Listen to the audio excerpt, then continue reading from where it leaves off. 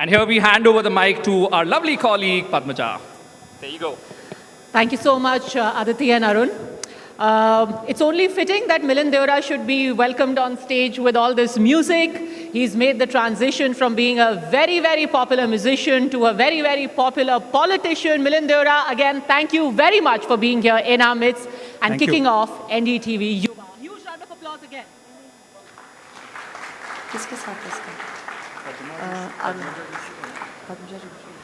So, Mr. Deora, I want to start by asking you, in the last few days, the word Gen Z has been in a lot of currency. First of all, what do you make of the Gen Z in our country? If one was to ask you, Gen Z India, what would you say to them? Or what would come to your mind? Well, firstly, thank you for bringing NDTV Yuva to Mumbai. What does Gen Z mean to me? Besides the fact that the average age of Gen Z is about 20 years, that we are the largest global cohort of Gen Z, almost a quarter of our country is in that age bracket. Gen Z to me means aspirations, wanting something very, very quickly, not wanting us as politicians to talk down on them, but to engage with them at the same level. And I think in my profession, if I look at what's happened recently in Nepal, it's very, very critical for us as a political community, regardless of which party we belong to, regardless of which ideology we belong to address the issues that really matter to these young people, not issues that are disconnected from them, and to communicate in the language that they understand, through the platforms that they understand, through the mediums that they understand. So I think Gen Z is aspirational, Gen Z is hungry, Gen Z is motivated, and it's for us to figure out a way to channelize that motivation, that aggression, that aspiration towards something more positive. You know, it's interesting you say that we want to channelize this aggression and I would say a little bit of restlessness that our Gen Z has. I would actually like to call them Yuva. पूरी दुनिया उनको Gen Z बुला रही है. I think हमारे देश में है युवा is a better idea. Why borrow what somebody else is using? तो हमारे देश के जो युवा हैं उनको अब बोला जा रहा है कि भाई आप भी सड़कों पर उतरो जैसे कि नेपाल में उतरे हैं. हमारे देश में क्या कुछ चल रहा है? क्या आपको लगता है जिस तरीके से Gen Z नेपाल में थे, हमारे भारत के युवा उस तरीके से सड़कों पर आने को तैयार हैं? We could see something like that happening. देखिए, सबसे पहले भारत और नेपाल में बहुत अंतर है एंड हमें भारत को नेपाल या श्रीलंका या बांग्लादेश से कंपेयर नहीं करना चाहिए. भारत के युवा, नेपाल के युवा, भारत के युवा, श्रीलंका और बांग्लादेश के युवा में बहुत फर्क है. So any politician who might be calling on Gen Z and the youth of India to go out and protest on the streets, to go out and create mayhem on the streets, is doing a disservice to the Yuva themselves. And I don't think young people will take those politicians very seriously. But there is a larger point and a larger theme at play, which is around the world. If you look at democracies from the United States to India, if you look at protests now in US campuses, you called it restlessness, I call it aspirational. If the aspirations are not channelized properly, it becomes restlessness. If that restlessness is not addressed quickly enough, it can become mayhem. So for us as a political community, it's very clear creating opportunities, addressing the issues that matter to them are very important. Today, for example, I'm sure all the young people present here, beyond the traditional ideological divides, are you left, are you right, people are concerned about jobs, healthcare, education, air pollution. Can I become an entrepreneur? Can I become a sports person? Beyond, when I look at politics, beyond just liking and swiping, can I lead? So these are the opportunities that we have to create for the youth of the future. But do you think you're being able to communicate with Gen Z in our country in a language that they understand? Is there a communication gap? Because I'll tell you why. The last Lok Sabha that we've had is the oldest Lok Sabha. The average age of our MPs is consistently going up. Our demographics are getting younger. We have a greater segment of Yuva in our midst. And our politicians, our Lok Sabha is See, getting older and Padmaja, older. you know, Why? I suppose one of the youngest members of parliament in 2004, and I said it then, I'll say it again. I don't think the youth of India, उम्र के आधार पर वे कभी भी भेदभाव नहीं करते. I don't think youth are saying कि it has to be a young person, not an older person. Today, for example, let's say the Prime Minister, he just turned 75 years. Whether it's through Instagram, whether it's through other platforms, whether it's through Man Ki Baat, is able to connect with the youth more effectively than, say, a younger politician. So, age के आधार पर हमें भेदभाव नहीं करना चाहिए, लेकिन जिस व्यक्ति, जिस राजनेता के विचार परिवर्तनशील है, somebody who wants to do something which is change worthy, someone who wants to do something disruptive, that's what appeals to the youth of our country. नहीं तो आप क्या कह रहे हैं, बेहतर युवा नेता कौन है? वो जो कि खुद को युवा नेता बोलते हैं या जिन नेता के साथ आप काम करते हैं? नहीं, मैं कह रहा Who's the हूँ, real Gen Z politician today? I mean, in my opinion, one of the politicians who's communicating very effectively, not from my party, but despite that, who we must give credit to, who's effectively reaching out to the young people through different platforms, on cultural issues, social issues, economic issues, political issues, would be the Prime Minister. It's very rare for a country where you have a third-term head of state to still be engaged with an aspirational generation like Gen Z. And I think he's doing that effectively. But it's important for all politicians, as I said in my earlier statement, that regardless of which party you come from, to stay engaged, to understand, to have a dialogue with them. I think this generation will not accept any political leader who is indulging in a monologue. मैं यदि खड़ा होकर मैं केवल उनको भाषण दूंगा, आपको ये करना है, आपको ऐसे एक नागरिक बनना है, people will not accept that. We have to have a dialogue with the youth of our country. I have to know what they are thinking, what are their concerns.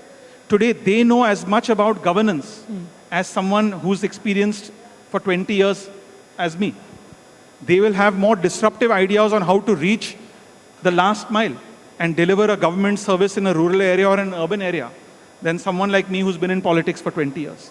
And if I'm sitting on a high chair thinking that I have all the solutions and I'm going to shove those solutions down your throat, then you'll have a problem.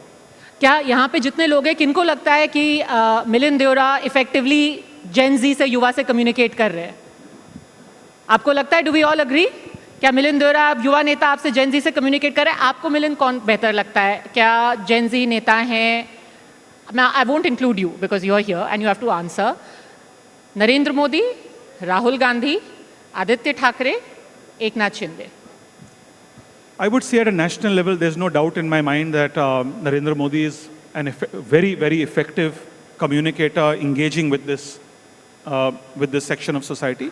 Certainly, I believe that in Maharashtra, for people who understand the nuances of Maharashtra, there is Maharashtra is the fastest urbanizing state in the country.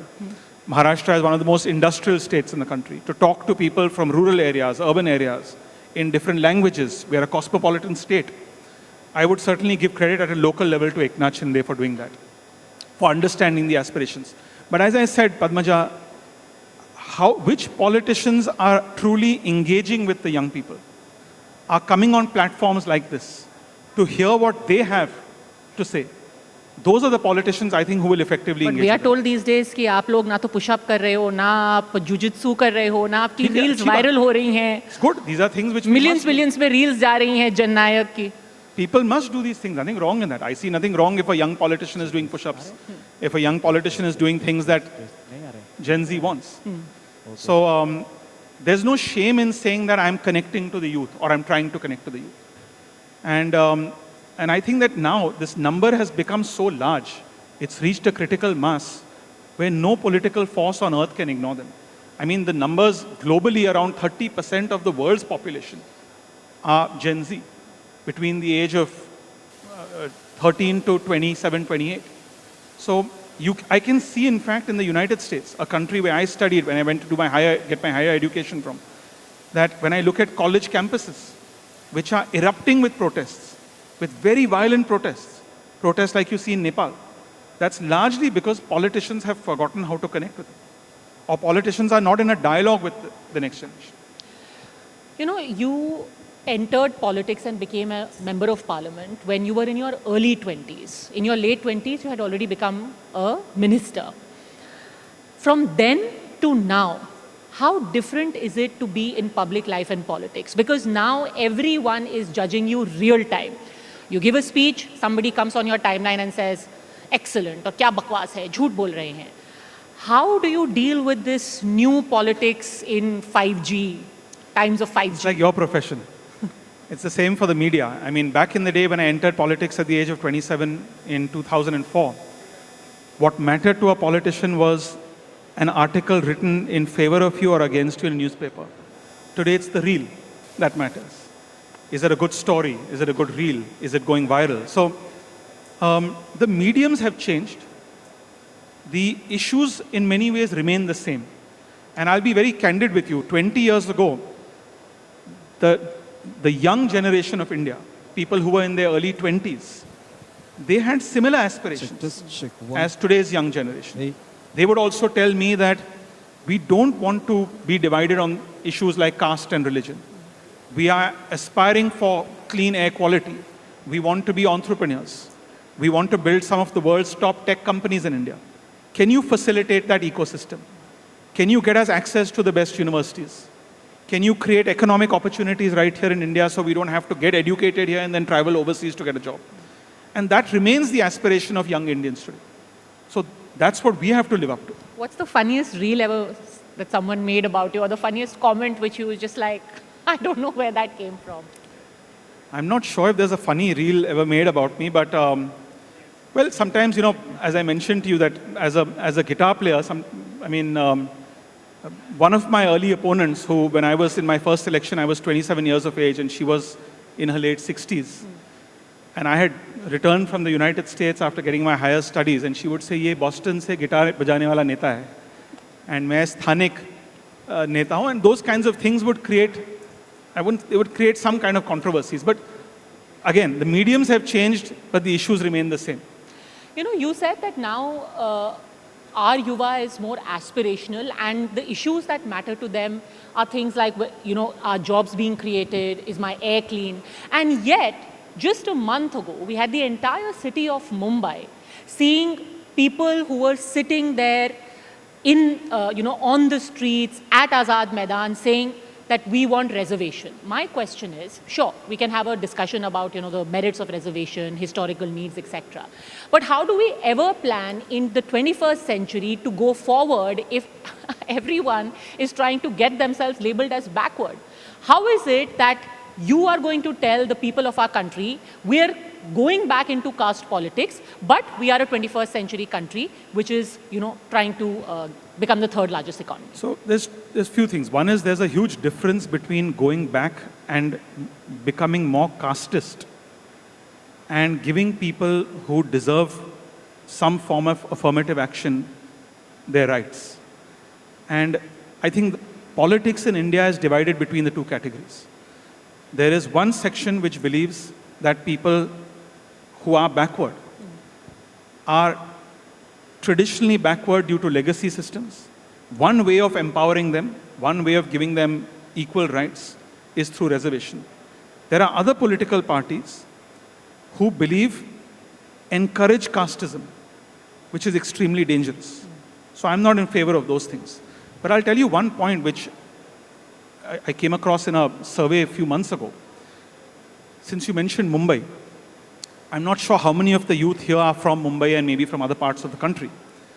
But now in a city like Mumbai, Padmaja, we will have an election to the municipality of the city.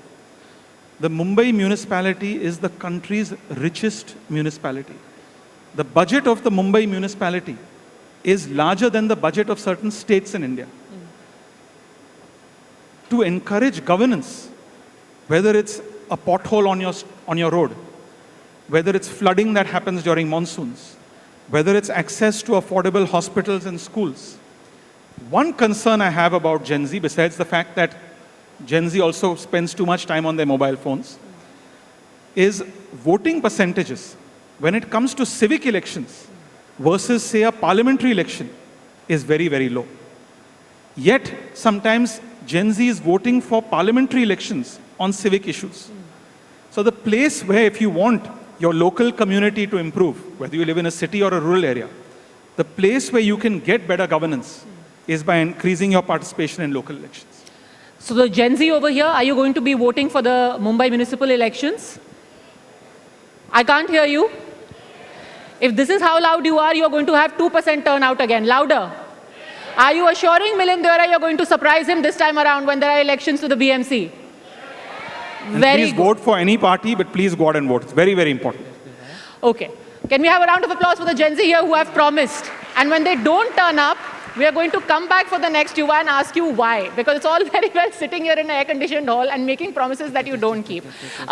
You know, the aspirations of Mumbaikars, you've been now in government. Why is it that even now there are many issues which aren't addressed towards the youth? Can you confidently say that there are still youth-oriented schemes that your government has managed to bring in? Absolutely. How are you reaching out to the youth in particular? I mean, in the state government, for instance, has a apprentice scheme. The central government has an apprentice scheme. The state government provides a form of scholarships for people, for young people. Largely the people who take benefit of that are from rural areas, people from very underprivileged backgrounds. So that is one area. But look, Padmasha, beyond giving a dole and a handout, that's another aspect of Gen Z. I don't think Gen Z wants doles and handouts from the government. I think Gen Z is telling us that create an ecosystem, create the infrastructure, create a regulatory environment that encourages innovation. We will do the rest. And yet you brought in Ladki Behna scheme before the election. Well, that's again a scheme for needy women. That's a separate issue. Today in Mumbai, which is very unique to, let's say, the NCR region or Delhi. In the NCR region, I always say, you have 4 states really competing for the NCR pie. The MMR region, or the Mumbai metropolitan region, which now will go from South Mumbai all the way to Palghar, comes all under one state.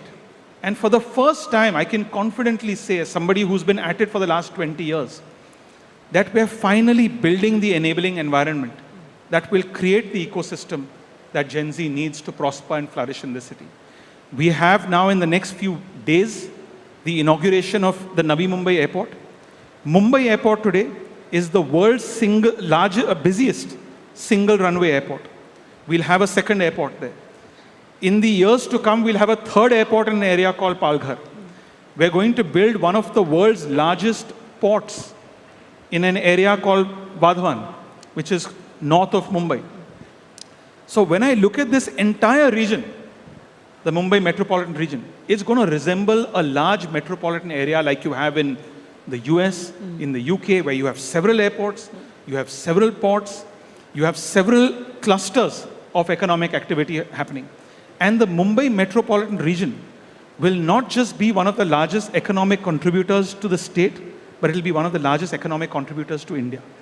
So I'm very proud of that. And I'm very proud that the government today is looking at Mumbai as an enabling environment for young people who want to innovate, who want to create the startups of the future.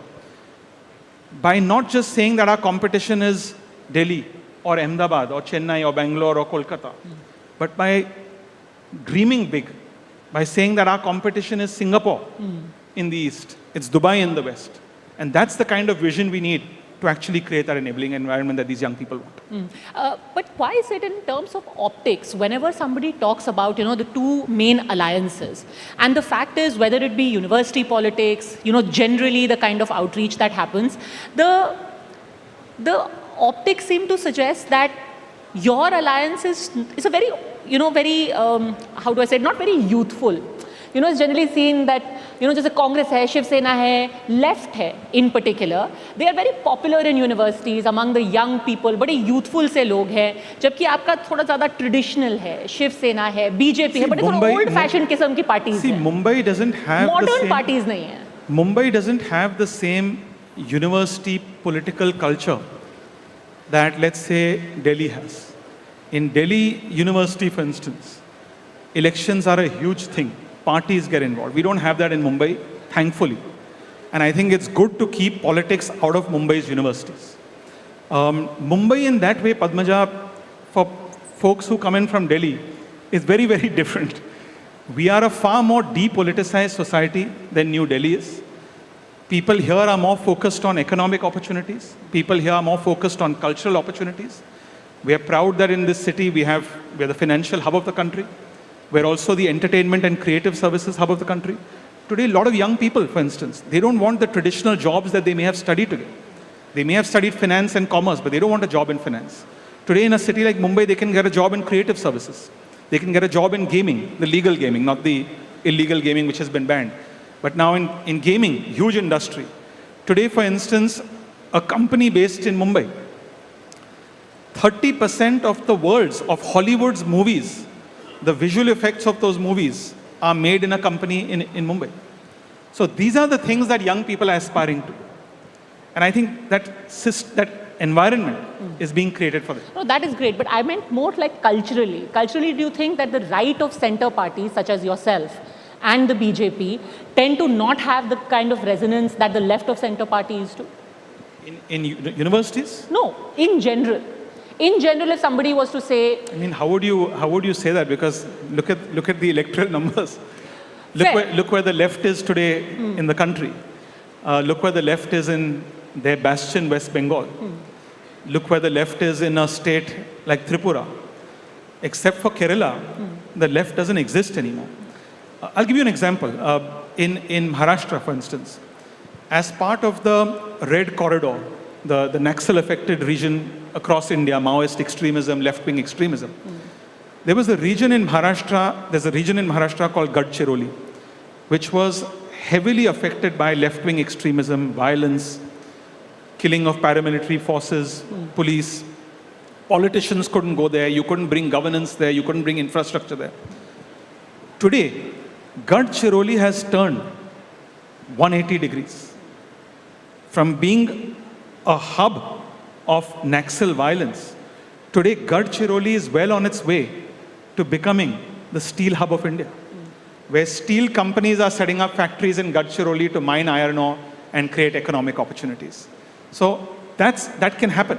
And the same Gen Z in Gadchiroli, who are very different from urban Gen Z living in Mumbai, who otherwise were forced because of a lack of opportunities to take up arms against the government, today they're going and seeking jobs. Today they want education.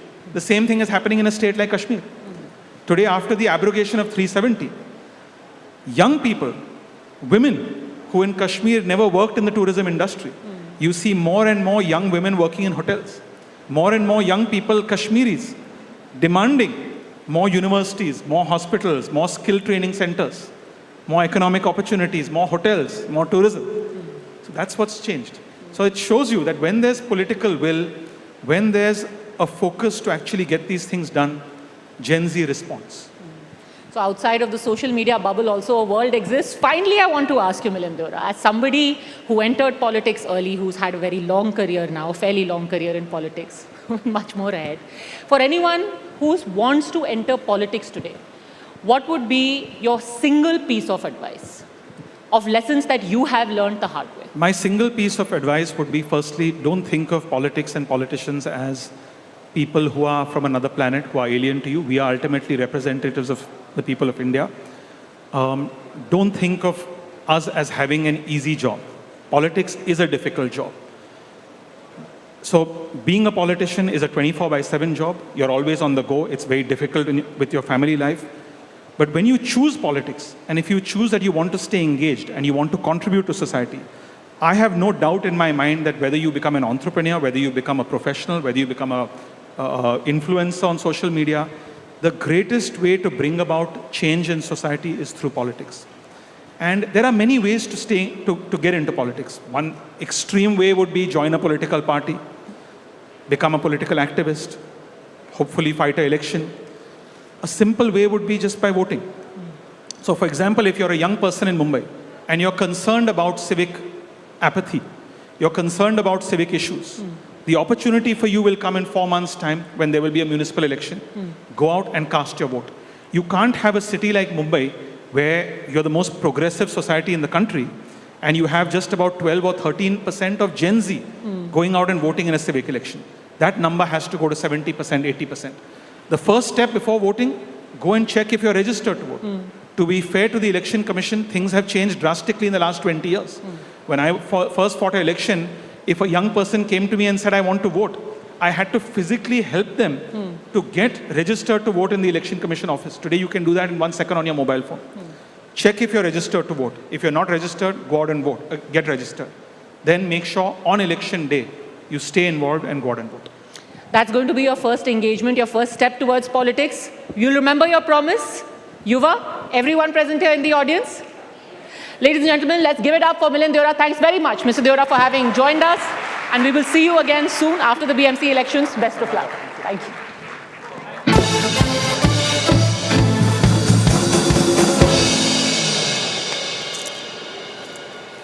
Well, that's a lovely session. Now we move on to another power-packed one. Indeed, but I'd like to thank Melinda to take time to inspire us. And now अब हम आगे बढ़ेंगे और ताकत और हौसले के बारे में बात करेंगे. वर्ल्ड बॉक्सिंग चैंपियनशिप 2025 से लाई गई है मेडल्स की बारिश. गोल्ड मेडलिस्ट जैस्मिन लंबोरिया और मीनाक्षी हुडा, सिल्वर मेडलिस्ट नुपुर शरण और ब्रॉन्ज मेडलिस्ट पूजा रानी. So, इस वक्त मेरी दरख्वास्त होगी हमारे गेस्ट से कि वो स्टेज पर आए, लेकिन उनके आने से पहले आपको जोरदार तालियां बजानी होंगी. Can we do that? Louder! जोरदार तालियों के बीच स्वागत कीजिए हमारी knockout queens of India, and taking them on the mat is NDTV's very own Padmaja Jha. A huge round of applause once again. चाय नहीं पी क्या आप लोगों ने सुबह? Can we have Padmaja Joshi as well, who will be taking on these knockout queens?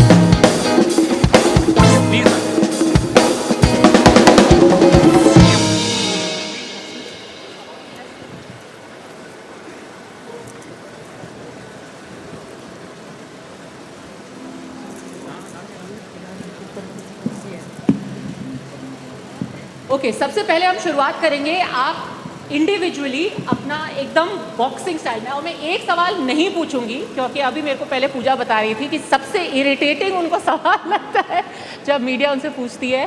क्या पूछती है मीडिया आपसे? कि आपको कैसा लगा? कैसा लग रहा है after winning a medal? That's the first question they get asked. So I will not start in that manner. मैं शुरुआत करूंगी. आप अपना सबसे दमदार इंट्रोडक्शन अपने पोज के साथ जो होता है, प्लीज बैठिए मत, ये हम खड़े होकर के करेंगे ज़्यादातर, क्योंकि अगर आप ऑन योर फीट नहीं रहेंगे तो किसी को भी मज़ा नहीं आएगा. ये आपका नेचुरल पोस्चर भी नहीं है. बैठ कितना आपको बैठ के कंफर्टेबल लगता है? नहीं लगता ना, तो क्यों बैठे हो? फिर फॉरगेट अबाउट इट.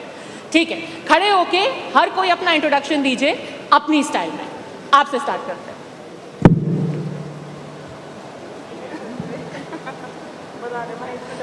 ठीक है, मेरा नाम है गोल्ड मेडलिस्ट. बताइए. मेरा नाम मीनाक्षी हुडा है और मैं अभी हाल में वर्ल्ड चैंपियन बनी हूँ.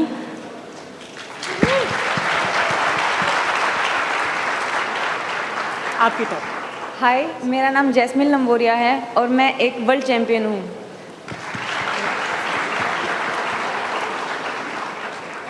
हाय, मैं पूजा रानी और अभी मैंने वर्ल्ड चैंपियनशिप में ब्रॉन्ज मेडल जीता है.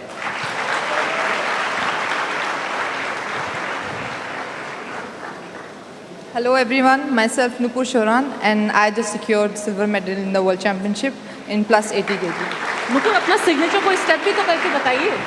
आपका क्या सबसे डेडली हिट कौन सा है? आपका सबसे डेडली, मुझ पर मत कीजिएगा, बट जनरली हवा में एयर बॉक्सिंग करके बताइए आपका. Fabulous, round of applause. जो ताली नहीं बजाएगा उसको स्टेज पे बुला करके पिटवाया जाएगा. ये मेरा ब्रीफ है. Low energy, get beaten. That is the brief of this entire session. ठीक है, बैठिए. सबसे पहले मैं शुरुआत करूंगी. जैस्मिन, आप बताइए कि जब जो यंग लड़कियां जब शुरुआत करती है, जब आपने पहले सोचा कि भाई मैं बॉक्सिंग करूंगी, सबसे ज़्यादा चीज़ आपको क्या बोलोगे कि बॉक्सिंग मत करना? क्योंकि फेस खराब हो जाएगा. फेस खराब हो जाएगा. और जब आप अपने मेडल लेकर के आए हैं तो लोगों को आपके फेस के बारे में क्या कहना है? कुछ नहीं, मतलब जब हम मेडल लेके आते हैं इंडिया के लिए तो ऑब्वियसली मतलब सब बहुत ही प्राउड फील करते हैं. और ये भी होता है कि फिर वो मतलब हमको देख के अपने जो उनकी जो लड़कियां होती हैं, जो बेटियां होती हैं, उनको भी आगे बढ़ने के लिए और ज़्यादा प्रेरित करते हैं. नुपुर, ये लड़का और लड़की के बीच में एक फ़नी चीज़ ये होती है कि हरियाणा के बारे में, और आप सब हरियाणा से ही हैं ना, आप सब हरियाणा से.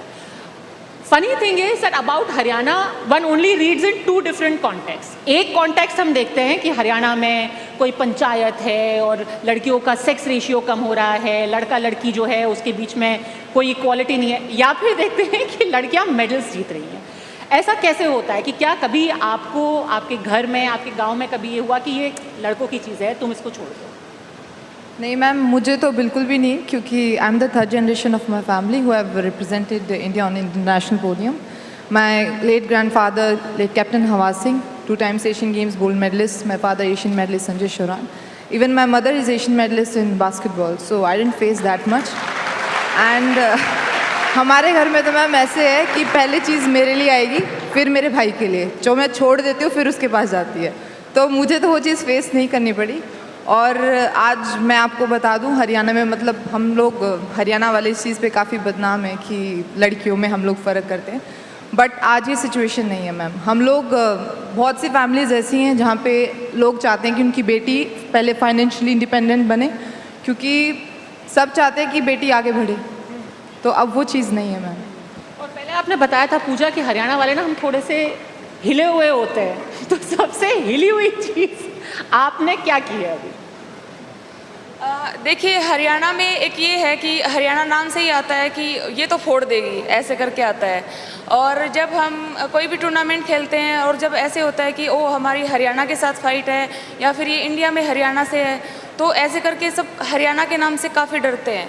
जैसे बॉक्सिंग की बात करें तो सबसे ज़्यादा हरियाणा में हमारा जो सिटी है भिवानी, और भिवानी को मिनी क्यूबा बोला जाता है। और जब बॉक्सिंग जो सब स्टार्ट हुई थी हमारे भिवानी में, वो कैप्टन हवा सिंह ने स्टार्ट की थी। और उसके बाद से जब बॉक्सिंग स्टार्ट हुई, और जो लड़कियों की बॉक्सिंग है वो काफ़ी लेट आई थी। और जब हमने बॉक्सिंग स्टार्ट की तो हाँ, स्टार्टिंग में हमें बहुत ज़्यादा प्रॉब्लम हुई थी। जैसे हमारी फैमिली में ही लोग बोलते थे कि लड़की है इसको मत खिलाओ, या फिर हरियाणा में भी ऐसे ही होता है कि लड़कियों को ज़्यादा इतना सपोर्ट नहीं किया जाता था। लेकिन जैसे हमने शुरुआत की और धीरे धीरे यंग जनरेशन भी अभी आ रही है, हमारे पीछे पीछे और भी बच्चियां आ रही हैं, तो हमें लगता है कि हमने शुरुआत करके हमने उनके लिए काफ़ी आसान कर दिया। कभी ऐसा कोई आपको सबसे फेवरेट बाउट आपका जब आपने लगा कि अब मैंने फोड़ दिया ये? तो देखिए, स्टार्टिंग में क्या था कि मैं अपने आप से अच्छा किसी को नहीं समझती थी। जब मैंने बॉक्सिंग स्टार्ट की तो मेरे को ये था कि मैं सबसे बेस्ट मैं ही हूँ। जैसे मेरे दिमाग में स्टार्टिंग से ये डाला, जैसे मेरे कोच हैं संजय शोरान, या फिर हमारे यहाँ पे कोच हैं चंद्रलाल सर और प्रमोद सर हैं। जैसे स्टार्टिंग से ही हमारे दिमाग में ये डाला जाता है कि हमसे बेस्ट कोई नहीं है, तो उस टाइम पे मेरे को ये लगता था कि मेरे से बेस्ट कोई नहीं है।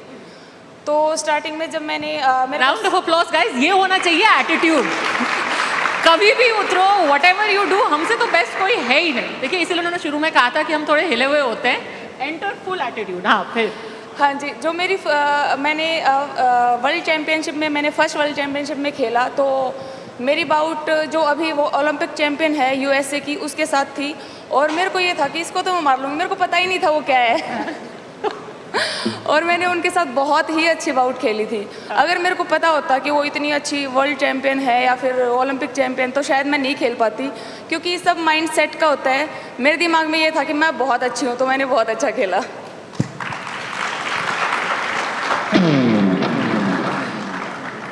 मीनाक्षी, सबसे पहले तो आप ये बताइए, जब सुबह मैंने मीनाक्षी को देखा, आई will be very honest with you, मुझे बिल्कुल अंदाज़ा नहीं था कि ये किसी को इतना मार सकती हैं। पहले तो मीनाक्षी आप खड़े हो जाओ, आप बताओ फर्स्ट राउंड आप खाते क्या हो भाई? आप इतने पतले दुबले से लगते हो, पर क्या मारते हो आप? क्या खाते हो भाई सुबह सुबह उठ के? हरियाणा में तो चूरमा होता है, दही दूध यही खाते हैं, और तो कुछ नहीं खाते जी। हाँ, और आपका कौन सा वाला बाउट था? कभी आपको लगता है कि लोग आपको अंडर एस्टिमेट कर देते हैं ये देख करके कि ये तो एकदम दुबली पतली सी स्लाइड सी है, ये तो पंच इतना नहीं मारेंगी? कभी ऐसा हुआ? और जब शुरुआत में, जब आपने शुरू किया था, तब आपको कभी ऐसा लगा कि मेरे को अंडर एस्टिमेट किया, फिर आपने पकड़ करके क्या उनको धोया? पहले तो मैं थोड़ी सी मतलब मोटी थी, 54 वेट था मेरा। अभी 2 साल से ही मैं 48 वेट में आई हूँ, तो अभी बोलते हैं सभी कि ज़्यादा पतली हो गई है, लेकिन मेरा पंच लगता है तो फिर उनको लगता है कि नहीं है इसके अंदर भी कुछ।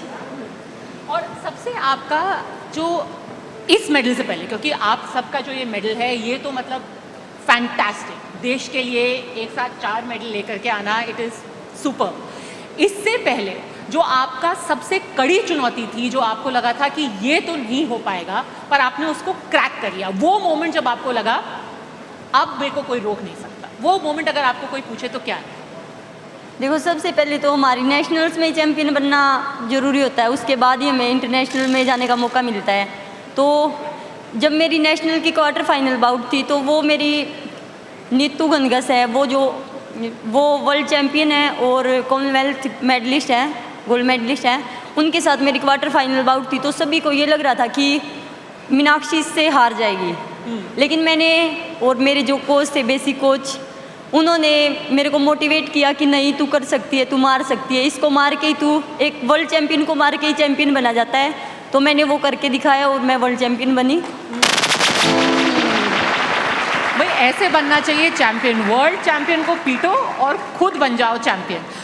लॉट ऑफ टॉक, बट जैसे कि हमने कहा कि बहुत सारे लोग हैं यहाँ पे, they still not sounding very convince कि ये इतनी स्लाइट लुकिंग, इतनी जेंटल लुकिंग लेडीज़ हैं, कितना पंच आप कर सकते हो। उसके लिए हम एक अगला सेगमेंट इंट्रोड्यूस कर रहे हैं, आओ अरुण को मारे। अरुण प्लीज़ अगर आप स्टेज पर आ सकते हैं। इस शो के अगले सेगमेंट का नाम all of the ladies, give a huge round of applause to each one of them. And वही आप मुझे मारेंगे, मैं मार खाऊंगा। बेसिकली द पॉइंट इज मुझे सीखना है पद्मजा, मुझे लगता है इंसान को कुछ ना कुछ सीखते रहना चाहिए, राइट? तो हमारे पास ये बॉक्सिंग ग्लव्स हैं, मैं भी पहनूंगा, आप भी पहनेंगे, और आप में से पहले कोई मुझे कुछ बेसिक सिखा दीजिए, लेकिन थोड़ा प्यार से। On guard is the ma'am, आप शुरू करेंगी? चलिए मैम को ग्लव्स दीजिए। और आप सबको अपना एकदम सिग्नेचर स्टेप करना है, सिग्नेचर पंच करना है, और फुल प्रेशर, हाँ full pressure. Thanks Padmaja, thank you very much, you very kind. But just for our information, मुझे बताया गया है कि बाहर एक स्ट्रेचर ऑलरेडी है, तो अगर मुझे कुछ भी होता है तो बाकी का पूरा शो अदिति आपको करना होगा, सो वो स्ट्रेचर भी तैयार रखिएगा। I hope we have a team of doctors also here. Ma'am क्या सिखाने वाली हैं आप? Can somebody hold mic for Padma, can you give her the mic? Ma'am आप क्या सबसे पहले सिखाने वाली हैं मुझे? देखिए, जो बेसिक होता है, कोई भी सबसे पहले पंच मारेगा तो वो ऊपर 1-2 मारता है, तो आप मुझे 1-2 मारेंगे। Okay, no problem at all. Ma'am मुझे ये एक पंच करना और दूसरा, okay let's do it guys, तालियां बजाओ। 1 2 3 गो। ओह सरप्राइज टेस्ट हो गया। ओके मैम, अब मुझे पता लग गया स्ट्रैटेजी क्या है। आप मुझे ऊपर फोकस करो और आप नीचे से ही, कोई नहीं, आप नीचे करो। तो मुझे पता आप, मैम आपसे कहाँ मेरा मुकाबला। What are we learning next? Second क्या है? कोई भी पंच थ्रो करते हैं तो हम उसको बचा के फिर हम अपना पंच मारते हैं। अच्छा। तो जैसे 1-2 मारेंगे, मैं स्लिप करके आपको पंच मारूंगी। अच्छा, मेरे पास एक ही चश्मे का सेट है, जस्ट लेटिंग यू नो। चलो मैं 1-2 मारती हूँ, आप मुझे स्लिप करके मारो। ठीक है, आप डॉज करेंगी is what you are saying. आप, मैं आपको मारूंगा, आप डॉज करेंगी। हाँ जी, आप मुझे मारो। ओके।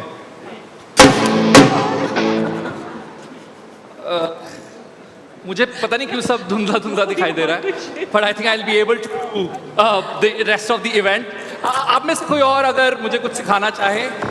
मैम ने तो मेरे मुंह का थोड़ा सा नक्शा बदल दिया है।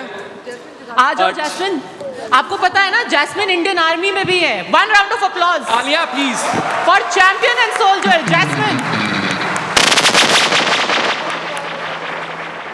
जैस्मिन जी, सबसे पहले तो आप मुझे उंगलियां दिखाइए और मुझे पूछिए कितनी उंगलियां, मैं टेस्ट करता हूं मेरी विजन ओके है या नहीं। 6, आपके हाथ में 6 उंगलियां, right? Extra thumb? No, okay sorry, I think मेरा विजन। देखिए नाम भी कितना सोच समझ के रखा है, जैस्मिन। तो आदमी सोचेगा लाइट एज अ फ्लावर, और फिर आता है इनकमिंग पंच। इनके लिए वो बिल्कुल सही है ना, जैस्मिन समझ के फ्लावर समझा क्या? जोरदार तालियां जैस्मिन जी के लिए। आप बताइए, आप कैसे मेरा सत्यानाश करने वाली हैं? जैसे हमारे बॉक्सिंग में होता है कि अभी स्ट्रेट पंच सिखाई हमारी पूजा दीदी ने, तो हमारे में अपर कट और हुक ये पंचेस भी होते हैं बिल्कुल। तो वो जैसे मीडियम रेंज से खेला आप जाता है। करेंगे मैं करूँगा? मैं आपको वैसे बता देती दीजिए, हूँ। हाँ। हाँ जी। तो इसको जो पेट में होता है इसको बोलते हैं अपर कट, ओके और जो ऐसे ऊपर से आता है इसको बोलते हैं हुक। ठीक है, तो ये तो आप करेंगी या मैं करूँ? अगर आपको सीखना तो आप करो। हाँ मेरे को सीखना, मैं करूँगा। वैसे मेरा पेट खराब है, so don't give me another punch. Okay? खराब है तो ट्राई मत करो। That's what I'm saying. मैं मारता हूँ, मैम डॉज करेंगी, ठीक है? Is that all?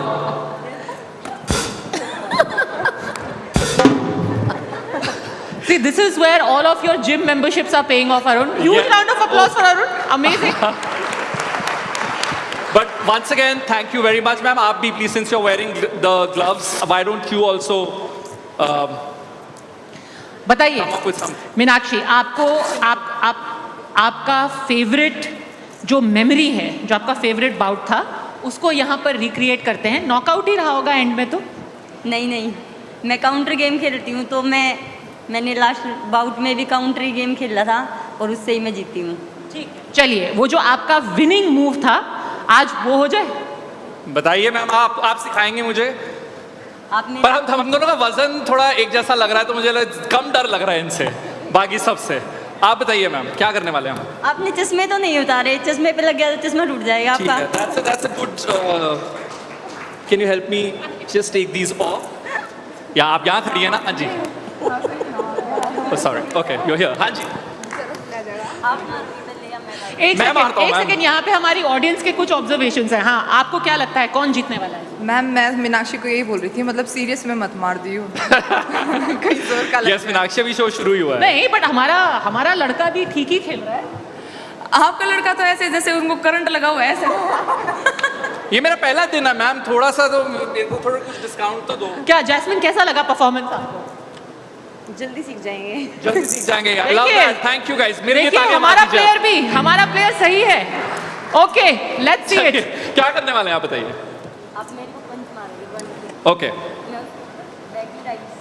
अब उनके जैसे तो नहीं करोगे, पेट पे मार दोगे? वो आगे नहीं आएगी, वो पीछे जाएगी। ओके आपको आगे आना है। Okay okay, let's go.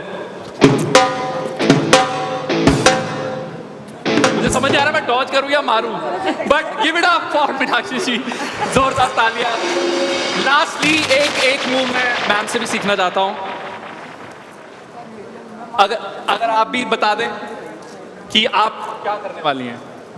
Can we get the Arun, mic? I wish आपकी जगह मैं आई होती, मैं भी थोड़ी सी counter गर्ल खेलती पावर हूँ, बढ़ तो- जाती स्टेज पे। Actually, yeah, for this one, मैं ही क्यों सारे पंचेस खाऊं? Why don't we get Aditi here to wear मुझे these खाने gloves? नहीं है, मुझे सीखने हैं। Okay, go I ahead. can't. Wear these punch. Wear these She's gloves. so pretty. Are you saying Arun is not pretty? Thank you. No, Thank you so like much. she is so much pretty. She's more I'm pretty. beauty with brains. That's what Arun I is a would strong want to go one. with. But चलो ma'am, thank मुझे you. थोड़ा सा सिखा दो आज। Okay. Arun को 2-4 मुक्के Let's मारने go. हैं। Let's go. Okay, guys, तालियां बजाते रहना हमें.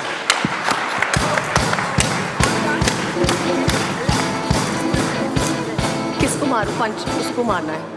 You come here. We are punching back. What do I do? You punch left. All I right. hear.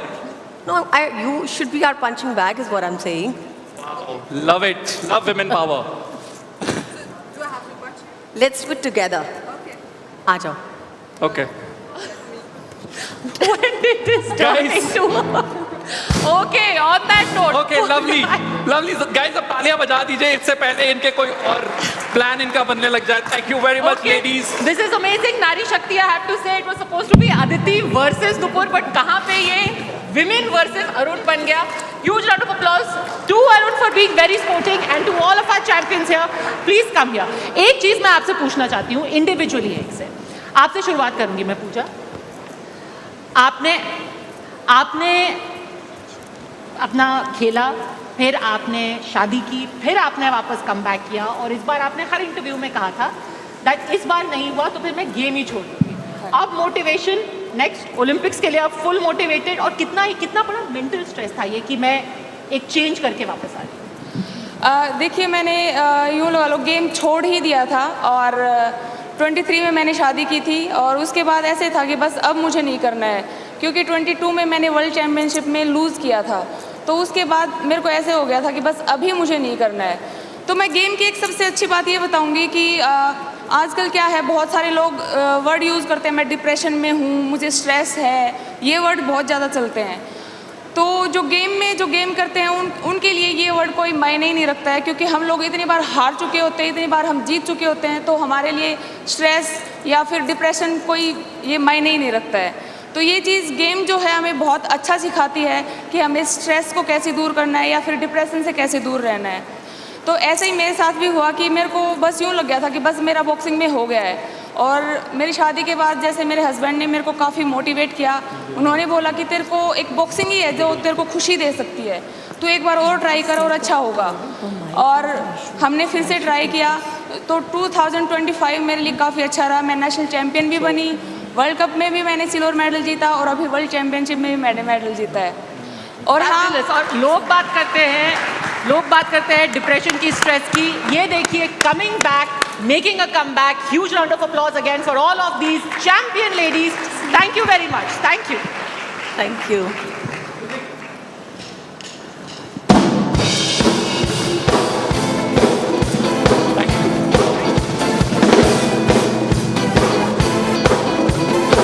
Arun बता गया आज विजुअल पावर देखकर। I wish I told you earlier. चलिए आगे बढ़ते Lovely. हैं। And now we'll move on to the next session. You know, life's highs and lows, resilience, mental health, and everything in between. They also touched upon mental health, the pressures that people have. So the conversation that we're going to have next is embracing life in its truest form. So joining us are psychiatrist Dr. Zeerak Makar, actor Divita Juneja, and Simone Kambata, and educationist Fatima Agarkar. Let's say a big salam zindagi to them all. तो जोरदार तालियां हमारे guest के लिए. And joining them is my brother Ayush Alawadi. Can we have Ayush also on stage? Zordar talia, guys. Thank you. Please have your seats.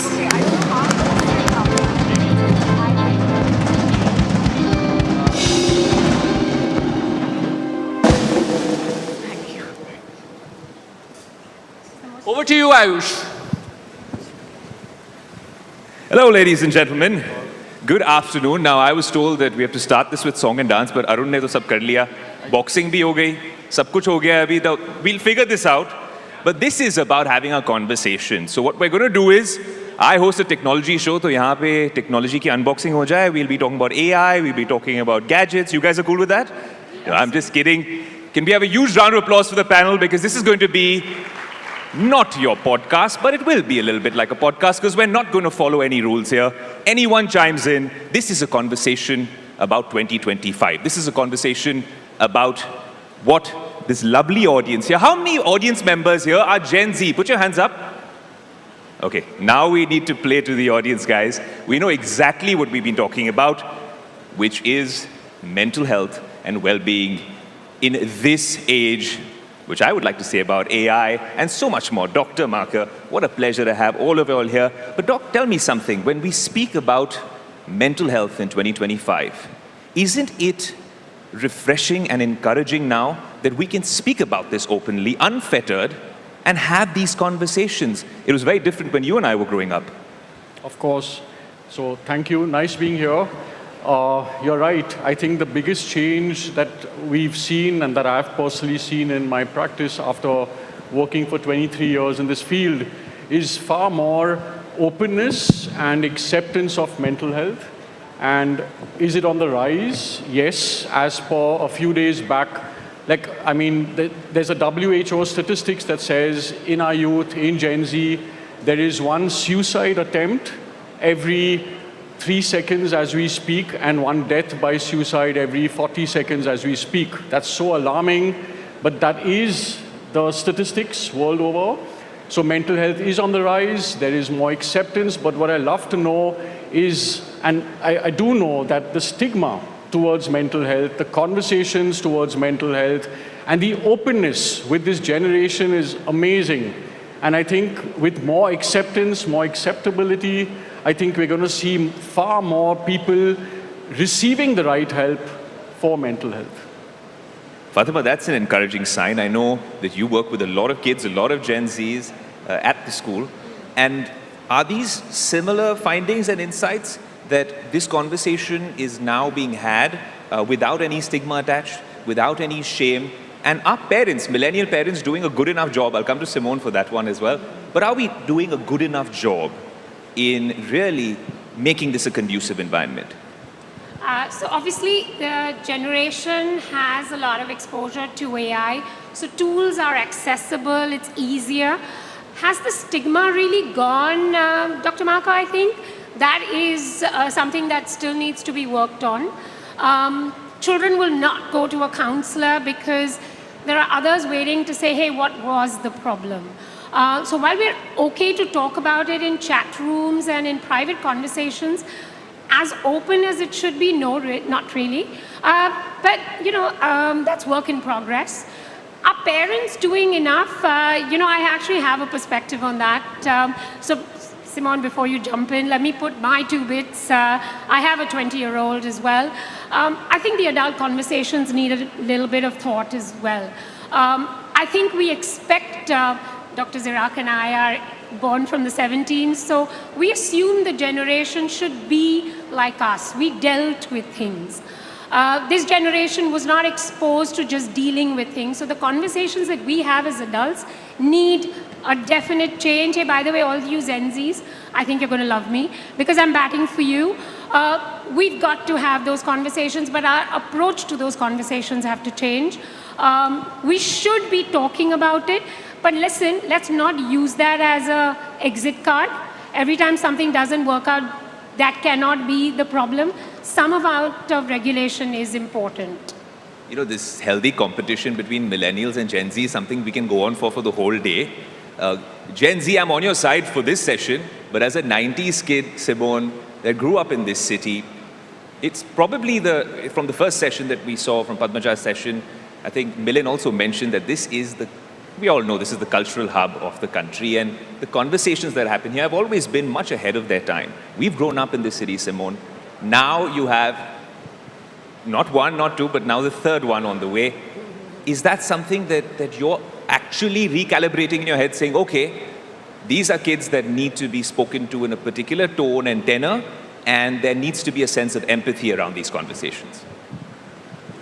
Good afternoon, everyone. For all those that don't know, I am a parenting content creator. Now, me as a millennial, my generation is dealing with a lot because we have been raised by the boomers in a very different way from the way we are raising our children, which is the Gen Alphas. And because our generation as millennials were very woke about mental health, I feel like it's the millennials who really started the conversation. We're the ones who started acknowledging that anxiety and or depression is real. Seek help, normalize going to a psychiatrist. I have seeked sessions with Dr. Marka in the pandemic myself. Having said that, we as parents today are ensuring, I for one talk about this on social media all the time, that even my 7-year-old child or my 5-year-old child, I take their mental health very seriously. I can spot when my child is anxious and I don't take it for granted. I work with them because I'm pretty sure doctor will say the same, and we all know, if you go to a psychiatrist, what does it all sum down to? Childhood trauma. Everything always goes back to childhood trauma. So as a millennial, it's my responsibility to raise the next generation, and I think the millennials are doing a fantastic job. Fatima, the rule applies. This is the opposite of a news debate. So you can interrupt, interject anytime, and I'm sure we'll all be civil about it. So please, I know you have a thought you want to share. Yeah, I just think that sometimes, everything's exaggerated. And this is the generation that we have because of social media. I think Dr. Marka and I were talking about the fact that there is overexposure. Everything is magnified to such a level that even if I'm not depressed, when I'm looking at a social media feed, I'm actually, scrolling through and I'm picking up signs. So obviously there's something at play that is affecting all of us because we are the largest consumers of social media. But I feel that needs to be a conversation had with the adults in a way that can help. Not to say, I'm going to push this under the carpet, reflect on it. Is this a need or is it just playing to an audience? The reason I'm saying this is that a lot of kids sitting out there, sorry, I am a 70s child, a lot of youngsters out there assume that if I just talk about it and if there is an option to label me, I'll get away from doing certain things. I don't think I'm batting for that. I'm actually batting for the fact that you do have a problem, you want to talk about it, but your parent has not understood the magnitude. I'm saying that some amount of responsibility is with the adult generation. My point was that. And to get help for ourselves. I think we've got to be, as that generation, parenting ourselves with better techniques to cope with the generation that's super exposed. So I want to add, I've always joked that the kids don't need the help, despite me being a child psychiatrist. It's the parents. Gotcha. The parents need to come in, and I say this always, right? Like if we have a toothache, for example, that's been needling us for like a week, you're not going to go to a cardiologist. If you have a sprained foot or a fracture, you will go to an orthopedic surgeon. Then why is it so difficult to approach us? We're not scary people. We are mental health professionals. We do not over-label and over-diagnose. So then what you were saying, right? I mean, yes, is there overexposure?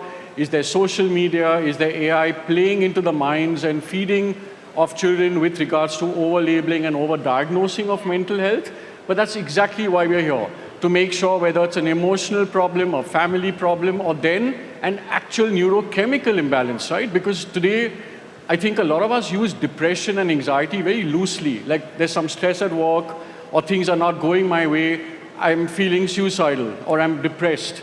But it may not be clinical depression, right? And if you seek the right help at the right time and create that awareness and acceptance for yourself and your family, then I say you could probably save a life or you can prevent suicide if it is clinical. Yeah, but the point again being, Dr. Marka, a lot of them are actually not going to the psychiatrist or the counselor or the experts. AI can get used, and I believe it's an enabler. But sometimes there's that gray area that you're Googling symptoms and you're just working out that, hey, listen, I'm going through trauma. Or this is toxic because my boss spoke to me in a particular way. Hey, grow up. We all have a conversation, somebody's stressed. I think what I'm trying to get at is the magnitude at which we overanalyze instead of actually making it very simple. She spoke rudely, she was having a bad day, get over it, move on. But what is serious is when you are falling into that rut where you don't know what's going on and you don't want to wake up to get out of bed and it's not something you can control. I'm talking about that being a conversation that needs a bit more attention with the adults in the room. Yep. I'm just going to quickly come in there. So again, the Gen Zs have been raised by a generation that are not very open to going and seeking therapy. It's a social shame. What is wrong with my child? Oh my God, therapy is like looked down upon. It's a scary place to be. Versus my generation, honestly, I would much rather talk to a therapist when I have to deal with my child and get the correct guidance and then deal with my child than kind of go to Google.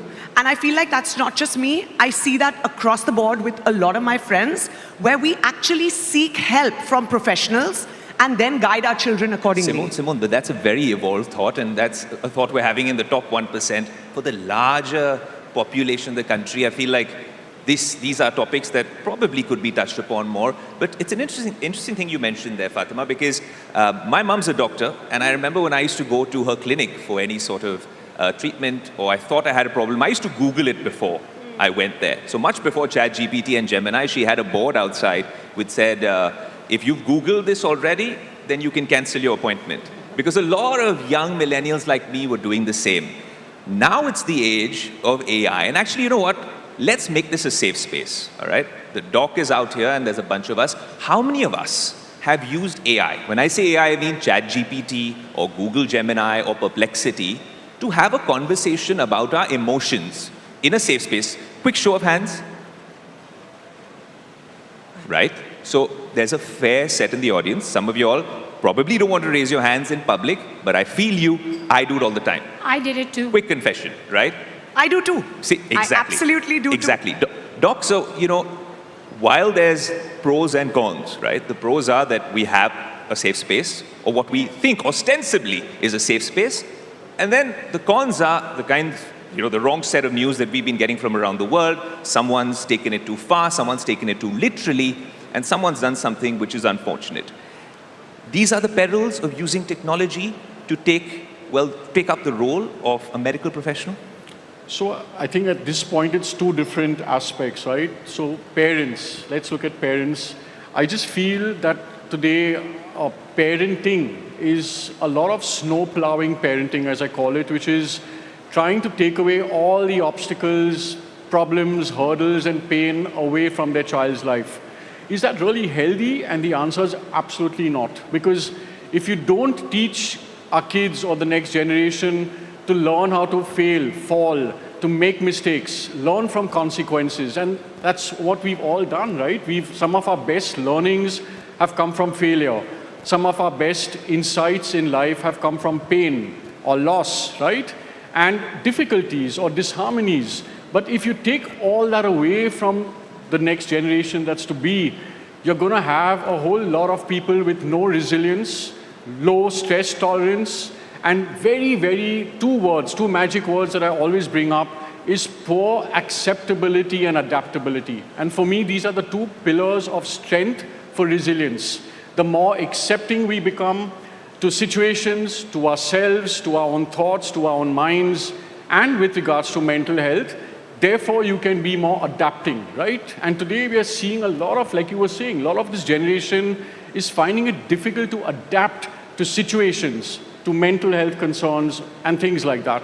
So coming back to the AI, so I have a lot of my young clients, right, who will actually openly share with me their chats that they've had on ChatGPT, where they've used that to kind of voice their thoughts, feelings and emotions. And I've read some of the chats and the responses that they come back. It's all algorithms that come up, and it's not sometimes showing the mirror. You can't just be the chat coming back to you is accepting your pain, is showcasing empathy, is kind of using a more supportive psychotherapeutic feedback. But the way I look at therapy is sometimes you have to call it out. You have to show someone the mirror to be more accepting of yourself or your negative thoughts or your thinking, or then give a reality check to some of the problems and give healthy coping mechanisms. So for me, I differ with that. I feel anyways, we're living in such a huge digital age and virtual reality that sometimes come to us, experience the physical contact and the physical face-to-face session of beautiful minds coming together. And I don't look at therapy as therapy and counseling. I look at it as life coaching. I mean, we have business coaches, you have tennis coaches, and life coaching is a beautiful term because I think all of us need it at some point. Doc, I'm going to take one for the team. Yeah, if you could just elaborate. When you talk about a psychiatrist, a psychologist, a therapist, a life coach, how does one who is completely naive approach the situation? Who do I go to?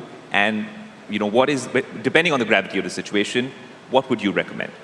So I think the first step is if there is a problem and there's a question mark whether I'm feeling low, depressed, anxious, panic attacks, whatever of course, like you said, all of us go to Google first to understand perhaps a bit of what we're going through. Any mental health professional first. So it could be a psychologist or a psychiatrist or even a counselor, right? The difference is what's clinical and what's non-clinical. So I think the first step, if you're still unsure or you're an individual or a parent, come to us as a psychiatrist because we then will tell you whether your depression or what you're feeling or your moods that you're going through is something because of an external situation, a situation at home, a toxic environment at your workspace. But that could be that too. But at the same time, if you're experiencing certain symptoms, right, that can be picked up. And if it's clinical, unfortunately, it's clinical. What is clinical? It's a neurochemical imbalance. So depression, just as an example, at its clinical best is a serotonin imbalance in the brain. And you can't fix that with just talk therapy or ChatGPT and counseling. Sometimes, unfortunately or fortunately, we have to use medication. Yeah. And today, the biggest stigma that you were talking about is, I don't want to start medications and drugs. I'll be dull, I'll be sleepy, I'll gain weight, I'll have sexual dysfunctions, etc. and that stops the treatment or the right treatment sometimes right there.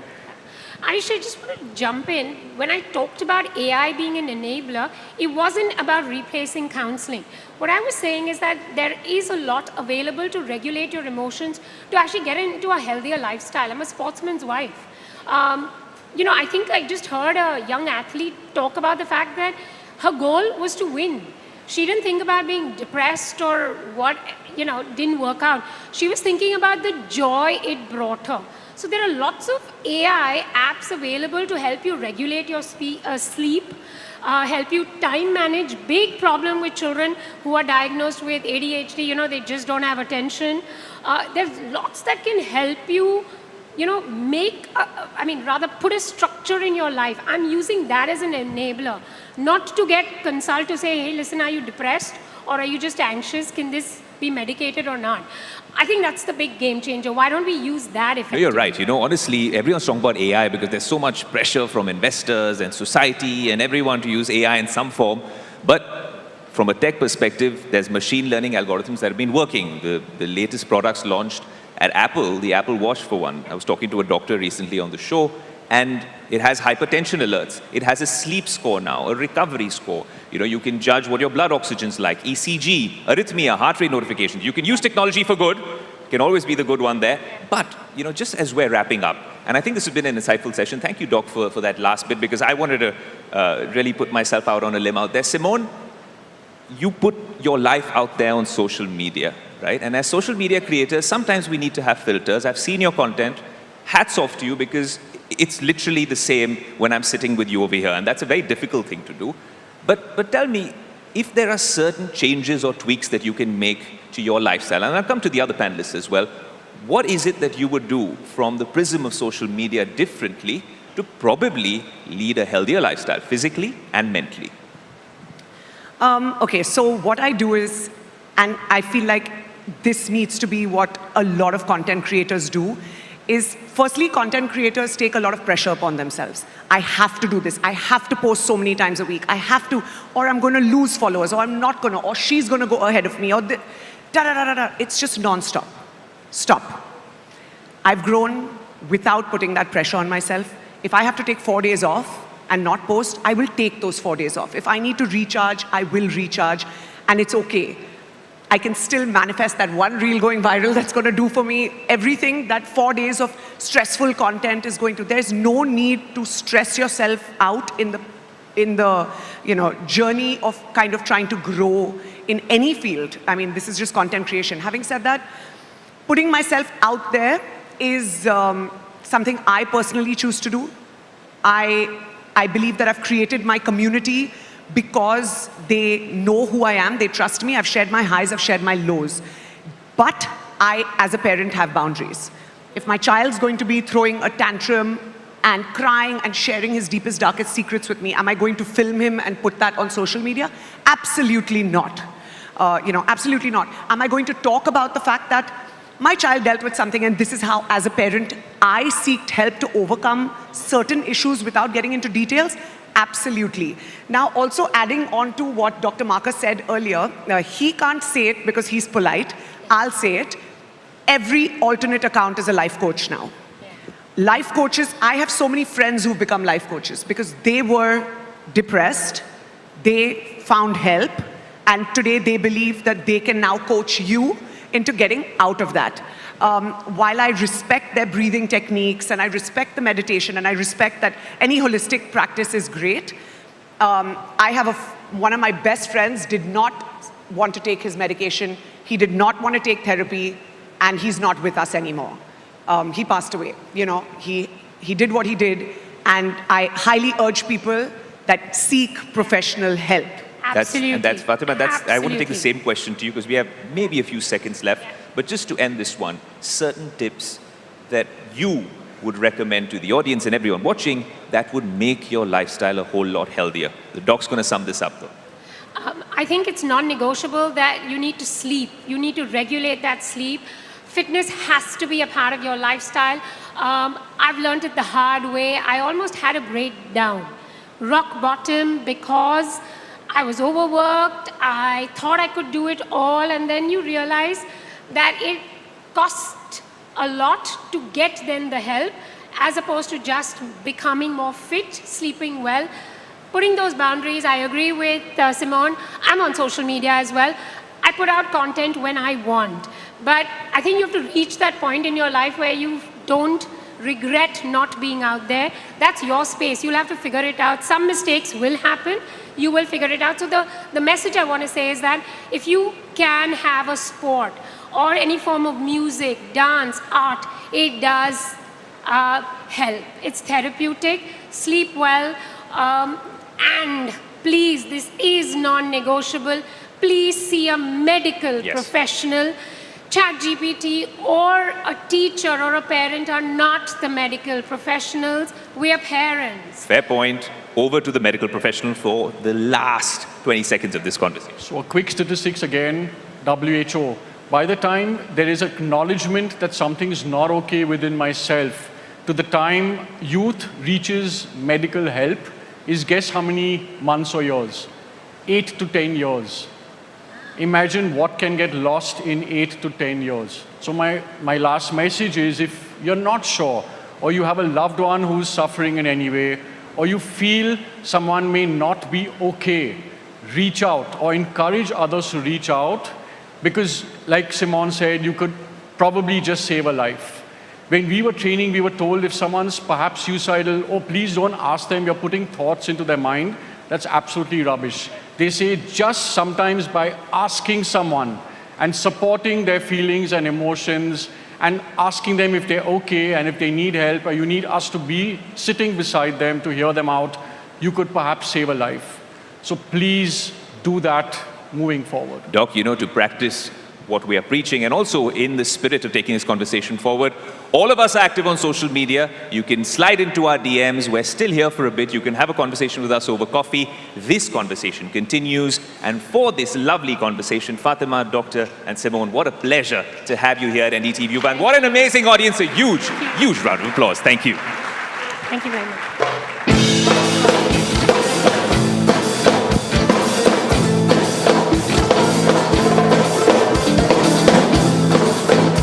What an enlightening conversation. I'm sure it's given us all to think about a lot of things. Now,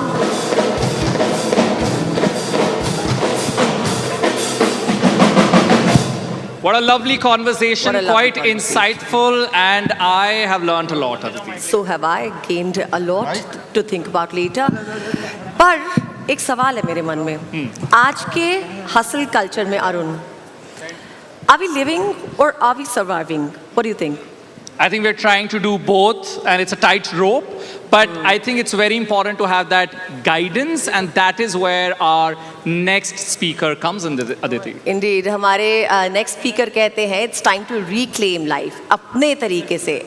So ladies and gentlemen, our next speaker is on a mission to help you unlock the changes you already know you want to make.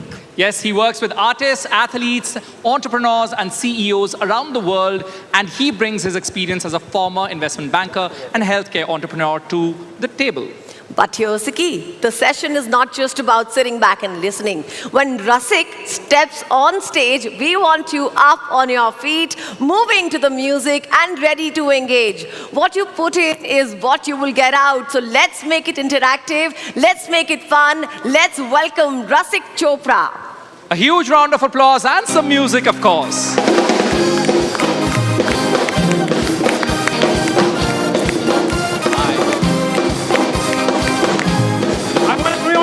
We need your involvement. Let's go. Up, Get up, get up. Up, up. Come on. Stand up. Stand up. All right. Let's go. Come on, everybody. Let's move. I know you guys can move. I want to see you move. Come on. Come on. Come on. Let's go. Is this the youth? I want to see some youthful energy. Let's go. Let's go. Let's go. Let's go. Come on. Thank you. Thank you. Thank you. Thank you, everyone. And a big round of applause for that wonderful panel we just had. Come on, guys. Let's show them some love. That was wonderful. All right. Why did I ask you all to get up and move and show me some energy? I'm not here today to give you gyan. I'm not here today to give you information. As we just heard, there is plenty of information that is out there. You don't need more information from me, right? How many of you know already that it is not a good idea to eat too much junk food, too much alcohol, and smoke too many cigarettes? How many of you already know that? Say aye. All right. Some of you don't know that apparently. How many of you already know that it's bad to drink too much alcohol, smoke too many cigarettes, and food? Say aye. All right. How many of you do it anyway? Say aye. How many of you are telling the truth? Say aye. All right. How many of you know it's not a good idea for your mental health to spend hours every day on social media? Say aye. How many of you do it anyway? Say aye. That's right. So it's not about information. This is a smart group of people. You're all achievers, otherwise you wouldn't be here. You're here because you want to grow. So you don't need information. What you need, what all of us need, and what I invite you to do today, is to take away 3 things that is not just information, but is something that you will use. And you will only use it if it is in your body. People say knowledge is power. Knowledge is potential power. It's only when you use that knowledge that it becomes power. Who understands? Say aye. That's right. Now, here's what I want you to tell me. What makes the difference between something that is just information and something that you actually use in your life? Now, you might not remember every date that you studied in history class, but you probably remember the date of your best friend's birthday, yes? Yes. Why? Because there's an emotional connection over there, isn't there? It means something to you. We all knew that climate change was a problem, but why is it stood up and took notice when a young schoolgirl called Greta Thunberg sat outside her class and would not go to school and stood up and with a lot of anger, which was justified, said this has to stop? Why did we take notice then? Was there more emotion in that conversation? Yes? Yes, there was. And that's why we took notice, because information with emotion is what makes the difference. My grandfather was a doctor, and he died in his 60s, which is really young. And he died because he had a cardiac arrest, and fortunately he was revived. And he was told by his doctors, you cannot smoke. If you smoke, you will die. It's not a maybe, you will die. Now this is a doctor. He knew that smoking would kill him, but he still did it. And we were all too scared to say anything to him because he was one of those Punjabi grandfathers who was the patriarch of the family and no one could say anything to him. But if one of us had had the courage to go to him, I had gone to him and say, Dada, I love you. And if you die, I won't be able to take it. Do you think he might have made a different choice? Yes or no? Yes, that's right. Because there's emotion in that conversation. So what I would like all of you to do today is join me taking the information that we have here, adding some emotion to it so that you can actually use it. Who's interested in doing that? Say aye. Just a few of you? Who's really interested in taking some information that you can use to improve the quality of your life and using it? Say aye. All right, I like that. Now, emotion comes in many ways, but one way that we can generate emotion is through motion. What's the first thing you do when you're really excited? You sit down quietly like this, or do you expand? What do? Expand, that's right. If you go out for a walk, if you go out for a run, if you exercise, if you dance, if you have sex, do you get more excited or less excited? Which one? Wow, that's some pretty sad sex you guys are having. Do you get more excited or less excited? More excited, that's right. If you move, the emotion goes up. If the information that we're about to see gets retained. Research shows if you just listen to what I'm saying today, unbelievably interesting. In 3 months, you will only retain 10% of it. Right? I want you to retain all of it, and I want you to use all of it. Thank you very much. Sorry, guys. All right. So, is everyone willing to stand up one more time and this time move like you really want to retain some information? If you are, say aye. All right. Now, here's what I want you to do. I want everyone to stand up. Look at the person next to you. Stand up, please. Thank you. Stand up. All right. I want you to look at the person next to you, and here's what you're going to do. In the loudest voice you can, we're all going to do this together. You're going to say your name. I am Rasik, whatever your name is. And then you're going to say, you rock. And the other person is going to look back at you and say, no, you rock. All right? We're going to do that 3 times. And then with the band, this awesome band over here, who I think is awesome, by the way, is going to play some amazing music, and we're going to get up and move. Is everyone ready? All right, pick a partner. Turn to them. Say your name. Again, you rock. No, you rock. No, you rock. No, you rock. All right, let's have some music. Come on, guys. All right, this time. Come on, shake the building. Let's go. Let's go. Let's go. Come on, guys. Woo! Come on. I know you guys can move. Let's move it. Come on. Outdo the guy next to you. Yes. Yes. All right. Well done. Thank you. Give yourself a hand. Well done. Well done. Does everyone feel like the energy levels are a little bit higher? Yes. All right. Great. Now, in order to take charge of your life, everyone needs to do one thing. Be a leader. What does it mean to be a leader? A leader doesn't mean being in charge of people who report to you. A leader means being someone who can influence other people. Would you agree? Say yes. Yes. If you can influence someone else, you don't need a team, you don't need an army. Mahatma Gandhi was one of the most influential people who ever lived. He did not have an army. He didn't have a team, he didn't have board meetings.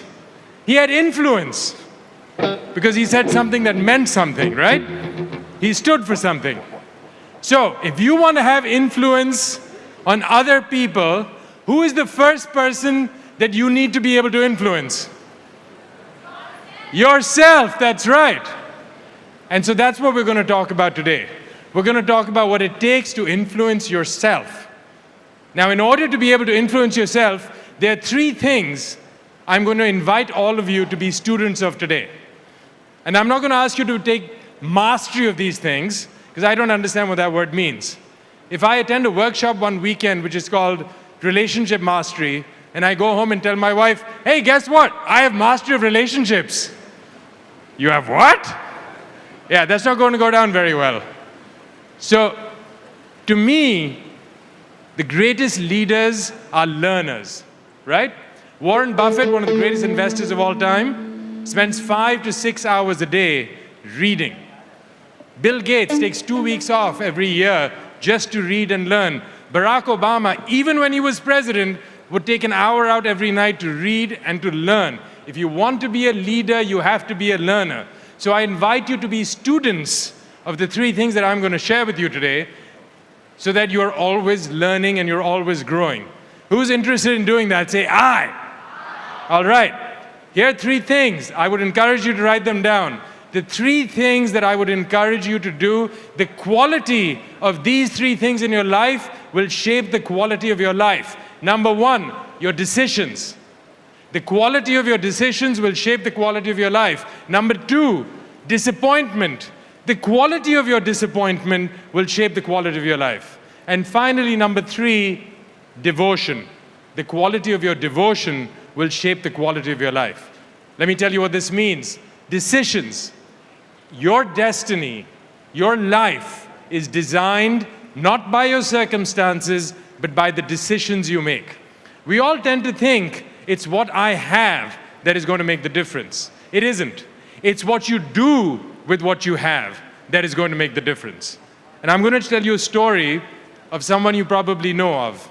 He was born in 1947. His name was Arnold Schwarzenegger. Everyone heard of Arnold Schwarzenegger? Yes, all right. Arnold Schwarzenegger was born in a tiny village called Thal, which is near a town called Graz. Now, Thal has a population of a few hundred people, which means the entire town could fit in one Noida tower. Okay?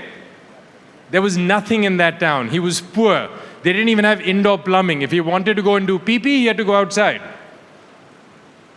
But at age 14, Arnold Schwarzenegger read about a guy called Reg Park. Reg Park was a famous bodybuilder from the UK. Reg Park had also come from humble beginnings, just like Arnold. But Reg Park was 3 times Mr. Universe champion. And he was also an international movie star. And 14-year-old Arnold saw Reg Park and said, that is what I want to be. He decided on that day, that is what I'm going to do. It was a decision. It might have been a good decision, it might have been a bad decision, but it was a decision. And he decided that he would start working out. Now, the closest gym to Arnold Schwarzenegger was 15 kilometers away, which means he would have to ride his bike 15 kilometers one way and ride it back 15 kilometers the other way. And for most of us, that's our entire workout. That is what he had to do so that he could work out. And he made the decision that he was going to do it anyway. And he did. And at age 18, he decides to compete in Junior Mr. Europe. Now, he has a choice to make. He has a decision to make. He can compete in Junior Mr. Europe and elevate himself in the game, or he can do his required army service. If he does not do his army service, he will go to jail. Which one do you think he chose? Mr. Europe or jail? Which one do you think he chose? What did he choose? Mr. Europe, that's right. He made a decision that day, I will go to jail, but I will not give up on my dream. Luckily, he only spent a week in jail, but he made a decision. Then he decided, hey, I think I'm pretty good at this bodybuilding thing. Maybe I should do more. And he moved to Munich, even though he had no money, and he worked odd jobs because he found mentors over there who could guide him. And at 19, he finally made it over to London to participate in the Mr. Universe competition. And guess what? He lost. And he made a decision that day. What do you think he decided? Do you think he was going to give up? Or do you think he decided he was going to go and try again? What did he decide? Try again, that's right.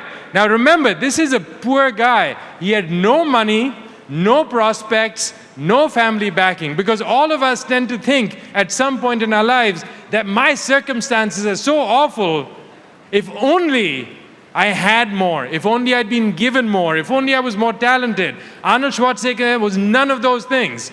And he still said, I'm going to try again. And he went back the next year, and at age 20, he won Mr. Universe and became the youngest guy to ever do so. And then he won it 3 more times. And then he was pretty well settled in the bodybuilding world. He could have just stayed there. But if you remember what his original dream was, it was to be Mr. Universe and what? International movie star, right? So now he goes to Hollywood. And he enters Mr. Olympia, which is an even bigger competition. And do you think he wins or loses? What does he do? He loses terribly. And what do you think he decides to do? Give up or try again? Try again. Wow, look at you guys. So positive. Yes, he tries again. And he wins. And he wins 6 more times after that. 7-time winner. Now this guy's on a roll. Remember, he came from nothing. And he decides to make his dream of becoming a Hollywood movie star true. And he gets a role. And he makes a movie. How do you think the movie did? Did it do well or did it flop? Flopped. It was a horrible flop. I don't care what a big Arnold Schwarzenegger fan you are, do not watch that movie. It's called Hercules in New York. It is terrible. Do you think he gave up or do you think he tried again? That's right, he tried again. And the rest is history, because the movies he made after that became the blockbusters that you all know and love. And then, I mean, that's a pretty good career for anyone, right? He decided he wanted more. He was going to run for governor of California. Now, just to be clear, this is a man who can't even pronounce the word California. He says California, right? And he decides to run for governor. During this whole time, people are telling him, you are not going to make it, man. You're a bodybuilder, actor, you can barely speak, you're not even you're a naturalized citizen of this country. You weren't born here. But he wins. And he becomes governor. Now, this is a guy who had nothing, who came from nothing. No one gave him anything. Everything he got, he did because of the decisions that he made. So I encourage all of you to think about the fact that whatever it is you're experiencing in your life today, whether it's working for you or not working for you, what is a decision that you can make that will change the outcome? Because the choice is yours. How you think about it, how you behave, how you respond, whether you win or lose. Now, here's what tends to happen. We all have certain things that we want in our life. Is there anyone over here who can tell me about an issue they're facing? Anyone? No issues? Everyone is issue-free? Anyone? I want anyone to put up their hand and tell me about something that they want to change in their life. What about you, sir? I'm just going to call on you. Yes, you. Is there any issue that you're facing in your life? You're very happy with your life. All right. Is there anything in your life that you want to change at all? Or do you want to stay exactly like this for the rest of your life?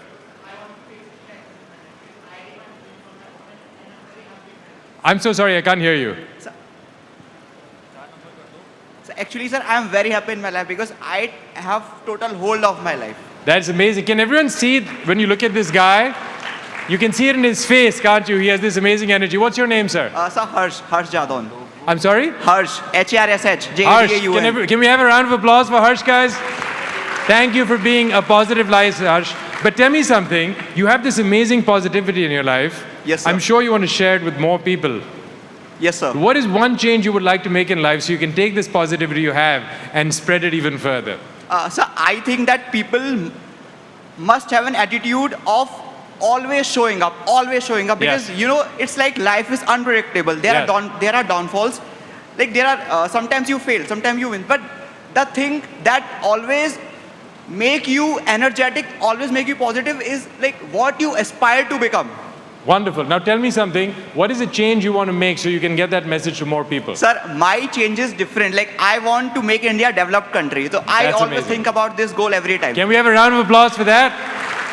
Okay. And have you succeeded in making India a developed country? Sir, I am working day and night. You're working day and night. Let's have a round of applause for that too. Thank you very much. I appreciate that. Thank you, sir. All right. So everyone has issues in their life, goals. They might be beautiful, positive issues, like the one that Harsh shared with us, that he wants to achieve something which will take him a long time to achieve and perhaps never in his lifetime. It's an ongoing process. But we all have things that we want to affect in our life. Now here's the question. If you have a target and you haven't been able to hit it, will you be able to hit it with the same behavior that you've been using to hit it so far? Yes or no? No. Right. If you have a target and you haven't been able to hit it, you need a new behavior, right? A new behavior will give you a new outcome. No matter how positive Harsh is, does everyone believe that there is more that he could do so that he could have an even bigger impact? Yes or no? Yes, that's right. And Harsh knows that too. That's why he's sitting and smiling over there. He's like, I'll show you. So if you want a new outcome, if you want a new result, you need a new behavior. Now here's what happens. We all tend to get into certain emotional states. And those emotional states can be states of, I'm not good enough. I don't know if I'll make it. I'm overwhelmed. What will happen if I fail? Right? And when we get into those emotional states, the behavior that comes out is that kind of behavior. If you're overwhelmed, what kind of behavior are you going to get? Creative behavior or overwhelmed behavior? Overwhelmed behavior, right? And so you'll get the same behavior, you'll get the same result. So what you need to do if you want a different result is a different behavior, and therefore you need a different emotional state. Now tell me, would you have a different behavior if instead of your emotional state being, I'm not good enough, I'm scared, I'm overwhelmed, what if your emotional state was compassionate, creative, brave, bold? Would you get a different result? Yes or no? That's right. So how do we change our emotional state? How do we do it? we tend to wait for it to happen, right? People are good to us, we have success, I feel good. If people are not nice to us, I don't have success, I feel bad, right? But what if you could change your emotional state all by yourself? So I'm going to invite everyone to stand up for a moment. One more time. Come on, you're getting your day's exercise today. All right, here we go. Now, research has shown, and we have a doctor in the audience and he can confirm this, research has shown that if you do one thing, get in this pose, you know, the Wonder Woman pose, the Superman pose. Can everyone do that for a moment? Like this. Come on. You guys can all lift your hands. Come on, come on, come on. That's right.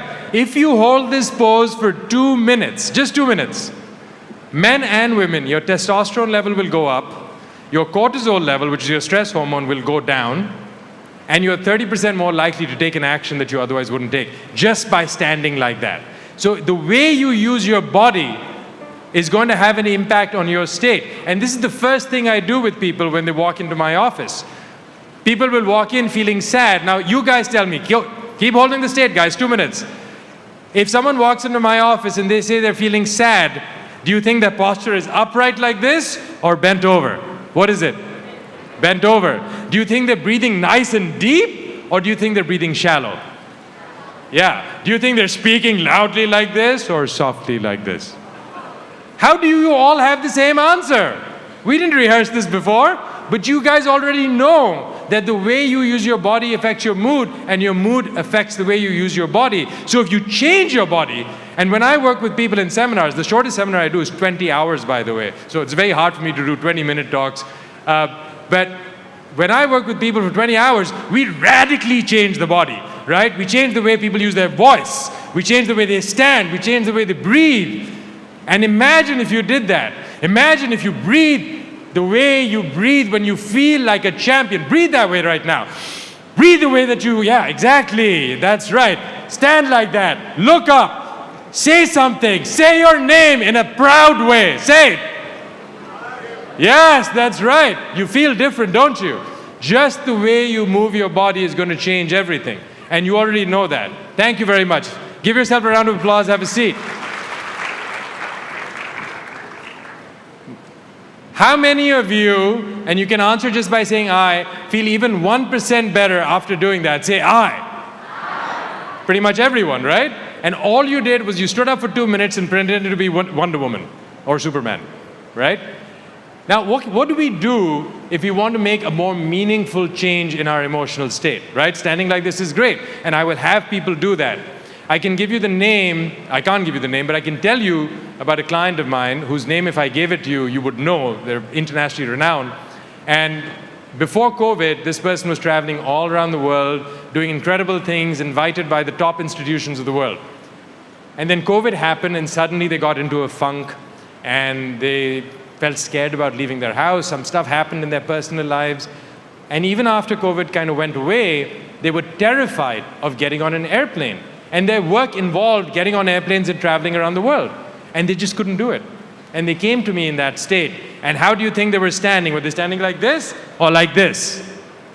Like this, right? Do you think they were breathing nice and deep or shallow? Yeah. Do you think they were talking loud or soft? That's right. And they came to me like that, and I immediately saw what you guys already know, is that this person needs to change their state so that they can start making changes.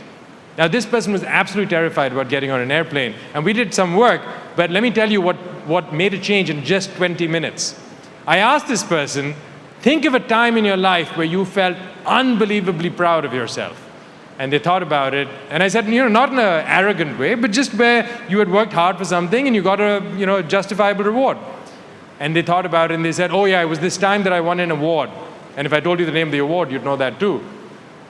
And I said, all right, what was the most proud moment? Was it when you were walking up to receive the award? Was it when you came home to your family afterwards?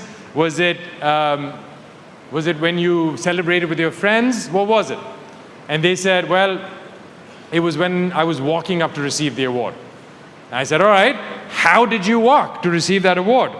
And they were a little shy, but eventually they showed me, and it was kind of like this, right? And I said, all right, let's try that. And I had them pretend they were walking down the aisle of an airplane, and they walked down like this. And we did that not once, not twice. If you need to do a bicep curl, Do you do it once or do you do it 10 times for it to have an impact? How many times? That's right. So we did that once, twice, 3 times, 4 times, 5 times, 10 times. And eventually, this person got to the point where I said, airplane, and they just got into that state. And they walked like this, right? And that's literally all it took. We did a whole bunch of work after that.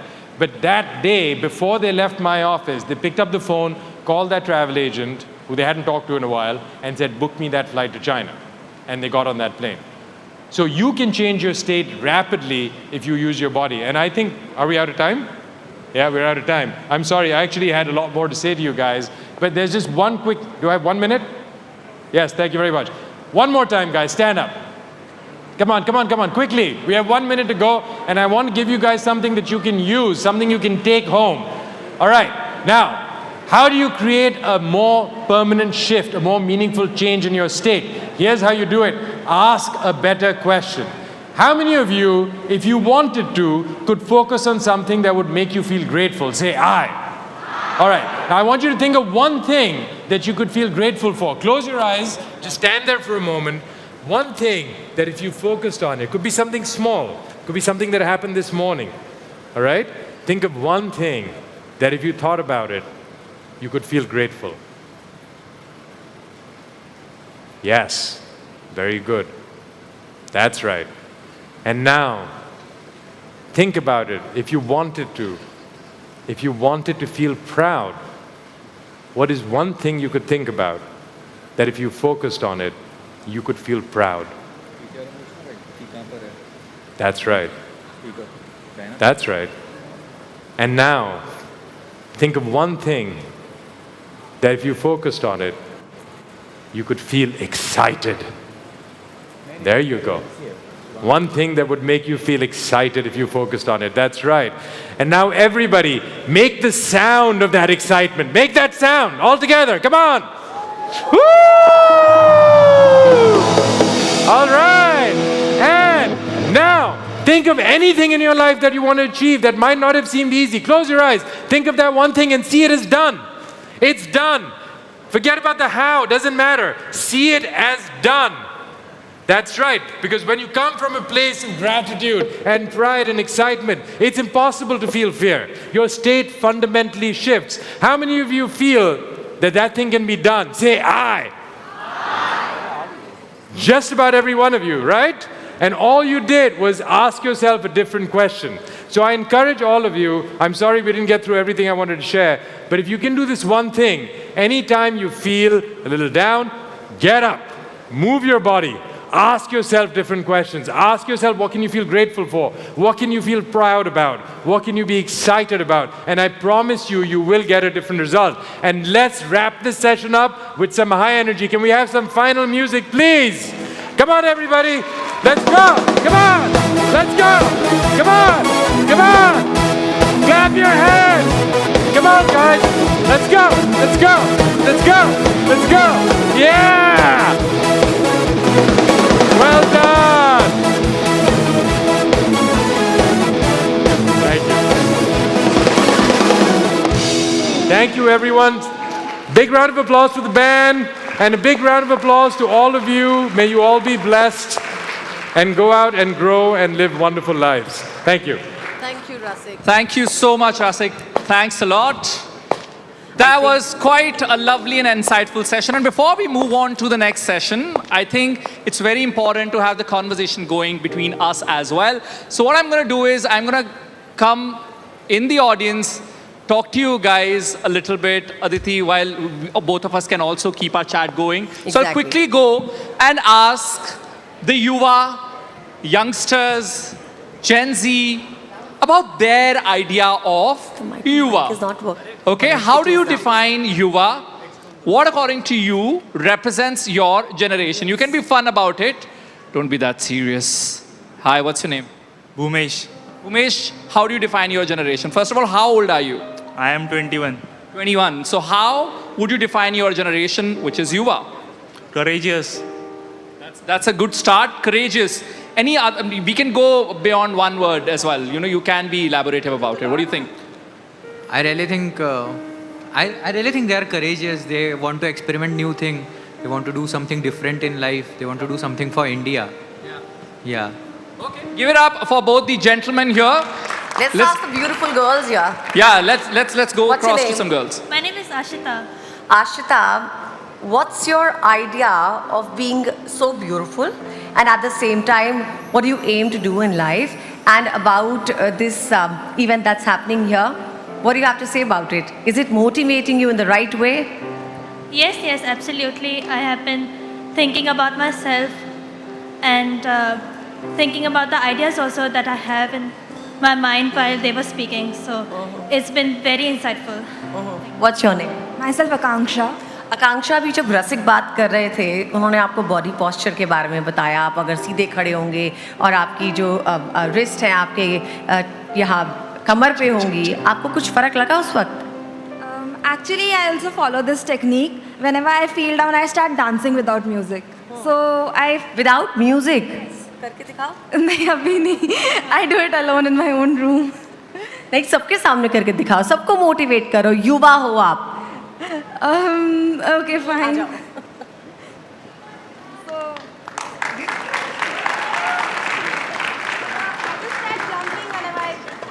Trying to study, but I can't. As a student, when you try to study, you can't focus. And then you're like, oh, I can't do this. I just start jumping on my own place. Do that. I just go like this or something. I imagine I'm in a party or something. Like I'm really happy. I got back in my memory lane where I was really enjoying with my friends or something like that. आप में से कौन ये करना चाहेगा अभी? Anybody who wants to join her? I would want to join me. Oh my god, I can dance. You can't dance. I can dance like You I can. Wow, do that So without I music. Do this. I can do ghungroo, but not in heels. I can dance जो like. best कर सकते हो. Okay. Yay, let's go. Wonderful. The music plays in your head. Lovely. Give it up for these ladies. And now, you know, हमने ज्ञान की काफी बातें कर ली. Now they say Yuva is always online. They're always on their phones. They're always on Instagram scrolling reels. Thanks for my career. But I want you guys to tell me your screen time. Okay, let's see whose screen time is the highest, and we'll get the loudest cheer for that person. What's your screen time? For today, it's 2 hours, 11 minutes. Because you're at the event. 1 hour, 51 minutes. 57 minutes. 4 hours, 47 minutes. What? 4 hours already? Have you been up all night? Yeah. What about you? It's 4 hours, 21 minutes. You haven't tired? 4 hours, 21 minutes. What's yours? 4 hours, 47 minutes. What's your name? Arpita.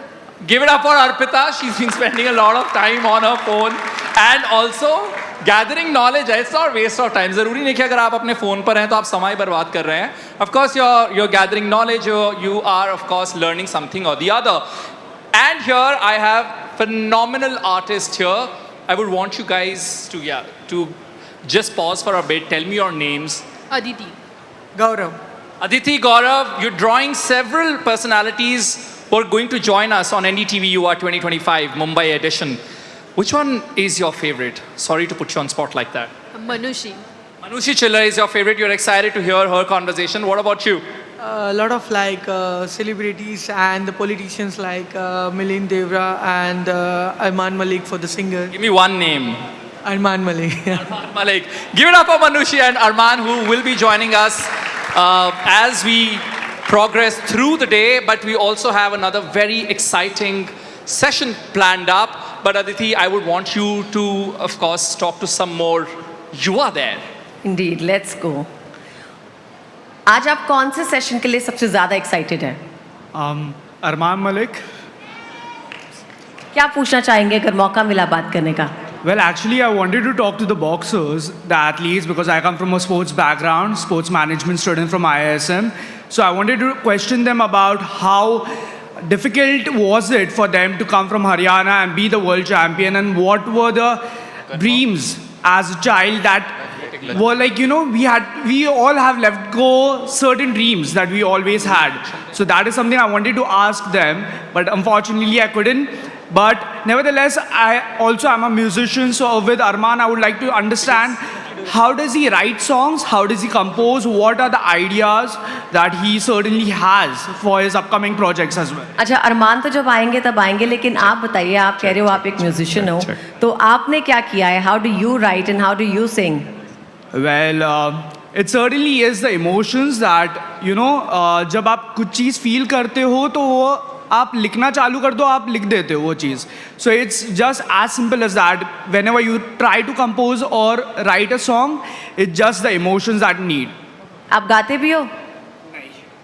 आप में से कोई गाता है? हम कुछ गाना सुन लेते हैं. You? Who sings here? What's his name? Jatin, you are quite popular. खड़े हो जाओ आप तो. Give it up for Jatin. Let's face the audience. Come here and also face our camera.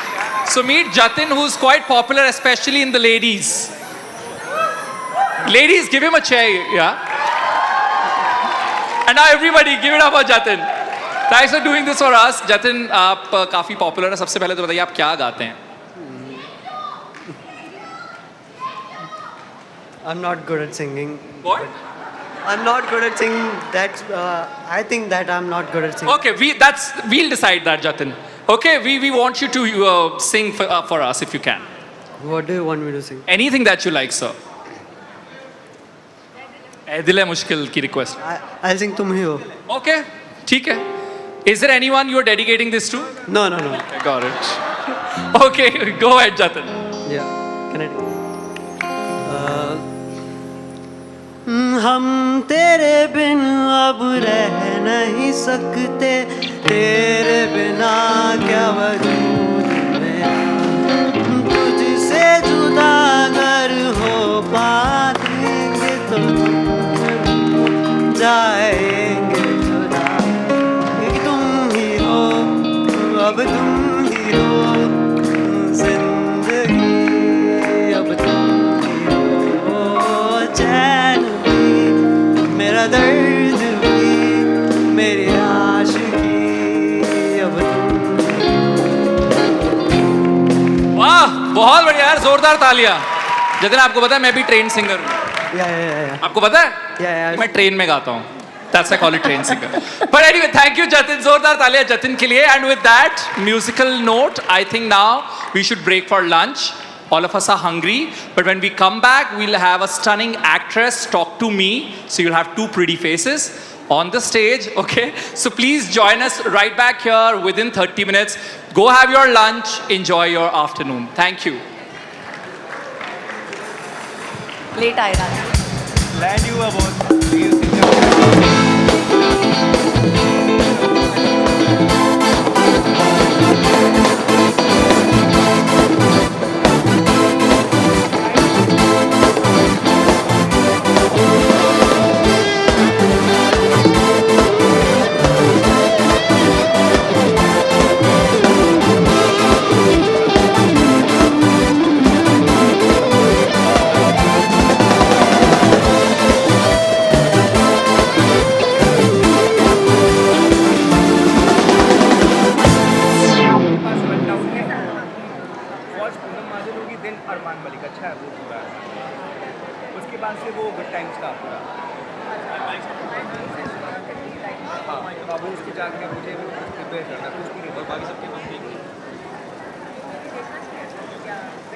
Change कर रहे हैं, हम लोग चेंज कर रहे हैं, उसमें देखा भी नहीं. Seriously I am not serious. मैं तो बहुत किया, मतलब बहुत ही है, इसलिए टेंशन नहीं होता. कॉन्क्लेव मेरे लिए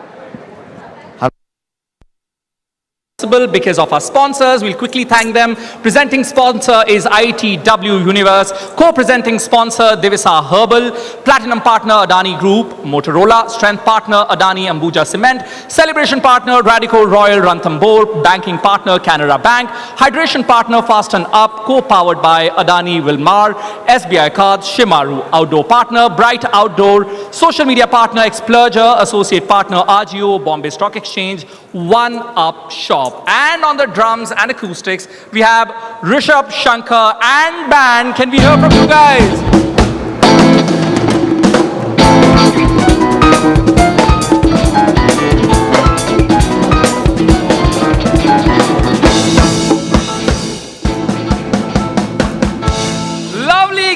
huge round of applause to them.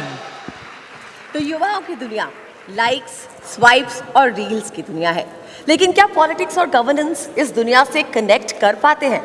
इस सवाल का जवाब देने के लिए हमारे साथ हैं a very dynamic leader Milind Deora. So give it up for Mr. Milind Deora. Can we have you on stage, sir? And of course, a little bit of band to welcome, sir.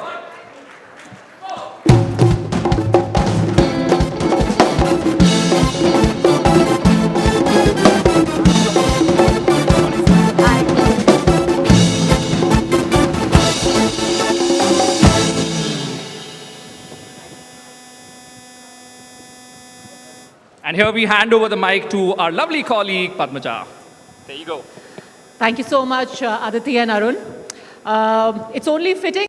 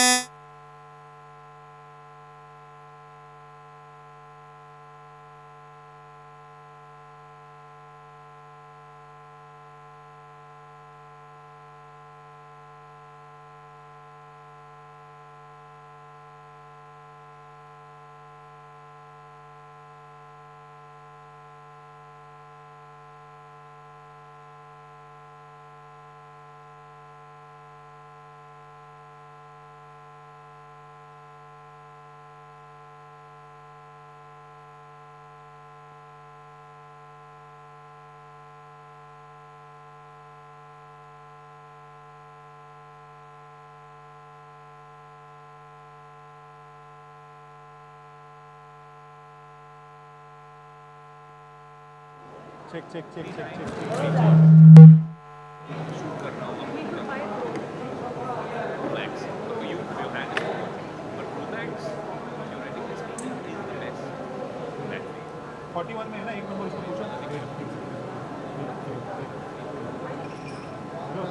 Number check कर coordinate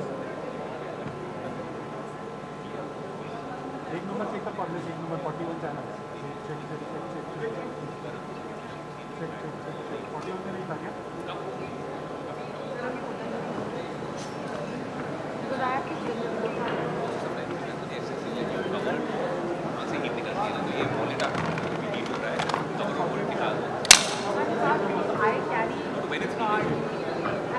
एक number की बात करें एक या दो ही आते हैं एक क्रेडिट कार्ड क्रेडिट कार्ड तो मैक्स सेव एक्सेस नहीं ना ये थर्ड पार्टी है कनेक्ट होता है उसमें आपके उसको बताते हैं फाइंड माय मेमो हे ये कितना नंबर में आ रहा है हेलो हे हे 8 नंबर पे रुक जा तैयारी करता हूँ I'm hosting that. I'll see you, man.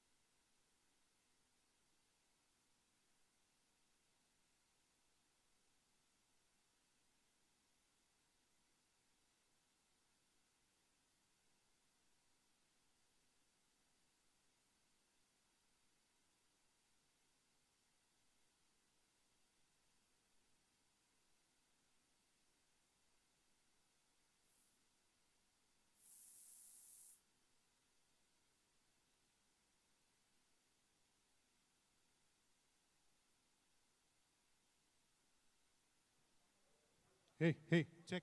Art okay?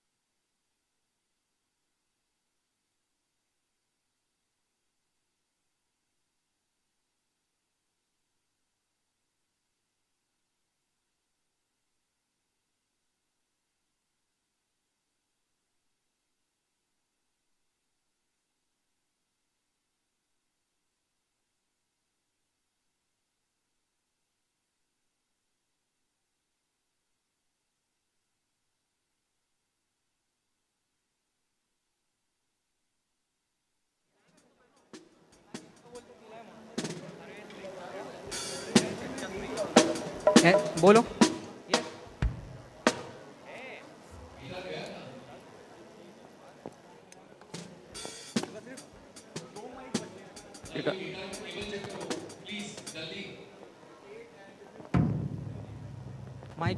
Mic 6 PCR audio.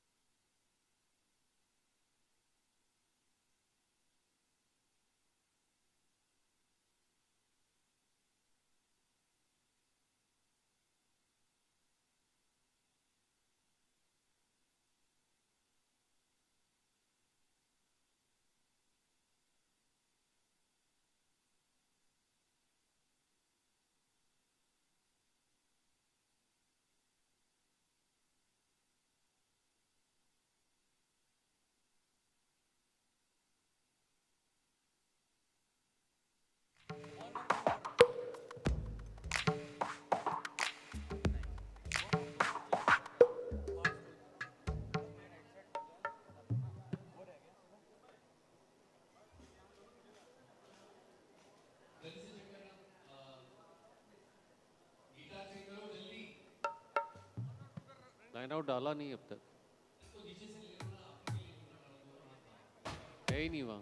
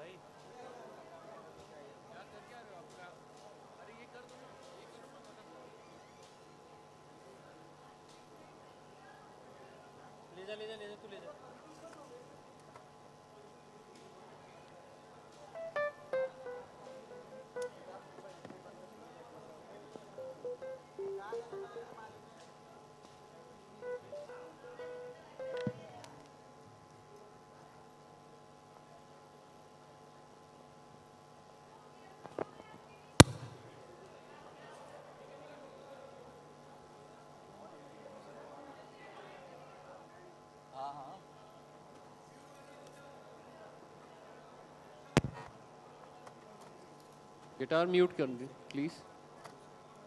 Mute guitars please.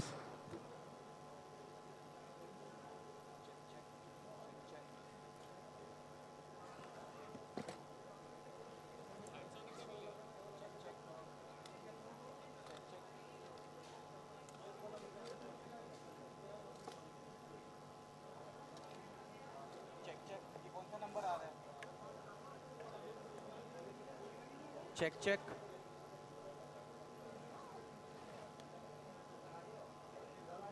Headset 2 है ये.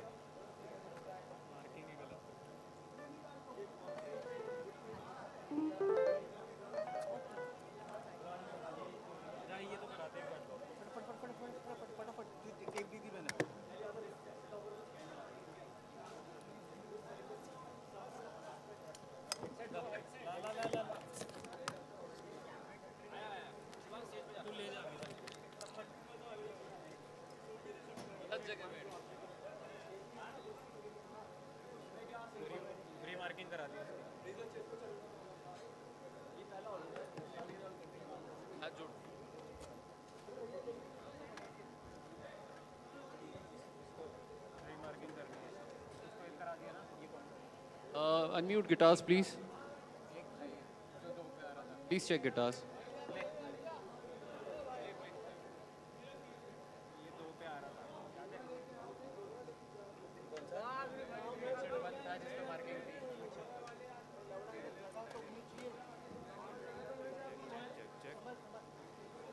Check 1 2, check 1 2, check 1 2. Check 1 2. He's playing guitars, please check.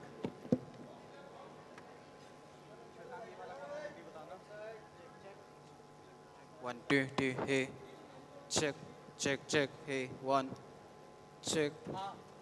Check. ये कितना नंबर पे आ रहे हैं? वही से है. Check. तू कब आया अभी लाइफ से? अरे वाह ताई पहचान गई? समीर क्या आँख का ऑपरेशन करा लिया क्या? बाहर जाए मेरी जूती. नहीं यहीं अपने गांव में ही करवा लिया. वो जो सूरज है ना अपना, वो सब कर रहा है. Check, check, check, check. अरे वाह छोटी, ये स्कूल में सीखा? इंटरनेट पे. इंटरनेट? हाँ, सूरज भैया है ना. कौन है ये सूरज भैया? आपको उनसे मिलना है क्या? हाँ? चलो, वो रहे सूरज भैया. हम सूरज से सिर्फ बिजली नहीं बनाते हैं, खुशहाली को देश के कोने कोने तक भी पहुंचाते हैं. अदानी, हम करके दिखाते.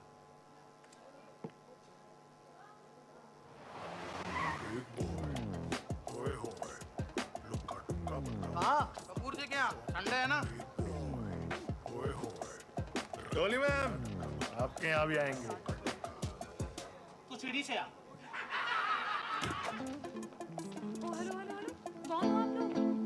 जी हाँ, कोलेस्ट्रॉल. Bad cholesterol. वो वीकेंड पे भाई साहब ये जो हैवी खाना खाते हैं ना, साथ में हम भी आ जाते हैं. अब से नहीं, क्योंकि अब इस घर में आता है Fortune rice brand health oil, जिसमें है गामा और राइसिनॉल, जो गुड कोलेस्ट्रॉल बढ़ाए और बैड कोलेस्ट्रॉल बढ़ाए. डॉली मैम क्या चला? Fortune rice brand health oil अपनाओ, बैड कोलेस्ट्रॉल बढ़ाओ.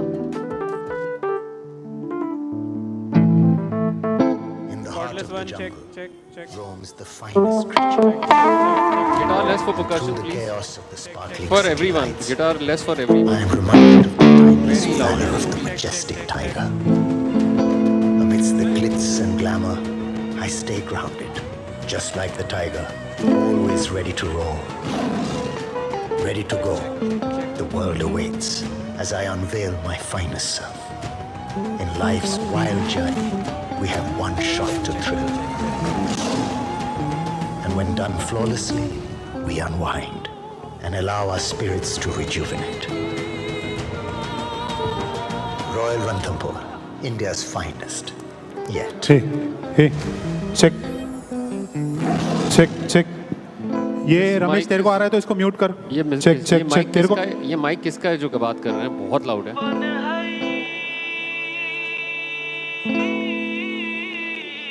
More guitar for guitarist, for keyboard and for percussion. Hello. More guitars in ears of guitarist.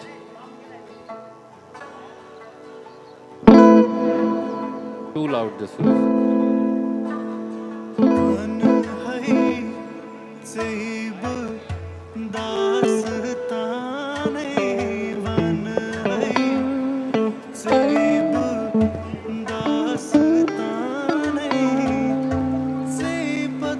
Hello.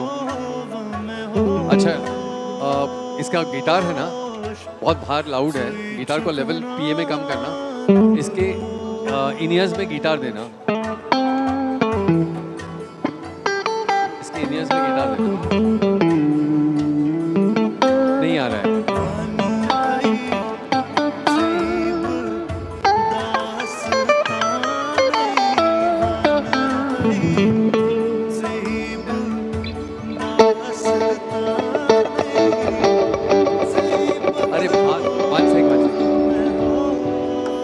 Main पीए में लाउड हो रहा है, आप उसके इसमें दीजिए, इनियर्स में दीजिए, उसका गिटार इनियर्स में दीजिए उसके।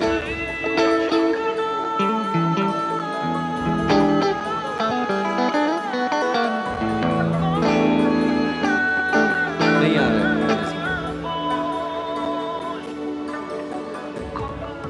या तो इनियर चेक कर लो, 3 नंबर इनियर, 3 नंबर चेक करना।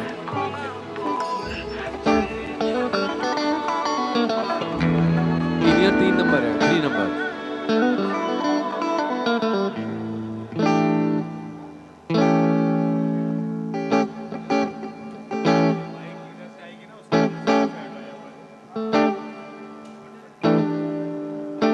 कीबोर्ड में है ना, इसका इनियर में, कीबोर्ड के इनियर में कम करना guitar. India's oldest and most trusted liquor companies. Founded in 1943, the company has a rich heritage and a portfolio of iconic brands that have stood the test of time. With 7 million brands and a host of premium and luxury ones. Our most celebrated brands include 8 PM Whiskey, Magic Moments Vodka, Morpheus Brandy, Rampur Indian Single Malt, Jaisalmer Indian Craft Gin, and Royal Ranthambore Whiskey. Radico Khaitan is known for its commitment to quality, innovation, and sustainability. While the prestigious Rampur Distillery is Radico's pride, expansion efforts have increased the output from 160 million litres to 327 million litres by introducing a new facility at Sitapur. This makes us the largest producer of spirits in the country. Radico Khaitan is the biggest supplier of branded spirits to the Indian Defence Services and is also a leading exporter of alcohol from India. In addition to its domestic market, the company exports its products to over 100 countries worldwide. As a business, we strive not only for the success of our brands, but for the betterment of our society at large. As a socially driven company, our efforts towards protecting and preserving environment, educating children, and uplifting the underprivileged have been monumental in changing the lives of many. While we aim towards greater goals and higher targets, we are proud of the legacy and benchmark we have set in the industry. And as the company embarks on the journey of premiumization, Radico Khaitan is the company to watch out for, now and in the years to come.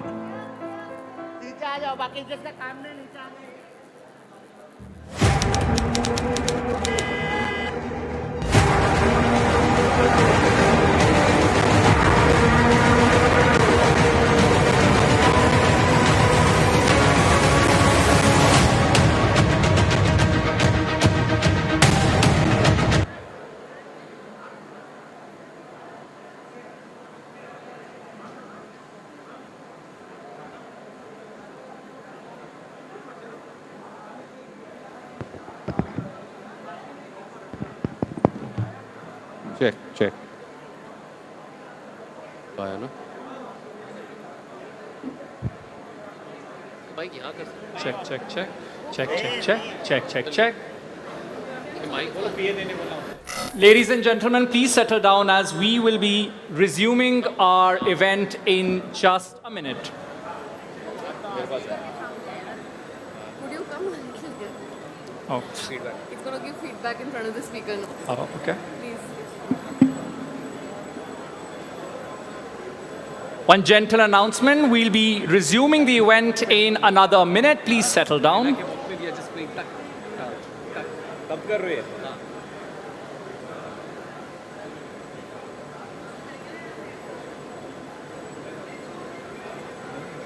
So, can you kill my mic?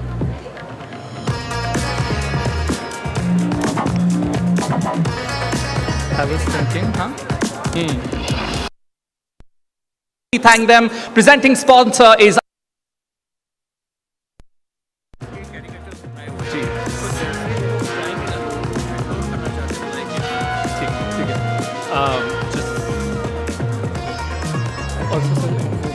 हम करके दिखाते हैं is that we have a tagline which is हम करके दिखाते हैं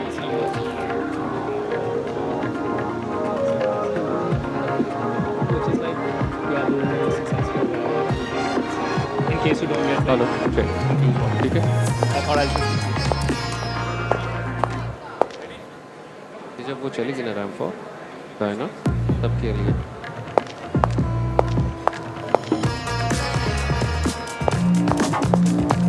Can we check Sonic as well?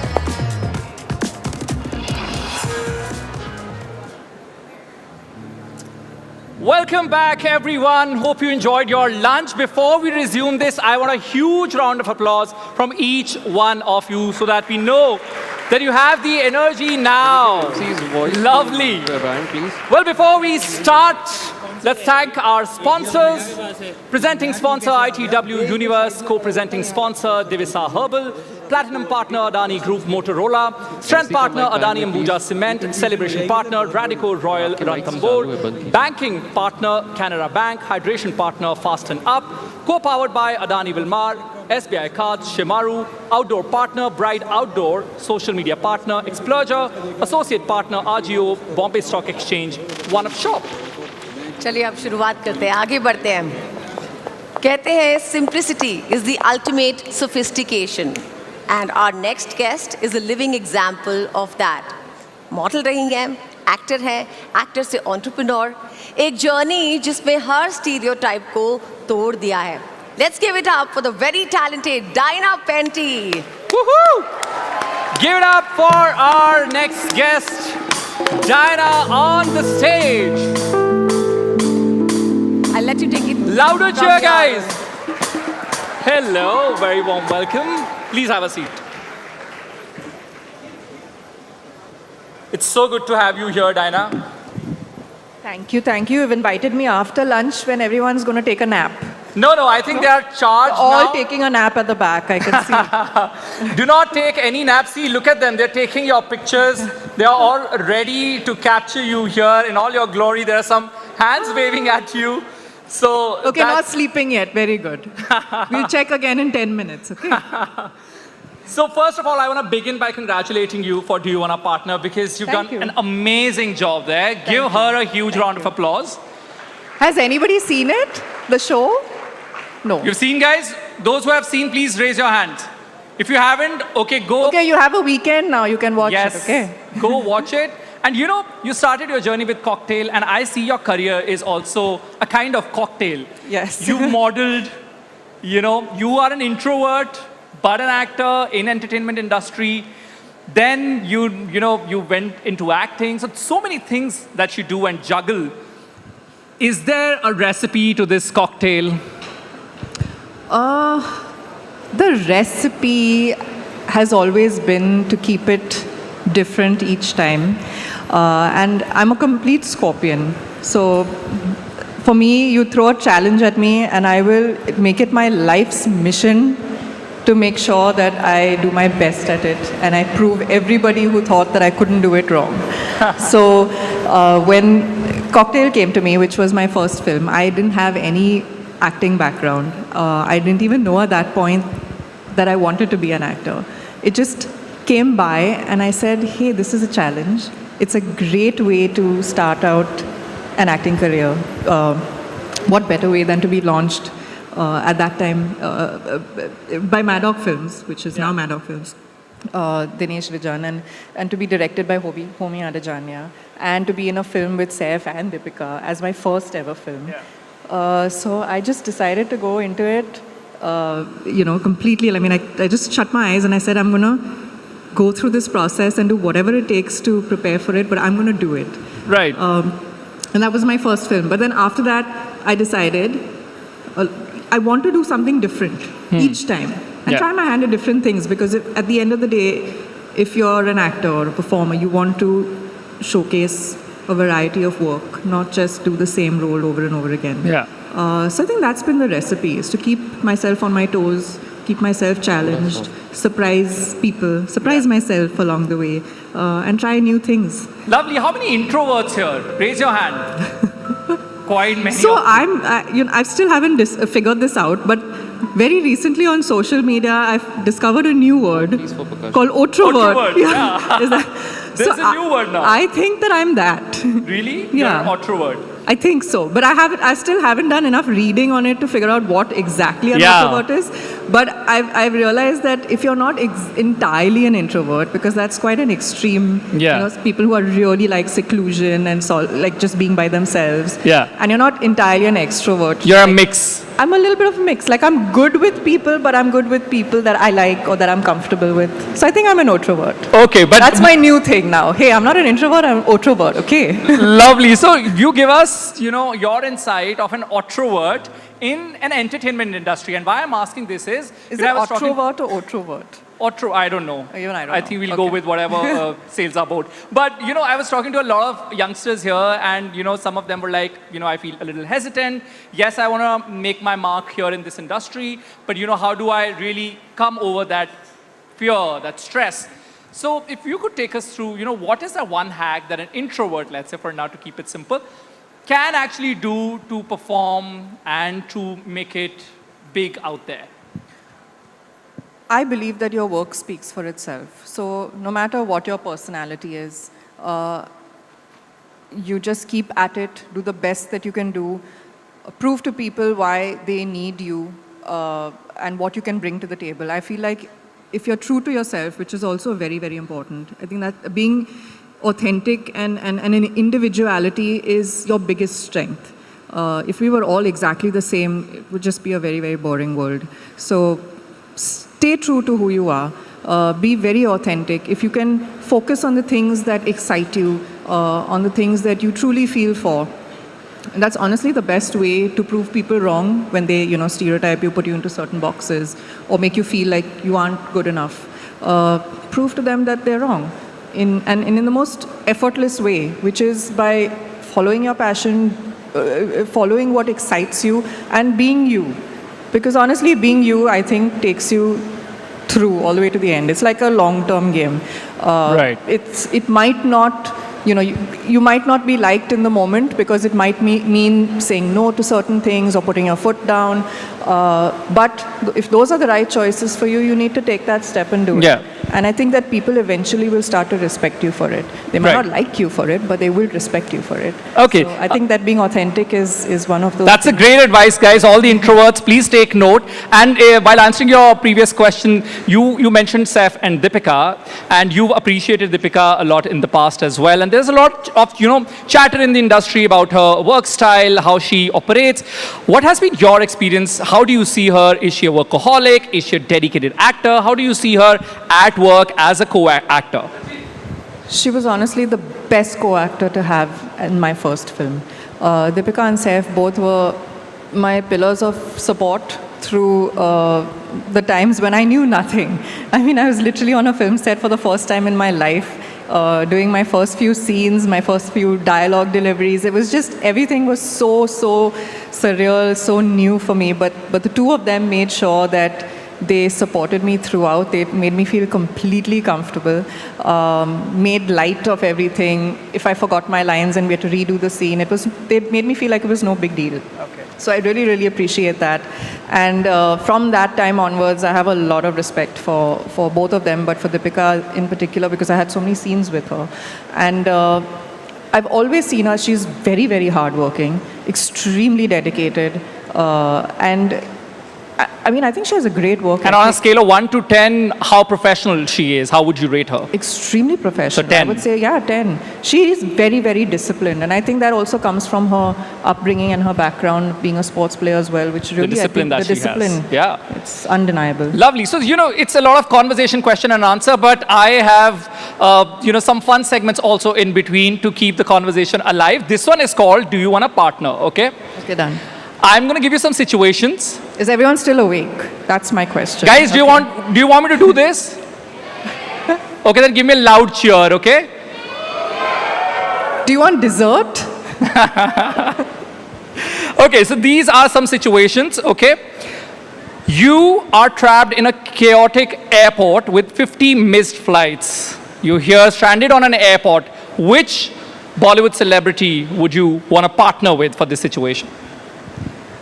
If I was standing at an airport, I would probably be flustered, irritable. Even though I have a lot of patience, I would still need somebody calm and patient and somebody to tell me, you know, it's going to be okay. So I think Diya Mirza. Diya Mirza? Okay, give it up for that answer. Very calming force. Every time we get a star's name as an answer, we give her a huge round of applause. It has to be a star only, na? Yeah, it has to be a co-actor that we know. You're shooting a long, adventurous scene in the middle of nowhere. Now this is, a lot of action scenes, adventure film, somebody sporty, somebody who's athletic, maybe. Oh.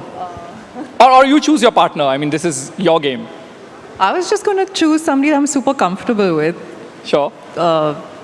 Just to, for the banter and to take me through it. And I was going to say Athiya. Who? Athiya. Oh, Athiya. Give it up for that answer as well. Okay, you are running a business and need someone to handle a PR disaster. Tamanna. No guesses there. Give her a huge round of applause again as well. My last situation is you have to crash a wedding to save the day. Oh, definitely Abhay and Ali from Happy Bhag Jayegi. Give it up for Diana for that answer. But now we've been sitting for quite a long time, Diana. I thought it'll be nice to do some activity because I've also had my lunch, okay? So I also want to feel... Am I the only one that hasn't had lunch lunch yet? No. But let's keep it, a little athletic, as they say. I want you to teach me some Bollywood moves. Are you game for that? Please don't say no. Okay. Okay, it's a yes. What Give her a huge round of applause for being such a sport. Teach me 2 Bollywood dance moves that I can, impress my Bollywood buddies with. And we can have a little bit of music there. Do you wanna learn the Daru Desi move? Yeah, that'll be fun. Daru Desi, guys? Or the Tumio Bandhu move? Which one? Pick Whatever. one. You are the queen. You tell us. Let them pick. Tumio Bandhu?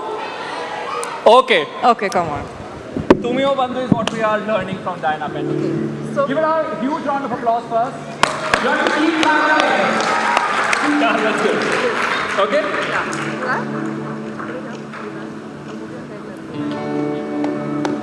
Lovely!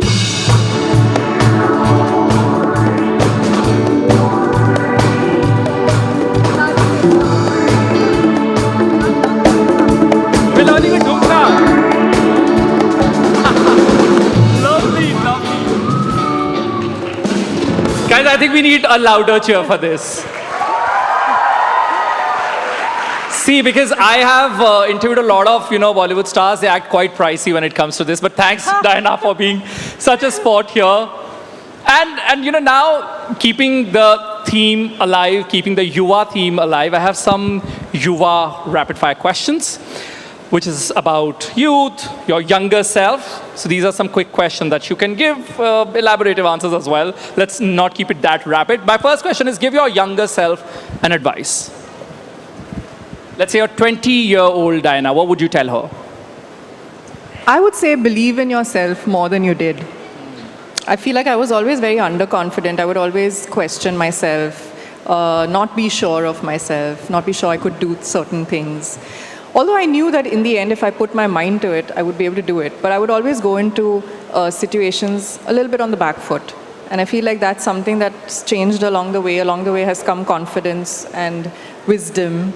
And so I'm able to face situations on my front foot now, if that's even a thing to say.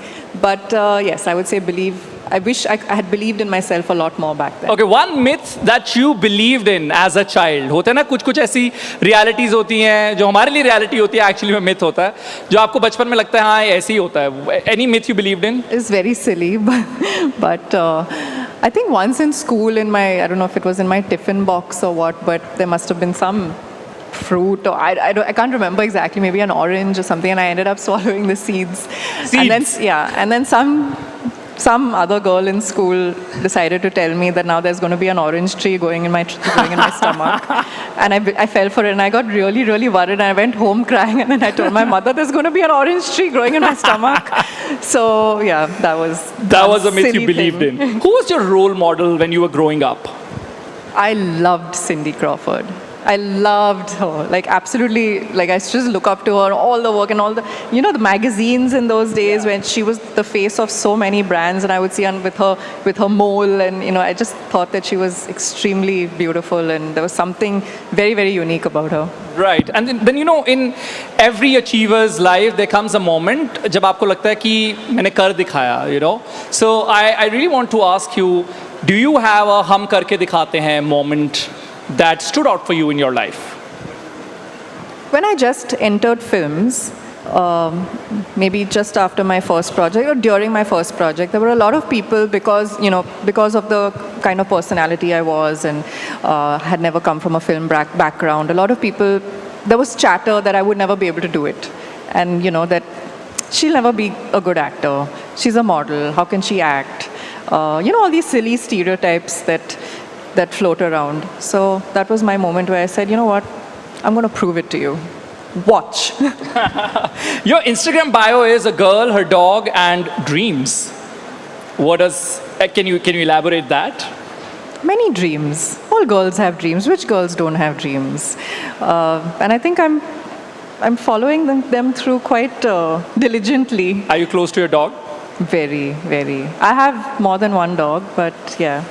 I don't know, I don't even want to, I have a lot of cats, and I have 4 dogs, and yeah, I'm close to all of them. Lovely. I'm an animal person. Before we, wrap this, I want us to again learn something from Diana. You know, she's had such an amazing career, modeling, acting. You know, she's a great dancer. She's taught us dancing. Those moves were great.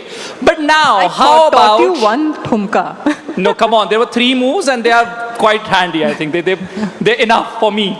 How about we learn ramp walk from her? Yeah? Give a yes or no.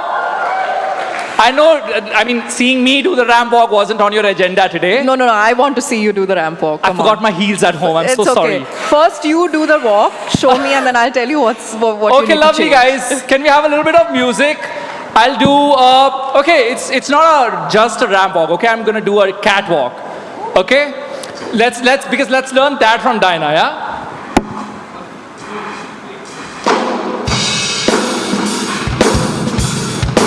Guys, get it sure. How did I do, Diana? I definitely did do nice, and now I'll follow what Diana does, okay? But you have to keep cheering us.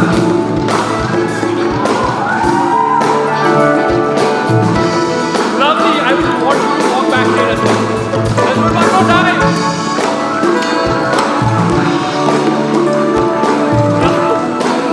Okay, we'll do it one more time. She wants me to put my hands in the pocket. Okay.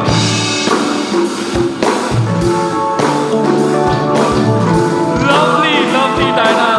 Really, you're an amazing actor and so much fun. Thanks a lot for teaching us these moves, making me learn ramp walk. I mean, who would have thought that I would be doing my catwalk debut here? You're a natural. Stop it. I knew it. But thank you so much, Diana. Give her a huge round of applause.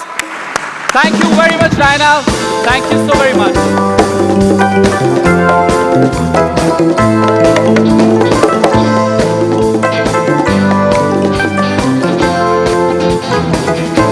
What a candid and engaging conversation, Arun.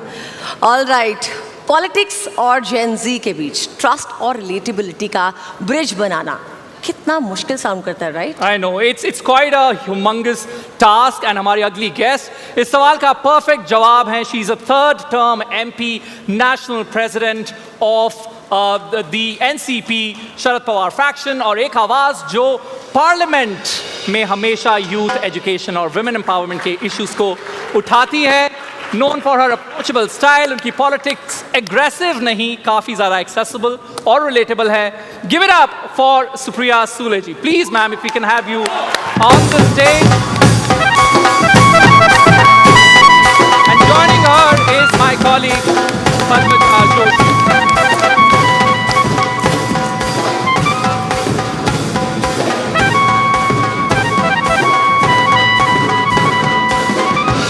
Over to you, Padma. Please take them off. Right at the outset, please, 4-time MP आप नेता के साथ और कुछ कीजिए और उनका parliament seat मत ले लो भाई उनके साथ. 4-time MP, round of applause. Supriya Sule, thank you very much for being in our midst. Please, ma'am. Supriya ji, सबसे पहले तो we are at a point now which many people are saying is an inflection point. You know, we are talking to the youth of our country, the youth of Mumbai.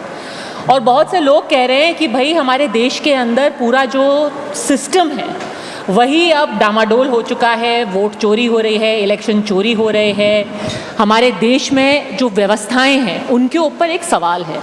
My question is today as a 4-time MP, what would you tell the youth, the Yuva of our country? Should they trust the democratic process or it's over?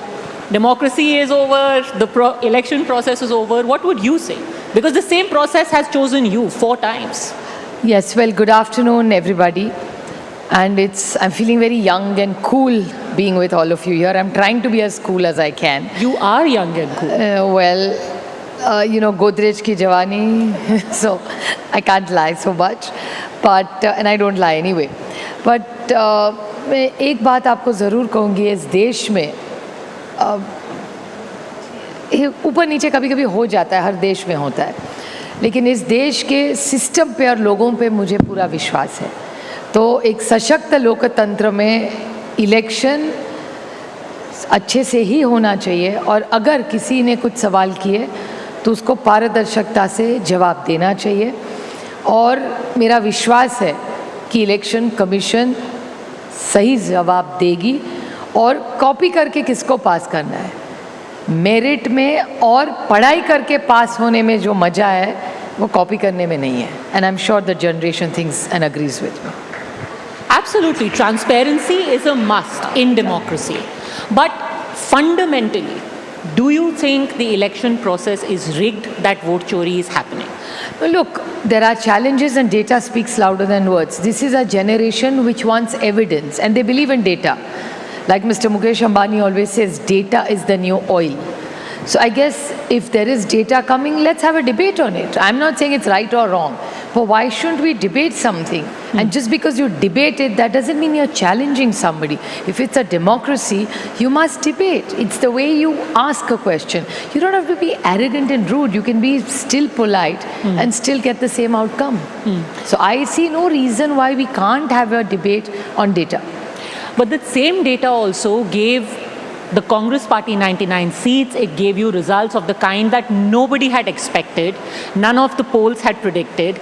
In Maharashtra, that same data led your alliance, the opposition, INDI, to say that the Modi government was in the next election going to be thrown out. How can that data be questioned then? No, my point is start with me. I have said कि अगर आपको vote चोरी की inquiry करनी है तो मेरे seat से ही शुरू करिए. Why should I point fingers at other people? And please remember, when you point one finger at others, there are 3 fingers which are pointing to you directly, always. So start with yourself. So if you want to check the vote chori story, let's correlate it with my Lok Sabha and the new Vidhan Sabha and correlate the story. So start with yourself first. So I would like to start with myself first. And let's see where it goes. In your seat, do you think vote chori has happened? Well, I won by 1,58,000, and in my constituency, I'm not saying there's vote chori. I'm saying data driven.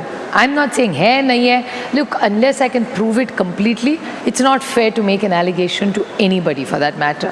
So my point is that the votes went up by 1,63,000.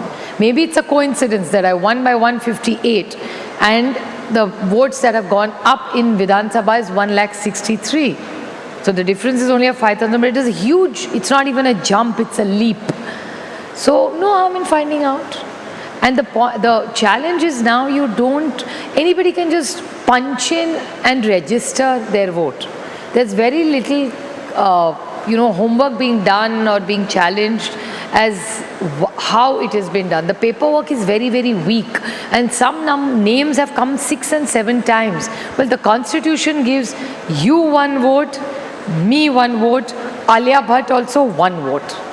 So we are all equal, right? So I think we should all be fair, and our name only should be registered once. So we need to clean up the system if it has gaps.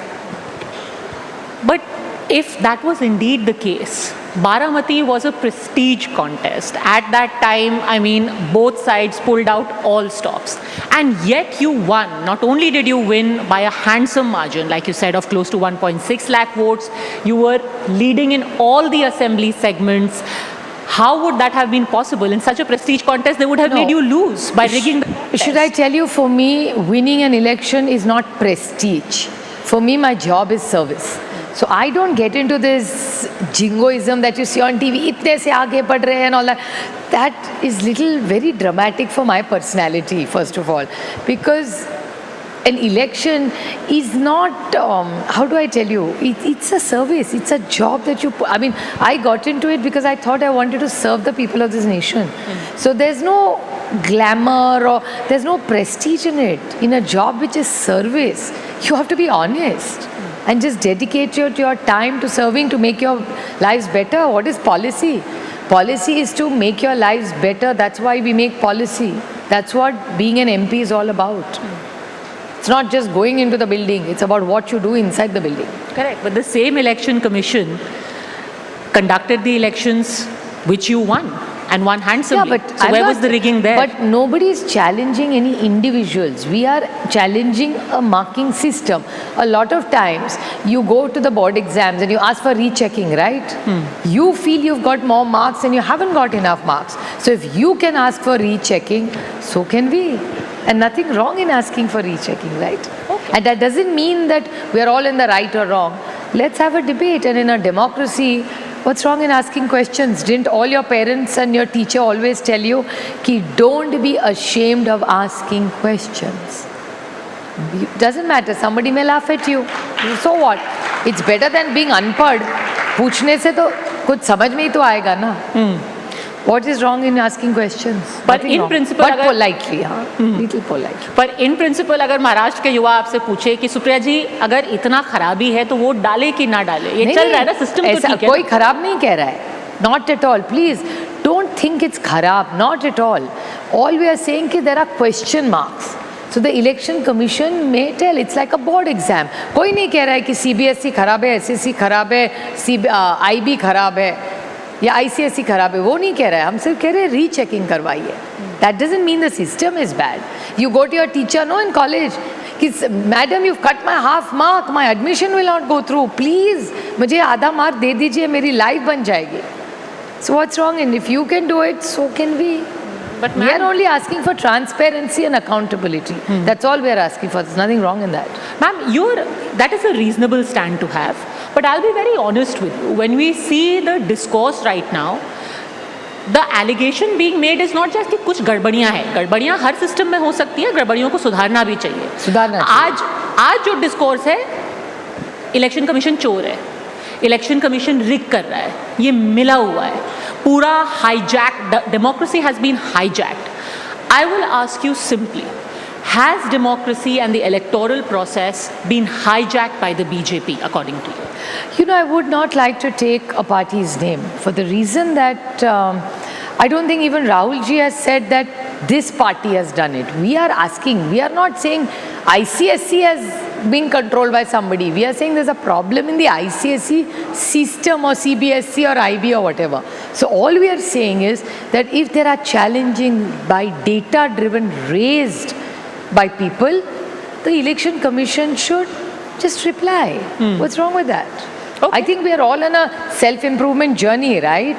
There was a time when somebody criticized me, I would go home and feel so bad and think, why is that person criticizing me? Now I feel, please criticize me. Do you know why? Because that gives me a sense to improve myself. So then if I made a mistake in my last interview and somebody criticized me, I'm so happy. Because then I don't repeat the same mistake again. And so your parents are your biggest critics. Why does your mother tell you, तुमने ये क्यों किया? Because she loves you the most. That's why she or your father is your best critic. So value it. I take criticism the best because I value it. That person is my well-wisher. And it keeps you relevant also, because if he's going on and on and on every day about you, that means you matter, right? Otherwise, why would you criticize? Think about it. So take it as a compliment. And be on a self-improvement journey. The demographics of our country and of our voters are getting younger and younger. Is there a nervousness ever ki, am I able to connect with my voter anymore? What are any significant thoughtful steps that you have taken to ensure that you are reaching out to the youngest person who is looking up to you? No, we are public representatives. Everybody is my stakeholder. That 18-year-old is my stakeholder, and so is the 95-year-old my stakeholder. So I'm never intimidated that, oh my God, what will I do with them? Not at all. It's my job. It's my job. It's like Apple making a phone. From 18 to 95, they are catering to everybody. और उसके छोटे भी बच्चे हो, parents want to give them an iPhone is their problem, not mine. But more or less, it's everybody is catering to that, right? Netflix is catering to that. Amazon is catering to that. Godrej is. Who is not catering to that whole spectrum anymore? Everybody who's in public life, in marketing, in cinema, or making TV serials, everybody, NDTV is catering to everybody. So I don't think there's such a big song and dance about, oh my God, Gen Z. There was always a Gen Z. There was always a Gen Z, but now Gen Z is more demanding. Gen Z is very connected, they are very aware. And the context for this is, what happened in Nepal was, it was put down to the fact that that generation felt unheard. They felt that their concerns were not being addressed. Their politicians were completely divorced with what almost 30% of their population is thinking. Do you think that is possible in India as well? That there could be a disconnect so wide that we fail to understand it, to gauge it, and this discontent spills onto the streets? No, discontent only doesn't come with just one policy. Discontent comes through the economy. Please don't mix oranges and peaches. It's when there is a social issue and there is a financial issue. Discontent can come in any part of society. It doesn't only have to come from the Gen Z. When a system fails everybody, maybe they are a little more younger, more idealistic, so they're maybe not as patient. I won't say impatient. Because I think all of us should be impatient for growth by the right values, not by the wrong values. So I think there's nothing wrong. What happened in Nepal probably is something that happened across a generation. It's not just one thing went wrong, and what happened in Bangladesh, what happened in Nepal, or the instability in Pakistan.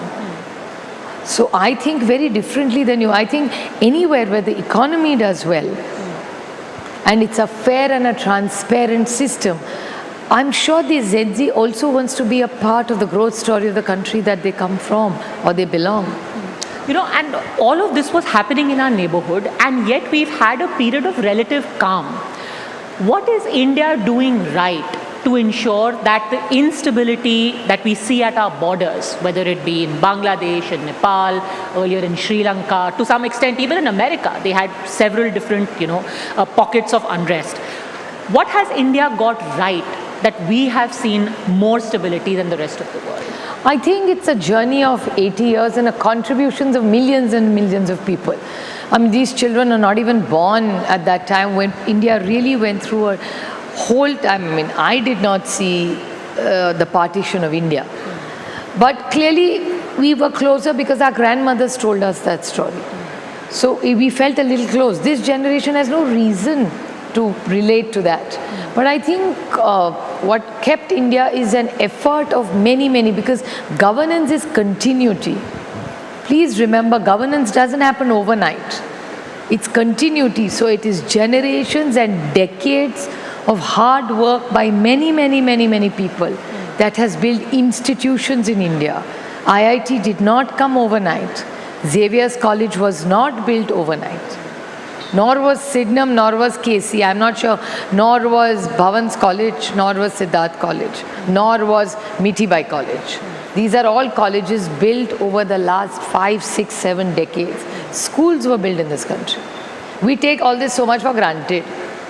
That oh मैं तो school चला गया, मैं college में bore हो रहा था यार, कैंटीन अच्छा नहीं था यार, वहाँ से बस का बड़ा love. Please understand, none of us, all of you sitting here, nobody is studying in the dark, nor did I. I went by a proper BST bus to school, there were proper trains, there were airports, there were highways, there was everything. Maybe the scale has become a lot more, but all this existed. So it's a growth story of India of last 75 years and a contribution of millions and millions of people's hard work who has brought us to where we are. So in today's, and you're right, a lot of these things we just take for granted, infrastructure, we have airports, electricity 24 hours. What is the number one issue that matters to the youth of India right now? And should there be reservation? Well, there are two things clearly that the youth of India need is good quality access to affordable education and jobs or opportunities on merit for which the economy has to do well. So it's very, very important to make sure there's good quality accessible education which is connected to opportunity, equal opportunity for all. And you asked me specific about reservation. Reservation has to be for people who really need it, like me. I cannot ask for reservation because my parents are educated, I'm educated, my children are educated. Shame on me even if I apply for it. It's for somebody who probably back of beyond parents did not have education and they needed that. So if my child is studying in India, in Mumbai, going to one of the good schools, has great opportunity in Mumbai, and there could be a child maybe brighter than my child in Chandrapur who may not have access to that. So maybe that child, actually it's not maybe, the child deserves that opportunity because that child doesn't have that same exposure that my child has in Mumbai. So do you think it should be more economic?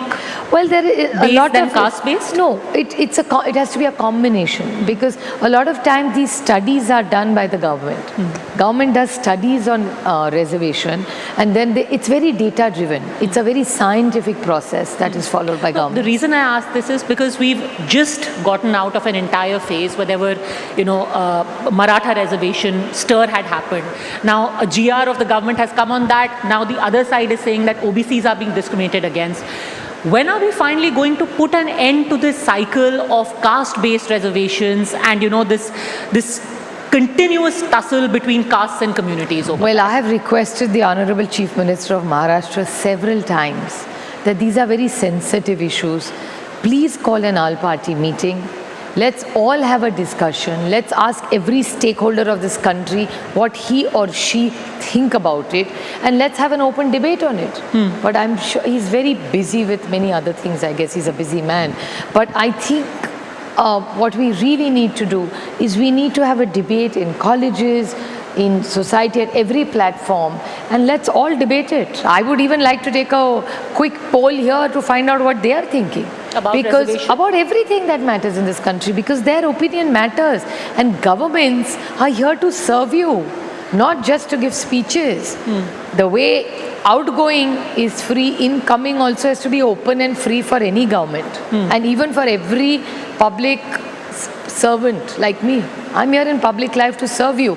I make policies hearing from you, not just for my brain. It has to be my brain plus all the inputs that you have given me, make a combination and implement. Okay, let's do a straw poll. People here, do you think that there should be reservations? Raise your hands.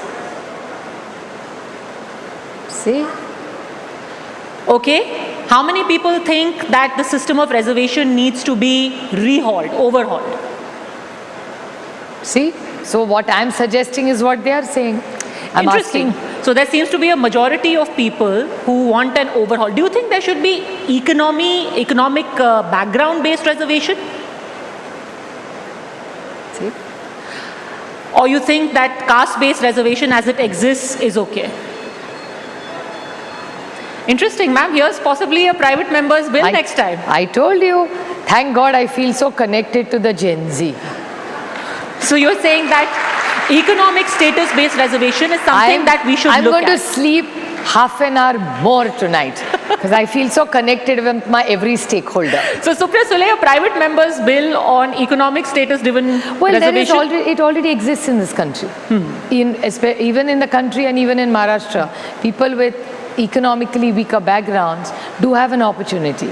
So it has to be a combination, and that's the beauty of a vibrant democracy.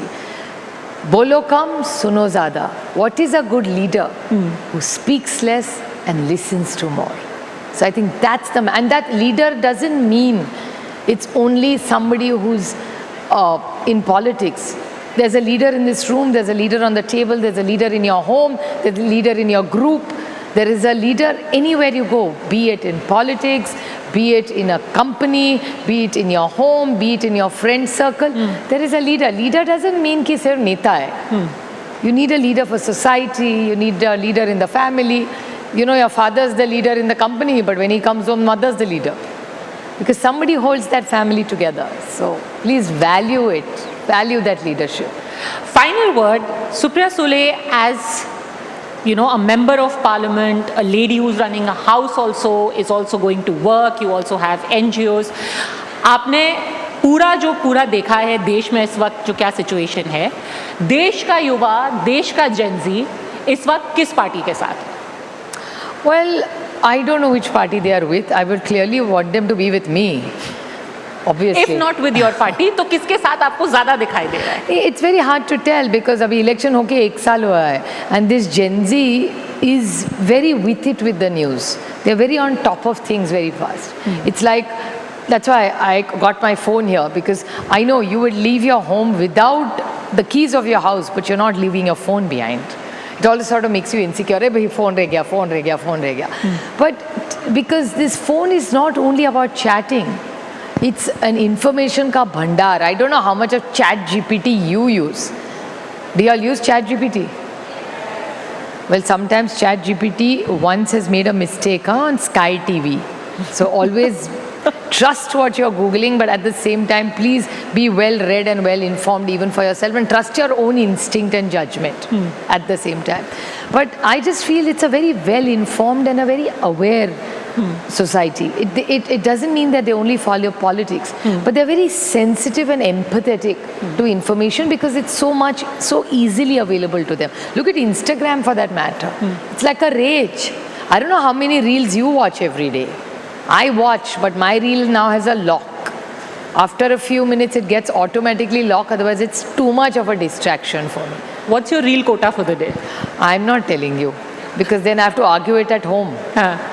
You don't watch any reels anymore? Of course, I watch reels every day. So how much is your lock? I am telling you because my children will challenge me when I get home. I will tell you off record. What kind not of on reels record. do you watch? Do you watch like dog reels, funny reels? No, whatever. Motivational reels? No. Some motivational. Political reels? I like to watch all kinds of reels. I wanted to say who went to see Aryan Khan's function at Jio. I wanted to know what Alia Bhatt was wearing, how beautiful she was looking. I followed that. Then I followed Shabana Azmi's birthday also. Yeah. So I say, kaun gaya, kaun nahi tha. Then I follow things what happened. There are little kids who give sort of funny things on television which make you laugh. I follow everything. Yeah, I'm interested in everything. I'm interested in fashion, I'm interested in the farmer, I'm interested in what new things women are doing. I'm interested in everything in the world. Okay, final question I have to ask you. Politician में सबसे ज़्यादा किसके reels आप देखते हो? In politicians, किसके ज़्यादा सबसे देखती हूँ मैं? It's a very good question actually. Hard to tell. I follow all the politicians. अच्छा reel game किसका है? Very hard to tell. Everybody is quite smart. I just saw Shivraj Singh Ji's the other day. This Gen Z will not like it, but it's a little heavy it is, because I saw him going in the bar and checking out all that, which the Gen Z will not find cool. So, but that is my work related. So you like Shivraj Singh Chauhan when he went I to just Punjab? watching when he went to Punjab. I saw that. That was, and I love Rahul Ji's Padayatra reels. I really feel that the guy is really trying to do something, and his that new anger look. I find it very cool because for me it comes very honestly, because I'll say that very bravely, that you may like Rahul Gandhi, you may not like Rahul Gandhi, that doesn't matter, but nobody can challenge the integrity of that man. That's what I like about him. कि कुछ भी हो आदमी ईमानदार है, and his whole body language when he talks is wow. So that's quite cool. Okay. I find it very cool. So on the hustings, Gen Z is going to decide who they really like, but real game, Rahul Gandhi has got down pat, according to Supriya Sule. Absolutely. It's not only in the reels, the way he's impacting. Reel is not just about making a statement, it impacts you. It's like, wow. You know, so when I saw Alia Bhatt in that white dress, it was like, wow. And when I saw Rahul Gandhi talking about vote chori, I'm like, wow. So there's a difference in that 2 hours. Well, Alia Bhatt wouldn't know that she has something in common with Rahul Gandhi. Both of them make Supriya Sule go wow. Thank you very much, Thank Ms. you. Sule, for having joined us. Pleasure. Thank you. Thank you very much, ma'am. The time to inspire us today and time to move on. Beauty की बात करते हैं. Beauty आज सिर्फ glamour नहीं, एक business है, एक इन्फ्लुएंस है, एक पर्सनल ब्रांड है और हमारे अगले गेस्ट उसका परफेक्ट एग्जाम्पल है. Manushi Chhillar, please give it up for Manushi. और मेरे दोस्त शुभांकर मानुषी से बात करने वाले हैं. Shubhankar, please take the stage. All right, I think she is busy. She's going to take some time. But I want to hear it from the audience. How excited are you to see Manushi in action? Who wants to ask a few things from her? Raise your hand. All right.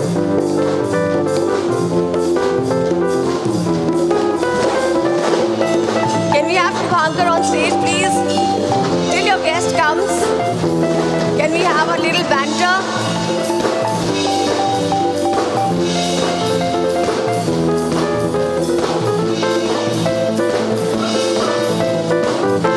Hello, Shubhankar. This is for you. कैसे हो? बहुत अच्छे लग रहे हो. तो मानुषी के इंतजार करने से पहले हम ये समझ लेते हैं कि आज आपके मन में क्या फील हो रहा है मानुषी को लेकर? लड्डू फूट रहे? सुंदर लड़कियों को देख के सबके मन में लड्डू फूटते हैं. मिस वर्ल्ड का इंटरव्यू करने वाले हो, आपको और क्या चाहिए? दोबारा बताइए क्या? मैं कह रहा हूँ अगर आप मिस वर्ल्ड का इंटरव्यू करने वाले हो, हाँ. आपके मन में लड्डू फूटने चाहिए. बिल्कुल. अच्छा ये सोचिए कि एक मिस वर्ल्ड क्लिनिक में आती है डॉक्टर की तरह, स्टेथोस्कोप पहने हुए, तो पेशेंट्स का क्या हाल होता होगा? देखिए यहाँ बहुत सारे लोग ऐसे होंगे जो इमेजिन करेंगे कि बीमार पड़ गए वो. सोचिए वहाँ पर कोई दिल का मरीज हो तो वो हील तो नहीं करेगा, पर शायद और बीमार होकर लौटेगा. दिल के मरीजों का दिल अच्छा हो जाएगा. जानते हैं आप लोग, मानुषी एक ट्रेन्ड डॉक्टर भी है. Very good, wow. मुझे अपने ऑडियंसेस से उम्मीद नहीं थी, लेकिन एक ऐसी लड़की जिसने एक ट्रेन्ड डॉक्टर बनने के साथ साथ फिल्मों में भी एंटर किया और उसके बाद क्रिटिक्स की भी खूब बातें सुनी. क्या लगता है उसका जज्बा कैसा होगा? यार एक बड़ा अच्छा शेर था कि हर चेहरे में होते हैं कई चेहरे, जिसको देखो बार बार देखो. मैं इसके आगे बहुत कुछ कहना चाहता हूँ, लेकिन मेरे सेशन की बहुत सारी बातें रिवील हो जाएंगी.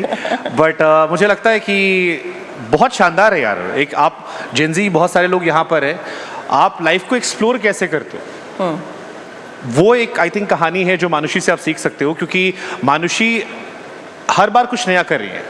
अभी भी जब बैक स्टेज में उनसे मिला तो वो बता रही थी कुछ और नया करने वाली है.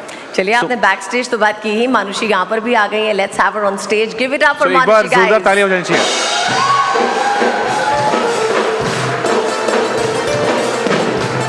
सारे लड़के खुश हो गए.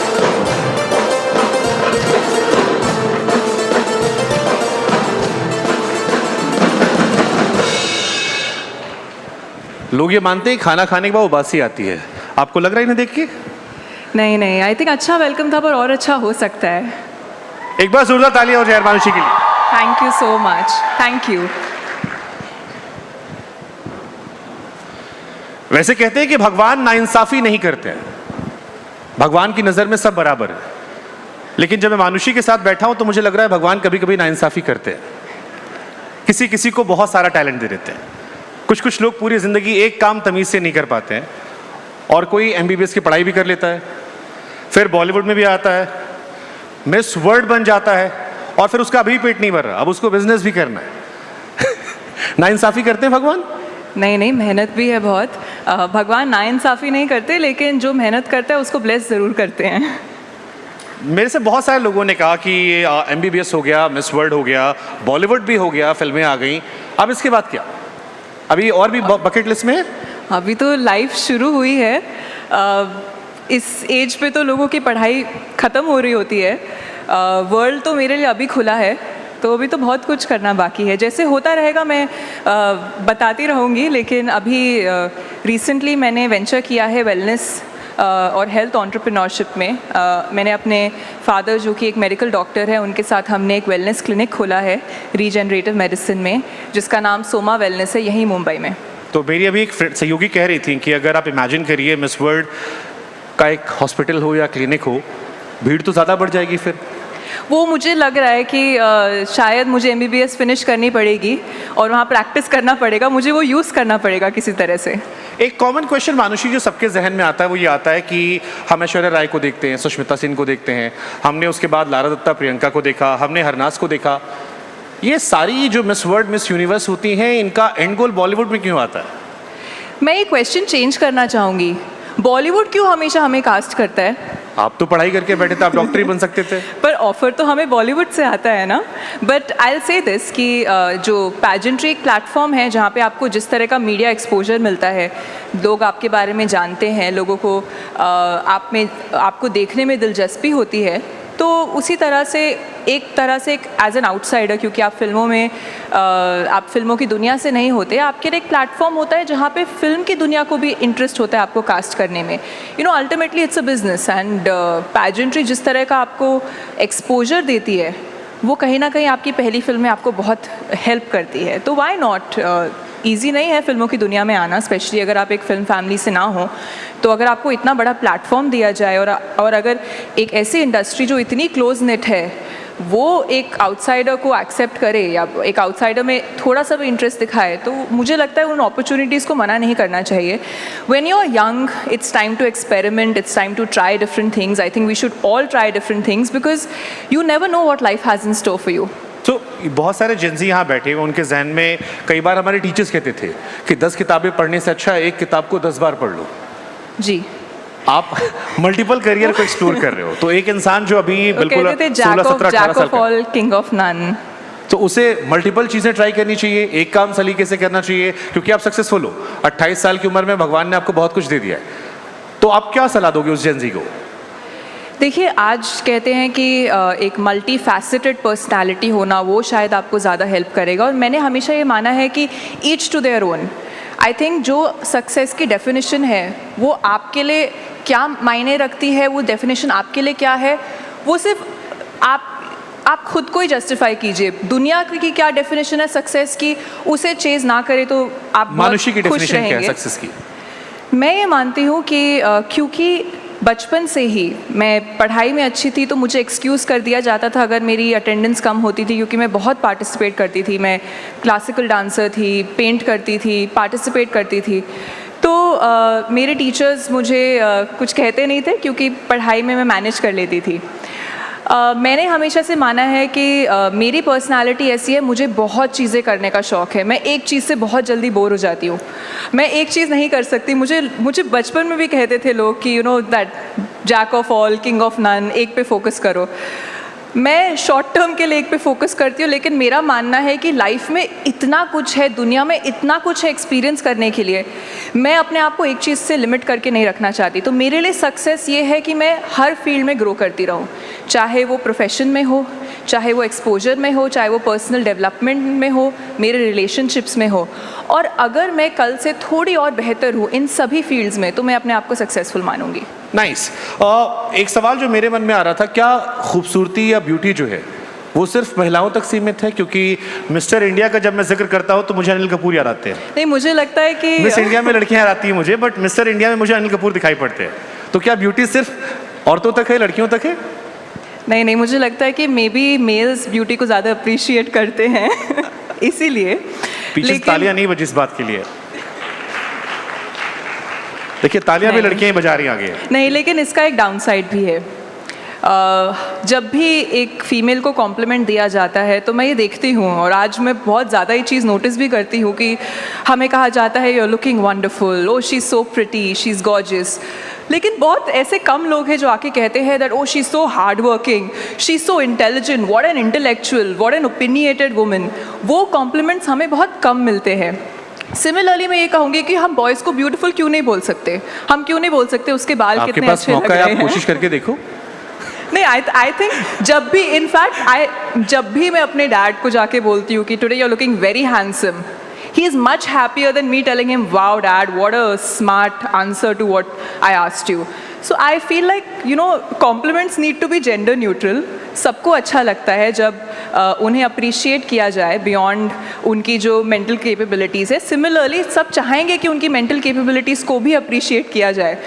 तो I guess there I will talk about equality, कि जब कॉम्प्लीमेंट्स दिए जाएं तो लड़कियों की इंटेलिजेंस, उनका हार्डवर्क, उनका डेडिकेशन, फोकस, उनकी जो सेरिब्रल कैपेबिलिटीज़ हैं उनको कॉम्प्लीमेंट दिया जाए। सिमिलरली व्हेनेवर मेन, जो उनमें कहते हैं एक तरह से श्रृंगार का भाव है, उसको भी अप्रिशिएट किया जाए।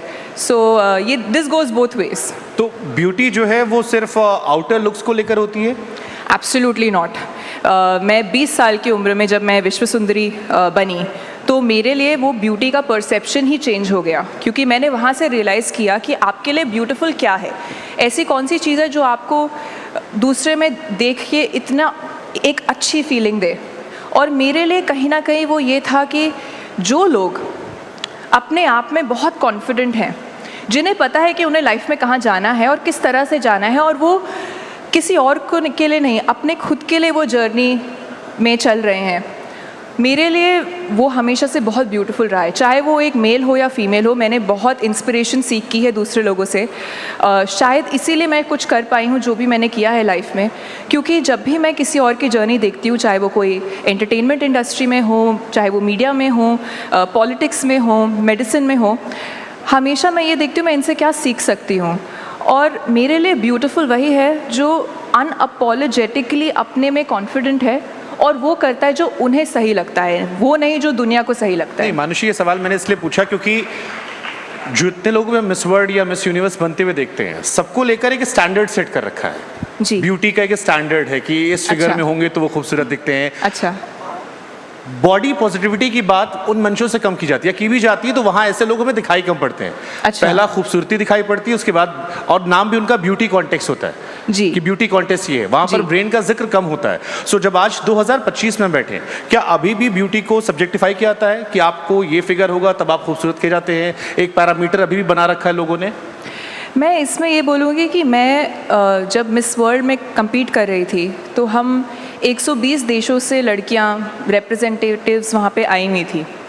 अब ऐसा पॉसिबल ही नहीं है कि 120 लड़कियां एक जैसी दिखें, और ऐसा नहीं है कि हर साल इंडिया ही जीतता है या फिर हर साल वेनेजुएला ही जीतता है, अलग अलग देशों की लड़कियां जीतती हैं।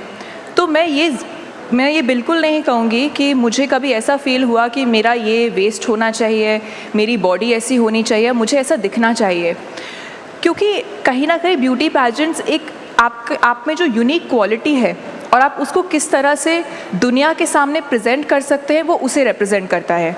और मेरा ये मानना है कि अगर आप बाकियों की तरह बनने की कोशिश करेंगे तो आप में वो जो यूनिक क्वालिटी है वो तो रहेगी ही नहीं। तो सबसे इम्पोर्टेंट क्या होता है जब ब्यूटी कॉन्टेस्ट में जाते हो? Confidence is the most important quality that you have to have when you go there. Okay, कोई पैरामीटर्स होते हैं कि ये क्राइटेरिया क्लिक करना है तब आप एंट्री कर सकते हो? देखिए, जब लोग एक पैजेंट को देखते हैं तो वो एक वन नाइट देखते हैं जहाँ पे लड़कियाँ स्टेज पर आती हैं, वो शॉर्टलिस्ट होती हैं, क्वेश्चन पूछा जाता है और लड़की को क्राउन पहनाया जाता है। लेकिन बाकी के दिन जो होता है वो मीडिया कवर नहीं करती, तो जाहिर सी बात है कि लोग इतना देखते नहीं हैं। जब मैं आपको Miss India to Miss World की जर्नी के बारे में बताती हूँ शॉर्ट में। जब मैं मिस इंडिया जब मैंने टाइटल जीता तो मेरे पास 2-2.5 महीने थे प्रिपेयर करने के लिए मिस वर्ल्ड के लिए। तो उस वक्त कॉलेज सब कुछ साइड पे रख के मैं मुंबई में प्रिपेयर कर रही थी। तो अलग अलग सब कॉन्टेस्ट होते हैं। तो मिस वर्ल्ड हर पैजेंट अलग है, मिस यूनिवर्स के क्राइटेरिया अलग है, मिस वर्ल्ड के अलग हैं। तो मिस वर्ल्ड में हमारे 5 फास्ट ट्रैक इवेंट्स थे। स्पोर्ट्स मेरे पेरेंट्स ने मुझे पहले ही बोल दिया था कि तुम ज़्यादा मत करना क्योंकि वहाँ पे all these Latin American girls वो आती है, they are very very strong and very good. उन्होंने कहा तुम टैलेंट पे फोकस करना और अपनी एनर्जी कंजर्व करके रखना। तो मैं पूरी स्ट्रैटेजी के साथ गई थी वहाँ पर। मल्टीमीडिया होता है, मल्टीमीडिया बिकॉज हमारे इंडियंस इतने सपोर्टिव हैं, इंडियन फैंस पैजेंट कम्युनिटीज़ इतनी बड़ी है, तो हमें एज मिस इंडियाज़ बहुत सपोर्ट मिलता है। फिर एक होता है ब्यूटी विद अ पर्पस। उसमें क्योंकि मिस वर्ल्ड अल्टीमेटली जो आप, it's like a job application. Ultimately जब आप मिस वर्ल्ड जीतते हैं तो 1 साल के लिए आप उनकी एक चैरिटी है ब्यूटी विद अ पर्पस, उसके लिए काम करते हैं, उसको रिप्रेजेंट करते हैं। तो वो सबसे इम्पॉर्टेंट फास्ट ट्रैक है। और वो मैंने मिस वर्ल्ड जब मैं कम्पीट करी थी तो मैंने वो टाइटल जीता भी था। तो हमें एक सोशल प्रोजेक्ट बनाना होता है, उन्हें प्रेजेंट करना होता है, और वो कुछ भी हो सकता है, चाहे आप एक किसी भी स्केल पे, उसके scale doesn't matter. What matters is कि आप किस तरह से उस प्रॉब्लम को सॉल्व करते हैं। तो एक तरह से आपको बहुत अलग अलग एस्पेक्ट्स में जज किया जाता है। जब आप स्पोर्ट्स में कम्पीट कर रहे हैं तो वो ये नहीं देखना चाहते कौन सबसे स्ट्रॉन्ग है, कौन सबसे फास्ट है, बट ग्रुप में आप किस तरह से एज अ ग्रुप लीडर आप कैसे एक स्पोर्ट में खेलते हैं, कैसे कम्पीट करते हैं, आपकी कंपेटिटिव स्पिरिट को जज किया जाता है। जब ऑडियंस हमें लास्ट नाइट पर देखती है, उससे पहले 1 महीना मिस वर्ल्ड टीम हमें ऑलरेडी जज कर चुकी होती है, जहाँ पे हमारे पर्सनल इंटरव्यूज़ होते हैं, हमें स्पॉन्सर्स के साथ हम काम करते हैं, मीडिया इंटरेक्शंस करते हैं उस लोकल कंट्री में, तो ऑलरेडी आपको जज किया जाता है। और ये मेरे लिए एक बहुत बड़ा सरप्राइज़ था जब मैं जिस रात को मैं मिस वर्ल्ड जीत गई, अगले दिन सुबह मैं नीचे जब ब्रेकफास्ट के लिए गई तो वहाँ जो हम जिस होटल में रह रहे थे चाइना में, वहाँ के मैनेजर मेरे पास आए और मुझे कॉन्ग्रेचुलेट करने, और उन्होंने मुझे कहा, उन्होंने कहा पता है जितना भी होटल का स्टाफ है, चाहे वो हाउस कीपिंग हो, सबसे एंड ऑफ द डे पूछा जाता था कि किसने किस तरह से आपके साथ बिहेव किया, और लास्ट में हम सबसे पूछा गया था कि कौन हमारे लिए विनर है। नहीं सर, हम सब ने आपको वोट दिया था।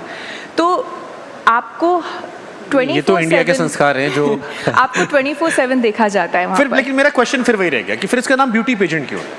आप इसमें दिमाग का इस्तेमाल कर रहे हो, आप उसमें सोशल सर्विस देख रहे हो, आप इसमें ब्रेन यूज कर रहे हो, स्पोर्ट्स में जा रहे हो, लेकिन अल्टीमेटली आप फिर वहीं पहुंच जा रहे हो कि शारीरिक सुंदरता जो है वो इंपॉर्टेंस आ रही है। सर ये तो beauty is in the eyes of the beholder. Beauty शब्द को आप शारीरिक सुंदरता की तरह देख रहे हैं, मैं तो ये कह ही नहीं रही कि ये बाहरी सुंदरता के बारे में है। मैं सिर्फ समझना चाह रहा हूँ क्योंकि आपने पार्टिसिपेट किया, हम आपसे बेहतर समझ सकते हैं। हाँ जी।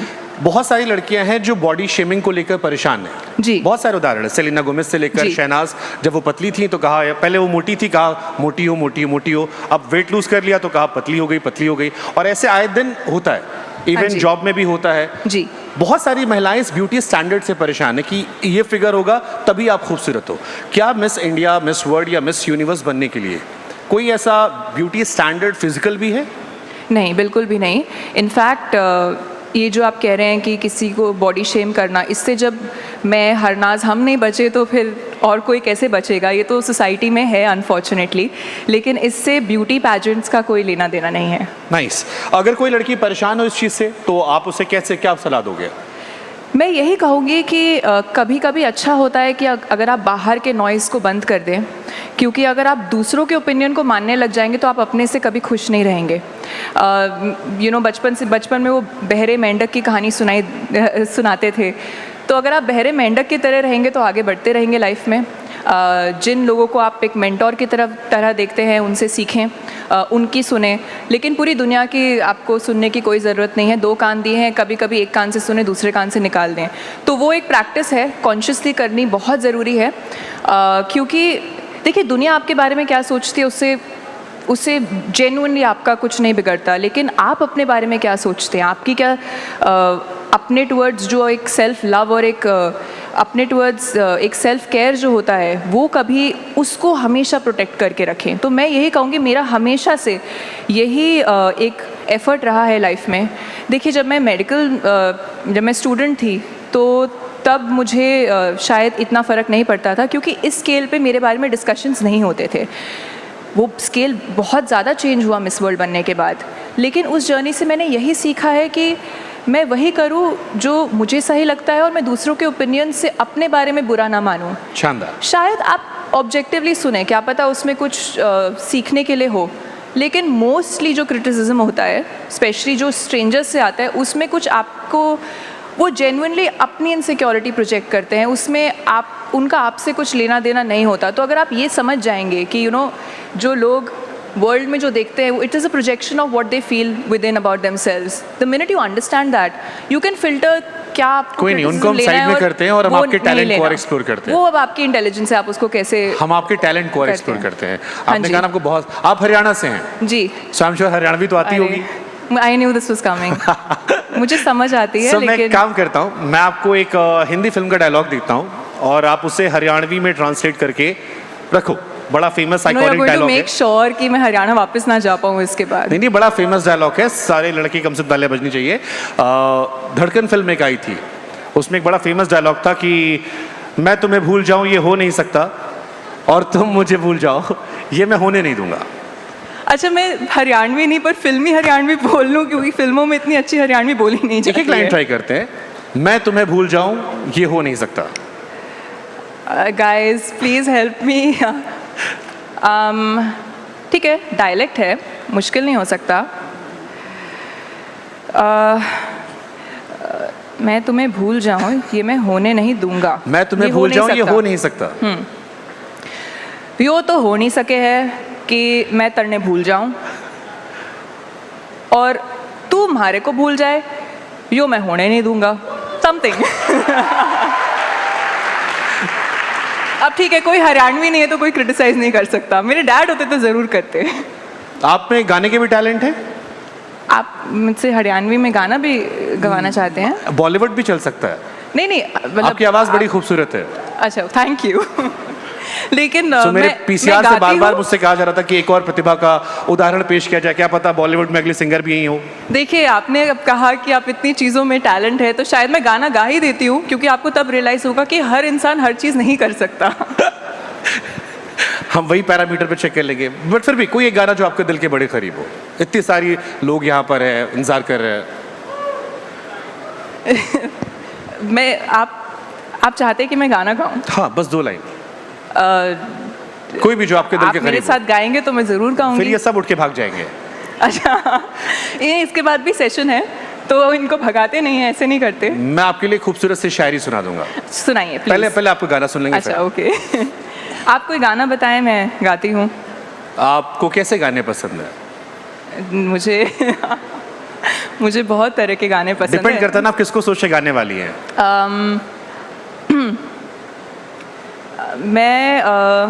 मेरी एक फिल्म आई थी मालिक, मैं उसका गाना गाती हूँ क्योंकि मुझे उसके लिरिक्स याद हैं।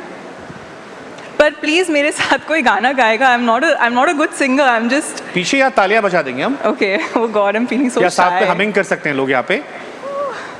It feels like an audition. Okay. Guys, please don't record this.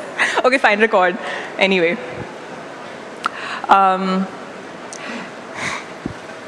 है नामुमकिन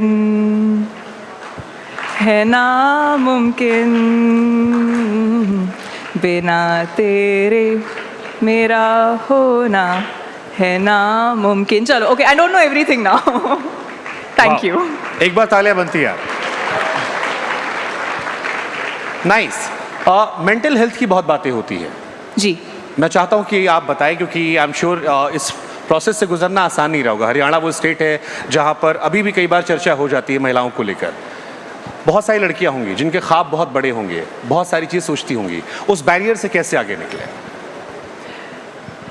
देखिए, मेरी जो जर्नी रही है एक तरह से डिफरेंट रही है, क्योंकि मेरा एक्सपोजर ज़्यादा रहा है। मेरे फादर DRDO में डॉक्टर थे, तो हम पहले बैंगलोर में थे, फिर दिल्ली में थे। तो उस एक्सपोजर के थ्रू जब भी मैं बाकी के डिफेंस किड से मिलती थी, तो कहीं ना कहीं हमारी एक बचपन से ट्रेनिंग होती है कि हम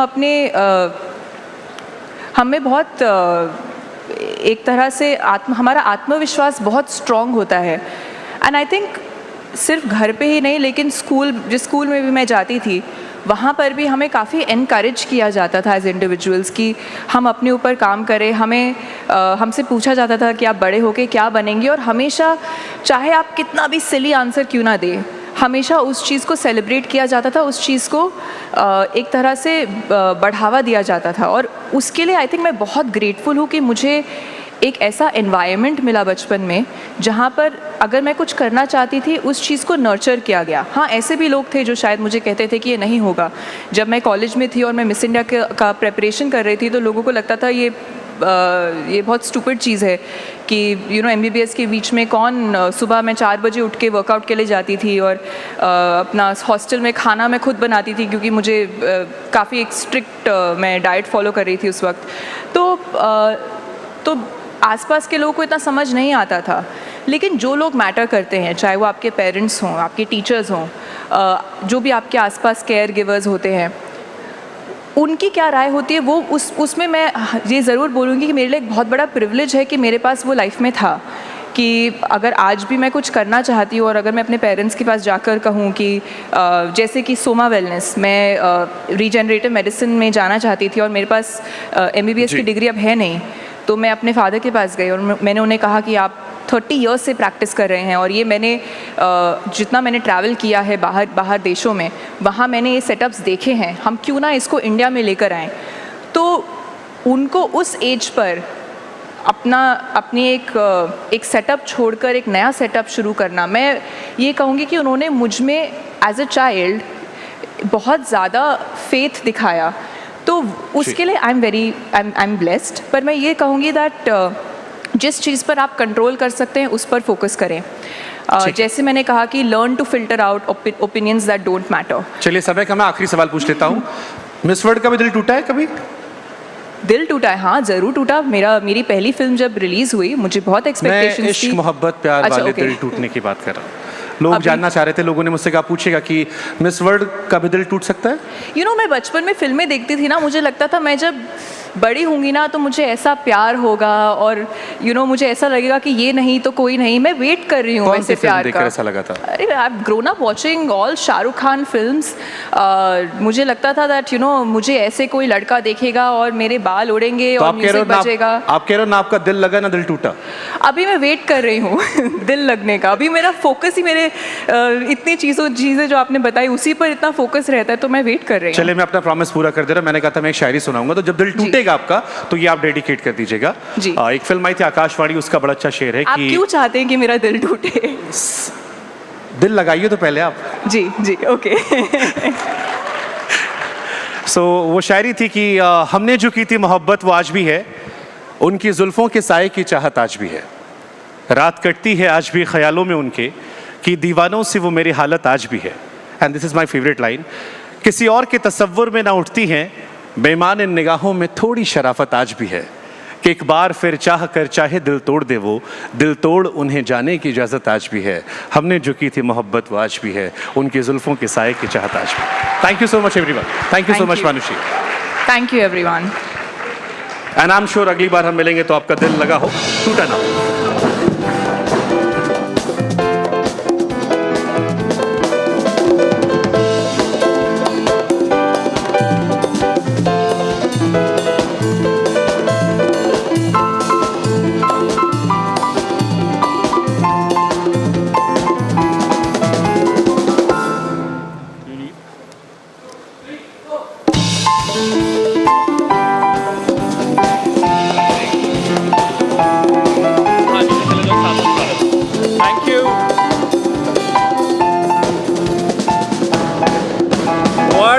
लवली सेशन बाय शुभांकर। एक शेर हम भी पढ़ देते हैं कि मनुष्य के कानों में अच्छी लग रही थी बालियां, शुभांकर के लिए जोरदार तालियां।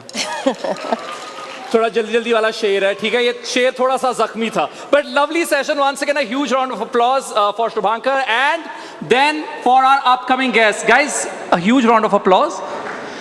मनुष्य जा रही है उधर से गाइस, अब इधर नजरें आप वापस ले आए और we move on to our next session. Aditi, चलिए, वैसे तो उनकी कहानियाँ रही हैं 10 सालों से, और आशिकी 2 की अगर बात करें तो उनकी दर्द भरी लव स्टोरी हो या एक विलन का इंटेंस रोमांस या मलंग का वो wild unpredictable passion, Suri is one of those rare producer directors. Yes, he's one of those rare filmmakers जिन्होंने बॉलीवुड में रोमांस को एक नया अंदाज दिया है और कहानियां जो हैं बड़े पर्दे पर तो देखी जाती हैं, अब जेंजी के जरिए सर आपने रील्स पर भी जो खुमार है, जो पैशन है, वो ट्रांसफर जरूर कर दिया है। जी, तो मोहित सूरी जी आप आ जाइए हमारे साथ स्टेज पे। जोरदार तालियों के बीच स्वागत मोहित सूरी का। एंड आगे मिले। Talking to him is, of course, our in-house star, Shubhankar. There you go, guys.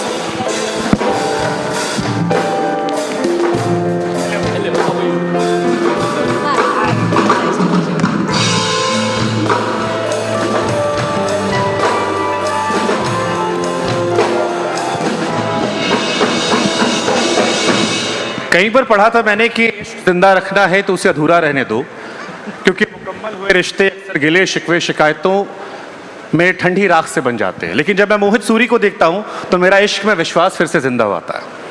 1995 में एक फिल्म आई थी, दिल वाले दुल्हनिया ले जाएंगे। फिल्म सुपरहिट रही। आज 30 साल बाद उसी वाईआरएफ से एक और फिल्म आती है, सैयारा, जिसे वाईआरएफ की दिल वाले दुल्हनिया ले जाएंगे पार्ट 2 कहा जाता है। और उसके डायरेक्टर मेरे साथ है मोहित सूरी, मेरे फेवरेट डायरेक्टर। एक बार जोरदार तालियां हो जाए यार। Thank you so much. ये ऐसी बहुत बहुत बड़ी बात है मेरे लिए, क्योंकि मैं खुद 8th या 9th स्टैंडर्ड में था जब मैंने दिल वाले दुल्हनिया लेके देखी थी, और मेरा कोई कनेक्शन आदि सर के साथ कभी था नहीं। और मुझे याद है जब वो फिल्म आई थी, लोग अक्सर एक्टर्स के बारे में बहुत बात करते हैं, म्यूज़िक के बारे में बात करते हैं, पर मुझे इंटरेस्ट वो शख्स के पे था जो जिसने ये फिल्म बनाई थी, जो कुछ 22-23 साल का था, आई थिंक 24 समथिंग।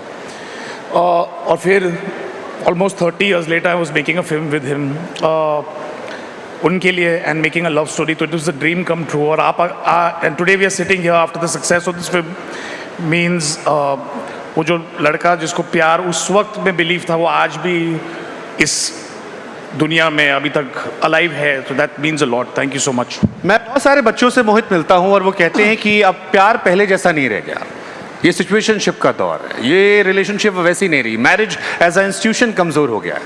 लेकिन मोहित सूरी की ज़िंदगी से लेकर मोहित सूरी की फिल्मों तक में मुझे मोहब्बत फिर से यकीन दिलाती है। ये क्या भरोसा आपका कि ओल्ड स्कूल लव स्टोरीज पर अभी भी स्टिक हो आप इस दौर में जब लोग सिचुएशनशिप या कई तरह की शिप्स की बात कर रहे हैं? ऑनेस्टली ट्रूथ ये है कि लोग अक्सर ये कहते हैं एक दूसरे को कि हम हमारे पेरेंट्स भी हमें कहते थे कि हमारे टाइम का प्यार होता था, तुम लोग को प्यार करना आता ही नहीं। एंड शायद हम भी इस जनरेशन को ऐसा देखते हैं कि शायद उनका नज़रिया शायद कनेक्ट टेक्नोलॉजी के थ्रू हो रहा है, टिंडर सोशल मीडिया साइट्स के थ्रू हो रहा है। बट मुझे लगता है दिल जब टूटता है, जब धड़कता है, तो उधर ही दर्द होता है। You feel good there only. I think वो फीलिंग सेम रहती है, शायद उसके बोलने का नज़रिया चेंज हो गया।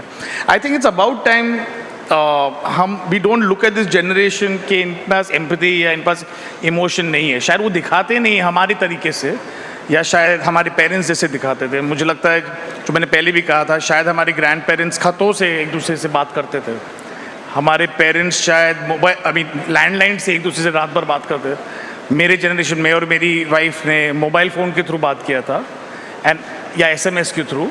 And I think this generation talks through social media. I think आपके लिए तो आपकी बहन ने बात किया था। बट बात तो वही करते हैं। आई थिंक दे से द सेम थिंग्स। जहर जब आई थी तब आप जेंजी से थोड़ा सा आगे बढ़े होंगे उस उम्र से। अभी सैयारा आई है, जेंजी के लिए पिक्चर है, तो आपकी लाइफ में हम करके दिखाते मूवमेंट कौन सा रहा? एक मूवमेंट जो अगर आपको बता रहा हो, from Zeher to Saiyaara. I have to, this, I'm not trying to try to seem like a romantic, but I have to say that the moment I think I met my wife, I think, we अक्सर don't give credit to that one person who stood by you for 20 years. I think वो जो moment था जब मैंने उसको एक hoarding पे देखा था और मैं एक असिस्टेंट डायरेक्टर था, और मैंने ऐसे ही अपनी दोस्त को कहता था कि मैं इससे शादी करने वाला हूँ। एंड अभी 25 साल हो गए, I am still here with over here, and I still love her the same. It changes it's form, but और फिर आपकी बहन ने जाके उत्ता से कह दिया था कि ये तुम्हारा डायरेक्टर तुमसे शादी करना चाहता है। फिर मुझे लगता है 2-3 गाने तो उन पे इंस्पायर्ड तो है ही जो बनाए पिक्चरों में। कौन कौन से गाने? वो एक्चुअली पूरा बता नहीं सकता, कुछ हार्ट ब्रेक के भी गाने थे। एक हमदर्द तो आई नो, या एंड बंजारे को घर, तुम ही हो, सुन रहा है ना तू, रो रहा हूँ मैं। एंड इट्स स्वीट, क्योंकि जब भी मैं ये सारे गाने देखता हूँ, इट्स एक्चुअली कभी कभी जब बारिश शुरू होती है और मैं ट्रैफिक में अटका हूँ और मैं अपने पुराने गाने सुन रहा हूँ, it's almost like a flashback sequence. मैं हर एक गाने से एक मोमेंट जोड़ता हूँ कि मैं उस वक्त क्या फील कर रहा था, बट फैक्ट है चेहरा हमेशा उदिता का ही था। तो यहाँ बहुत सारे बच्चे बैठे हुए हैं, उनको अगर बताना हो, आपने बहुत सारी फिल्मों में मोहब्बत को दिखाया, रुलाया, सैयारा ने तो अभी बहुत जहर बोया था, हर तरफ सोशल मीडिया पे वीडियोस वायरल थे, लोग रो रहे थे। यहाँ कितने लोग रोए थे सैयारा देखकर? देखिए यहाँ भी फर्स्ट रो में लड़कियां हाथ उठा रही हैं। मोहित सूरी के लिए मोहब्बत के मायने क्या है? आप कह रहे हो 20 साल से उदिता से मोहब्बत है आपको, क्या होती है मोहब्बत? नो आई थिंक देखिए मुझे हर चीज़ आई डोंट थिंक मोहब्बत for me is very important. शायद बिकॉज मेरे पास I came from a single parent, तो मुझे हमेशा I think I was always in love and I always had a serious relationship. मुझे कभी वो शायद वो कमिटमेंट फोबिक का इशू नहीं था कि, और कभी कोई दोस्त आके मुझे इसको बोलना नहीं पड़ा कि हाय ला तुझे प्यार हो गया। मुझे हमेशा पता था जब मुझे प्यार था किसी से तो वो कभी न्यू एज लव मैरिज तो हुआ नहीं। But I think love was connected to how you wanted to live. It was what Bollywood was for me. क्योंकि हम जाके फिल्में देखते थे. It was what music was for me. I love love songs the most. Rock songs जिसमें love था. So I think love played an important role in my life. But I think it changes form. अब हर साल you realize it changes in a different way. And now the important woman in my life is also my daughter. So I think it always changes its structure how you love it. तो मान लो किसी का breakup हो जाए, I am sure यहाँ लड़कियां जो हाथ उठा रही थी वो शायद ब्रेकअप फील हुआ होगा उन्हें, इसीलिए हाथ उठा रही थी। तो अगर किसी का ब्रेकअप हो जाए तो वो सैयारा की वाणी की तरह अपनी डायरी फाड़ दे, चुपचाप बैठ के रोने लगे, आवारापन के इमरान हाशमी की तरह गलतियों को ठीक करना शुरू करे, या मलंग के आदित्य रॉय कपूर की तरह कहे बैक पैक करना है and let's go and explore life now? देखिए इससे क्लियरली ये पता लगता है कि मेरे पास अभी तक आंसर है नहीं। मुझे भी अभी तक पता नहीं कि कैसे ब्रेकअप से हैंडल किया जाता है, इसलिए मैं फिल्में बनाते रहता हूँ और एक हैप्पी एंडिंग देते रहता हूँ। वो एंड तक पहुँचा नहीं हूँ मैं खुद। बट एक इंसान के लिए प्यार करना ज़रूरी है रिश्ते में, या सेल्फ लव होना ज़्यादा ज़रूरी? क्योंकि कई बार लोगों की शिकायतें होती है कि वो प्यार में खुद को खो देते हैं, अपनी पर्सनैलिटी खो देते हैं। So what is more important in love, self love और loving your partner? No, I think you have to have enough of love inside yourself to give it to somebody else. You cannot not love yourself at all. But you have to understand कि dependence, love or relationships that you should acknowledge. हम लोग डरते हैं शायद प्यार करने से, उससे भी डरना नहीं चाहिए। एक्चुअली अब डरते हैं कि हम इतना we normally confuse need with love. I think love is when you are brimming and you are happy and you want to consciously be with somebody.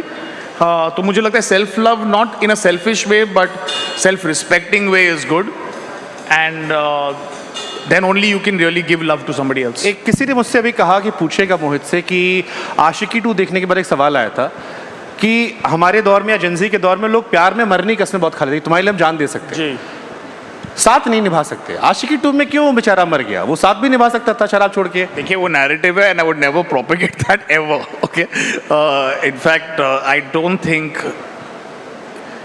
taking your life is a solution to anything. It is dramatized only in movies and it's not a solution to anything, first and foremost. But yes, अगर वो प्यार ये है ही नहीं कि आप सब कुछ उनको देने को तैयार नहीं हो। It was a way to show and express in a cinematic way कि आप वो कितना दे सकता है अपने लिए, चाहे उसके।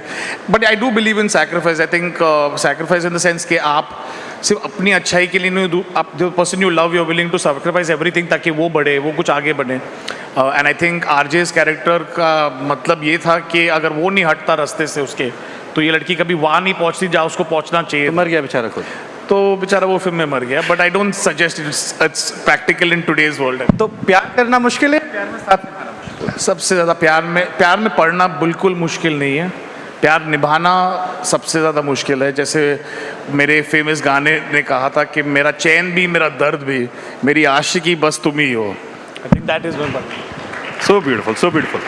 अभी बीती रात मोहित में आर्यन खान की एक सीरीज़ आई है बैट्स ऑफ बॉलीवुड, वो देख रहा था। तो उसमें जब इमरान हाशमी यहाँ पे कज़न आते हैं तो मुझे पता लगा कि वो इंटीमेसी सिखा रहे थे एक्टर्स को, और बड़ा अच्छा फेमस डायलॉग आया कि सारा बॉलीवुड एक तरफ, इमरान हाशमी एक तरफ। अब इमरान क्योंकि आपके बचपन के बड़ी रहे हैं, आपके भाई रहे हैं, इमरान हाशमी मोहित सूरी साथ में कब आ रहे हैं? ये बहुत सारे लोगों का क्वेश्चन है और बहुत सारे लोग आपको साथ देखना चाहते हैं। देखिए मैं एक्चुअली इमरान नासिर मेरा पहले फिल्म का हीरो, मेरा बड़ा भाई भी है। He is someone who I discovered my art through. मैं 22 साल की उम्र में उनके साथ सेट पे था और ये कह सकते हैं हम लोग ने शायद साथ में अपना सिनेमा का जर्नी शुरू किया था, from an assistant to a director. वो एक्टर बन गया, मैं डायरेक्टर बन गया। तो वो जब भी कहे, और एक्चुअली इसमें क्या प्रेशर भी ज़्यादा आ जाता है कि मैं कोई भी कहानी ऐसे लेके नहीं जा सकता उन पर। वो रिस्पॉन्सिबिलिटी ये भी रहती है, I have to live up to what he is been in my the relationship in my life. So when I have a script और I have a story that I think lives up to Emraan Hashmi, मैं पहले उनके घर के बाहर खड़ा हूँगा। मैंने आज आपकी बहुत सारी फिल्मों को लेकर जेनजी को रिलेट करते हुए कुछ क्वेश्चंस बनाए जी। थोड़ी क्रिएटिविटी सोची है तो आपकी फिल्में ही हैं। जैसे एक विलन में आपका हीरो बदला लेता है जी। बहुत सारे जेनजी यहाँ बैठे हैं, क्या प्यार में बदला लेना चाहिए? एक्चुअली वो बदला नहीं लेता है, उसको वो लड़की सिखा के जाती कि बदले से, नफरत से सिर्फ नफरत फैला जाएगा। प्यार तुम्हें चाहिए कि कोई तुम्हें बचा के है, which is actually to be honest you know villain में वो सीरियल किलर का एंगल है, बदला है वो सब, बट एक्चुअली ये थॉट मैंने कहीं ना कहीं चुराया था गांधी जी से, क्योंकि उन्होंने ये कहा था कि आप आपके खुद के दर्द को ये नहीं निकाल सकते by causing more harm to other people, but by actually being sharing love with the enemy's child also, and that was something that stayed with me all throughout my childhood, जो एक थॉट मैंने से। तो आई don't think revenge was the answer, love was the answer. Nice. मलंग में freedom दिखाया गया। आपने अभी एक जेनजी एक्टर के साथ एक फिल्म की, सैयारा, दोनों नए नए बच्चे थे जी। ये जो नए बच्चे हैं ये मेंटली कितने फ्री हैं? अरे बहुत लिबरेटिंग होता है सर इनके साथ काम करने में। हमें तो पता नहीं लगा ना, आपने छिपा के रख दिए दोनों एक्टर्स हमें दिए ही नहीं इंटरव्यू करने के लिए आपने। उसके लिए I think you have to hold the producer responsible at the talent management company, but नहीं, मुझे लगता है कि एक न्यू कमर के साथ येस देयर इज रिस्पॉन्सिबिलिटी कि उनका हाथ पकड़ के उनको सिखाना पड़ता है, कराना पड़ता है, बट एटलीस्ट आपको वो फ्रीडम मिलती है, वो लिबरेशन मिलती है कि आपको जो फिल्म बनानी है वो आप बेझिझक बेकहे बना सकते हैं। एंड चाहे वो आदित्य श्रद्धा के साथ हो या इमरान हाशमी के साथ शुरू में हो, या आहान या इनके साथ हो, या कंगना के साथ हो शुरू में, इन सब के साथ मैंने शुरू में काम किया है, and I think I have enjoyed that process so much. तो मुझे याद है जब लास्ट डे शूटिंग कंप्लीट हुआ था, the first thing I told my producer, thank you so much for pushing me to make this film with newcomers and allowing me to make it with newcomers, क्योंकि ये मेरे लिए बहुत एक liberating सा experience था।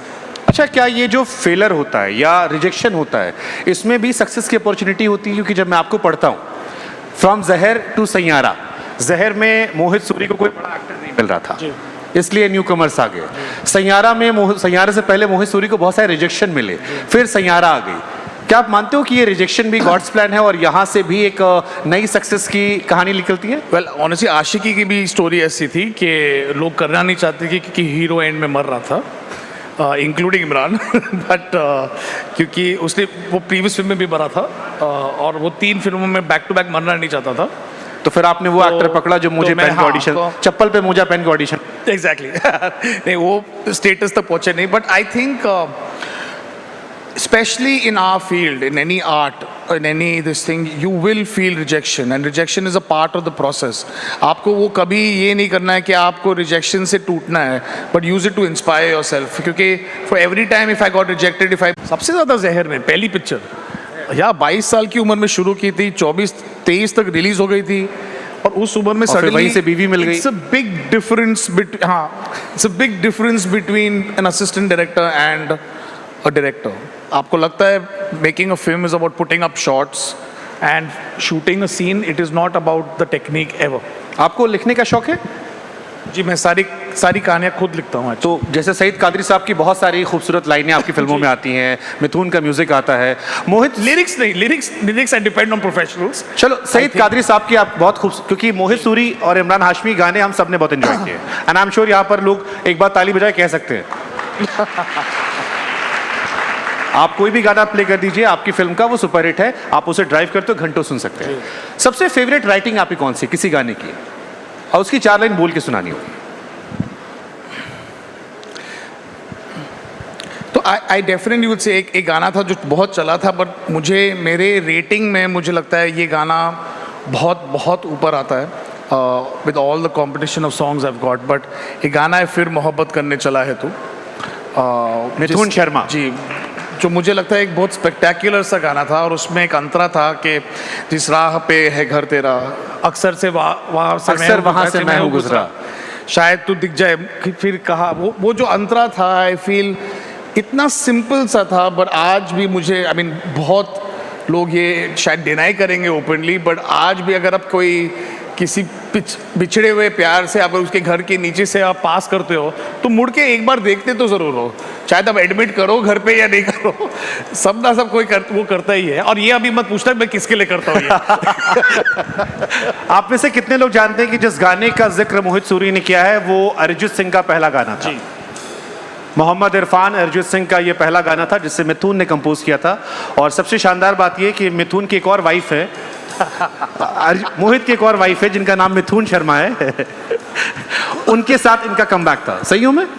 100%। I mean मैं मिथुन को उस उम्र से, मैं अपनी बीवी को नहीं मिला था जब से मैं मिथुन को जानता हूँ एक्चुअली। और आई थिंक मिथुन के प्रॉपर फेशियल हेयर भी नहीं आया था जब मैं उस उम्र से उसके साथ काम कर रहा हूँ। आई थिंक 19 ईयर्स का था वो, 19 साल का था, एंड मैं 21 या 22 साल का था। और एक्चुअली सच ये कि वो म्यूज़िक डायरेक्टर बनना चाहता और मैं डायरेक्टर, और कोई हमको सीरियसली ले नहीं रहा था। उनको लग रहा था ये बच्चे लोग क्यों आगे फिल्म बनाने, आई थिंक।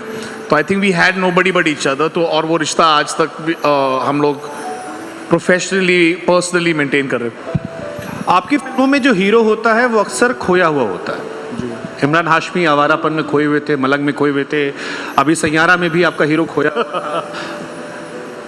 बहुत सारे युवा रिलेट करेंगे कि वो भी लाइफ में उनको क्लैरिटी नहीं होती क्या करना है। तो ये खोने वाला जो है ये आप युवाओं से ढूंढते हो, और इसमें एक युवा जो आपको सुन रहा है उसे कैसे इंस्पायर कर सकते हो कि अपनी लाइफ का पर्पस कैसे ढूंढे वो?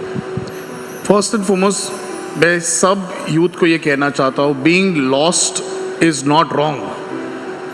That as long as being lost and not doing anything about it is the problem.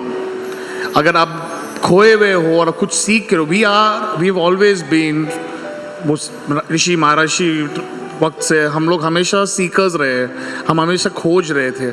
हमारी वो सिविलाइजेशन वैसे है जो यहाँ तक पहुँची है बिकॉज वी बीन सीकिंग, चाहे seeking love, passion, work, career. Being lost at this age, I still feel lost. आज भी मुझे पता नहीं मुझे क्या बनाना है नेक्स्ट, मुझे क्या इमोशन करना है, इसके बाद मैं क्या करने वाला हूँ। And it's okay to feel that way as long as you get up every day and look for an answer. So seeking should not stop, whether it's even God, or whether it's religion, whether it's anything. As long as you're seeking, it's good. When you have the answers, that's when the problem has started. From Aashiqui 2 to हमारी अधूरी कहानी, जिससे मैंने शुरुआत भी की थी, मुकम्मल हुए रिश्तों की चर्चा क्यों नहीं होती है? उन्हीं की चर्चा क्यों होती है जो अधूरे रह जाते हैं? किसी ने कहा था कि पत्नी कितनी भी अच्छी हो, पासवर्ड प्रेसी ही बनती है। तो आई थिंक 10 साल बाद फिर सैयारा आता है, जिस एक रिलेशनशिप कंप्लीट हो जाता है आई थिंक, एंड फिर शायद आप खुद ही देख रहे हो उसका सक्सेस लेवल कितना ज़्यादा है। आई थिंक वो शायद आई थिंक आप खुद भी मैच्योर करते हो आपके रिलेशनशिप में, आपके अंदाजे में। मैं उस वक्त मैंने आशिकी की शूटिंग कंप्लीट करके उसी साल शादी कर ली थी आई थिंक, एंड उसी टाइम ये 3 पिक्चरें बनाई थी, विलन, आशिकी और हमारी अधूरी कहानी। आई थिंक आफ्टर दैट एक रिजॉल्व सा आ गया था। I kind of think I changed as a person also. मेरे बच्चे हुए, और I could see love stories from a different angle. तो I think any art should change with you. आपको अगर आप वही फिल्म या वही आर्ट 20 साल से वही बना रहे, आई don't think you will have the same takers for it. चलो लास्ट क्वेश्चन है, अगर कोई इनमें से युवा आपसे कहे कि मोहित आपकी फिल्म ने मुझे बड़ा इंस्पायर किया, जी, मोहित सूरी अपनी किस एक फिल्म का नाम लेंगे जिसने उस लड़के को इंस्पायर किया हो सकता है, या आपको लगता है कि आपकी इस फिल्म ने काफी इंस्पिरेशन?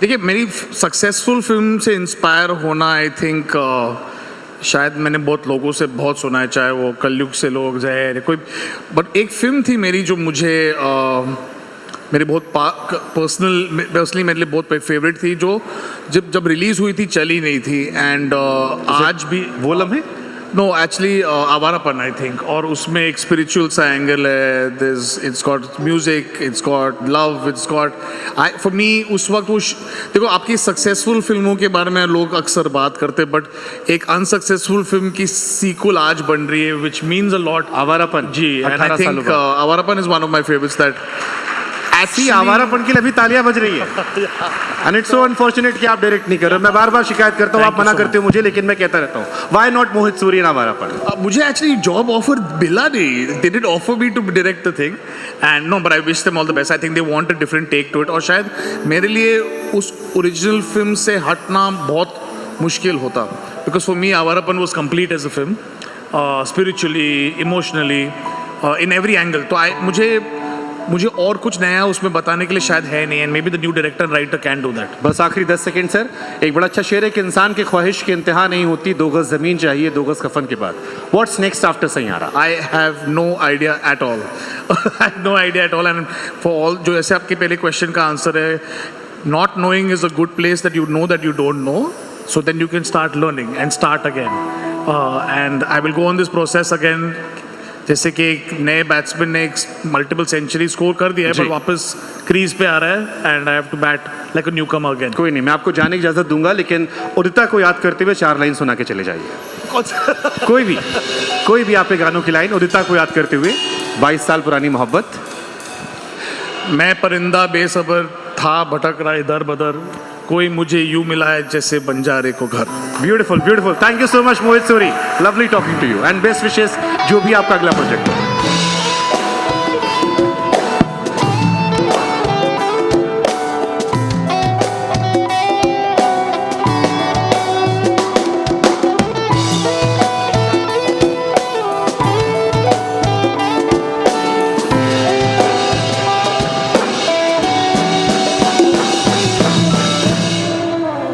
चलिए फिल्मों से अब पॉलिटिक्स की तरफ बढ़ते हैं। किस किस को लगता है पॉलिटिक्स बोरिंग है? किसी ने भी हाथ नहीं उठाया। अरे वाह, आज का युवा तो बदल रहा है। तो क्या पॉलिटिक्स को एक क्रेडिबल करियर बनाया जा सकता है यंग इंडिया के लिए?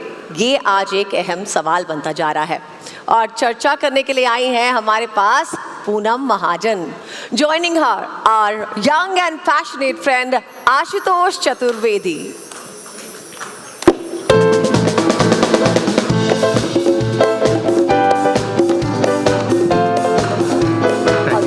Thank you Aditi. तो क्या बोले, इंग्लिश और हिंदी? लेडीज एंड जेंटलमैन, नमस्कार, स्वागत है आप सभी का। आप देख रहे हैं NDTV इंडिया और मैं हूं आपके साथ आशुतोष चतुर्वेदी। पहले तो जोरदार तालियां आप सब खुद के लिए बजा लीजिए। एनर्जी मुझे बहुत पसंद है, पेस बहुत पसंद है, तो पेस कायम रहना चाहिए। और नेताजी बस मंच पर आने ही वाली हैं। जी हाँ, नेताजी नहीं, नेत्री जी कहते हैं। और पूनम महाजन जी हमारे साथ आएंगी, बस थोड़ी देर में आने वाली हैं। लेकिन एक बात तो है यार, मैं कब से इंतजार कर रहा था, मैं लेकर आने वाली हूँ। आई मीन जेंडर चेंज हो रहा है। एक बात तो जरूर कहना चाहूंगा आप लोगों को देखकर, सुबह से आप लोगों के पेस में और एनर्जी में कोई कमी नहीं हुई है। कारण क्या है?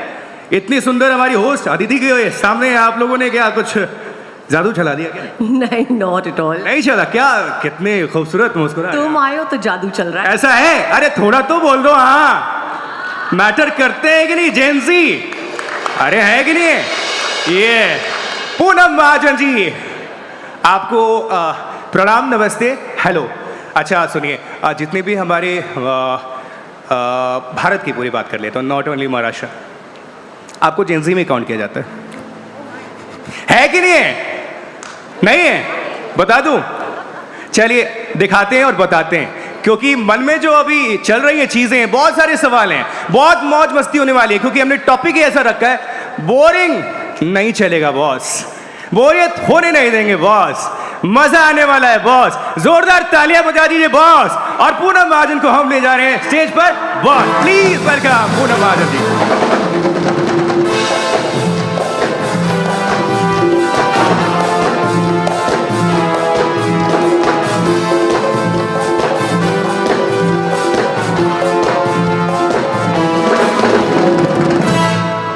वैसे ये सब कुछ लाइंस लिखी नहीं गई थी, ये ऑन द स्पॉट था बॉस। या please can I help it? All set? किस्सा कुर्सी का है। किस्सा कुर्सी का, तो कुर्सी की पेटी बांध लीजिए दोस्तों। धन्यवाद। क्योंकि मैं पायलट थी, सो कुर्सी भी मैं ठीक करा रही हूँ मेरी।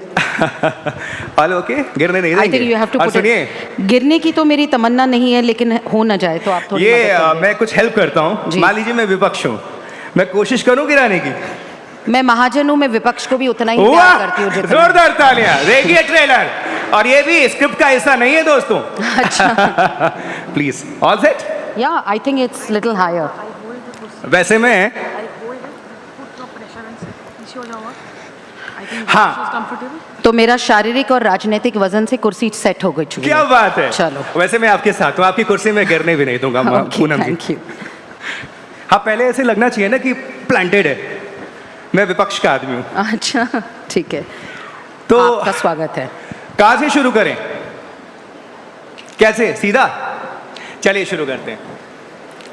पूनम जी, आप मंच पर आई, सबसे पहले आपका तहे दिल से धन्यवाद। ये फॉर्मेलिटी होती है। हम आपको कहना चाहेंगे, आप हमेशा आते रहें, और आपको अक्सर टीवी पर हमेशा से देखा है, सबने देखा है, बहुत अच्छा बोलती हैं, बहुत अच्छा आप राइज किए हैं। 2 बार आप लगातार बैक टू बैक MP चुनकर आती हैं, तो बिना जनता के ये पॉसिबल होता नहीं है। आप BJYM की नेशनल प्रेसिडेंट रहती हैं, ये छोटी बात तो होती नहीं है। कम उम्र में इतने मुकाम तक आप पहुंचना, ये बहुत बड़ी बात, इसके पीछे का राज। और एक बार पहले तालियां बजा दीजिए, ये छोटी उपलब्धि नहीं है किसी की भी लाइफ के लिए। पूनम जी, सबसे पहले क्या कहना चाहेंगे आप? सबसे पहले मैं NDTV युवा, हिंदी या अंग्रेजी? Hindi, English, both you can, whatever you. English में बोलना है, भारत की भाषा। सबसे पहले NDTV युवा में मुझे बुलाया गया, तो मैं एक ऑफिशियल युवा और कूल हूँ, ये तो पता चल गया मुझे, इसलिए NDTV बहुत बहुत धन्यवाद।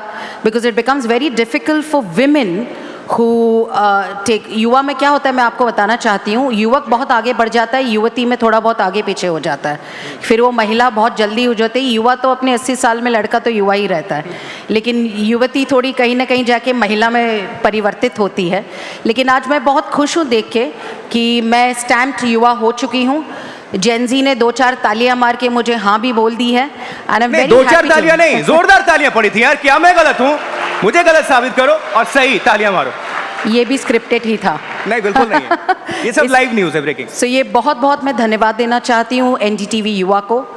मैं इतना ही कहना चाहूँगी कि भारत एक एस्पिरेशनल देश है। डेमोग्राफिकली हम सारे युवा यहाँ पे बैठे हुए हैं।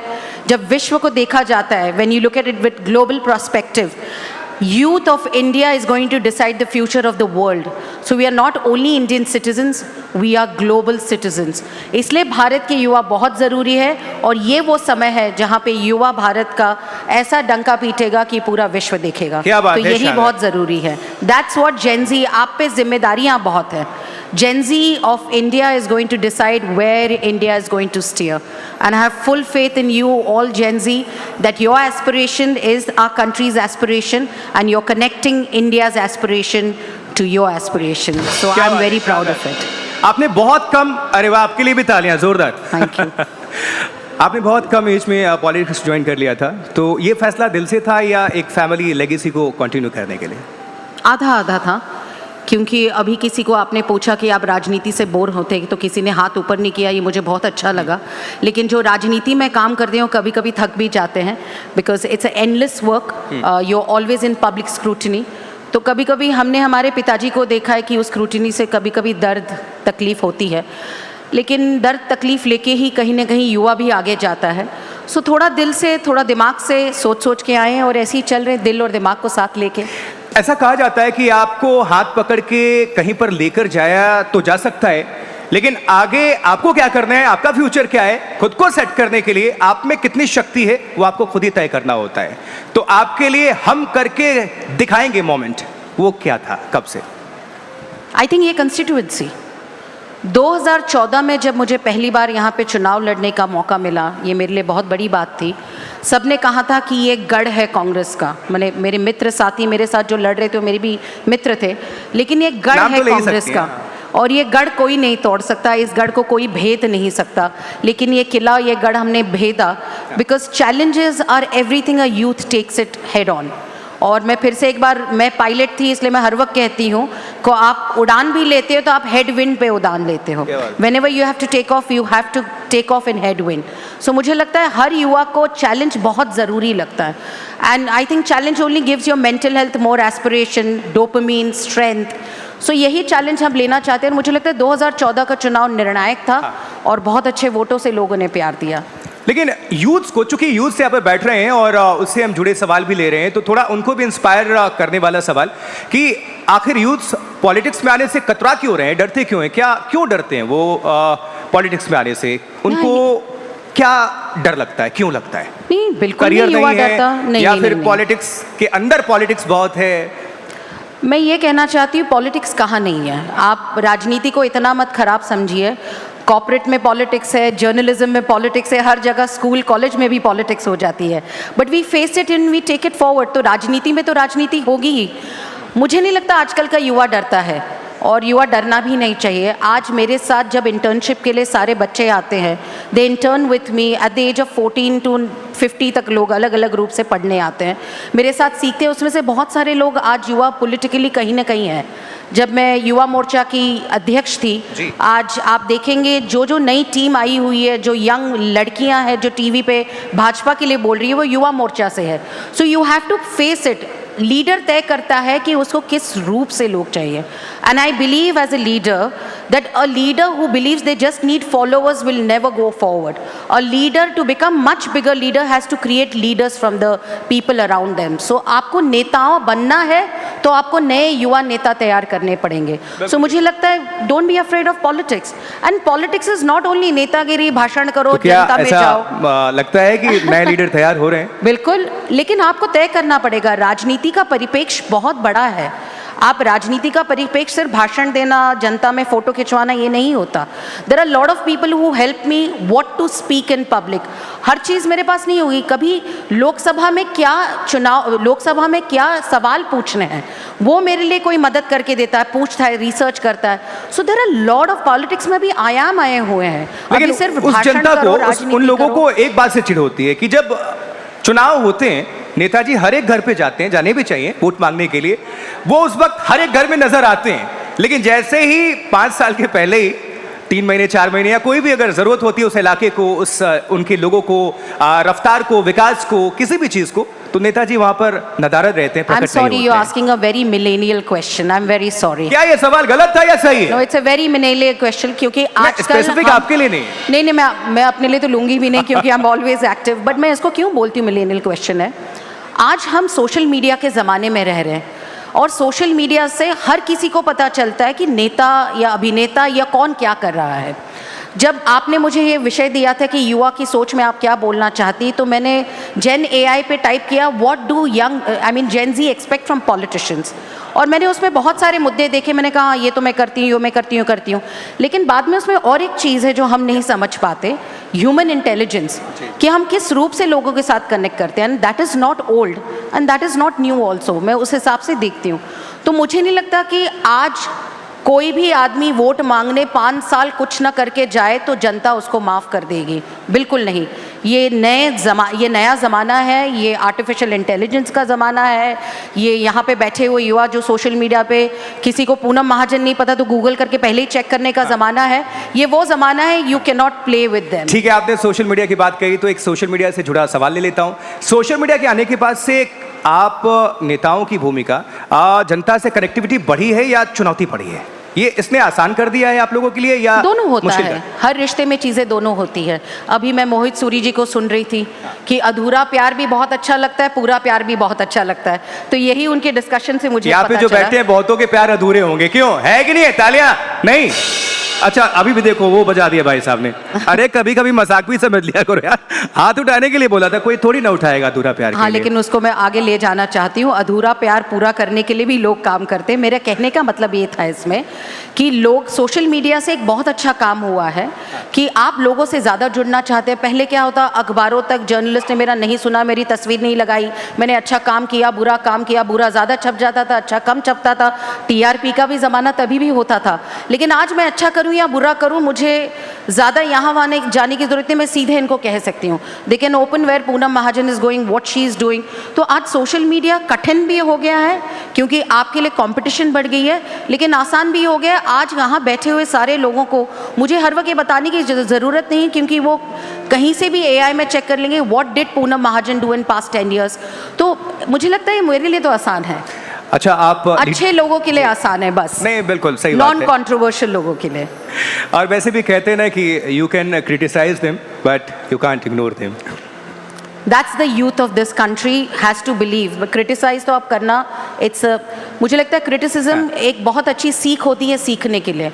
आप इग्नोर करोगे ना करोगे, लेकिन criticism is always a learning lesson. आप पॉलिटिक्स में हैं, आप एक मदर भी हैं, तो राजनीति और घर दोनों को कैसे बैलेंस करती हैं? पता नहीं, चल जाता है।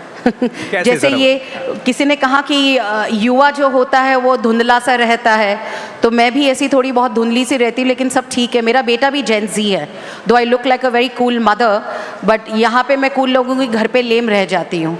सो यही कहानी होती है, हर किसी की कहानी घर घर की। एंड मैं ये प्रतीत करना चाहती हूँ कि एक माँ होने के बाद कोई गृहिणी बन के महिला नहीं रहती, वो भी इतनी कूल रहती है, उतनी इंक्विजिटिव रहती है, उतनी अपने रूप से देखती है। सो घर, मैं तो बहुत ज़्यादा काम करती हूँ राजनीति से परे। मैं एनवायरमेंटल प्रोटेक्शन के लिए काम करती हूँ। आज ही हम 2000 बच्चे युवा कॉलेज से ले आए, हमने ओशन क्लीन अप डे किया था, उसके बाद हमने पेड़ लगाए। तो एनिमल वेलफेयर के लिए काम करती हूँ। मैं क्या नहीं करती हूँ, और मेरे बच्चे भी मेरे साथ ऐसे में मेरे हैं। एग्जाम में सवाल आ रहा है कि अगर आप पॉलिटिक्स में नहीं होती तो पूनम महाजन आज क्या कर रही होती?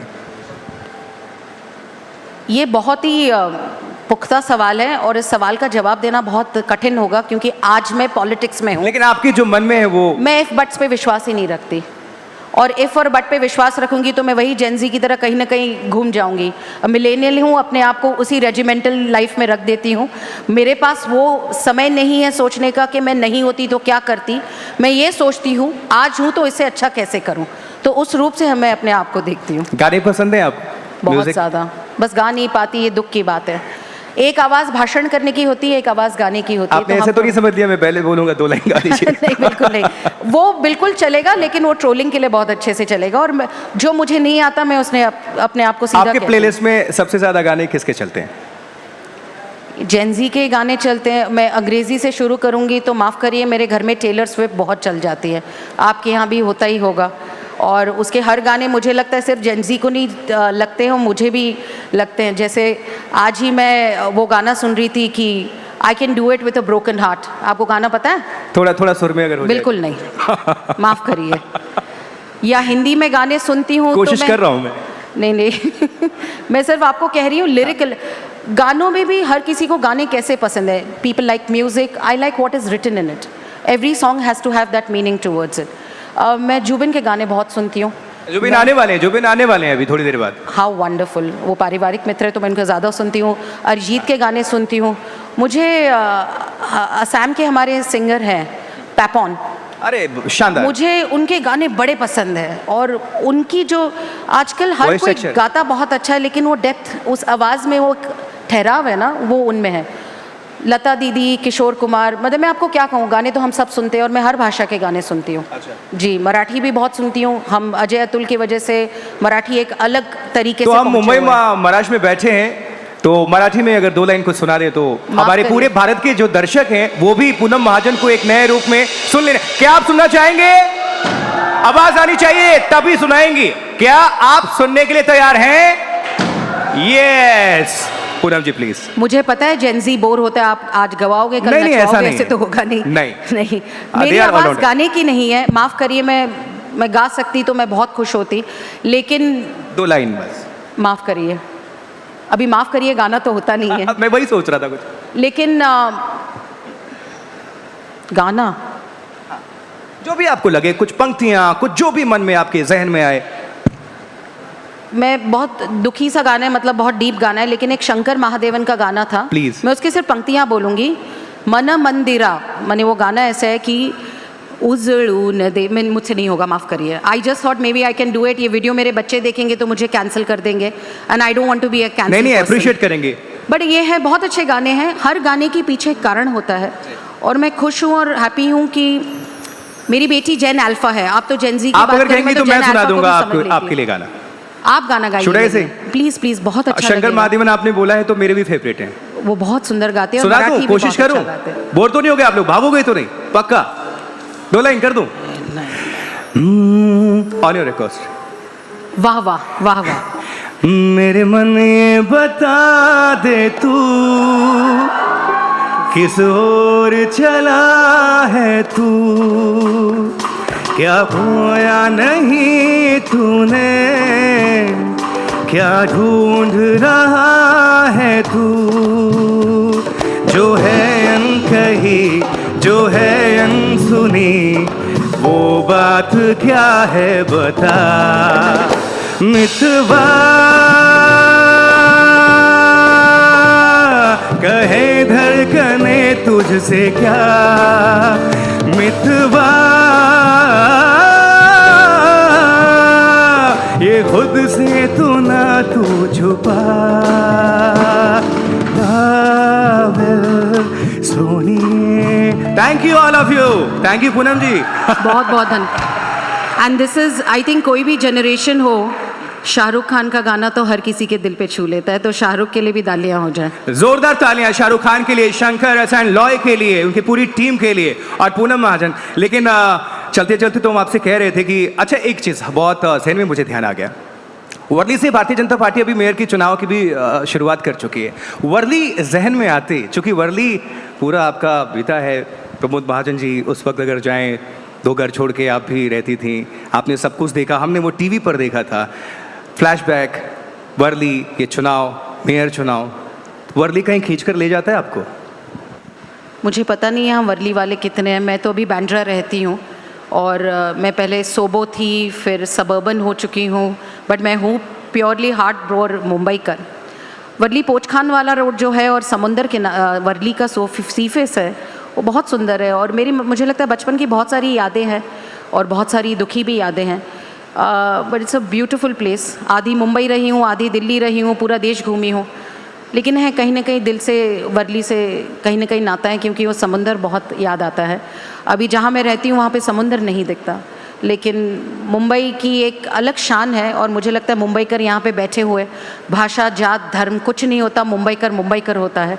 उस रूप से हम सारे, हमारे मुंबई के स्पॉट बहुत अलग है। आप मुंबई से हो? मैं मुंबई से नहीं हूँ, लेकिन मुंबई से नाता है, आता जाते रहता हूँ, बहुत सारे मेरे फिर आपने मुंबई का वड़ा पाव ट्राई किया है कि नहीं? बिल्कुल, कई बार, मेनी टाइम्स। क्योंकि मैं जब भी कभी दिल्ली जाती हूँ एक बैग सिर्फ वड़ा पाव से ही निकलता है, क्योंकि हर कोई मेरे मित्र जो है जर्नलिज्म में, आप पूछेंगे दिल्ली में अभी भी वड़ा पाव के बिना दिल्ली वालों को कुछ नहीं होता, तो ये मुंबई की एक याद रहती है। ठीक है, मुझे बताया जा रहा है कि टाइम थोड़ा सा ओवर हो रहा है, लेकिन चलते चलते मैं चाहता हूँ कि एक ब्रेकिंग न्यूज़ हमको मिल जाए इस मंच से। मैं जैसे हमेशा सब जानते हैं कि पॉलिटिक्स में कोई भी परमानेंट दुश्मन नहीं होता है और आपके ठाकरे खानदान से बहुत अच्छे रिश्ते, खासकर रश्मि जी से हमने बहुत बार देखा है, तो क्या कहीं सब ठीक है? राजनीतिक रिश्तों के बारे में आप पूछ रहे हैं या पारिवारिक रिश्ते? अब आपने पूछ लिया। देखिए, मेरे नाम में सब कुछ जवाब आ जाता है। हम पूनम प्रमोद महाजन। राजनीतिक रिश्तों में हर वक्त हम राजनीतिक ऊंच नीच होती रहती है, हम उसको ऐसे देखते हैं कि हम अपनी लड़ाई कैसे लड़ते हैं, लेकिन पारिवारिक रिश्ते पारिवारिक रहते हैं। और आप महाराष्ट्र के क्या पूछ रहे हैं, आप कोई भी देश में रिश्ता निकालिए जो ऑपोजिशन में, पूनम उनसे कनेक्टेड है। तो मुझे लगता है राजनीति में हम विचारों से लड़ते हैं, लेकिन हम एक दूसरे के दुश्मन नहीं होते, लेकिन विचारों से इसलिए लड़ते हैं क्योंकि we are doing better than them, because we are connected with people and we are doing better with people and people are supporting for us for that.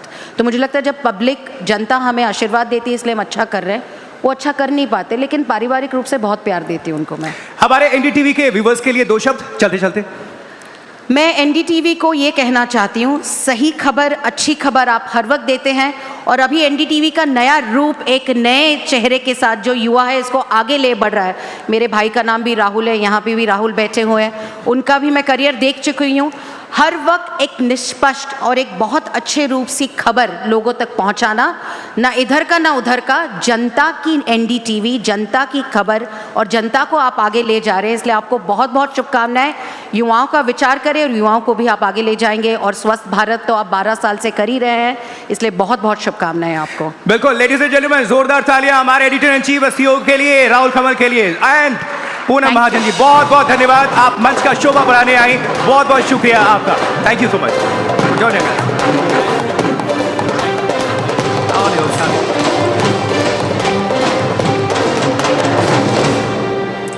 Thank you, Poonam. Thank you for giving me. A huge round of applause for Ashutosh as well. Guys, a huge round of applause. Yeah, lovely. And thank you, Poonam, for giving me a song to add to my list. One Can Do With a Broken Heart. Yes. And now we'll move from politics to financial freedom. Aditi. Indeed, yes, that's very important क्योंकि युवाओं का एक बहुत बड़ा concern रहता है financially independent होना. तो पॉलिटिक्स से अब हम बात करते हैं फाइनेंशियल फ्रीडम के बारे में. अरुण बताएंगे इसके बारे में. Sarthak Ahuja is a leading startup advisor, CA and finance educator who's helped thousands of young Indians decode money, entrepreneurship and financial freedom. Yes, and in this session, Freedom Hack, money on your terms. He unpacks how we can take control of our earnings, savings and investments early on. Drum roll please.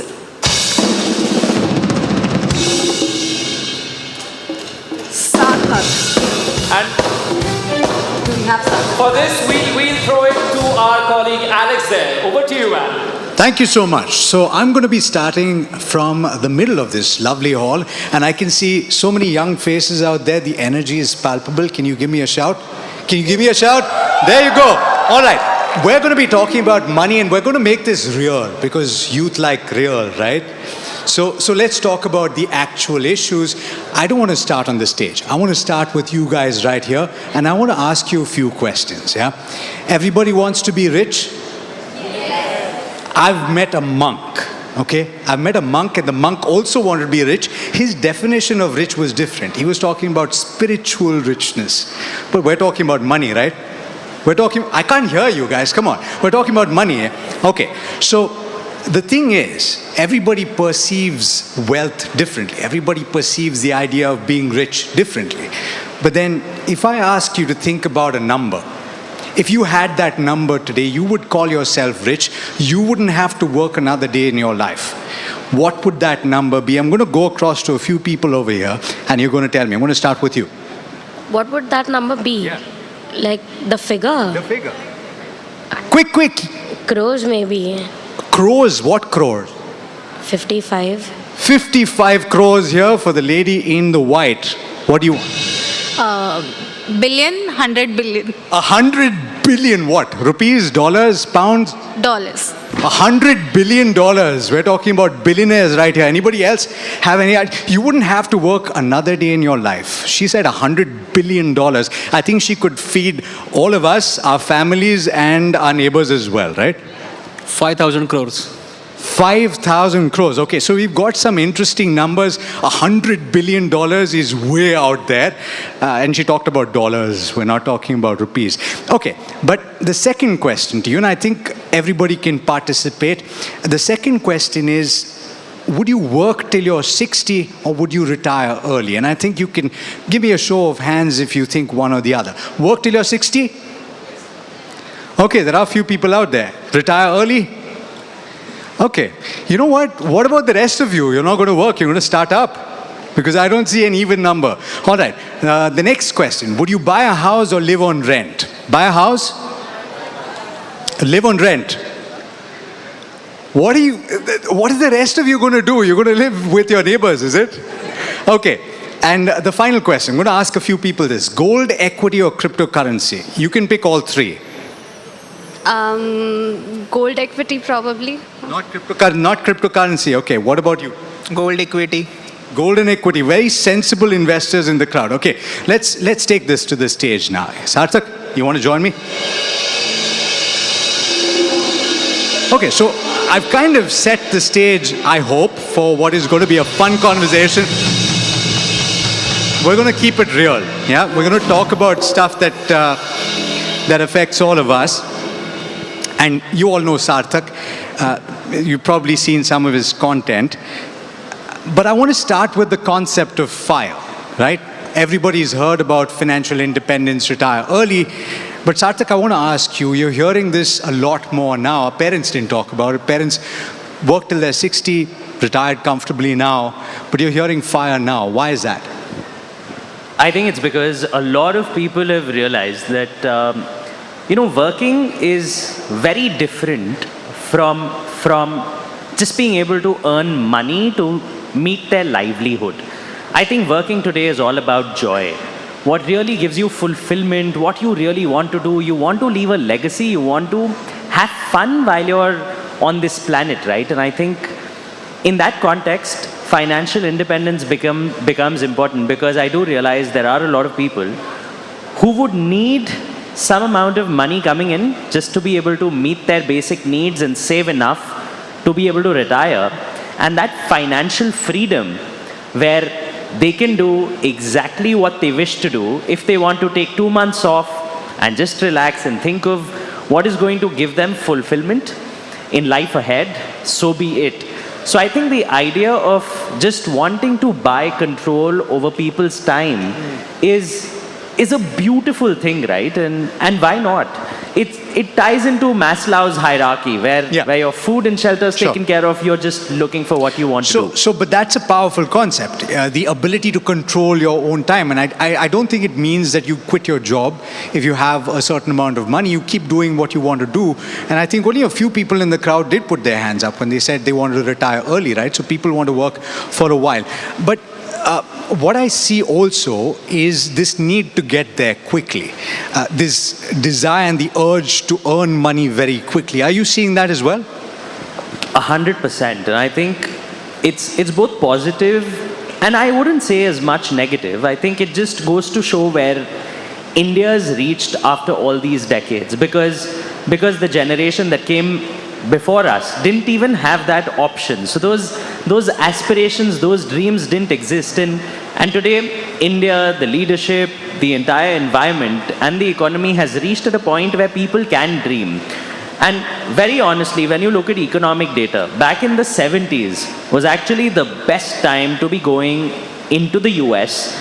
And the 20 years after that is what people would call the American dream. Similarly, when you think about it, in the 2000s was the perfect time to actually be in China and ride the wave of the next 2 decades, which has made China what it is today. And to be honest, India right now is exactly at that per capita income and absolutely at that inflection point where people should be dreaming, because only when they do dream will they really be able to capitalize on what our economy is going to bring for all of us over the next 2 decades. And I am excited, and I'm glad all of them are excited. So that's a powerful concept, and please listen to this carefully. I wish that somebody had told me this when I was 2022 to start your SIP, start your investments right now, because you want to take advantage of that. But I do want to ask you about a concept that you've spoken about, 4 levers to wealth, right? You want to define that, because you've also said that people tend to go to the last lever first, which is not necessarily a good thing. Correct. I mean, I would say whenever you think of finance and optimizing your wealth, there are 4 levers. It always starts with the kind of income you earn. That's the first step. Moves on to your expenses, which is what kind of lifestyle you live. That leads to your savings, and the third thing that eats out of your savings are actually taxes. And the fourth thing, whatever is left, is you actually invest. And unfortunately, a lot of people tend to obsess a lot about where to invest their money in the early ages, when ideally, when you think of effort to return ratio, I think really optimizing in the early ages on how to increase your income, which is directly related to upskilling, will actually have much better outcomes in wealth creation. So I think figuring out where to invest is necessary. But if I were in my 20s and I had to pick, I would probably look at what are the skills which are necessary, which would just immediately help me increase my income, and that would have a much larger impact on my wealth creation journey. Important point that you're making there, because we're speaking today. I don't know how many of you have looked at NDTV Profit, NDTV, or read the news, or seen what Donald Trump posted, or what you know, the H-1B issue, the fact that it's going to be tougher in the near term, at least if nothing changes, for Indian IT workers to go to the US. So the reason I bring this up is that already with artificial intelligence, with so much changing in the digital landscape, we're not really certain about the outlook beyond the age of 45, particularly people in the software space. How do you deal with that uncertainty? Because you tie that with skilling yourself, upskilling yourself constantly, and investing in yourself early on. How do you ensure that you're not left behind? I think first is even understanding what do you want to be upskilled in. If I had to really bet on certain industries or knowledge of the future where a lot of wealth can be created, I would say think about it as A, B, C, D, E. When I say that, I mean A, of course, is AI and artificial intelligence. B, I would say, is biotechnology. C, I would say, is crypto and blockchain, which is a wave which is going to come back again and very wildly so. D would be for drones and robotics, and E would be for energy transmission. And I think anyone today who has to pick on which industries to get into and where to upskill, if they just think about this and can possibly expose themselves to what is happening in these industries, maybe on a YouTube or on the internet, you don't need to do an expensive course about it. At least it will put you in the right mind frame of thinking on what are the skills of the future.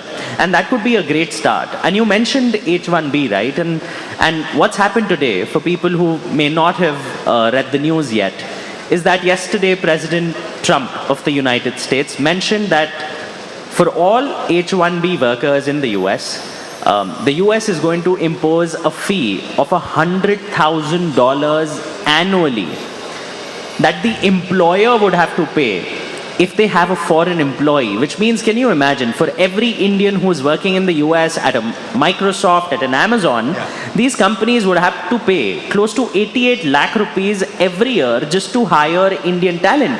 And 71% of Indians are part of that H1B, which essentially means if this really goes through, a lot of very talented Indians are going to come back to our country. Which is a good thing, and there are It's a opportunities great as thing. well.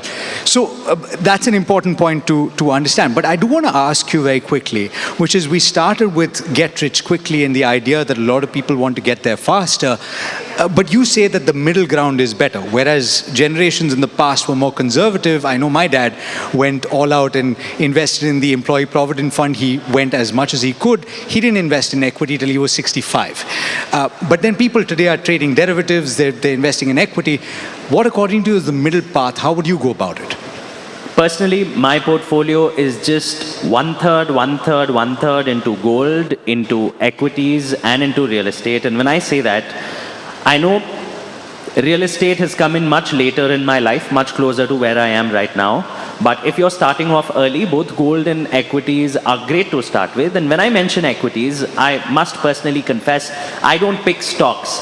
I mean, I'm very happy to be investing in the index and getting close to 12-13% per annum for an extraordinarily long period of time, because I do go by Mr. Warren Buffett's philosophy where time in the market is much more important than timing the market. And I feel if I had to really study and pick stocks, I think all that time I rather spend in upskilling myself, and that may create a lot more value in my life. Would that work for everybody, though? I think it definitely can. And you know, all financial planning essentially stems from what are you really saving for in your life. And I would say for people, if they're really saving for a retirement at a 40 and you're at 25 at the moment, right? You've still got 15 years to really make money. What would you make in 15 years if you were getting 13% or 14%? Oh, I'll give you a simple example. There's a very simple thumb rule to say, which is called the 15-15-15 rule.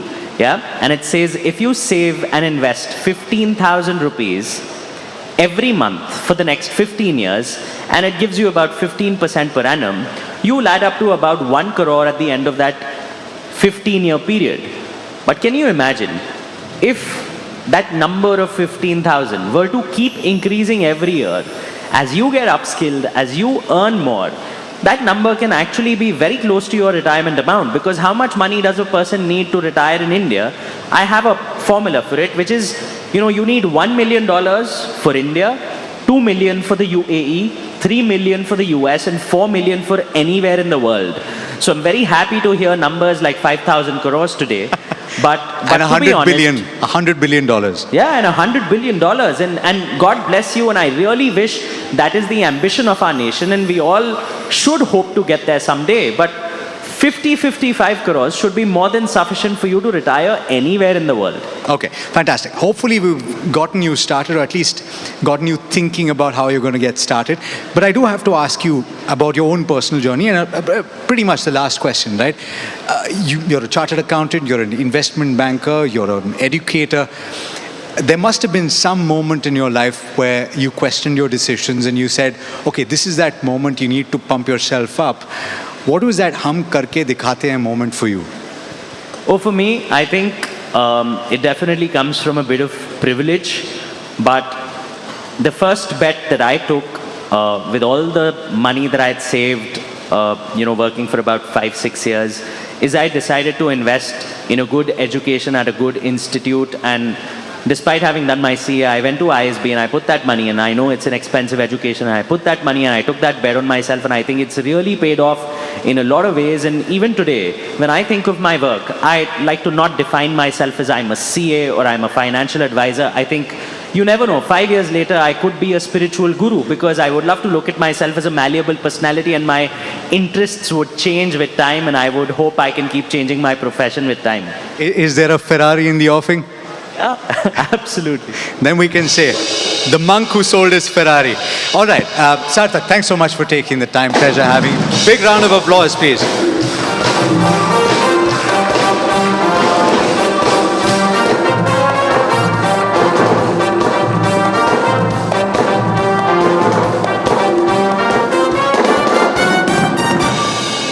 What an insightful session. Give a huge round of applause for each and every guest and our lovely anchors as well. So,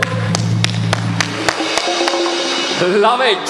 And now we are moving on to our next session, and that's also going to be as interesting as this one. Today's icons are the ones who are building dream companies. They're not only chasing the jobs. Our next guest turned a simple idea into one of India's fastest growing mobility platforms. With Rapido, he's not just solving last mile connectivity, well, he's creating opportunities, changing the way India moves and inspiring a whole new generation of founders. Well, his journey is proof that when you have clarity of vision and the courage to take risks, the road literally opens up for you. Ladies and gentlemen, please put your hands together for the co-founder of Rapido, Pavan Kuntupalli. A huge round of applause. We want him here on stage, but with a lot of swag.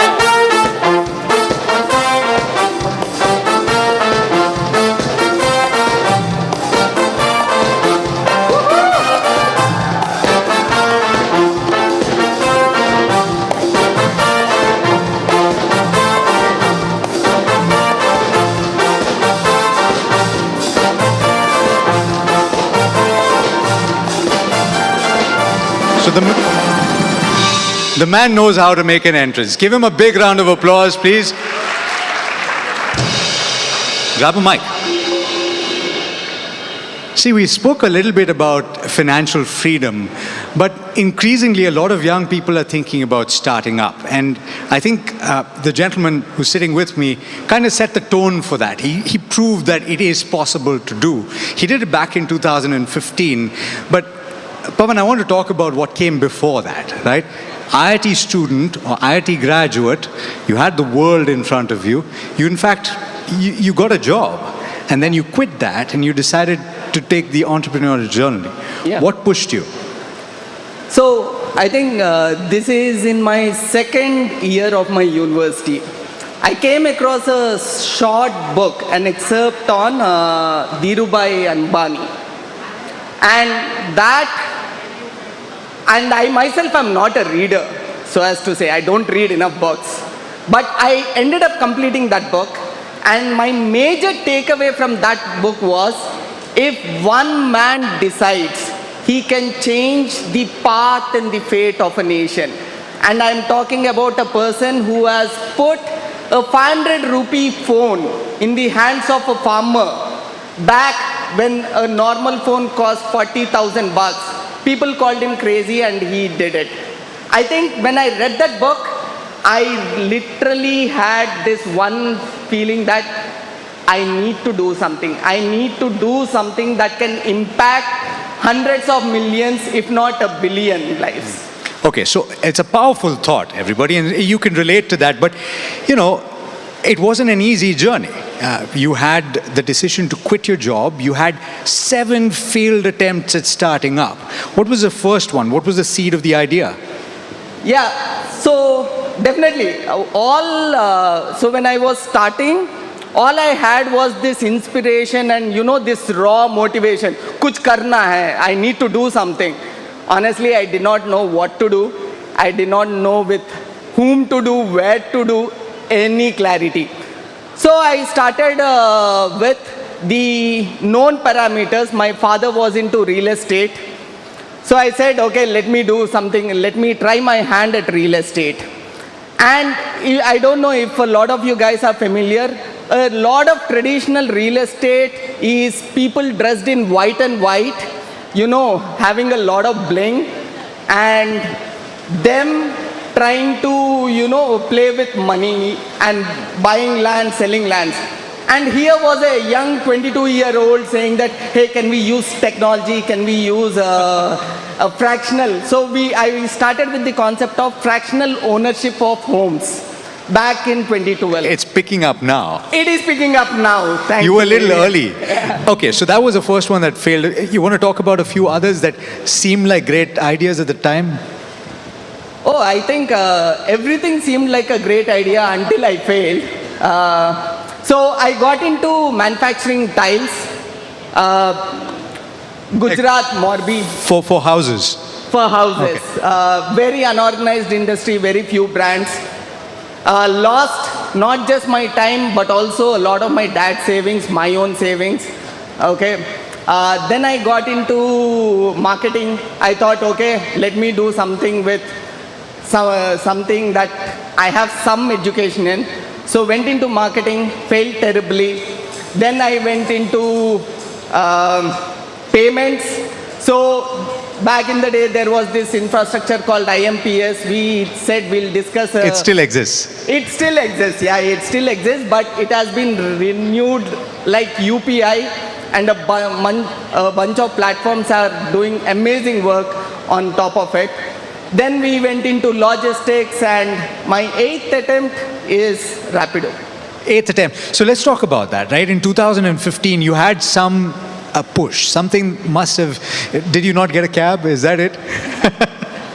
So one of the key pillars for our journey, not just mine, all the founders' journey at Rapido, was to create impact. And when we were doing our previous startup, which was into aggregating trucks, logistics, while we were doing great business, one thing that wasn't feeling right is the impact it was creating.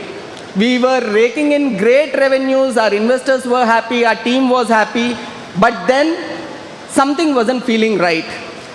And it's at that time then we took a conscious call. So all the time, for a lot of people who do not have an idea over here, I'll tell you, we call ourselves entrepreneurs by choice. We did not have a flash moment, you know, or I was taking a shower and I got a eureka moment. None of that stuff. It wasn't. We literally went and figured out what all problem statements we can solve, what are our strengths, and if we have the guts as well as the skills to do it. And that's how we pursue. So you had you had everything drawn up, you had a chart flow, and you decided, okay, you probably discounted a lot of things at that time. Maybe you'll take it up in the future. But the question is, did you have a safety net? Your dad supported you early on. I think the safety net that we had, definitely, I had the privilege of having great education, a great degree. I had a bachelor's from IIT.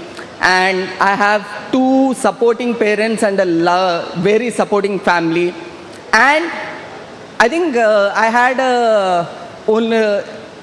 enough affordability to have 3 square meals a day. And I believe that is a safety net enough for any youth or any individual to go out and take a risk. Okay, there must be a lot of people in the crowd that have ideas that they want to execute at some point. Maybe they're dreaming about it now. You faced 75 rejections for Rapido funding, right? I don't know if a lot of people know that. How did you deal with the 70th and the 75th? Because it probably got tougher as you went. I think very recently in another event I was telling, I don't think any of these rejections are easy. But I remember this dialogue from this movie. Why do we fall? So that we can learn to pick ourselves up. And I think every time we failed, We took time, but we eventually picked ourselves up. We learned where did we fail, and then we moved on. Okay. Talk about what you're planning right now. You've already launched in several cities. What's on the anvil? Is there something that you'd like to share? Definitely. So one of the ambitions at Rapido, and I'm sure a lot of Mumbai cars would relate. One of the fascinating things about Mumbai is a lot of Mumbai cars say, I want to catch that 827 local. I want to catch that 943 local. It is so much so a part of their life, right? We want Rapido to be that. As of today, we are currently in 400 cities, expanding to 1,000 cities. We are currently the largest player in the two-wheelers and three-wheelers, about to become a leading player in the four-wheelers. Okay, and I wish you all the best with that. Thank you know you. what? I've got in my hand, I've got Rapido Fire. That's what I have. And I have 8 questions for Pawan. Pawan, I'm going to start this off. And you got to think quick, yeah? Okay. The first one, if you weren't a startup founder, what would you be? I think I would be in a garage tinkering with some other idea, probably in fintech. Okay. Which Bollywood actor should star as Pawan in a Rapido biopic? Oh, we thought about this a lot. Ranveer Singh. Wow. Okay. If you could launch your service overnight anywhere in the world, which city would you pick? Sorry? If you could launch your service overnight in any city in the world, which would you pick? Definitely a city in India, Mumbai. Okay, there you go. Biggest inspiration in the corporate world? Dhirubhai Ambani. Okay. When was the last time you used a peer's service? Every day. I mean, that's the way you get to know how to improve. There you go. Order in or eat out? Eat out. Socialize. You know why I'm asking. Okay. If you could swap places with any Indian startup founder, who would it be? Alive or dead or? Alive or dead? Dhirubhai Ambani. Okay. Yeah, he was a startup founder. All right. If you could time travel to the day before Rapido's first launch, what advice would you give yourself? Gear up for the ride. It's actually a very crazy ride. Okay. And you faced so much rejection over the course of your life. I think I've asked this question already, but I will ask you, what was your hum karke dikhate hai moment? I think it's back, like, we were just about to pivot. And, you know, I was a IIT graduate. After a lot of show, I was out of job for 3 years because I was just trying a bunch of business ideas. And then I was taking a walk with one of my friends, and he said, "You are wasting your potential." And then I told him in a still cocky manner, I told him that, "Hey, you are sitting beside me, but I am in the driver's seat. I am able to see the road and you are not able to." And I had to prove it right. See, I'm pretty sure Ranveer somewhere is taking notes already. All right, thank you so much. And pleasure having you. Thank you. Big round of applause.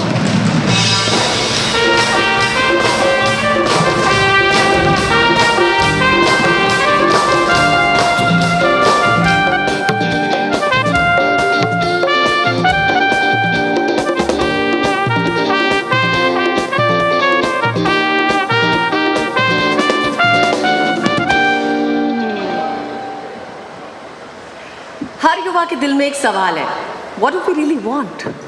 Jobs, justice, या just जश्न? Our next guest has spent years shaping policies that speak directly to young India's aspirations. As the working president of the BRS and a leader who has put innovation, investment and infrastructure at the heart of governance, he is often called one of the most dynamic political voices in the country today. From making Hyderabad a global tech hub to championing entrepreneurship and skilling, he has shown that politics can actually be about solutions and opportunities, not just about speeches. And today he is here to decode what Gen Z truly wants and how leaders can respond to those ambitions. So please welcome K.T. Rama Rao. Music please.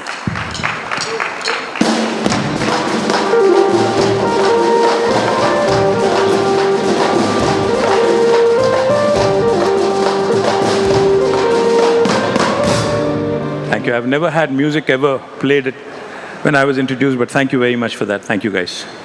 Good evening. My name is K.T. Rama Rao.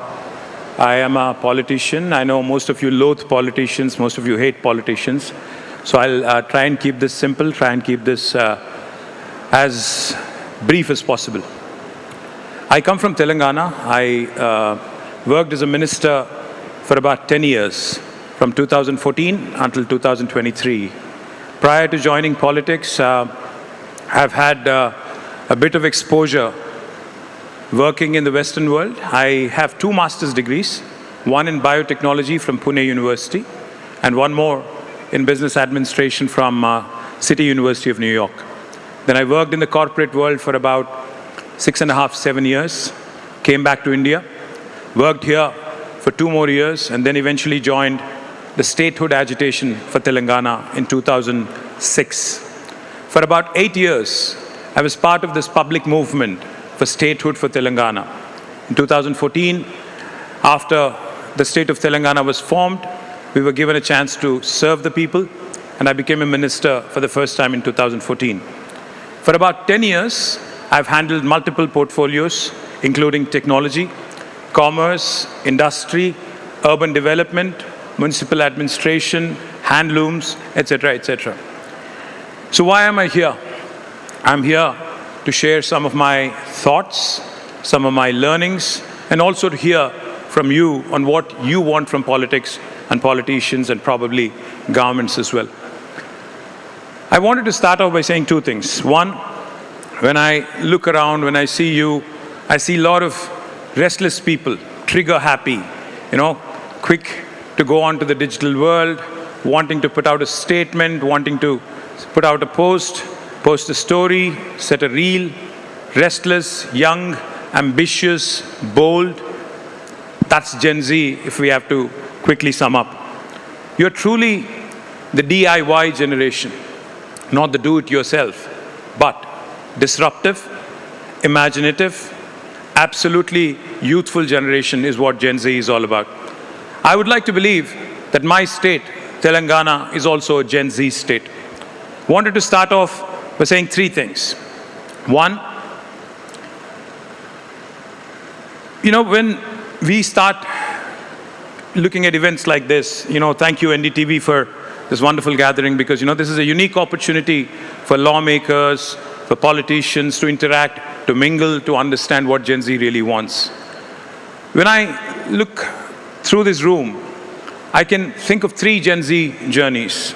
One, of course, my children. I have a 20-year-old and a 16-year-old. So obviously, both Gen Z, and both of them, of course, grill me more than probably what Padmaja would, more than what any journalist could, on several issues of social relevance. 2, of course, I meet a lot of youngsters as part of my job. I interact with a number of youngsters. I talk to a lot of youngsters. I keep getting fresh bout of energy every so often when I speak to them. 3, my state, which has done tremendously well in the last 10 years.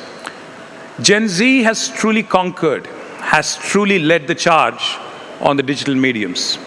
You guys have literally taken the world by storm, across the world. I'm not even talking India, I'm not talking my state. One of the things that I can think of from my state, where Gen Z had a positive impact by way of social media activism, was as recent as about 3 months ago. In my state, in my city, Hyderabad, when the government of Telangana wanted to sell about 400 acres of forest land, Gen Z, in the form of Hyderabad Central University students, led the charge and started demanding answers from the government on why they're selling a valuable piece of urban lung space, which is also a demarcated forest. went on for a while. Eventually, even though the government was non-responsive, this apex court of India, the Supreme Court, responded. Supreme Court came to the rescue, and eventually, because of Gen Z's media activism, social media activism, 400 acres of land in Hyderabad was saved purely because of that activism. Now, does that mean mere social media activism, does that mean mere social media presence is enough? No. I think Gen Z also has to step in, understand that this is your moment. This is your moment to seize. Why am I saying that? Because as the world is getting older, India is getting younger. India's median age today is 27. More than 50% of India is less than the age of 35. This is your time, this is your opportunity under the sun. This is the opportunity that you can seize. In case you're thinking this lecture is getting really boring, let me give you 3 examples of how generations in the past, youngsters in the past, have redefined their country's destinations. In 1985, China and India. You all know China, you all use Chinese products, I'm sure. China and India both had a similar sized economy in 1985. But today, if you look back, exactly 40 years later, India's economy is around $4 trillion, whereas China is almost $20 trillion. They're 5 times bigger than us.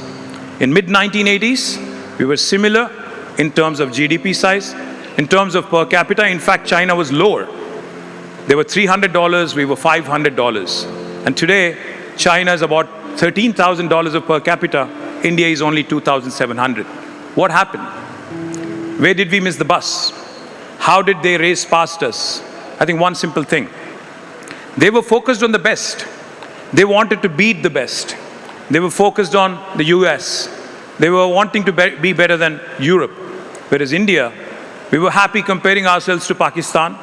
We were very busy comparing ourselves to Bangladesh. And we were thankful that, we were growing. That's all. We didn't care that others were growing faster, others were doing better. The second example I'd like to give you is that of Japan. I'm sure all of you have Japanese products at your home, possibly one of the cars, one of the electronic goods you use, etc., etc. Now, Japan, for those of you who are probably familiar, you're Gen Z, so you're born post-97. 50 years prior to that, in 1945, Japan actually is the only country on planet Earth which had experienced a nuclear attack. 2 Japanese cities were bombed, Hiroshima and Nagasaki. Lakhs of people died in World War II in Japan. But what did Japan do? Did it lose its hope? Did it give up? Did it throw in the towel? Japan has so many odds stacked up against it. In terms of size, Japan is only 1/9 of India. In terms of inhabitable space in the country, inhabitable as in human inhabitable, only 30% of Japan is inhabitable by humans. 70% of the terrain is inhospitable. And also, only 11% of Japan is actually good. Japanese land is good for cultivation. Almost 89% is not good. And also, Japan is frequently rocked by earthquakes, volcanoes, tsunamis. So there are natural disasters and then man-made disasters like atom bomb. But Japan didn't give up. After 1945, it only took Japan 23 years to rebuild from a disaster, from devastation, to absolute economic miracle. And by 1968, in less than 23 years, just by sheer innovation, industrialization, just by culture and mindset, Japan has become the 3rd largest economy in a span of 23 years. And in about another 20 years, Japan has become 2nd largest economy. And even as we speak today, it is the 4th or 5th largest economy in the world.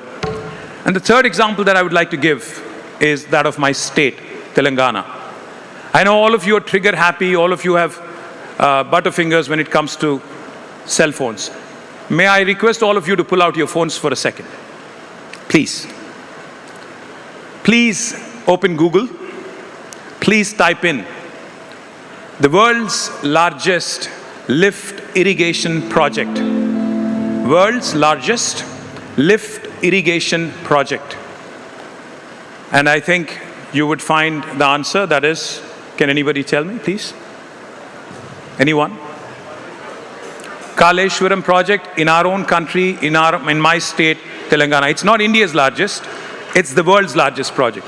May I also request you, bade bhai 2 minute ruk ja yaar, 2 minute. May I also request you, world's largest Amazon campus. You all use Amazon. World's largest Amazon campus. Where is it? Which city? Can you please say it loud? We are in Bombay. Hyderabad. Thank you very much. And the third question I'd ask you, world's largest innovation campus. World's largest innovation campus. Anybody? T-Hub, Hyderabad. So I just named 3 things which are world's largest. World's largest lift irrigation project is in Telangana, India. World's largest Amazon campus is also in Hyderabad, Telangana, India. And world's largest innovation campus is also T-Hub, Hyderabad, Telangana, India. If Telangana can do all this in the last 10 years, why can't the rest of India do it? If China can beat India and become 5 times larger in about 40 years, why can't we do the same? And if Japan can recover from a devastation of a nuclear bomb and become the 3rd largest and 2nd largest economy in the world, why can't we do it? That's the question I'm asking you. How long are we going to be content being the CEOs of the world? We take great deal of pride in Sundar Pichai, in Satya Nadella, Arvind, Shantanu Narayan, and many others who have done very well across the US. But name one Indian product which has truly been benchmarked by the rest of the world as the best in the business. Not one coming from India. If the co-founder of Perplexity, Arvind, can be an Indian guy in the US, why can't one of you in Gen Z from India, 37.7 crore Gen Z Indians, why can't you come out with something truly path-breaking? I'll leave you with 3 parting thoughts. I know Padmaja is looking at me because we have also some chat out there. 3 parting thoughts. What India needs today from Gen Z and what India needs from governments across the country is 3 things. And also from the industry is 3 things. India does not have the luxury of leapfrogging. हम बार-बार सुनते रहते हैं प्रधानमंत्री जी से कि 2047 तक India को फर्स्ट वर्ल्ड कंट्री बनाना है. India does not have the luxury, अगर बना है 22 साल में, we don't have the luxury of leapfrogging. We have to pole vault. We cannot leapfrog. The second thing I'll tell you, India does not have the luxury of inviting venture capital. We need our industry to open its purse strings. We need our industry to be adventurous. What India needs is not venture capital, but adventure capital. Also from Gen Z, what we need, what India needs to truly become first world country is not for you to come out with the next Amazon, not for you to come out, become the next Uber. I think best practices are dime a dozen. What we need from young Indians, what we need from Gen Z is next practices. We need you to redefine the world order. We need you, along with the governments and the industry, to work on next generation practices, next breakthroughs for the rest of the world.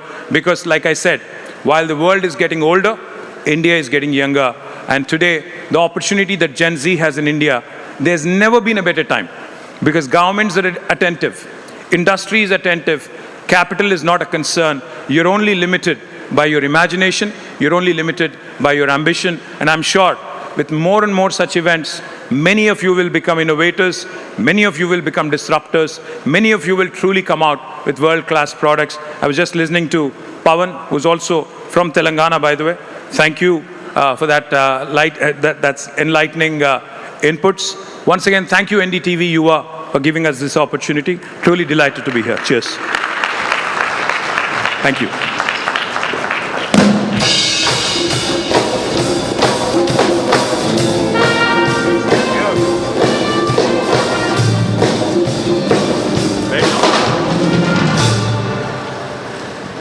you had restrained them for so long, it's almost... I know. Thank you, boys. Appreciate it. No. So now in this session, we are going to do a few Q&As. If you like the answer given, please feel free. Go for it, Mr. Drummer. I've never had this, so I'm a bit confused. Okay, so since you said that there is a lot of scope yet for a Gen Z ecosystem, and you've done a lot of, three options statements, let me start by asking you, if you were to choose a state which has truly developed a good Gen Z ecosystem, would it be Maharashtra, Telangana, or Gujarat? You know my answer. Okay, let's leave out Telangana because you'll be my biased. fiduciary responsibility, of course. Karnataka, Maharashtra, Gujarat. I'd say each of them have their strengths, but I'd say for Gen Z, I think Bangalore continues to remain the favorite. Without a question, I think it beats Maharashtra and Gujarat. I think most of you are Mumbaikars, you'll hate me for saying this, but Bangalore wins hands down, even though I'm sitting in Mumbai and talking to you. What are we saying about this Mumbai? Best Gen Z ecosystem is in Bangalore and not in Mumbai? No, up your quotient, you can certainly compete with not Bangalore, but in fact, Mumbai has the ability to beat Silicon Valley. Why not? Okay. What does Mr. Drummer think about it? I think he's a Bangalore guy. Thank you. Okay. Who's a good Gen Z neta, according to you? Is it Mr. Modi? Is it Rahul Gandhi? Is it, and I'm not going to mention anyone from your party or you, is it Revanth Reddy? Well, I'd say सबके सब बूढ़े हैं, तो तीनों भी Gen Z नहीं है. सारे के सारे बूढ़े हैं. Gen Z is beyond 97, yeah. They should have been born beyond 97. But you can be a neta who appeals to Gen Z, no? Say, put it that way. Then I think I'd say, right now, I only have 3 choices. Yes, only 3 choices. Only 3? Only 3. Caught between devil and deep sea. I don't know who to choose. So I'll probably play it safe and say Narendra Modi. Okay, if you had to give a 4th option of your own, who would you say? I think in our country, Yes, in India, our country, yes. I'd say that appeals to Gen Z. Who you think has got the pulse of Gen Z right? My friend Conrad Sangma, the Meghalaya Chief Minister, he plays very good guitar. I think he appeals to Gen Z more than any other politician because he's a very, very cool politician.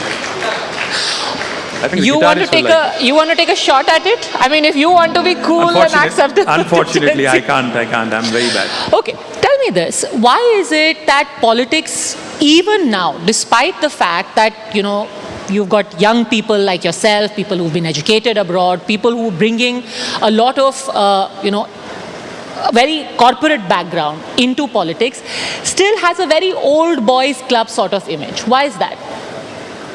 I mean, I think the question goes back to what you were saying a few minutes ago, the choices we have today. Unfortunately, a few, but it can be changed because especially after the advent of social media, we see unfiltered, unedited, direct, unadulterated feedback coming to us because otherwise, politics is not only an old boys club, politics is also a club of psychophancy and psychophants, unfortunately. So with social media's advent, I think the kind of feedback we've all been getting, the kind of direct, unfiltered feedback we've been getting is truly going to change India's politics in the next 10 years. That's something I truly believe. So let us talk probably another 5 years and 10 years from now and you'll realize that politics will have a lot of these youngsters also joining in, either directly or indirectly. I don't mean not everybody will become an MP or MLA, but at least they'll start participating in the process. They'll start taking more active interest because end of the day, politics decides your future. I mean, आपके मोहल्ले में road बनना है कि नहीं, आपके यहाँ जो एक मोहल्ला क्लिनिक बनाना है उसका मतलब किस कदर बनाना होगा, कैसे बनाना होगा. All these things ultimately, I think, have to be determined by us participating. Today, I don't see urban voters and Gen Z really participating in voting, but I'm hopeful that once they start participating actively, things will change. It won't remain an old boys club. We'll have a lot of infusion of youngsters as well. This immediate feedback, social media feedback, can also be a double-edged sword. It can be enlightening, but it can be rather nasty. Has there been something which you thought was just like, okay, great feedback, but was really raw, honest, and perhaps a little cruel? Yeah, when I give a terrible speech, I'm told directly कि आज का speech बहुत घटिया था, बहुत सीधा बोल देते हैं. So that's all right. It's perfectly fine because see, it's better to be told directly onto your face कि कुछ गड़बड़ है, rather than just living in your own fool's paradise, thinking everything you do is absolutely brilliant. So I would any day want unfiltered, fresh, raw feedback and get unadulterated content directly from the my voters, my. What did you say so wrong in that speech कि बिल्कुल घटिया ही बोल दिया किसी ने आकर के? नहीं पता नहीं यार, किसी को पसंद नहीं आया होगा. होता है ना. I mean, not everything. See, I just said Bangalore is a better ecosystem. I'm sure Mumbai guys wouldn't like it. So when somebody sees that, and especially media is very notorious for playing only those clips that they like. I'm not saying you, NDTV, but I'm just saying. So no, what wait till you go and check your Twitter feed. There'll be some people there saying, "क्या घटिया बात थी ये." शायद Mumbai is way better than this. शायद even my kids actually don't spare me. So when I say something which isn't very interesting or which is a bit cliche, they're on my case. So. What is the most honest thing you said your children grill you the most? What's been the most cruel thing that your children have said to you? Cruel? Cruel. Because children can be cruel. And they're unfiltered because they're your children, so. Absolutely, Well, last night I was asking my daughter, she's 16. So I was asking my daughter, what do Gen Z kids want to, want a politician to say? She simply said, well, she was being kind to me personally, but she said, I don't think Gen Z really likes politicians, is what she said. Like, obviously, as you can see. So therefore, it's okay, I understand. But what they need to understand also is that everything that they do right now, or everything that they do from the time they get up till the time they go to bed, including GSTs and everything that affects their life, day-to-day life, are the decisions taken by politicians. So they better start getting involved. They better start paying attention. You spoke about the journey of your party. Obviously, it was born of a revolution. Yes. And at the forefront was your party, the TRS at that time. But the lifeblood was the youth of Telangana, the youngest people then. What happened? How is it that you stormed into power 10 years ago, 11 years ago, and then equally unceremoniously, if I may use the word, Not really. you were ousted from power? No, not Why? really. I'll tell you why. Did the youth reject you? No. Did you not 10 years. figure out what the youth Gen Z of Telangana wanted? I'll tell you what. 10 years we were in government, we've been given an opportunity to serve. We did really well. And when we lost in 2023, it was not unceremonious. The difference between the victor and who came runner-up, which is us, was hardly 1.8%, which is about 4 lakh votes. There's nothing unceremonious about a loss in politics. Ultimately, end of the day, you have to take it in your stride. You have to reflect. You have to introspect. You have to come out with, what probably course corrective steps that you have to do. So one of the reasons could be that the youngsters in Telangana probably did not get what they want, possibly in the sense of the number of jobs we created in private sector versus the number of jobs that got created in government sector. We did not publicize well. And on the other hand, you had my opponent, Congress, which literally promised the moon. They promised 10 grams of gold in every marriage to a young lady's family. They promised scooties to young women who would go to college. They promised the moon, literally. I mean, it would probably take the budget of 4 states, 4 southern states, to deliver on all the promises that they made, but people bought into it. That's why the difference was 1.8%, and we lost by a whisker. And I don't see it as a unceremonious loss whatsoever. Okay, but this was good communication. I think perception management, politics is about 3 kinds of management: people management, perception management, and also alignment of expectations, expectation management. So I think we failed possibly on one of the 3. So which politician, according to you, does the best in perception management? Revant Reddy, I'll give you options, or you want to go straight off the bat? I think I'll go with Barack Obama. Play it safe and go with Barack Obama. No, it has to be based in India. Because you're reeling me back into Indian politics, and you're pitting one of my opponents against the other. So I really don't. No, but the people here, they want to hear from you about Indian politics because this is what they engage with. ठीक. So. बताइए, choice बताइए. अच्छा, choice. Perception management, Arvind Kejriwal, Revant Reddy. Can I give more than 3 choices? 5 ले लीजिए. Narendra Modi, Rahul Gandhi, and I think I'll go with 4. See, I'll tell you what. India में मैं 40 साल से मैं politics follow कर रहा हूँ और देख रहा हूँ closely. Indian politics is about Indian elections are about 90% of the time about rejection. अगर आप पसंद नहीं तो किसी और के पास जाएंगे. Ultimately किसी को हटाना है तब जाके दूसरी तरफ देखेंगे. सिर्फ 10% of the time people look for a new hope, new wave. That which happened in the case of TRS, which happened in the case of AAP, which happened in the case of BJP, etc., etc. Otherwise, it's a status quoist kind of a politics. So, in terms of perception management, if you ask me, in the last 11 years, I'll confine myself to the last 11, 12 years, I'll say that Prime Minister Modi has done exceptionally well, even though, if you ask me in terms of what he has delivered to the nation, not much, but in terms of perception management, in terms of how, he gave this impression that he's done enough and more. Because, let me remind you, he promised that India will become a 5 trillion economy by 2022. Did not happen. He promised a home to every poor in India. Did not happen. He promised a null to every home. Did not happen. He promised 2 crore jobs to every year in the last 11 years. Did not happen. But he still continues to win. That means he's doing something right, which I believe is perception management and probably a little bit of media management as well. Really? 11 years purely on perception management? I would say so. And primordial emotion management, if I may also add. Emotional management? Primordial emotion management. Primordial emotion. Would you care to elaborate on that? Well, simple. Ultimately क्या होता है ना, जब मैं China की बात करता हूँ, जापान की बात करता हूँ, अगर कहता हूँ कि अगर चाइना ने 40 साल में हमसे 5 गुना जो ग्रोथ दिखाया, इंडिया में क्यों नहीं होता है? सिंपल सीधी बात है. चाइना तो फोकस है यूएस पे, उसको चाहिए कि दुनिया में बेस्ट बनना है, बट हम किस चीज़ पे फोकस्ड है?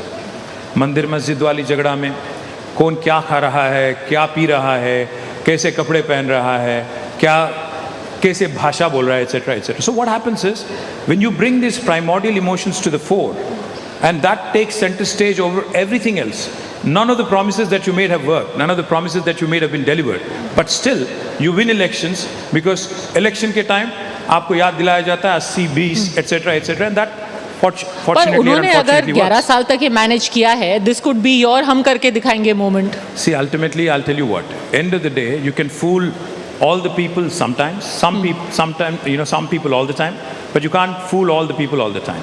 So there will come a time when people will see through all these perception managements and media managements and will pick the right choices. Now you're out of power. I want to ask you a final question. When did you have your, that moment of reckoning where you said, ये हम करके दिखाएंगे moment, you might be out of power, but you will be able to bounce back? Well, 2 things. One, today if you look at Telangana politics, I already see the triple R playing. Not triple R the movie, but triple R, factor. Recall, regret and revolt.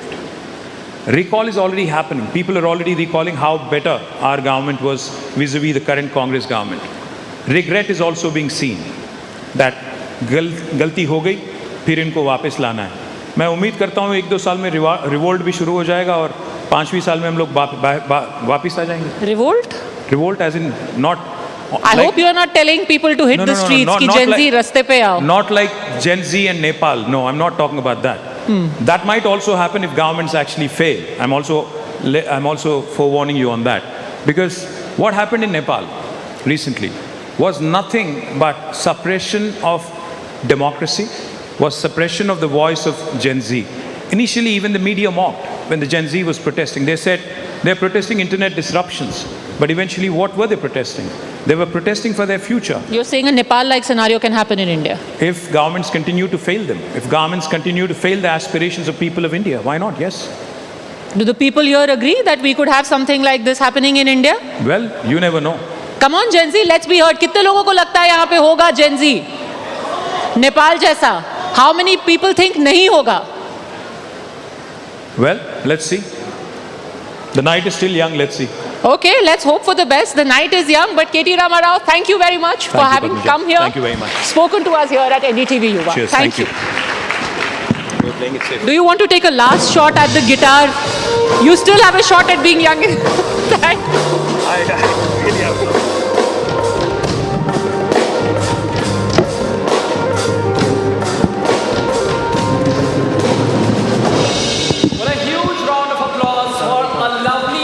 That we have here at NDTV Yuva. Zordar Taliyan. Before we move on to the next session, again, I would want to warm you guys up. So repeat after me. Say why. Say you. Say we. Say A. We are. We are. Louder this time. We are. Lovely. So since we are ready for the next session, Aditi, ये अभी जो हमारी अगली मेहमान आने वाली हैं बहुत कम टीवी इंटरव्यूज देती हैं। और हम लकी हैं कि वो यहाँ पर पहुँच गई। यस, इस मंच को एनडीटीवी युवा के मंच को चुना गया है और आज हम बहुत सारे उनके सीक्रेट्स और बहुत सारी उनकी जो जर्नी है उससे उनकी जो लर्निंग्स है वो हम सीखने वाले हैं। बिल्कुल, तो बताते अपने ऑडियंस को कि लाइफ के टफेस्ट मोमेंट्स को फेस करके उन्होंने अपनी आवाज़ वापस पाई और आज वो अपना नेक्स्ट चैप्टर आपके साथ शेयर करने आई हैं। She has turned her story into her strength, her silence into her voice, and her struggles into stepping stones for a new chapter. Yes, for millions of young people, she represents resilience, reinvention, and the courage to say, this is my story, my voice, my next chapter. By now, you have guessed her name. Ladies and gentlemen, please welcome Riya Chakravarti. Joining her is our colleague, Shubhankar Mishra. Over to you.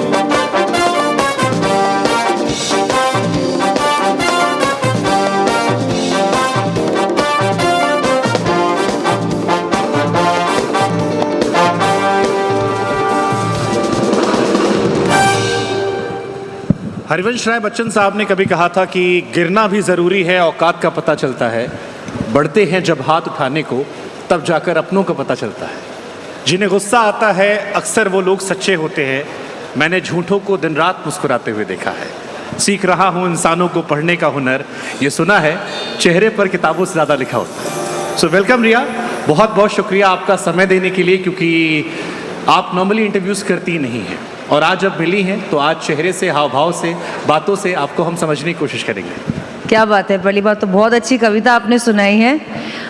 Good evening everybody, very happy to be here आप सबके साथ। And औकात की बात हम ना ही करें तो मेरे लिए बेटर है।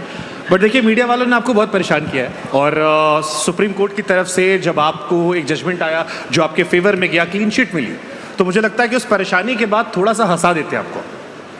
इससे पहले कि मैं भारी भरकम सवाल आप पर डालूं जो लोगों के जहन में है, एक छोटा सा रैपिड फायर रखा है मैंने, ताकि थोड़ा सा आपकी मुस्कुराहट की वजह मीडिया वाले ही बने। कभी सोचा नहीं था ऐसा दिन आएगा कि मीडिया वाले भी हंसाएंगे, पर लाइफ का कोई भरोसा नहीं है। तो एक छोटा सा रैपिड फायर सेगमेंट है, कुछ फनी क्वेश्चंस हैं जिसमें इंटेंशन बड़े प्योर है, सवाल थोड़े से ट्रिकी है। तो अगर मान लीजिए जेल में कोई फिल्म बन रही हो और रिया चक्रवर्ती उसकी डायरेक्टर हो, तो कौन सा हीरो और हीरोइन से कास्ट करेंगे? देखिए, ऐसी बदकिस्मती मैं अपने किसी भी कॉलीग पे नहीं चाहूँगी और ये फिल्म इससे बड़ा मैनिफेस्टेशन कुछ हो नहीं सकता है।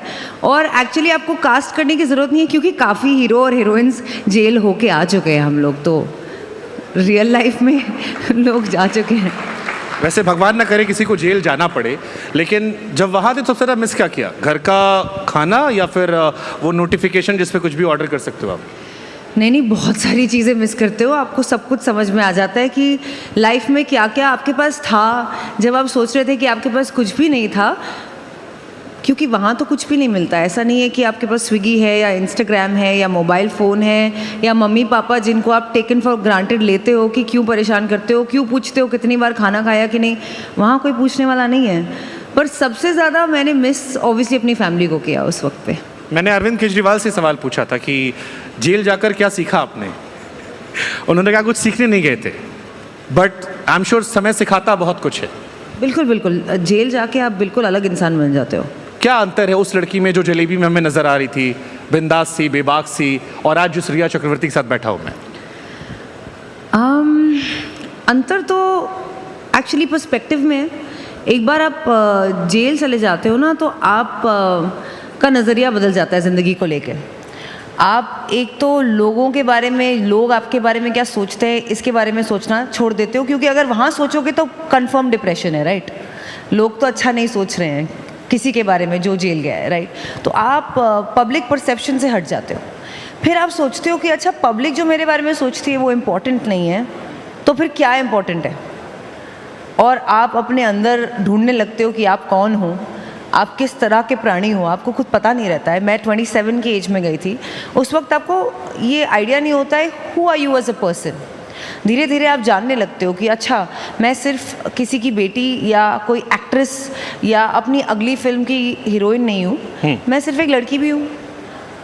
तो उस डिग्री में जो देखने का नज़रिया है वो बहुत बहुत 180 डिग्री शिफ्ट रहता है उसमें। दूसरी बात, आप खाने की वैल्यू बहुत ज़्यादा करने लगते हो। घर का दाल चावल भी अब पिज़्ज़ा से कम फील नहीं होता है। तो छोटी छोटी चीज़ें जो हैं जिनको हम टेकन फॉर ग्रांटेड लेते हैं वो उनका मायना बहुत बढ़ जाता है। और एक इम्पॉर्टेंट चीज़ है, आपको ये ज़रूर पता चल जाता है कि आपके 3 या 4 दोस्त ही हैं इस दुनिया में अगर आप लकी हो, और बाकी सब आपके दोस्त नहीं हैं। पहले मुझे लगता था मेरे 200-300 दोस्त हैं, किसी को एक बार मिलने में लगा ही इज़ माई फ्रेंड, या वो मेरा दोस्त है, शी इज़ माई फ्रेंड। पर फिर जेल जाने के बाद आपको पता चलता है कि नहीं। बट जैसे आप कई सारी फिल्में करके जेल गए थे, आप हीरोइन थे, अब जब जेल के अंदर एक हीरोइन जाती है, क्या सबसे अजीबोगरीब सवाल लोगों ने अंदर पूछा? डांस करके बताओ ना। आपने शायद किया भी था नागिन डांस, अगर मैं गलत नहीं हूँ। हाँ जी मैंने किया था। जिस दिन मेरी बेल हुई थी, हाँ उस दिन मैंने डांस किया था, क्योंकि मुझे ऐसा लगा था कि इन लोगों से पता नहीं दोबारा कब मुलाकात होगी, और अगर इनको 2 पल की खुशी में दे पाऊँ तो क्यों नहीं। क्योंकि ज़्यादातर अंडर ट्रायल प्रिजन में जो लड़कियाँ होती हैं, जो महिला जेल होता है, काफ़ी हद तक काफ़ी लोग इनोसेंट होते हैं, तो और होपलेस भी होते हैं, क्योंकि उनके पास तो लॉयर भी नहीं है जो लड़ रहे हैं, उनके ऊपर मीडिया का ध्यान भी नहीं है क्योंकि कुछ स्कैंडल नहीं है, कुछ वाव नहीं है, तो फिर उनको कौन निकालेगा। तो उनको 2 मिनट की राहत के लिए मैंने नागिन डांस किया था उनके साथ। आप डांस में, नागिन डांस में प्रो? वो लोग मुझसे ज़्यादा प्रो थे। क्योंकि जो हमने सुना वो ये सुना था कि जेल के अंदर 28वें दिन, आप 27 साल के थे, 28वें दिन आपसे कहा गया कि नागिन डांस चाहिए, और बड़े देसी अंदाज में आपने नागिन बीट पर वहाँ पर जी। और मैं ये सोचता रहा कि यार 28 दिन में जेल रहने के बाद क्या मेंटल स्टेट होगी कि इंसान डांस करते हुए निकला है। एक अलग सी लिबरेशन भी होती है, क्योंकि जेल में ना सब बराबर होते हैं, कोई किसी की सैलरी नहीं होती, सबका एक यूटी नंबर होता है, आपको नंबर से बुलाया जाता है, आपका नाम भी नहीं होता। तो कोई सोसाइटी, कोई हायरार्की, कोई BMW, कोई मारुति वाला एंगल नहीं है इसमें। तो सब बड़े जो हैं वो हैं, जो बोलना है बोल देते हैं। और मेरी एक डायरी होती थी जेल में, जिसमें मैंने पहला लाइन जो लिखा था वो ये था कि people inside jail are way better than people outside. और आज जब मैं उसे पढ़ के देखती हूँ, मुझे लगता है कि हाँ ये सही था, people inside jail are way better than people outside. क्या ऐसा रहा जो आपको ये एहसास हुआ? अंदर वालों से अच्छा क्या लगा? अंदर ना सोसाइटी नहीं है, तो सोसाइटी नहीं है तो कोई रूल्स नहीं है, और सब ने लाइफ देखी है और लाइफ के दुख दर्द देखे हैं, सब अपने फैमिली से दूर हैं, होपलेसनेस है, होप चाह चुकी है, पता नहीं बाहर आएंगे, 7-8 साल से भी लोग अंदर हैं। तो जो खुशी है ना, खुशी को पकड़ लेते हैं, जकड़ लेते हैं। एक समोसा भी उनके लिए ऐसा है कि $1 बिलियन का चेक मिल गया हो। एक पब्लिक हॉलिडे में कुछ एक गाना बज गया जेल में, तो ऐसा है कि मतलब हनी सिंह का कॉन्सर्ट देख लिया हो। तो ऐसा होता है। एंटरटेनमेंट होता है अंदर? एंटरटेनमेंट कई तरह के होते हैं, कुछ मैं बताऊंगी नहीं लेकिन कुछ मैं आपको बता सकती हूँ। एंटरटेनमेंट एक जेल की लाइब्रेरी होती है, आप किताबें पढ़ सकते हैं। मेरा काफ़ी वक्त सॉलिटरी में था क्योंकि क्वारंटीन था उस वक्त, तो मैं लोगों से मिल नहीं पाई, लेकिन सेकेंड हाफ में लोगों से मेरा इंटरेक्शन काफ़ी था। लोगों की कहानियाँ यार बहुत मस्त होती हैं, कैसी कैसी लाइफ लोगों ने जिए और उसके बावजूद भी हिम्मत दिखाते हैं, हंसते हैं, गाते हैं, नाचते हैं और जीना चाहते हैं। आप एक बार ऐसा कुछ देख लेते हो ना लाइफ में, फिर कभी छोटी छोटी चीज़ों को लेके आप कंप्लेन नहीं करते हो। तो कोई नया टैलेंट जेल के अंदर डिस्कवर किया आपने अपने अंदर? जैसे दिल टूटता है तो लोग गाने लिखने लगते हैं, शायरियाँ लिखने लगते हैं।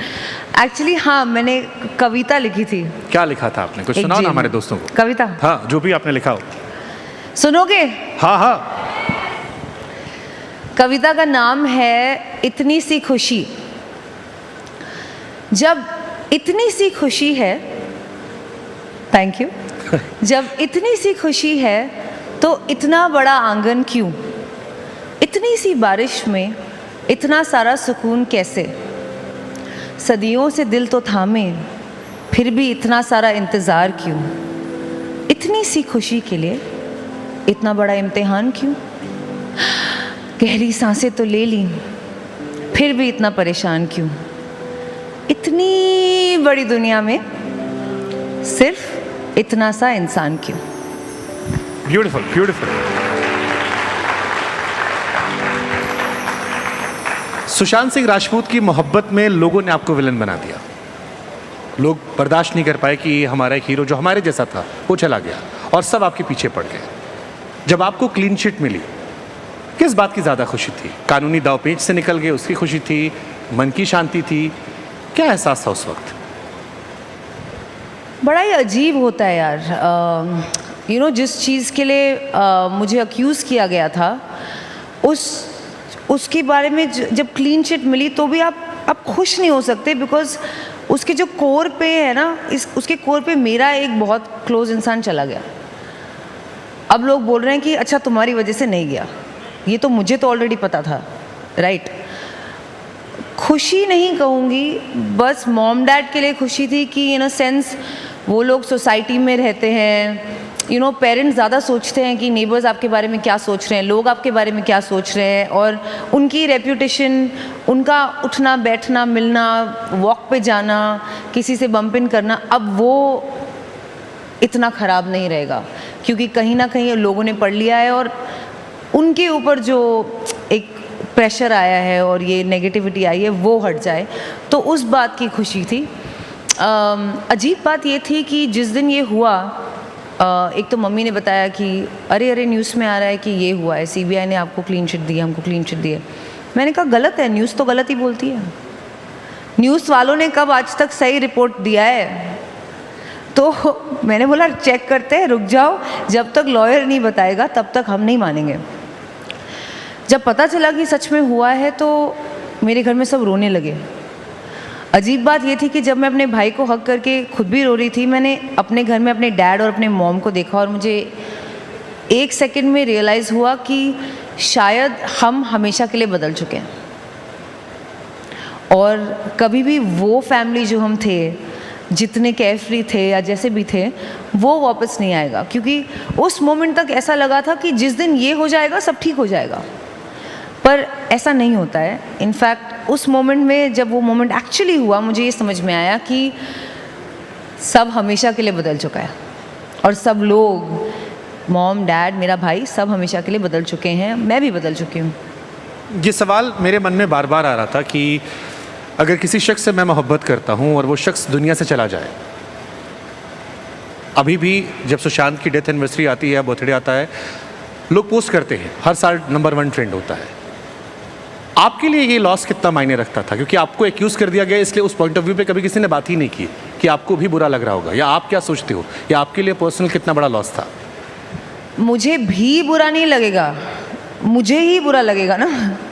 आई फील कि सब लोगों को लगा कि वही लोग थे जो ग्रीव कर रहे थे, बट आई थिंक उस हालात में ये भूल जाना कि जो सबसे करीबी इंसान था, सबसे बड़ा लॉस तो उसका रहा होगा। मैंने ग्रीविंग का मतलब बहुत अलग वे में समझा है, क्योंकि मुझे उस वक्त ग्रीव करने का नॉर्मल वे में मौका नहीं दिया गया था। ग्रीविंग एक प्रोसेस है जिसके लिए मुझे लगता नहीं कितना भी टाइम इनफ होता है। ऐसा कोई दिन नहीं जाता होगा मेरी लाइफ में जहाँ मुझे लगता है ओ मेरा ग्रीविंग प्रोसेस ख़त्म हो गया है and I am fine now. और गुस्सा इस बात का भी आया था शुरुआत में कि कैसे लोग हैं भाई, हमारे आसपास कैसे लोग हैं जो इस इतनी सी बात, इस सबसे बेसिक ह्यूमन इमोशन को नहीं समझते। लेकिन फिर समझ में आया कि ये मेरा जो ग्रीफ है ये प्राइवेट है और बाकी सारी चीज़ों में तो सबका ओपिनियन है और बाकी सारी चीज़ें तो मीडिया ने अपना अपना सब बना के कर दिया जैसे कि उनका ही है, चाहे फ़ोन का चैट हो, डेटा हो, कुछ भी हो। ये मेरा पर्सनल है और आज भी मैं इसको अपना पर्सनल रखना चाहूँगी। मैं आपकी मॉम से ऑफ द स्टेज बात कर रहा था और उनकी आंखों में आंसू आ गए थे। मैं चाहता हूँ एक माइक उनकी मॉम को दिया जाए। नहीं, वो नहीं बात करना चाहते हैं वो तो मीडिया से बिल्कुल बात नहीं करना चाहते हैं। और नहीं, मैं बात करना नहीं चाहता हूँ, पूरे मीडिया मैं चाहता हूँ मीडिया से बात नहीं करना चाहते। नहीं जी। अच्छा, जब इस प्रोसेस से आप निकले, अब अपने आपको आप नए सिरे से आप री इन्वेंट कर रहे हो, क्या करते हो अपने आप को खुश रखने के लिए, कैसे मस्ती करते हो? देखो, खुशी जो है ना रिलेटिव होती है। एक बार आपने लाइफ का सबसे लोएस्ट पॉइंट देख लिया है, रिलेटिवली सब कुछ बेटर ही रहता है और रिलेटिवली आप खुश ही रहते हो। तो मैं रिलेटिवली आज खुश ही हूँ, चाहे मुझे फिल्म ना मिले या कोई मेरी गाड़ी एक्सीडेंट में चली जाए या कुछ भी हो जाए, रिलेटिवली मैं खुश हूँ। तो खुशी एक बाय प्रोडक्ट है इंटेंस ट्रॉमा का। इंटेंस ट्रॉमा से गुजरने के बाद खुशी आ जाती है अपने आप समझ जाते हो कि खुश रहो। अगर अपनी लाइफ को एक गाना डेडिकेट करना हो, अपने लिए कुछ लाइन है जो आपकी ज़िंदगी को दर्शाती हो, अजीब दास्तां है ये। तो फिर 2 लाइन सुना भी दो। नहीं, आप सुनाइए, सब कुछ मैं क्यों करूं? मैंने आपके लिए इतना अच्छा शेर सुनाया शुरू में कि मैंने आपको कविता सुना के दी तो पूरी। एक लाइन ही सुना दो आप अजीब दास्तां की। मैं इतनी अच्छी सिंगर हूँ कि अगर मैं गाऊंगी तो ये लोग ज़रूर यहाँ से चले जाएंगे। देखिए, लोगों का आपने बहुत कुछ झेला, आई एम श्योर लोग आपकी 4 लाइनें झेल सकते हैं।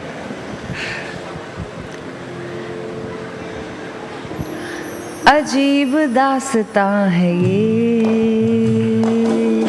कहाँ शुरू कहाँ ख़त्म, ये मंजिलें हैं कौन सी, न वो समझ सके न हम। बस बस बस।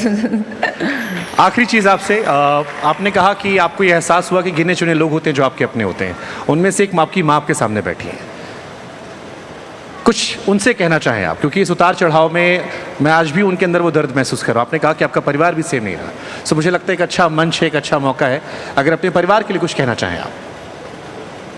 वैसे तो परिवार से मैं घर पे बात कर लेती हूँ, ऐसे सबके सामने बात करने की ज़रूरत नहीं है, लेकिन मम्मा से ये कहना चाहूँगी कि thank you for the upbringing. I think अब इस जो अच्छी अपब्रिंगिंग होती है, जो एक फ़ौजी बच्चे की होती है, जो मेरी रही है, वो अपब्रिंगिंग आपको ज़िंदगी में किसी भी उतार चढ़ाव से हमेशा प्रोटेक्ट करेगा, क्योंकि आपके अंदर वो दम रहेगा, आपके अंदर वो सारी चीज़ें रहेंगी। एंड होपफुली अगर जो नेक्स्ट जनरेशन है उनको भी ऐसी अपब्रिंगिंग मिले, तो चाहे जेल हो या मीडिया, आप कुछ भी झेल पाएंगे। तो आपके लिए वो कौन सा हम वाला मोमेंट था कि हाँ मैंने करके दिखा दिया? एक लम्हा आता है ना जहाँ फ़र्क पड़ना बंद हो आता है, या आपको लगता है कि हाँ अब मैं स्ट्रांग हूँ? नहीं, स्ट्रॉन्ग तो मैं हमेशा से थी, बट आई डोंट थिंक कोई ऐसा मूवमेंट था और ऐसा कुछ करके नहीं दिखाया है। लेकिन अब मुझे लग रहा है कि हाँ, मैं लाइफ में वापस आगे बढ़ी हूँ। मैंने अपना ब्रांड खोला है चैप्टर 2 अपने भाई के साथ। हम लोग टी शर्ट बेचते हैं, कभी सोचा नहीं था ज़िंदगी में टी शर्ट बेचेंगे। सोचा था अगर कोई टी शर्ट नहीं खरीदेगा तो लिंकिंग रोड जाके बेच ही देंगे। आज लिंकिंग रोड पे स्टोर खुल गया है, तो लगता है कि हाँ, नथिंग इज़ इम्पॉसिबल। पहले सिर्फ एक्टिंग क्लासेस और डांस क्लासेस करती थी, बिजनेस का कोई आइडिया नहीं था। अब एबिटा के चक्रों में हूँ, तो ज़िंदगी में खाली एबिटा पॉजिटिव रहना चाहती हूँ, ब्रांड में भी और ख़ुद भी। और ये मोमेंट लगता है कि हाँ, अब शायद ज़िंदगी में हम कुछ भी कर सकते हैं। Beautiful beautiful. मेरे एक सहयोगी हैं, वो मुझसे बार बार कह रहे थे कि मीडिया वालों ने परेशान बहुत किया है, थोड़ा सा आपको हंसाते हैं और अच्छे से, जिसमें शायद मैं नाकाम रहा। So let's give a big round of applause. And I am sure कि थोड़ी सी मुस्कुराहट हम आपको दे पाए। Thank you. Thanks, Shivankar. Thank you, Shivankar. First of all, we have a caricature artist here who's done something really nice for you, Riya, here. What is your opinion on this? What do you think? Can we also show it to the audience? देखिए, actually दरअसल मेरे बारे में इतने memes बन चुके हैं, तो जब कोई मुझे फोटो देता मैं डर जाती, पर ये तो काफ़ी अच्छी है। You like it? It's a good job. Well, give it up for our caricature artist here as well. Now, Riya, आप आपकी जर्नी बहुत ज़्यादा इंस्पायरिंग है। आप काफ़ी ज़्यादा किसी भी शख्स में कोई टफ एलिमेंट हो उसे आप लेकर बाहर आ सकते हैं। आप एक ऐसे रियलिटी शो का हिस्सा भी रह चुकी हैं जहाँ पर बहुत ज़्यादा टास्क दिए जाते हैं, एडवेंचर वाला वो शो है। So there are 2 boys here who are big fan of you. I want you, okay, उनका हाथ ऑलरेडी खड़ा हो गया। Why don't you come on the stage? Now I want you, we'll give it another name, of course. जल्दी जल्दी आ जाओ। Okay, so of course हम जो शो है उससे इंस्पायर होकर हम इन्हें कुछ चैलेंज देने वाले हैं। अब पहले अपना नाम बता दीजिए। we'll call this युवा champions. Are we good with that name? Yeah. तो आज हम इन दोनों में से युवा चैंपियन चूज करेंगे। जज हैं आप, टास्क भी आपको ही देना है। आपका नाम बताइए। I am Anit Prakash from Amity university. अब रिया के आप कितने बड़े फैन हैं और उनके क्या कहना चाहते हैं? बहुत बड़ा फ़ैन हूँ मैं, एंड स्पेशली मैं रोडीज़ आपके लिए देखता हूँ मैं, बिकॉज आपका जजमेंट फॉर रियल मेरे को लगता है कि is the perfect, and you know ऐसा फेक नहीं लगता कभी कि आप एक्टिंग करके स्क्रिप्टेड है आपका शो वगैरह ऐसा। Thank you. Lovely. What's your name bro? Siddhev Jain, मैं फ्रॉम एमिटी यूनिवर्सिटी। आप क्या कहना चाहेंगे रिया को? Same I been watching Roadies बहुत टाइम से एंड जब से मैम आई है रोडीज और अच्छा हो गया है आई थिंक अगर जब मैं टास्क दूंगी इसके बाद ये मेरी फैन नहीं रहेंगे. Let's see. So Riya, we are choosing Yuva champion and you are the judge, the jury. So आज आपको फैसला सुनाना होगा.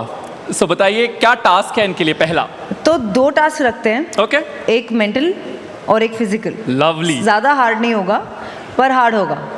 Ready? You are up for it? Okay, so I think पहली बात तो आपको बजर दबाना पड़ेगा. राइट? बजर आप खुद हैं. मतलब मैं एक सवाल पूछूंगी, अगर आप उसका आंसर आता हो तो आपको जंप करना है और बोलना है कुकड़कू. कैसे करेंगे? क्या बोलना? कुकड़ू. कुकड़ू. जिसने पहले किया उसको सवाल का आंसर देने का मौका मिलेगा. This is the mental strength round. और देख लीजिएगा क्योंकि एक ही सवाल है, तो give it your all for the कुकड़कू.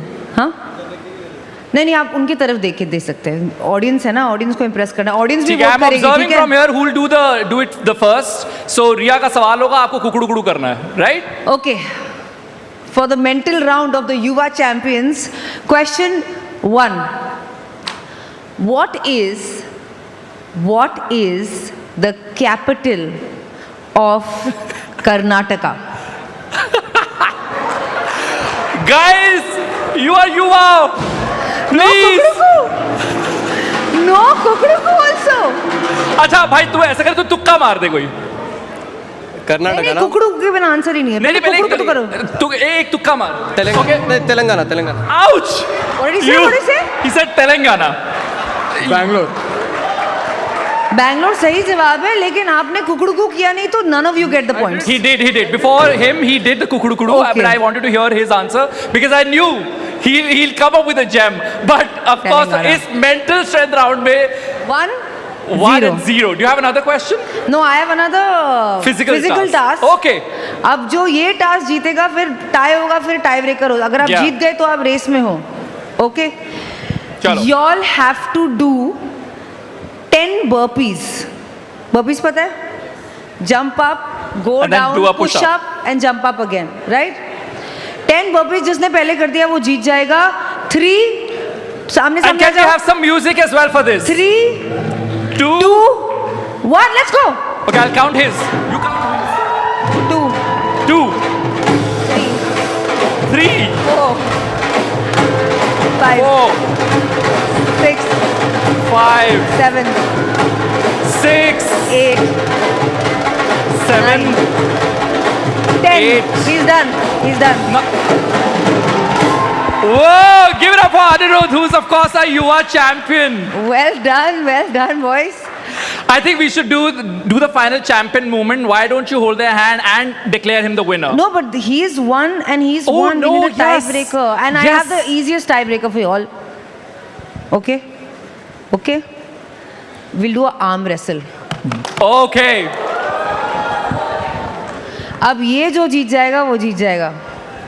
And Riya, can you sign this for us? Because I think the winner should get something. So the Of winner course. will get this lovely caricature signed by Her Highness अरे Riya. मेरे caricature का क्या करेंगे ये लोग? अरे it'll be signed. It'll have your sign, Riya.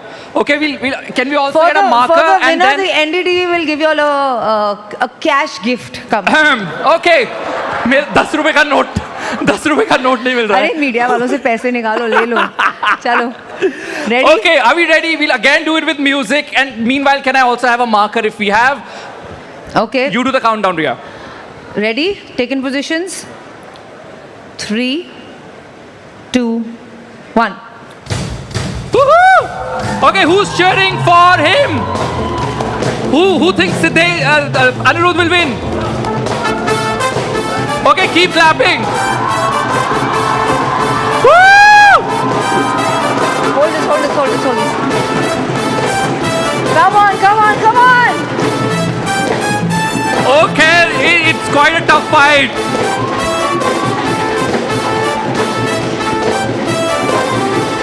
Nobody is ready to lose.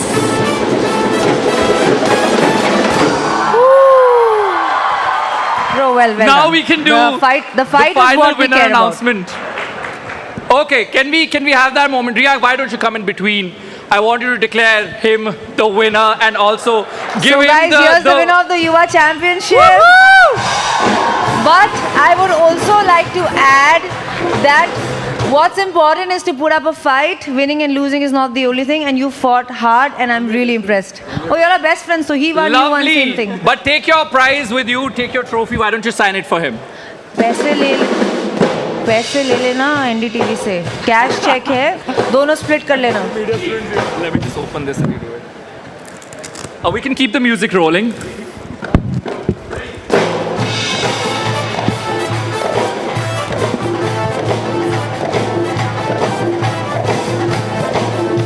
Lovely. Why don't you take it from her? Many congratulations, dude. Good fight Thank there, you, both of you. congratulations. Well played. Well, with that, we've come to an end of this segment. Thanks a lot, Riya. You've been quite a sport, and भाई ने हमारे property भी नहीं damage की, so that's a good save. And हमारा कोई पैसा भी नहीं गया जेब से. नहीं पैसा दे देना, वो लोग मांगने आएंगे बाद में. ठीक है. Thank you so much for having me. Thank you very much, Riya Chakrabarti. Thanks for coming to Thank you NDTV guys. Yuva. Lots of love. Thank you. Give it up for Riya Chakrabarti. A louder applause.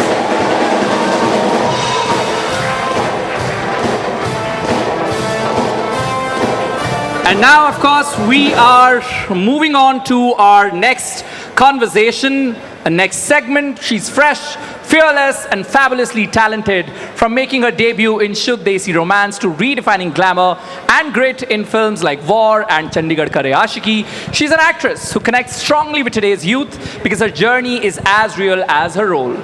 Please welcome the stunning and versatile Vaani Kapoor on the stage. A huge round of applause. And to have a conversation with us, I would also like to invite my colleague, Aditi Girotra. Over to you, ladies. Thank you, Arun.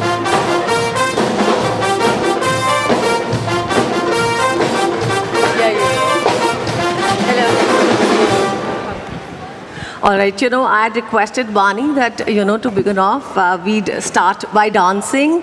But I think Riya's session infused quite a lot of energy here. So I would not request it right now, but Vaani Maybe later on. Yeah, perhaps certainly once doing we it. are done talking, then we can focus on fun. Yes, certainly. Hi, everybody. Oh my God, I love the energy in the crowd here. The audience is impeccable. Great. Lovely. Vaani, if you talk about your upcoming projects, they offer a range of diverse genres. You recently made a streaming debut with Mandala Murders. It was quite impactful and quite gripping, I would say. A gritty crime thriller. And then now your upcoming movies, Raid 2, Khel Khel Mein, comedy dramas. Does it have anything that connects with our youth, our Yuva, to begin with? Does my work connect with the Yuva? Yes, anything that you have, whatever movies are about, आपको लगता है वो किसी तरह से हमारे युवा से connect करेंगी? I feel every story is so unique and relatable when done. When you infuse humanity and life into any character, it becomes soulful. And when there's soul and you can connect in a meaningful way, of course, we are empathetic, as human beings. We empathize, we sympathize, we understand that there are so many different kind of people in the world who could be like us and who could be very different. And I think that's the beauty of cinema, where you get to play different people, different characters, just different lives. So I'm hoping like it connects to our lovely audience, and that's what we all strive as actors to do, to be able to connect in the most meaningful way. Indeed, मैं आपसे ये भी जानना चाहती थी कि जब आप अपने रोल्स पिक करती हैं, तो क्या आप एक रिस्पॉन्सिबिलिटी महसूस करती हैं उन रोल्स को चुनने में, क्योंकि सिनेमा जो है हमारी यूथ के साथ या फॉर दैट मैटर किसी के साथ भी बहुत इन्फ्लुएंस करता है हमको, हमारे इमोशंस को, हमारी लाइफ्स को. तो जब आप ये जिम्मेदारी से रोल्स पिक करेंगी तो एक मैसेज भी जाएगा. तो क्या आप वो जिम्मेदारी महसूस करती है रोल्स पिक करने में? आई थिंक मेरी ज़िंदगी में जितने भी रोल्स आए हैं, मैं ऐसा नहीं कहूँगी कि मैं उस मुकाम तक पहुँच गई हूँ जहाँ मेरे पास बेस्ट ऑप्शंस आते हैं, best roles, and I am trying to whatever that comes to me, उसमें से जो भी मैं पिक करती हूँ, of course I do it something जो मुझे सही लगता है, जो मेरे कोर्स से कनेक्ट करता है, जो एज अ ह्यूमन बीइंग जिसकी कहानी मुझे इंट्रीग करती है या इंटरेस्ट करती है या क्यूरियस करती है. सो something which connects to me even in the smallest way is something that I try to pick.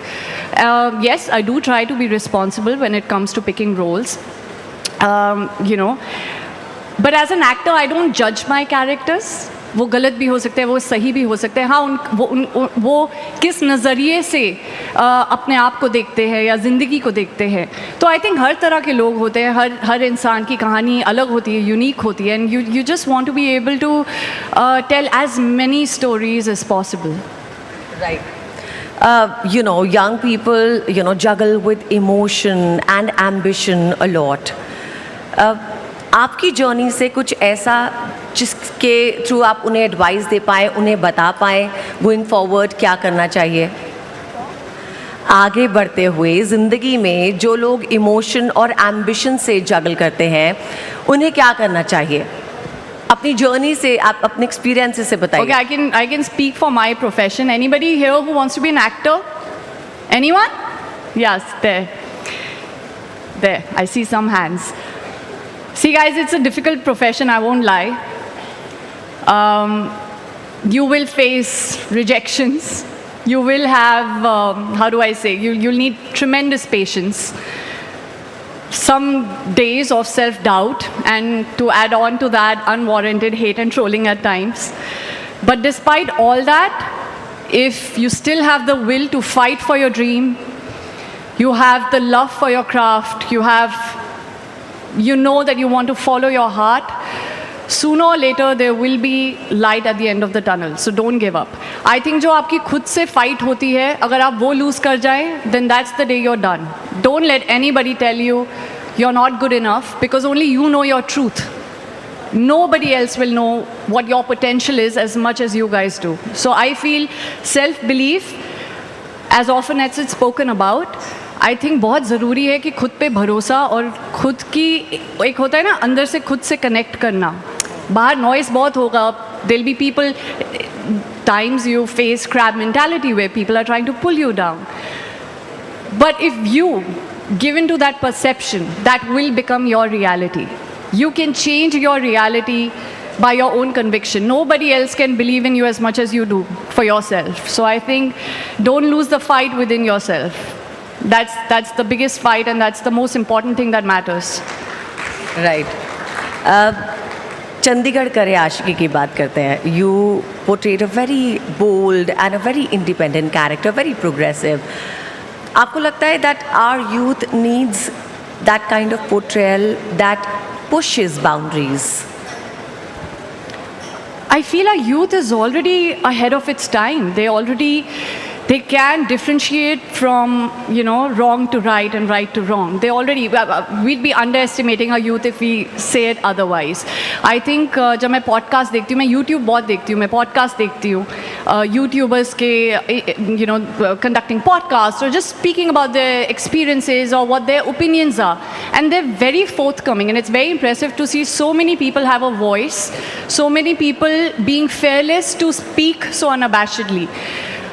And I think I'm part of the society. I'm as human and I'm as vocal as the way my parents have brought me up, people around me, the society that I've grown in. And I try to do right. I try to pick roles like I said earlier, which feels right by me. Which feels right to my core, right, with the right intent.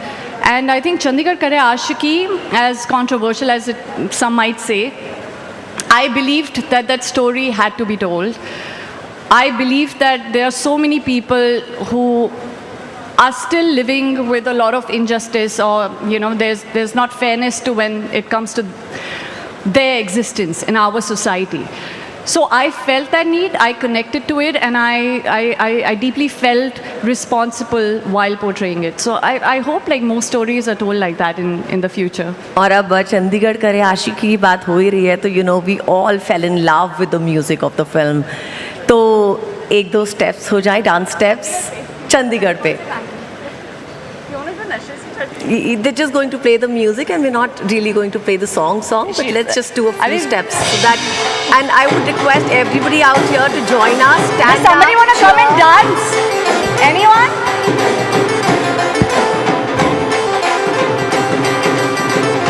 I mean, they're raising their voice, so we can call some people.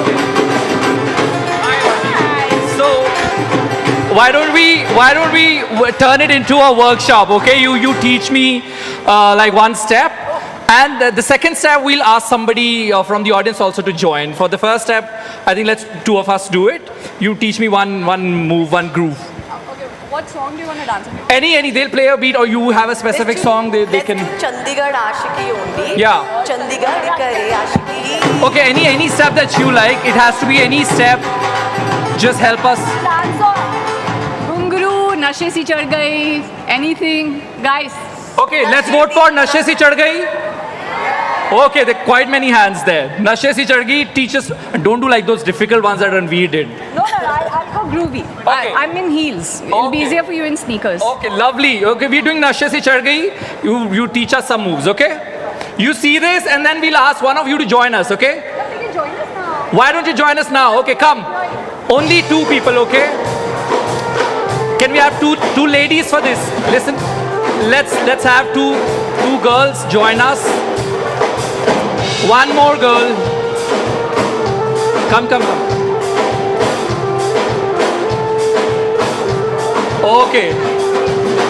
Okay, come. Let's do four. That's it. Let's do four. Hi guys, what are your names? Venya, Bhavya, Riyan, Adishri. Okay, now this is not a workshop. This is a dance competition. She's the judge. No pressure. Yeah? So, Vaani, why don't you? I'm the judge, so I don't the judge dance. and you're also the coach here. You show us a move, and then they repeat after you. Okay. Yeah? Who remembers the Nashe Si Chad Gayi step? Okay, can we have the music?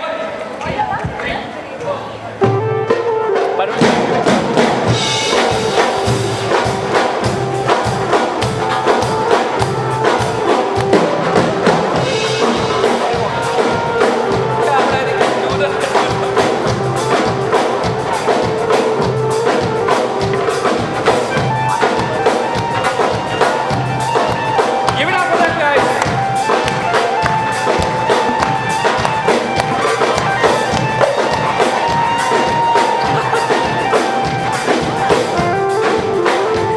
ये मुझे ऐसा लग रहा है मैं किसी की बारात में आई हूँ. अच्छा, she wants to do the war one. Chal, we'll do Ghungru. Sir, Ghungru, sir. They're quite war fans here, so we'll do the Ghungru steps.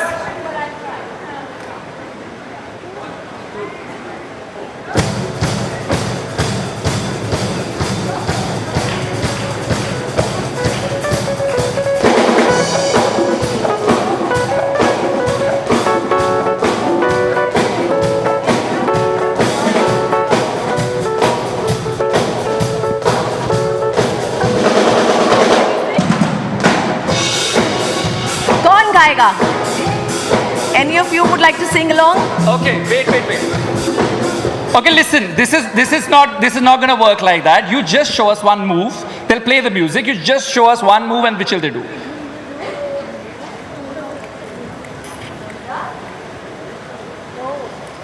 Lovely. Okay, so why don't you start grooving, and they'll pick up from there. Yeah. 3, 2, 1, go!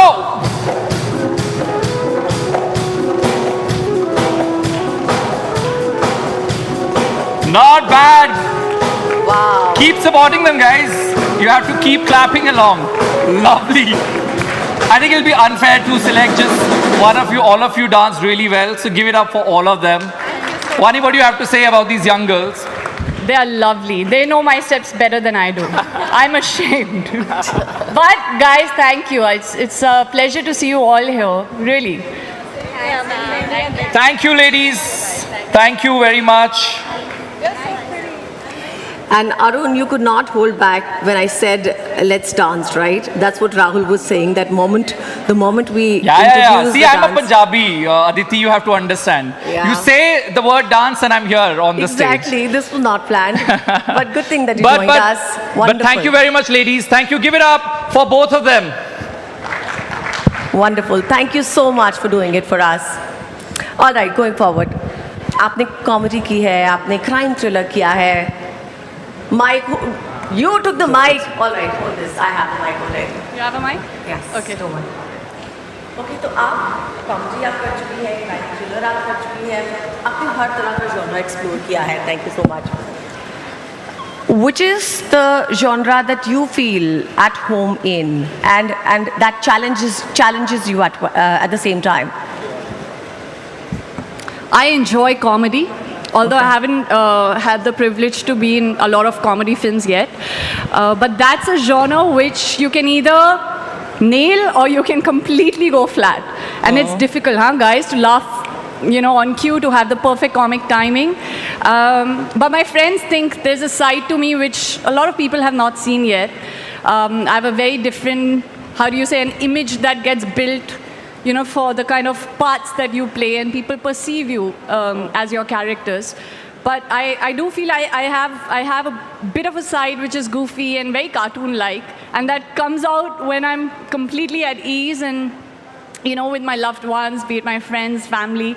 So I truly enjoy comedy. I like a good laugh. I love watching happy films and comedy films. So that's something that I still want to explore more. आने वाले दिनों में कौन सी film release हो रही है जिसमें आपने भरपूर कॉमेडी की हो और आपको बहुत मजा भी आया हो? I think अभी ये यूनिवर्स में एक मैसेज डालना पड़ेगा to you know, for all the brilliant filmmakers that please, I'm right here and I'm happy to like explore this genre, and it's something that I really want to experiment and try out for myself. So yeah. Wonderful. Vaani, आप बहुत fit हैं, and you know, ever since you made your debut, you've been a fit person. How do you maintain your fitness? What do you do for it? मैं अपने आप को punish नहीं करती हूँ गाइस, और ना ही मैं कोई ब्लेस्ड हूँ. वो you know, there are some people who are just they're blessed with the best metabolism. Yeah. I do have to work out. I do have to work out every day, but I also love food. I'm Punjabi. There was a time in my life I used to eat butter chicken for dinner every night. Wow. And I used to love my butter garlic naan with butter chicken. I love Indian Chinese. So everything, all the junk under the sun is something I love. So to balance that, I had to like insist on training every day. And of course, it's a visual medium. You have to 7 be fit. days a week. And you know what? I think my biggest motivation was when I saw my parents' health deteriorate. I saw कि, you know, आपको कितने health issues आ सकते हैं. So me and my sister, we made a pact that we will try and ensure that we stay healthy and we stay, because it's also equally important for your mental health. Indeed. You know, when you work out, आपकी सिर्फ physical body के लिए नहीं है, वो आपके your very being, जो आपका function है, the way you feel, the way you think, you need the dopamines, and you need that rush, and you need that, you know, just that energy to sustain a hectic lifestyle. So fitness is something I have to do. I'm not a gym lover. It's not like every day I look forward to going to the gym, but it's important. And it doesn't have to be gym. You can pick up a sport. You can pick up football, cricket, anything that you like. But just be active. That's the essence of truly feeling fit. Even Exactly. mentally. It's important to feel fit. Yeah. No, all right. आप glam easy कर लेती हैं, आप D glam roles भी होते हैं, easily कर लेती हैं, पर कुछ ऐसे रोल्स जो आपके मन में हो, आप करना चाहती हो आने वाले समय में? You know, I was actually watching documentary of Amrita Pritam, and she's very fascinating. Her life is very fascinating. That's something that's been on my mind.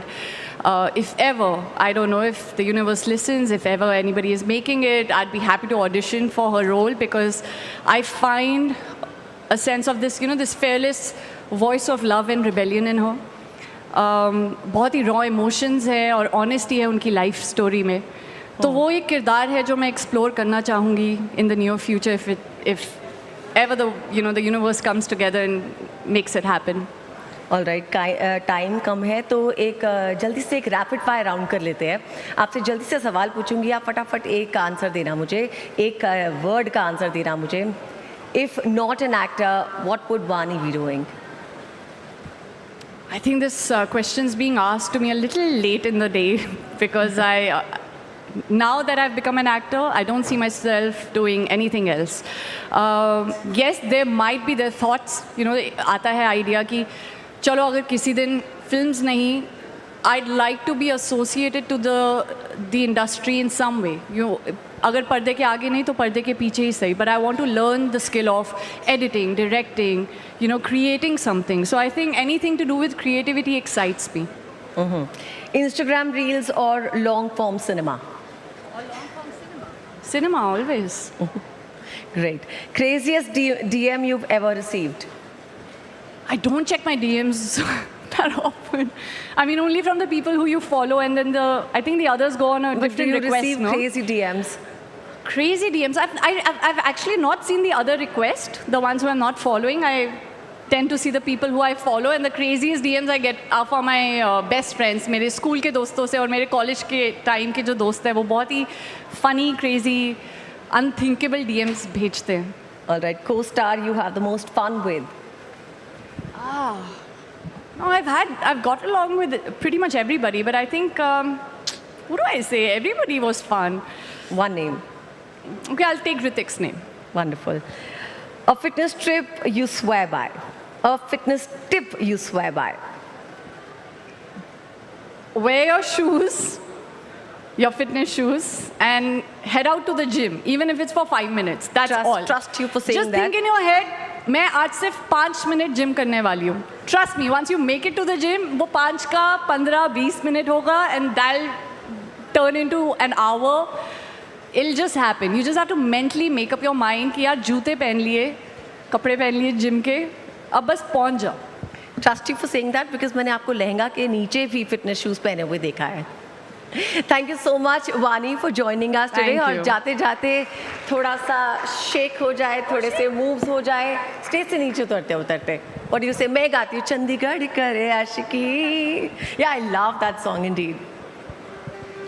Music, please. चलो. चंडीगढ़ करे आशिकी, चंडीगढ़ करे आशिकी, मुंडा चट्टा दा जलंधरों आके. Thank you so much.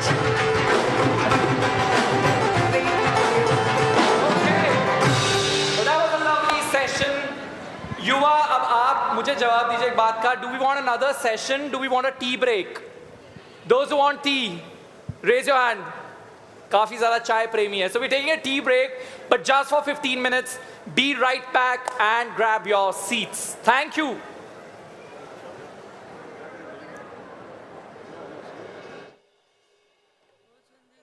तू कब आया अभी लाइफ से? अरे वाह ताई, पहचान गई? शहर जाके आँख का ऑपरेशन करा लिया क्या? शहर जाए मेरी जूती, नहीं यहीं अपने गांव में ही करवा लिया. वो जो सूरज है ना अपना, वो सब कर रहा है. अरे राकेश, अरे वाह छोटी, ये स्कूल में सीखा? इंटरनेट पे. इंटरनेट? हाँ, सूरज भैया है ना. कौन है ये सूरज भैया? आपको उनसे मिलना है क्या? हाँ, चलो, वो रहे सूरज भैया. हम सूरज से सिर्फ बिजली नहीं बनाते हैं, खुशहाली को देश के कोने कोने तक भी पहुंचाते हैं. अदानी, हम करके दिखाते हैं.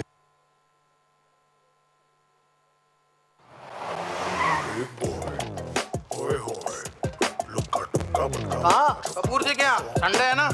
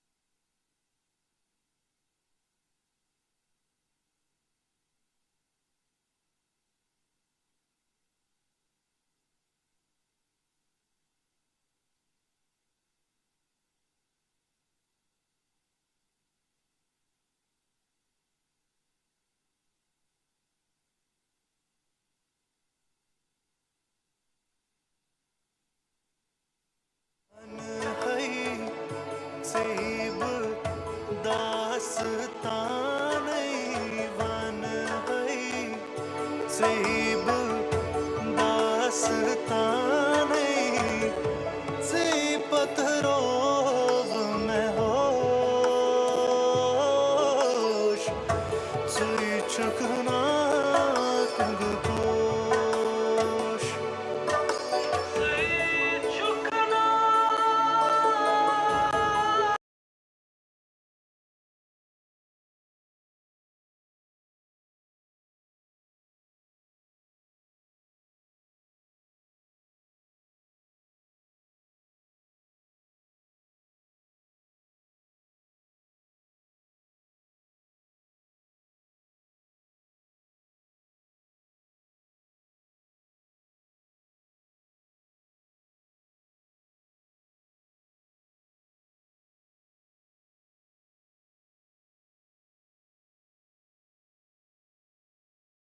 Check 1, 2, 3, 4, 5, 6, 7, 8, 9, 10. Radico Khaitan is Check one of करना एक बार। India's oldest and most trusted liquor companies.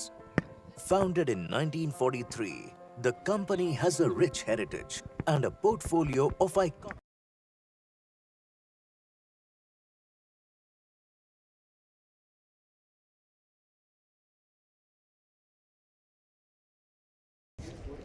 आ रहे हैं?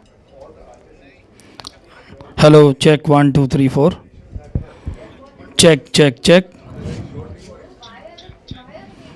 हेलो चेक 1 2 3 4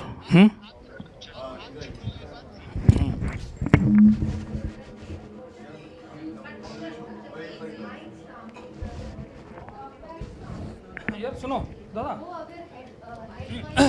उसको अभी भी ऑडियो जा रहा है ये देखो अगर मैं कौन सा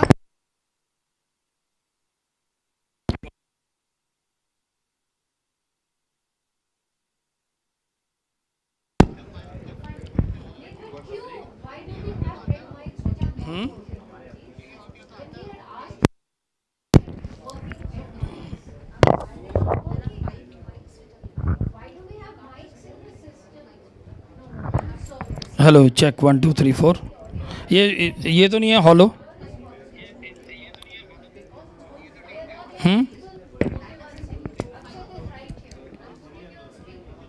यार सुनो दोनों मिल गए आपको पीजीएम मेन बैकअप दोनों मिल गए एक सेशन है ना अभी आप सुनो अभी श्रीरंग करेगा वहाँ पे क्योंकि क्या है ना उसने रिटर्न में कितना छोड़ा है वो कितना बाहर जा रहा है हमें नहीं पता चल रहा है वो क्योंकि हम ये ब्रॉडकास्ट के लिए दे रहे हैं वहाँ पे तो वो नहीं पता चल रहा है फिश फिंगर आहे अरे दुपारी जेवायला नाही मिळालं यांच्या नादामध्ये hello check 1 2 3 4 check check check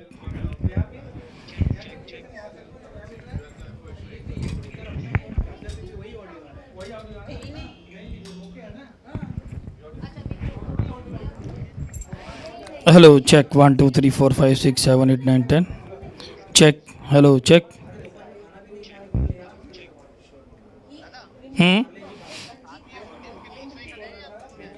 मैं बीसीआर में खड़ा हूँ सारे लोग बात ही कर रहे हैं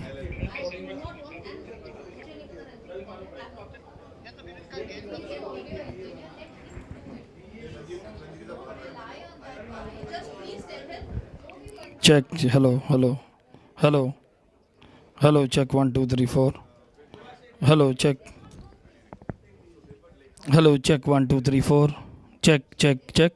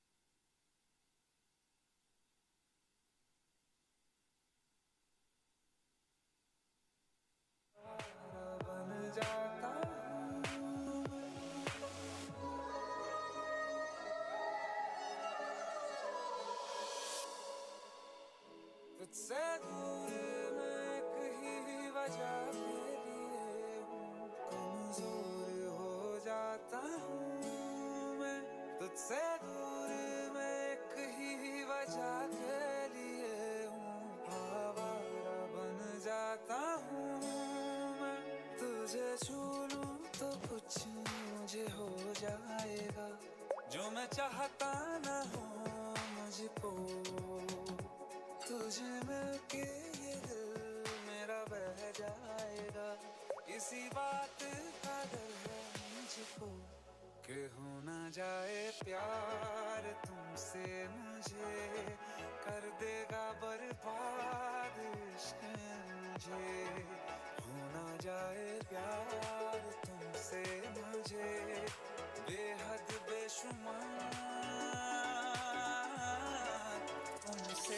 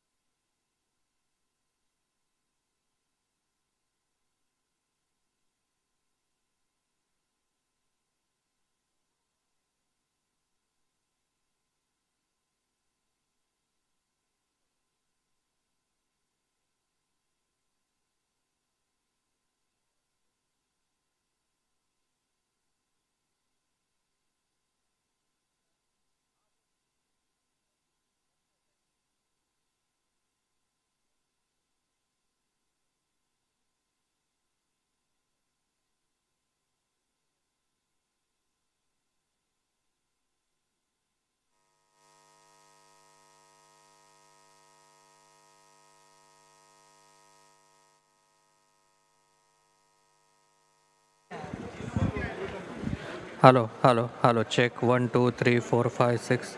Hello, check 1 2 3 4 5 6 7 8 9 10.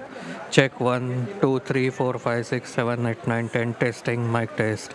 Hello, mic testing. Hello, check. Check 1 2 3 4 5. Hello, mic check. Check 1. Hello, check. Okay. Hello, check. Hello, check. Mic testing, mic testing. Hello. 1 2 3 4 5 6 7 8. Hello, check. Hello, check. Hello.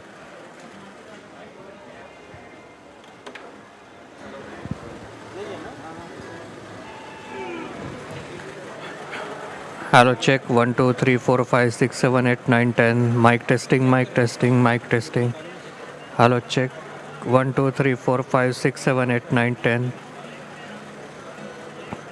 Hello, check 1. Hello, check. इधर का होगा लो उधर जा क्या करें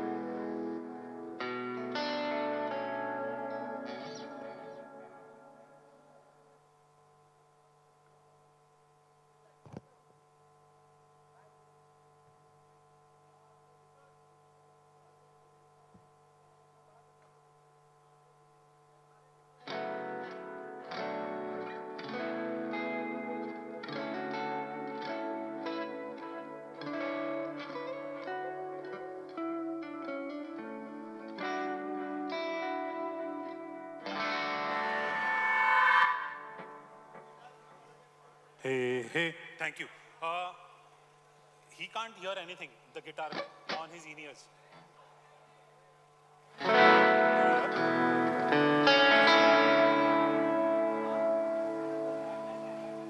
Check if it's paired properly.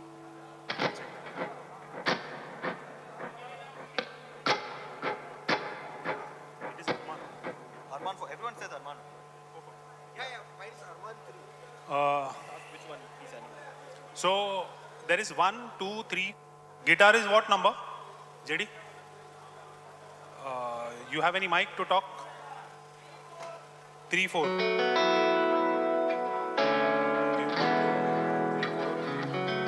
This one is.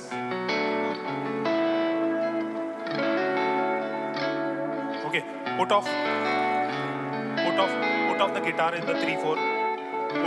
Put off the guitar in the 3, 4. Keep playing guitar. Cut the guitar in 3, 4. Cut.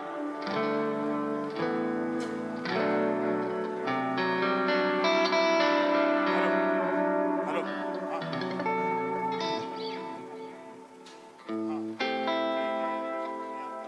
तीन number आहे म्हणजे 1, 2, 3, 4. 2 नंबर किधर है? 2 नंबर बॉडी का किसके पास है?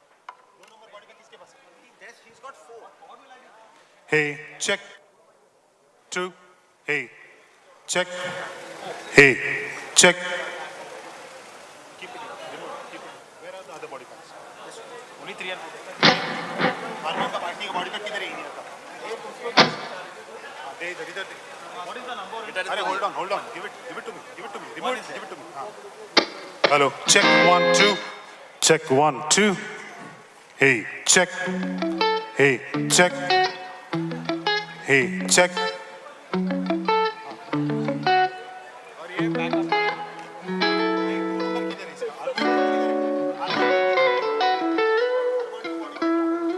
Hey, check. Hey, check. Check. Okay, cordless.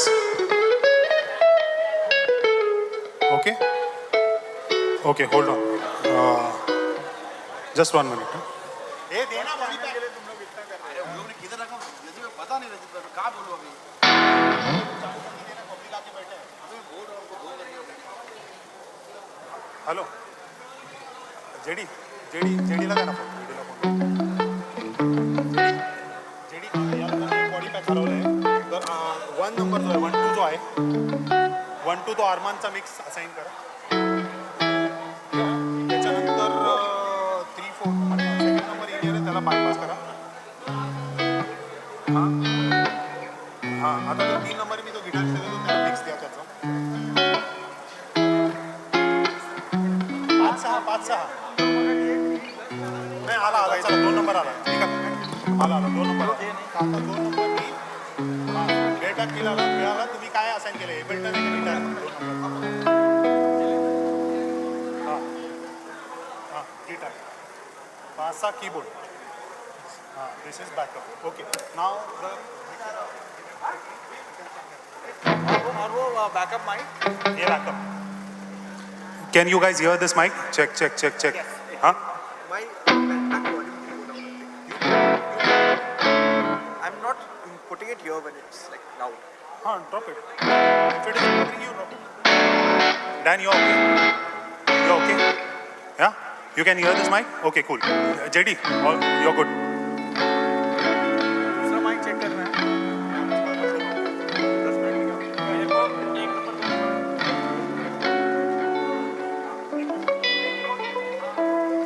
JD acoustic guitar.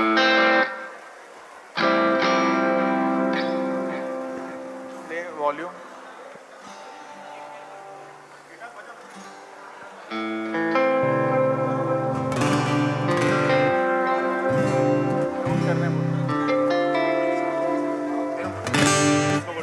Hello. हाँ.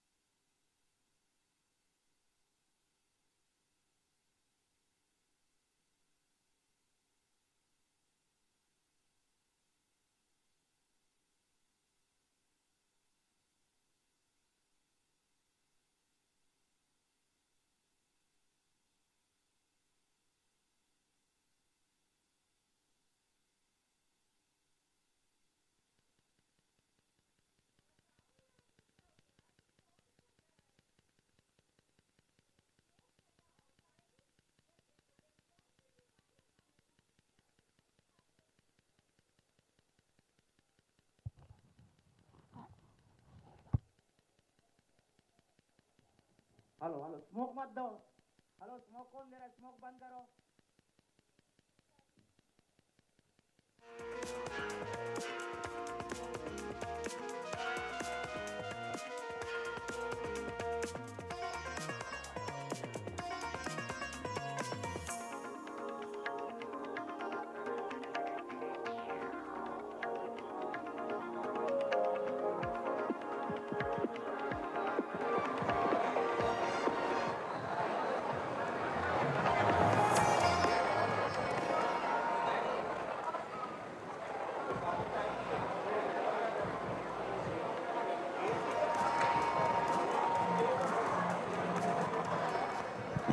Music दो excuse me please please music मत दीजिए म्यूजिक बंद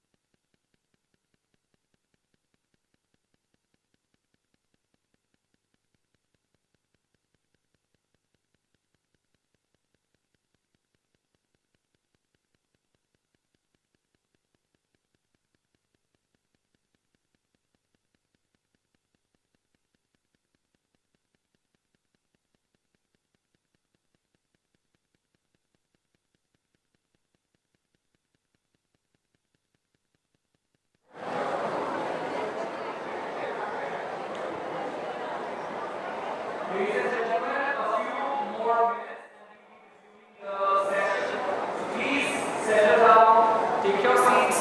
I know we are recharged. We have a lot of energy now after a Sham ki chai. So please settle down. We'll be starting in just a few minutes.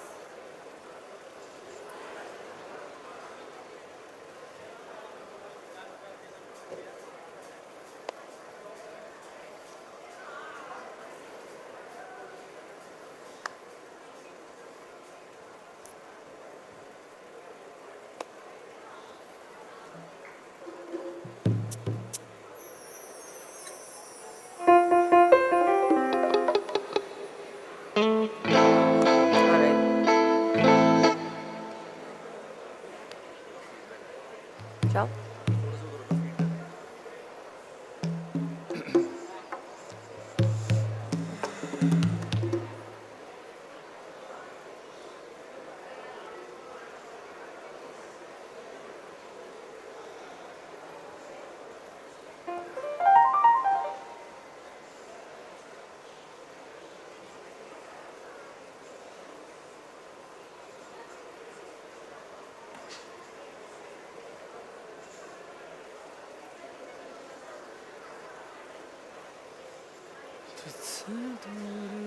मैं कहीं वजह के लिए कमजोर हो जाता हूँ तुझे Who's doing Arman Malik? Who's doing Arman Malik? This one, Ashutosh. Okay. So you begin with this, and then I'll from being one similar.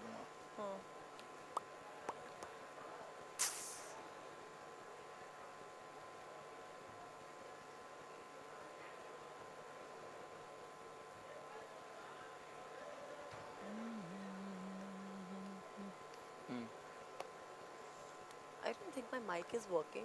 Yeah, off kiya inhone. Okay, ladies and gentlemen, we are resuming NDTV Yuva. Give a huge round of applause before we begin our next session.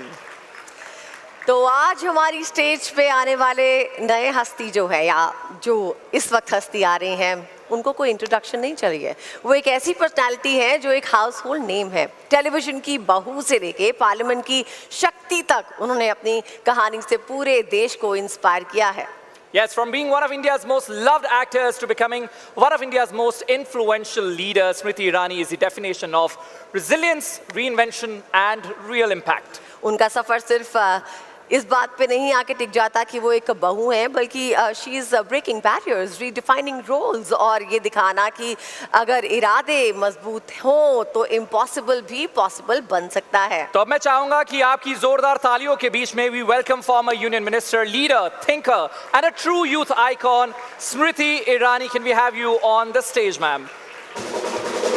And to have a conversation with her, joining her is our colleague Padmaja. So give both of the ladies a huge round of applause. Over to you, Padmaja.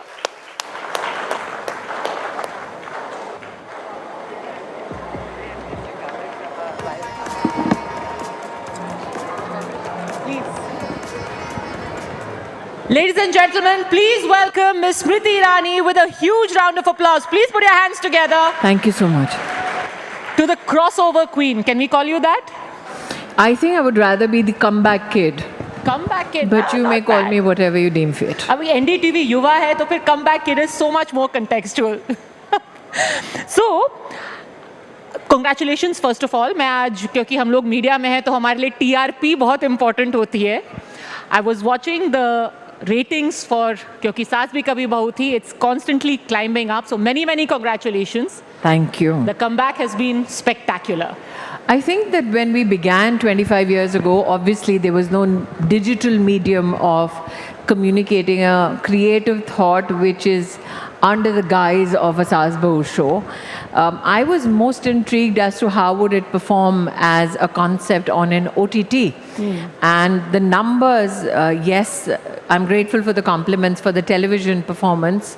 We have a monthly viewership of close to 5 crore viewers. We have a daily viewership about a 1.5 crore viewership, and a weekly viewership which oscillates between 2 to 2.5 crore people. But more so on OTT as compared to other shows which are daily soaps which run on the platform. The time spent on other shows is around individually 20 to 28 minutes. On my show, I was flabbergasted. Close to 104 minutes are being spent individually by people. So the fact that a concept which is actually steeped in some old school drama has found resonance on a platform which is mostly associated with the youth, that for me has been extremely intriguing. ये आपने इतनी जो आपने जो starting point है इस conversation का, यही मैं सोच रही थी कि ऐसा कैसे हो सकता है. हम 2000 साल में आई रिमेंबर जब क्योंकि सास भी कभी बहू थी शुरू हुआ था उस वक्त, तो आपकी एक एक चीज़ use to shape conversations in drawing rooms.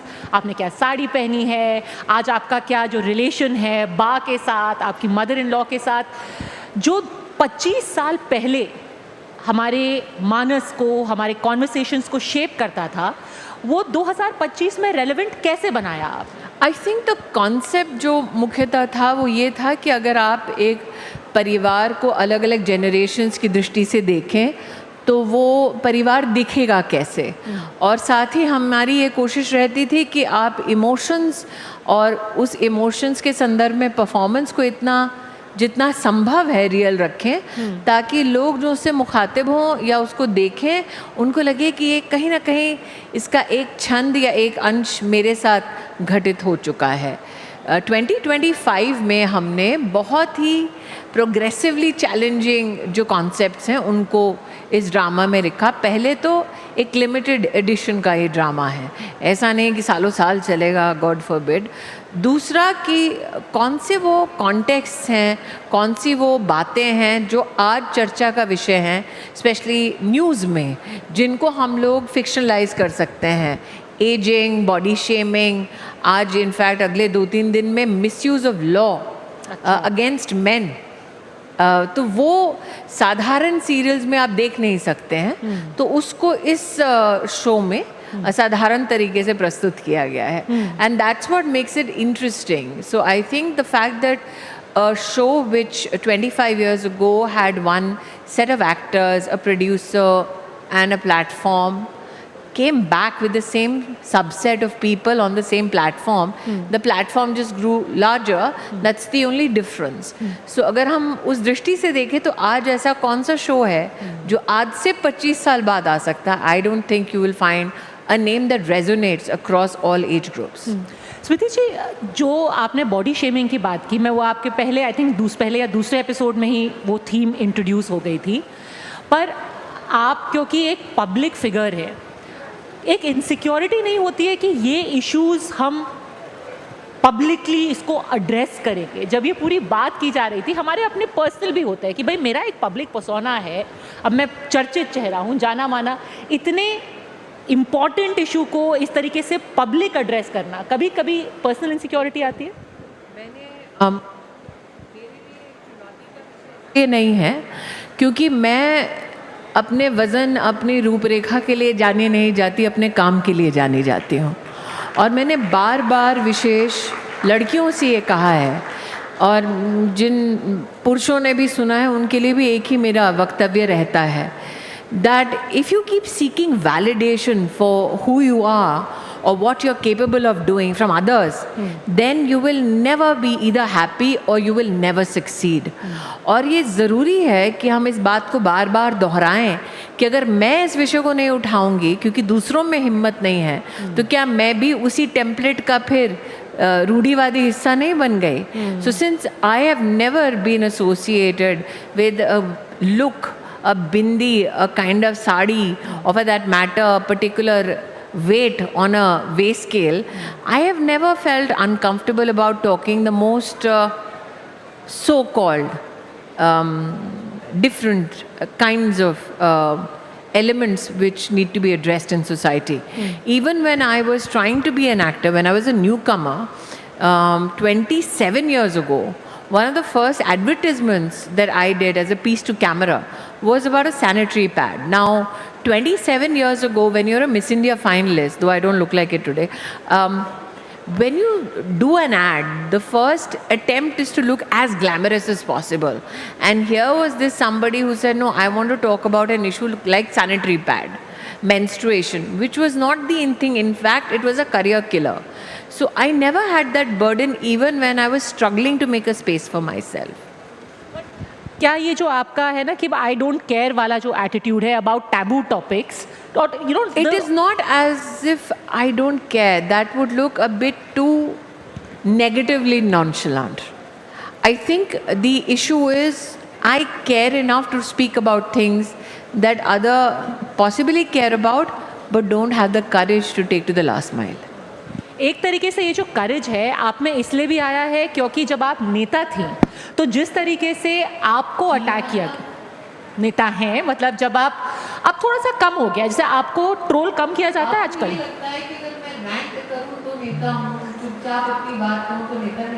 नहीं, मैं इस उसमें कह रही थी कि आपको थोड़ा कम टारगेट किया जाता है अभी।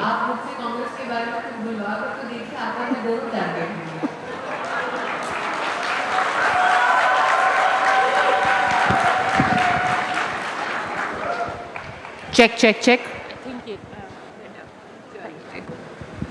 देखिए, कांग्रेस के बारे में बोला, मेरा माइक बदल दिया गया है। और देखिए फिर भी हमें लोग कहेंगे गोदी मीडिया। वो मैं नहीं कहती, वो कहने वाले संभवतः सज्जन वहां बैठे हैं पहली पंक्ति में। तो स्मृति जी, आपने ओपनिंग दे ही दी है तो फिर मैं अब पूछ ही लेती हूँ कि आप कभी कांग्रेस को मिस करती हैं? जब आप थोड़ा मैं कांग्रेस को मिस नहीं करती, लेकिन कांग्रेस जरूर मुझे मिस करती है।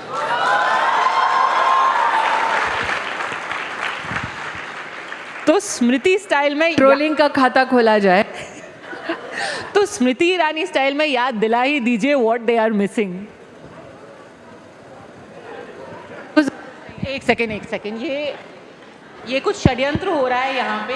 जैसे ही कुछ कांग्रेस के ऊपर बोलने लगती हैं स्मृति जी, माइक ऑफ कर दिया जाता है। मेरी गलती नहीं है, वहाँ पे कोई पोडियम में आपका कोई एजेंट हो सकता है। स्मृति जी, मेरा एजेंट क्यों होगा? कांग्रेस को होगा। लेकिन चूंकि मेरा माइक बार बार आपके चैनल पे बंद हो रहा है, जब आप मुझसे कांग्रेस के ऊपर कटाक्ष करने को कह रही हैं, तो कम से कम इस वक्त आपको गोदी मीडिया का खिताब कोई नहीं देगा। So, but people will try. I don't think, Padmaja, it is essential to negate a particular issue just by masking it as a verbal attack on a political organization. people like me have come into politics because penultimately our desire is to build a better country. I'm speaking to KTR, who's sitting in the audience today. We are from different political organizations, different ideologies. But if ultimately we are working for the larger purpose of making a more resilient, a stronger nation, then मर्यादा की एक परिधि में हम लोग शांति से अपनी बातें कर सकते हैं और सम्मानजनक शब्दों का इस्तेमाल करके बात कर सकते हैं. लेकिन अगर आप मर्यादा बार बार भंग करोगे, अगर आप बार बार देश के प्रधानमंत्री का जानबूझकर तीखे शब्दों में नहीं बल्कि निम्न स्तर के शब्दों का इस्तेमाल कर सिर्फ कटाक्ष करने के लिए, अपनी भड़ास निकालने के लिए कुछ बोलोगे, तो निश्चित रूप से एक कार्यकर्ता वर्ग है जो जवाब देगा. But should the issue get diluted? People like me in Parliament, outside Parliament, have always been very vocal on issues and have spoken substantially with evidence. और जब evidence का या substantial बोलने का किसी के पास सामने से जवाब नहीं था तो उन्होंने ट्रोल किया, बद्दी बद्दी बातें कहीं. लेकिन मेरा ये मानना है कि अगर मैं विक्टिम कार्ड प्ले करूं तो उससे जिस इशू पे, जिस मुद्दे पे मैं लड़ी हूँ वो डाइल्यूट हो जाता है. पर जिस तरीके से आपको ट्रोल किया जाता था, आप पे कभी मेंटल इफेक्ट नहीं हुआ उसका? नहीं, उन पर मेंटल इफेक्ट हो रहा था इसलिए वो ट्रोल कर रहे थे. मुझ पर कुछ नहीं हो रहा था. पर पर्सनल अटैक करना, फैमिली की बातें पहले करना, दिन से ही हो रहा था मेरे साथ. आंटी नंबर 1 एक हेडलाइन लिखी गई. हाँ, अनफॉर्चुनेटली शंकर सन जिन्होंने वो हेडलाइन लिखी, हाल ही में उनका देहांत हो गया. As an editor, I think he was one of the so called most celebrated editors in the Telegraph. And ऐसे कई एडिटर्स और पत्रकार ऑफ कैमरा मिलते थे तो बड़ी तहजीब का वो कहीं ना कहीं परिचय देते थे, तमीज़ का परिचय देते थे. तो you live, when you live a political life, you live in that dichotomy. ये तीसरा माइक है, धन्यवाद भाई साहब. You live in that political dichotomy where people, when they confront you when the cameras are on, will be extremely caustic, and the minute the cameras are off, the same journalist will be very, very polite. So I have seen that dichotomy, lived through it, and known that they are doing their job, and it's my responsibility to respond with clarity when a question is asked. अब जब आपने राजनीति में आप आई और अब आप राजनीति और एक्टिंग अपनी दोनों बैलेंस कर रही हैं. मैं पहले भी दोनों ही बैलेंस कर रही थी. नहीं, बट जब आप पहली बार, जब क्योंकि सास भी कभी बहू में थी जी, तब मैं USA WHO की एम्बेसडर थी भारत में.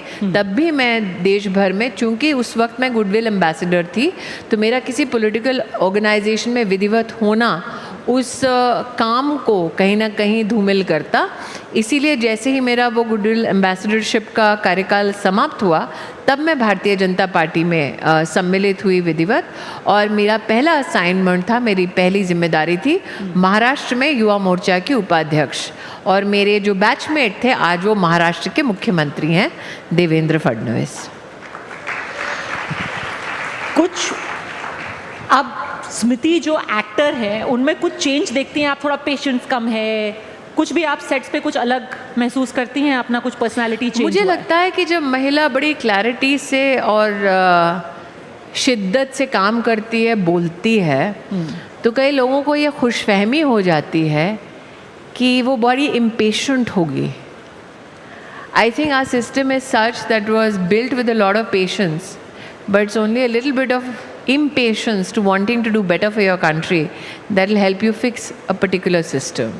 So I think that when you tag me with the nomenclature, are you impatient as an actor or as a politician, it is more to do with my desire to continue to effect change. But as a creative personality, no, मेरी political परछाई मेरे creative काम पर कभी नहीं आती है. पर ये जो कई सारे लोग अभी ऑडियंस में हैं जो जेन जी जिनको हम बोलते हैं जी, उन्होंने आपका पहली पारी अगर नहीं देखी है, उनके माँ बाप ने देखी है. हाँ, उनसे आप OTT पे कनेक्ट कर पा रही हैं? आपको कॉन्फिडेंस है कि आप उनसे कनेक्ट कर पाएंगी, क्योंकि अब उनके पास हज़ारों ऑप्शंस रहते हैं? नहीं, मुझे लगता है कि अगर आप एक ऑप्शन बन के, जो मैंने टाइम स्पेंड की बात की कि नॉर्मल अगर ऑप्शंस पे वो लोग 28 मिनट स्पेंड कर रहे हैं और मेरे प्रोजेक्ट पे अगर 104 मिनट स्पेंड कर रहे हैं, अब जेनजी जो हर सेकंड में स्क्रॉल कर रहा हो, हर 15 सेकंड में अपनी पूरी बात कह रहा हो, वो अगर 104 मिनट मुझे दे रहे हैं, I think there is something in there. And what do you think that you brought to the table which still managed to get people to connect with you? Younger, medium age, and your most loyal audience. I think ultimately we all have the same relationships, the same emotions. It is just that emotion को बयान करने का अंदाज बदल जाता है, लेकिन कुछ चीज़ें शायद कभी नहीं बदलती. अगर आप दृढ़ संकल्प रखते हैं जीवन में, प्रिंसिपल्ड हैं, और आपके प्रिंसिपल का टेस्ट आप ही के परिवार में हो रहा है, तो वो कई लोग इससे खुद गुजरते हैं. तो कहीं ना कहीं एज चाहे बदल जाए, रिश्तों के रूप बदल जाएं, जैसे सीरियल में कहा जाता है, पीढ़ी आ रही है जा रही है, लेकिन कुछ चीज़ जो हैं वो आज भी सत्य हैं जो 25 साल पहले भी सत्य थी. That when those who are principled are challenged either within a system or within a family unit, how do they respond or what challenges do they face themselves? That is the quintessential story of Kyunki Saas Bhi Kabhi Bahu Thi, and I think that's what I think helps connect with a lot of generations and geographies. Because एक अकेले हमारे देश में नहीं, इसको उतना ही लोगों ने अलग अलग देशों में, लगभग 50 देशों में देखा, और कई भाषाओं में इंटरनेशनली इसको डब भी किया गया.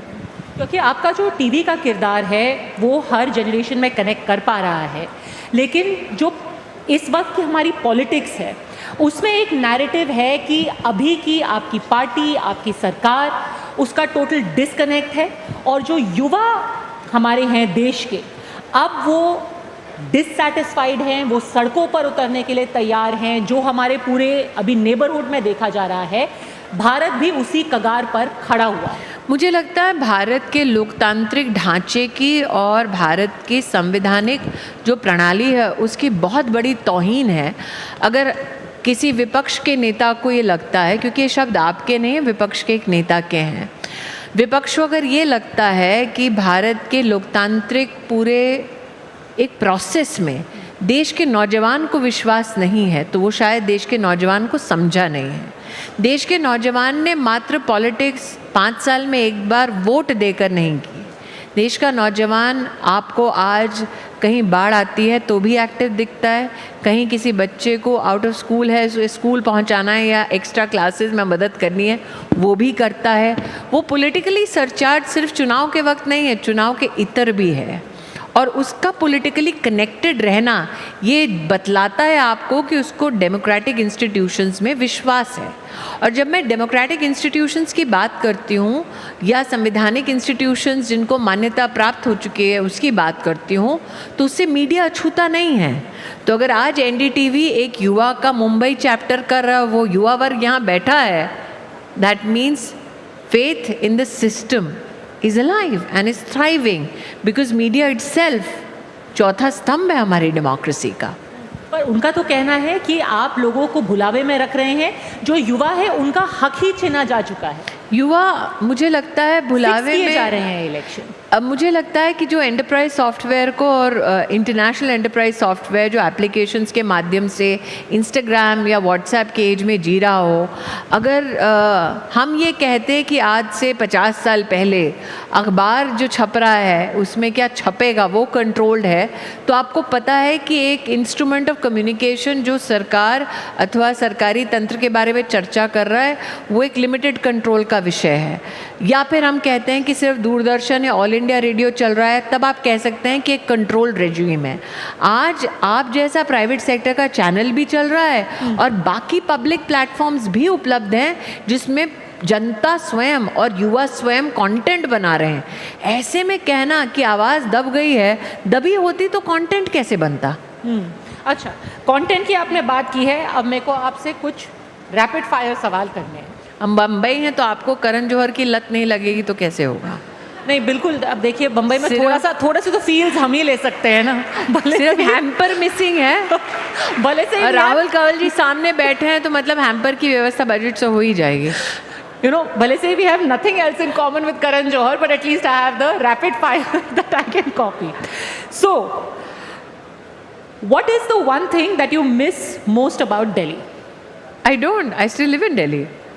नहीं, but आप travel करती रहती हैं. What do you miss most about Parliament? I don't. I'm still connected to Parliament.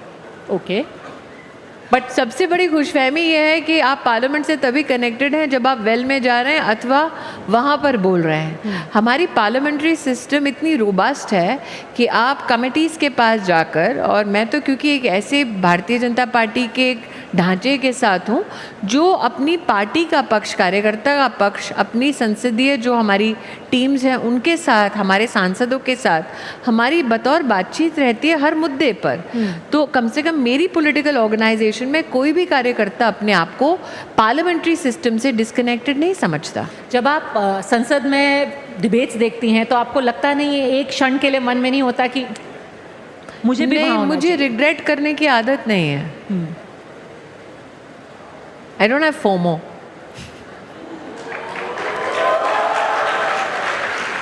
But as very recently Cillian Murphy has possibly said that Congress may have ROMO. Relief that I'm missing out, but I don't have FOMO. अगर कोई एक चीज़ होती, कई बार लोग अपना आत्ममंथन करते हैं, तो कभी आपने वापस सोचा है कि एक ये चीज़ मुझे अलग कर लेने का अगर मौका मिलता तो मैं ये बिल्कुल नहीं। मुझे लगता है, और विशेषतः अगर आज युवा पीढ़ी सुन रही है तो ये कहना बहुत ज़रूरी है, आप जो भी निर्णय लेते हैं ज़िंदगी में, आपकी वर्तमान परिस्थिति के आधार में, आपकी वर्तमान कैपेसिटी के आधार पर और आपके पास आज जो बेस्ट इन्फॉर्मेशन है उसके आधार पर लेते हैं।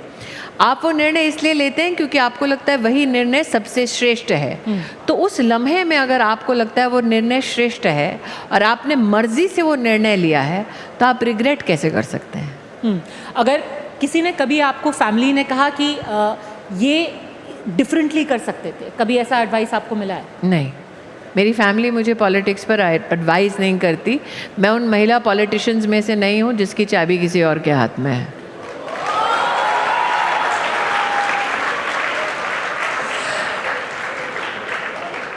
Thing that comes to your mind when we say the following words. मैं कुछ एक शब्द बोलूंगी, मुझे तो पता है एक नाम जो आने वाला है।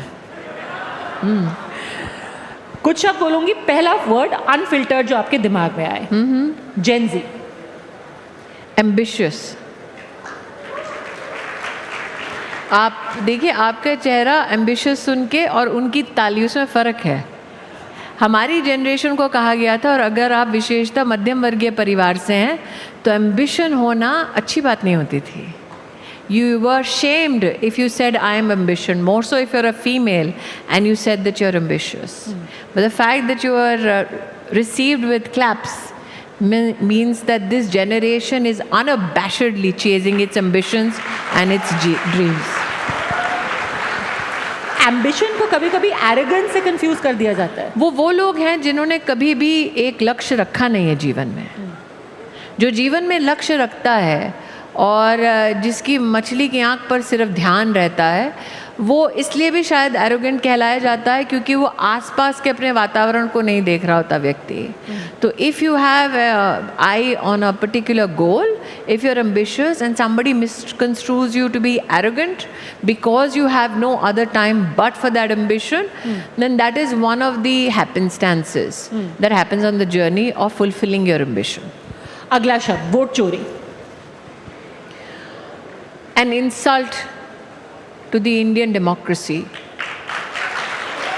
because it is an attack mounted by the opposition when it has definitely failed to receive the trust of the Indian voter. So just because the Indian voter doesn't trust you, so the opposition now has decided to spite the very election commission that ensures democracy in our country, that very media that reports if there are any mishaps or for that matter attacks on our democratic system. It also insults the judiciary that is watchful of all that transpires in our country, especially elections. चुनाव आयोग To be respected for ensuring that the oldest civilization in the world is a thriving democracy. Priyanka Gandhi I will not say who. अब पता नहीं कितने बच्चों को याद होगा. आपने सोचा था कि एक नाम आएगा, ये नाम थोड़ा आउट ऑफ सिलेबस था. नहीं, ये भी आपने वो expect किया था? पॉलिटिशियन क्या पॉलिटिशियन जिसे आउट ऑफ सिलेबस कुछ भी लगे.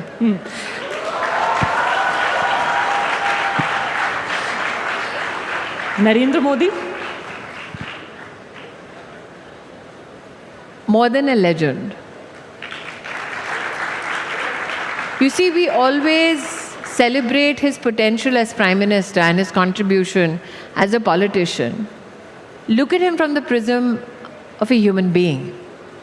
That 75 years ago, born in a very poor family in Gujarat, he left his family because he wanted to contribute, not because he had the ambition to be Prime Minister or Chief Minister.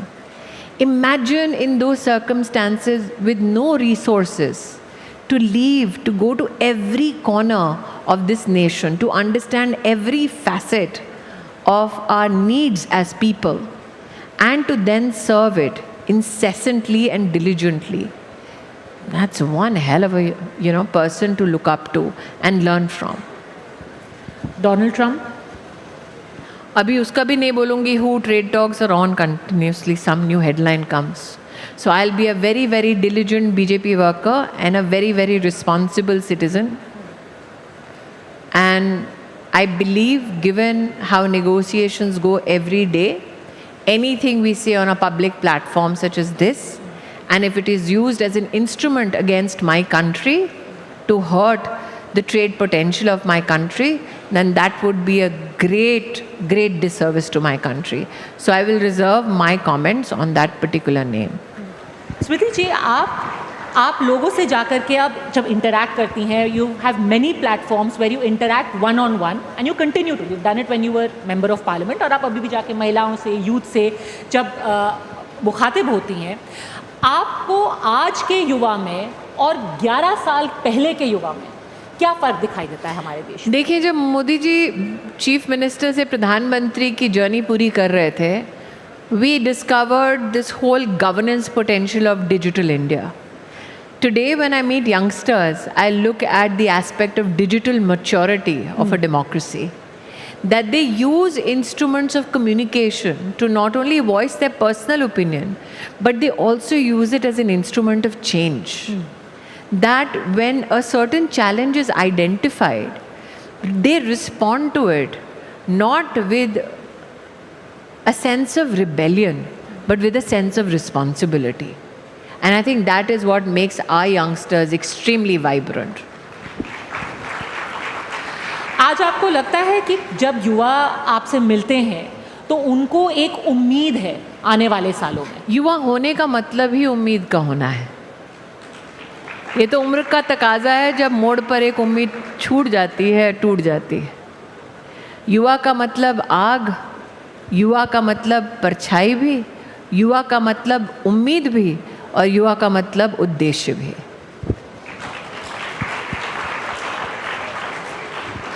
वापस rapid fire पे आती हूँ. विपक्ष irresponsible. और तालियों की गड़गड़ाहट से पता चल ही रहा है कि युवा विपक्ष के बारे में क्या सोचता है. कोई ऐसा विपक्ष का नेता है जो आपको लगता है जिससे उम्मीद की जा सकती? नहीं. कोई भी नहीं. Sir, would you want to say something here in the front? नहीं, वो हाथ जोड़ के बैठे हैं. पर ऐसा क्यों? देखिए पद्मजा जी, बहुत कम होता है कि बीजेपी वाले मंच पर हों, सामने से मीडिया मौका दे रही हो और विपक्ष का नेता नमस्ते कर रहा हो. फिर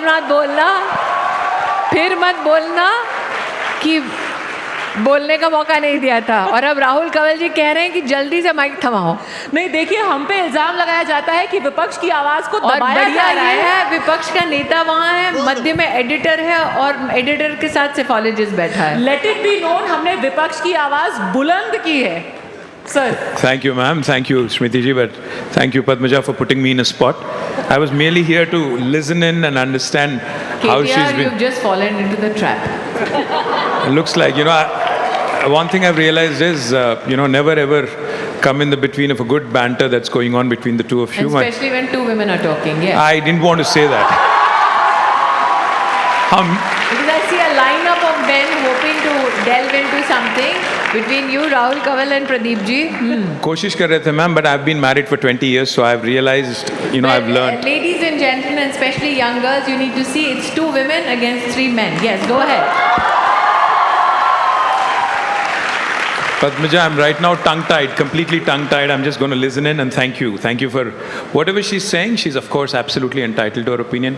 I have a lot of differences with BJP and what Smriti ji says, but nevertheless, she is a brilliant speaker, so I'm here to listen in. Thank you, ma'am. Thank you for this opportunity. Cheers. और ma'am ये बताइए कि कोई संवाद की अब जगह नहीं रह गई है। एक तरफ हम देखते हैं, नहीं, आपने अभी संवाद का एक यहाँ पर दर्पण देखा। हमारी डिफरेंसेस हो सकते हैं, और प्रधानमंत्री जी ने स्वयं कहा है डिफरेंसेस का होना एक डेमोक्रेटिक प्रिंसिपल है। डेमोक्रेसी इज एसेंशियली नॉइजी, लेकिन डिफरेंसेस का होना और पॉलिटिकली एक दूसरे से डिफर करना और राष्ट्र को गाली देना उसकी वजह से, वो किसी भी हिंदुस्तानी को मंजूर नहीं होगा। So Prime Minister himself has maintained, you want to attack him, you want to attack the BJP, but when does that then ricochet and become an attack on everything India? That is where the challenge is for the opposition. It seems that when the tongue lets loose, it goes completely out of control. So KTR has been extremely, I think today, kind that yes, both our political organizations' ideologies are at loggerheads, but as human beings, can we talk on issues and bring both our points of view together so that people at large can respond to it? That is the sign of a very mature democracy.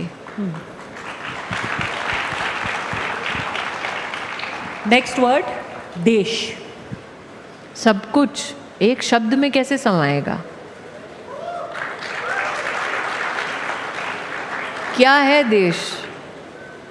न सिर्फ एक झंडा, न सिर्फ एक राष्ट्रगीत, न सिर्फ एक मिट्टी, न सिर्फ वो जवान जिसको हम लोग इंस्टाग्राम पर देखकर ट्रिब्यूट देते हैं, न सिर्फ 26 जनवरी, न सिर्फ 15 अगस्त। हर क्षण, हर पल जब हम सर उठाकर जीते हैं, उस देश की बदौलत ही तो जीते हैं।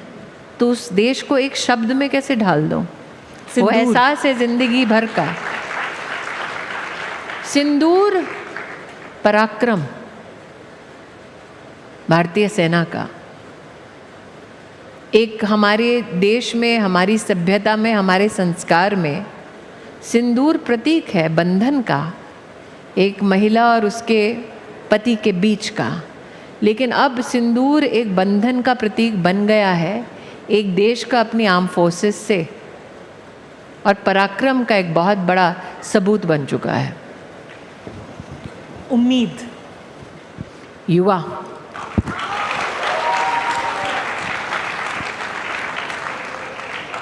युवा, उम्मीद।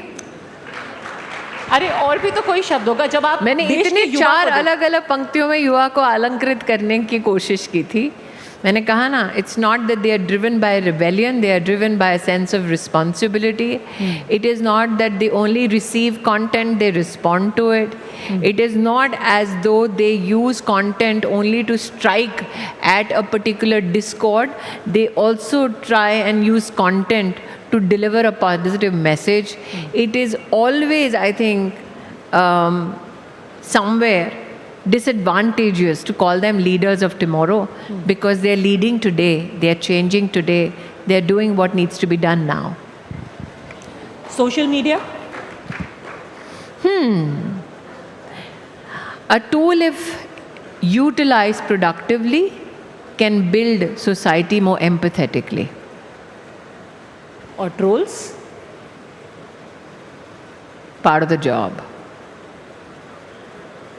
कुछ कहना चाहेंगी कुछ ट्रोल से जो आपको यहाँ है हाल क्या? फिलहाल में मिस कर रहे हो? नहीं, अभी हम ब्रॉडकास्ट भी कर रहे हैं ना, तो कुछ अगर नहीं, आपको देख रहे हैं, आप miss कर सोचिए रहे ना वो व्यक्ति अपने जीवन में कितना फ्रस्ट्रेटेड, दुखी, नाराज होगा, बॉस से परेशान होगा, बीवी से परेशान होगा या हस्बैंड से परेशान होगा, और वो व्यक्ति कहीं और नहीं वेंट कर सकता, आप पे वेंट कर सकता है। तो जिसको इतना मेंटल का संघर्ष हो रहा है, उसके संघर्ष में मैं इजाफा क्यों करूं? वेंट कर ले भैया या बहन जी, जो भी है, not a problem. You see, you can not say you want to be a public person, you cannot say you want to be in politics and then sit at a corner and say this is what a troll did to me, especially if you're a female in politics. I believe that as women in politics, it is our responsibility, my responsibility, to keep focus of people on issues which mean something for my country, for my people, for my citizens across generations. I cannot become the focus of the conversation. Hence, to keep the focus on the issue, it does not matter. And I know many a times I am attacked only because the issue and my response to it has no response from the opposition. And it has also become a ticket for promotion within a particular political organization. That how dirty can your attack get on Smriti Irani? That is how much you will rise on that political ladder. If I am helping people get a better position, well, good luck to them. But such people in the long run in politics do not survive. आपको लगता है ये competition किया जाता है कि भाई स्मृति ईरानी ये को मुझे कौन लगता ज़्यादा नहीं, मैं बिना प्रमाण के बोलती नहीं हूँ। मैंने उसे होते देखा है और ये एक टेम्पलेट बन गया था जो आज भी है, लेकिन मुझे उससे कोई फ़र्क नहीं पड़ता, क्योंकि अगर मैं जाने अनजाने में ऑपोजिशन में भी किसी के करियर को बनाने में अपना सहयोग दे रही हूँ तो ठीक। ग्रेट, आपने सबकी बहुत बहुत मदद की है, बहुत लोगों की मदद की है, कम से कम उनका करियर किक स्टार्ट या एडवांस करने में। हम कुछ लोगों ने तो मेरे बारे में गाने वाने गाए हैं, हाँ जी, कुछ लोगों ने गाने गाए, कुछ लोगों ने मीम बनाए, सो थैंक यू।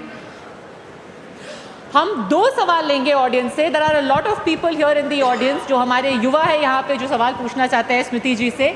2 सवाल, प्लीज अपना नाम बताइएगा, सिर्फ 5-6 शब्दों में अपना सवाल पूछिएगा। That girl over there, that lady in black, please इनको माइक दीजिए, अपना नाम और छोटा सा सवाल प्लीज। हाँ जी, आप yellow shirt. Good evening, ma'am. My name is Meghna Devkar from KC Law College. My question is, do you think leaders today risk becoming influencer in politics rather than political leaders in influence? I think that there's an oxymoron which is hidden in your question. What kind of a leader is one who cannot influence? And what kind of an influencer exists today at least, who does not have the potential to become a politician? So if a youngster can say a story, a content piece in 15 to 30 seconds, then that youngster has a political future. Great. This gentleman here, please. Yes. नमस्ते ma'am, my name is Arjun Rai, I am from the Navi Mumbai. Ma'am, मेरा सवाल ये कि अभी परसों के दिन में लीडर ऑफ अपोजिशन लोकसभा ने एक प्रेस कॉन्फ्रेंस किया एंड ही टोल्ड कि जो वोट डिलीशन है वो ऑनलाइन होता है, but on other hand ECI has published 175 questionnaire and उनके आंसर्स के साथ कि कैसे वोट डिलीशन का प्रोसेस है, and you can download the form for the vote deletion. अगर वो इसको नहीं पढ़ रहे, सो आप इसको कैसे एड्रेस करोगे? देखिए, आप ही ने एड्रेस कर दिया, क्योंकि लीडर ऑफ ऑपोजिशन आप जैसे यंगस्टर्स को भ्रमित करना चाह रहे थे। मुझे कम से कम इस बात की खुशी है कि जिस इलेक्टोरल प्रोसेस को लीडर ऑफ ऑपोजिशन ने नहीं पढ़ा, उसे एक यंगस्टर ने मुंबई में पढ़ लिया है। आखिरी सवाल स्मृति जी आपसे, 1 वर्ड जिसका आपका पहला रिएक्शन। तुलसी। पेचेक। ओके। और मैं ये जानबूझकर इसलिए कह रही हूँ क्योंकि मैं चाहती हूँ कि जो यंग लड़कियाँ हमारे आज ऑडियंस में हैं वो इस बात को समझें। 25 years ago when I began my journey as a creative person, और हमारे creative industry के legend बैठे हैं इस वक्त यहाँ, तो मैंने उनका भी एक डॉक्यूमेंट्री देखी थी जिसमें उन्होंने कहा था कि आपका टैलेंट चाहे कुछ भी हो जाए, बहुत ही टैलेंटेड लोगों को जब वो शुरुआती के दिन होते हैं तो उसमें कहा जाता है कि भाई इतनी तुम्हारी अभी औकात नहीं हुई है कि तुम्हारा अच्छा सा कोई कॉन्ट्रैक्ट हो या अच्छा सा पे चेक हो। तो अगर आप अपने टैलेंट के आधार पर इतनी औकात कहीं ना कहीं बना लेते हैं, negotiate your contract well, get a good pay check, invest in yourself for your future, क्योंकि जब मुसीबत आती है तो इंसान अकेला उसी को झेलता है। So that is my one word response, paycheck. And especially when I saw Javed Saab there and I thought of that, so I'm like, negotiate your paychecks well. Career advice from none less than Smriti Irani herself. तो उसको guard बांध के रखिएगा। स्मृति जी, thank you as always for being frank and forthright.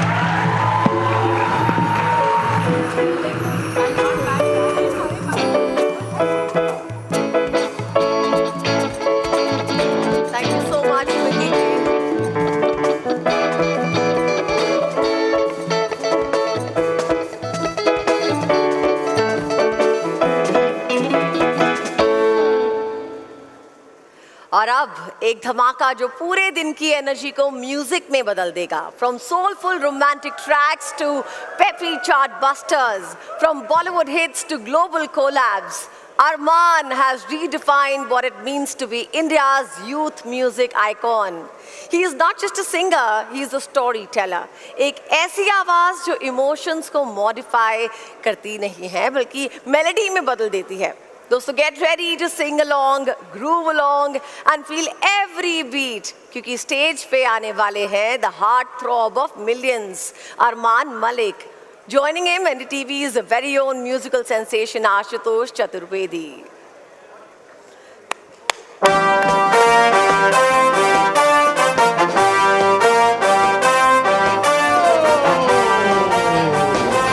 वाह, क्या बात है, क्या बात है बेट्स।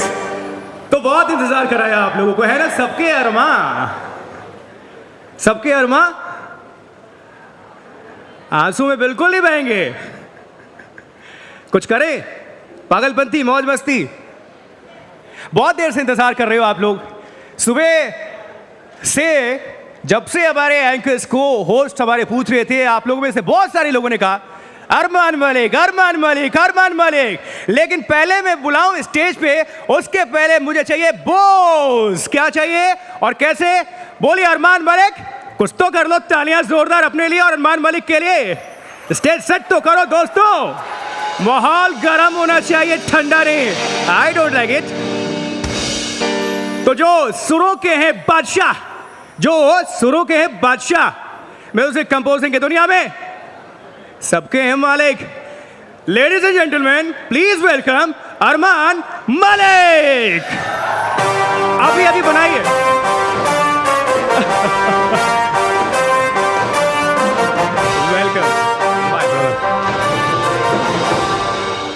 और मैं क्या करता हूँ हमेशा ना, स्क्रिप्ट फॉलो करता नहीं हूँ, पीछे से बोलते हैं मुझे क्यों नहीं फॉलो करते हो यार। मुझे लाइव जीना पसंद है। क्यों अरमान? सबके अरमान में हेलो, ये चल रहा? हाँ, अमेजिंग। कैसे? अच्छा, ये लोग ऑडियो में चेक करते हैं ना सिंगर्स, कैसे? प्लीज चेक करना पड़ता है। But thank you everyone for welcoming with me with so much love. और मैं बहुत खुश हूँ कि मैं यहाँ पे हूँ with such amazing people. Javed साहब सलाम। It's so good to be here and I hope कि हम लोग एक माहौल बना पाए यहाँ पे कॉन्वर्जेशन का, म्यूजिक का, और हम लोग बहुत सारी बातें करेंगे, बहुत सारे गाने भी गाएंगे। यस, परफॉर्मेंस है ना? यस, थोड़ा और से लेडीज एंड वही हो जाता ना, सिंगर के साथ उनको बातें नहीं सुननी, उनको सिर्फ गाने सुनने हैं। सुनने हैं कि नहीं सुनने? बट बातें भी करेंगे, थोड़ा बातें करेंगे। बातें जरूरी है, तेरा मिलना जरूरी, तू पहला पहला प्यार है मेरा। अच्छा, आप ही कॉन्सर्ट कर लो, मैं चले जाता हूँ। प्लीज। मूड सेट करना बहुत जरूरी होता है, स्टेज सेट करना बहुत जरूरी होता है। जैसे रिदम सेट करते हैं तो अपने साथ म्यूजिक, और अरमान मलिक हैं तो दिल के अरमा बिल्कुल निकलने चाहिए। From child artist to one of the India's most loved contemporary voices, Armaan Malik. Stage पर सबसे पहला मैं पहले सवाल पूछ देता हूँ. स्टेज पर आती है तो क्या सोचते हैं? ये मेरा पहला सवाल. स्टेज पे जब मैं आता हूँ तो बस एक क्योंकि आप सोच रहे थे और पूछ भी रहे थे कि क्या कहना है, क्या करना है. एक ही ख्याल है मेरा, बस मैं चाहता हूँ कि जो मेरी एक नेचुरल जो पर्सनालिटी है वो स्टेज पे रिफ्लेक्ट हो, लोगों का प्यार मिले, मेरे सुर सब अच्छे से लगे, ये सब चीज़ें चलती है मेरे दिमाग में. अच्छा, मेरा सवाल है कि संगीत म्यूज़िक में आप खुद सिंगर भी हैं, म्यूज़िक कंपोजर भी, डायरेक्टर हैं, तो कौन सा गाना खुद गाना है और कौन सा गाना दूसरों से गवाना है, ये कैसे तय करते हैं आप? जिस गाने का मुझे लिरिक्स नहीं याद है तो वो मैं बाकियों से गवा देता हूँ सीधा माइक यहाँ पे करके. बहुत सारी बार ऐसा हुआ है मेरे साथ, क्योंकि मैं 10 या 11 भाषाओं में गाता हूँ, तो जाहिर सी बात है कि मुझे सब लिरिक्स याद नहीं रहते. यूजुअली मेरे शोज़ पे एक टेलीप्रॉम्प्टर होता है, जो भी मैं कभी कभी तेलुगु में गाता हूँ या तमिल में गाता हूँ, कन्नड़ा में गाता हूँ, तो मुझे वो लिरिक्स बहुत हेल्प करते हैं. लेकिन कभी कभी जब याद नहीं होता है तो मैं उस ऑडियंस की तरफ मैं माइक कर देता और वो मुझे सपोर्ट करते हैं. इनफैक्ट मैं पढ़ रहा था आप तमिल, तेलुगु, कन्नड़, मलयालम, इंग्लिश समेत और भी कुछ भाषा में गाएं. भोजपुरी सिर्फ छूट रहा है, क्यों? भोजपुरी के भी बहुत दर्शक होंगे यहाँ पे, टीवी पे तो सुन ही रहे होंगे. भोजपुरी से अभी तक मुझे कोई मतलब ऐसा कुछ ऑफर नहीं आया है, बट पता नहीं, सोचना अगर पड़ेगा. आ गए तो सोच समझ के करना पड़ेगा, वो गाना करेंगे ना. Of course, definitely. अभी हमारे एनडीटीवी के व्यूवर्स के लिए, दर्शकों के लिए, और यहाँ जो बैठे हैं सुबह से वेट कर रहे हैं, सुबह से इंतजार कर रहे हैं सभी, अरमान मलिक कब आएंगे, तो आपको अभी इस वक्त क्या, कौन सा गाना अभी सोच रहा है? वैसे तो मैंने तैयार किए हैं 4-5 बहुत प्यारे से गाने जो आप लोग सबको बहुत अच्छे लगते हैं. एक तो आपने ऑलरेडी एक डेमो दे चुके हैं आप. नहीं, वो मैं कोशिश कर रहा था. वो तो मैं सब, मेरे म्यूजिशियंस भी हैं यहाँ पे, तो मैं उनके साथ प्रॉपर्ली परफॉर्म करूँगा. ठीक है. तो डेमो ही नहीं, पूरा ही वो आपको पूरा ही परफॉर्मेंस सुनने को मिलेगा. लेकिन बहुत सारे ऐसे गाने, MS Dhoni the untold story के जो मूवी थी उसमें से जो गाने थे, जब तक, कौन तुझे, फिर कबीर सिंह मूवी से पहला प्यार जो आपने गाया, और उसके अलावा मैं सरप्राइजेस थोड़े से रखना चाहता हूँ परफॉर्मेंस के लिए, तो मैं ज़्यादा 2 लाइन अगर हो जाए तो थोड़ी आपकी आवाज़ में अलग ही बात है. तू पहला पहला प्यार है मेरा, अभी बाद में मैं गाऊंगा. ये भी सुर में था.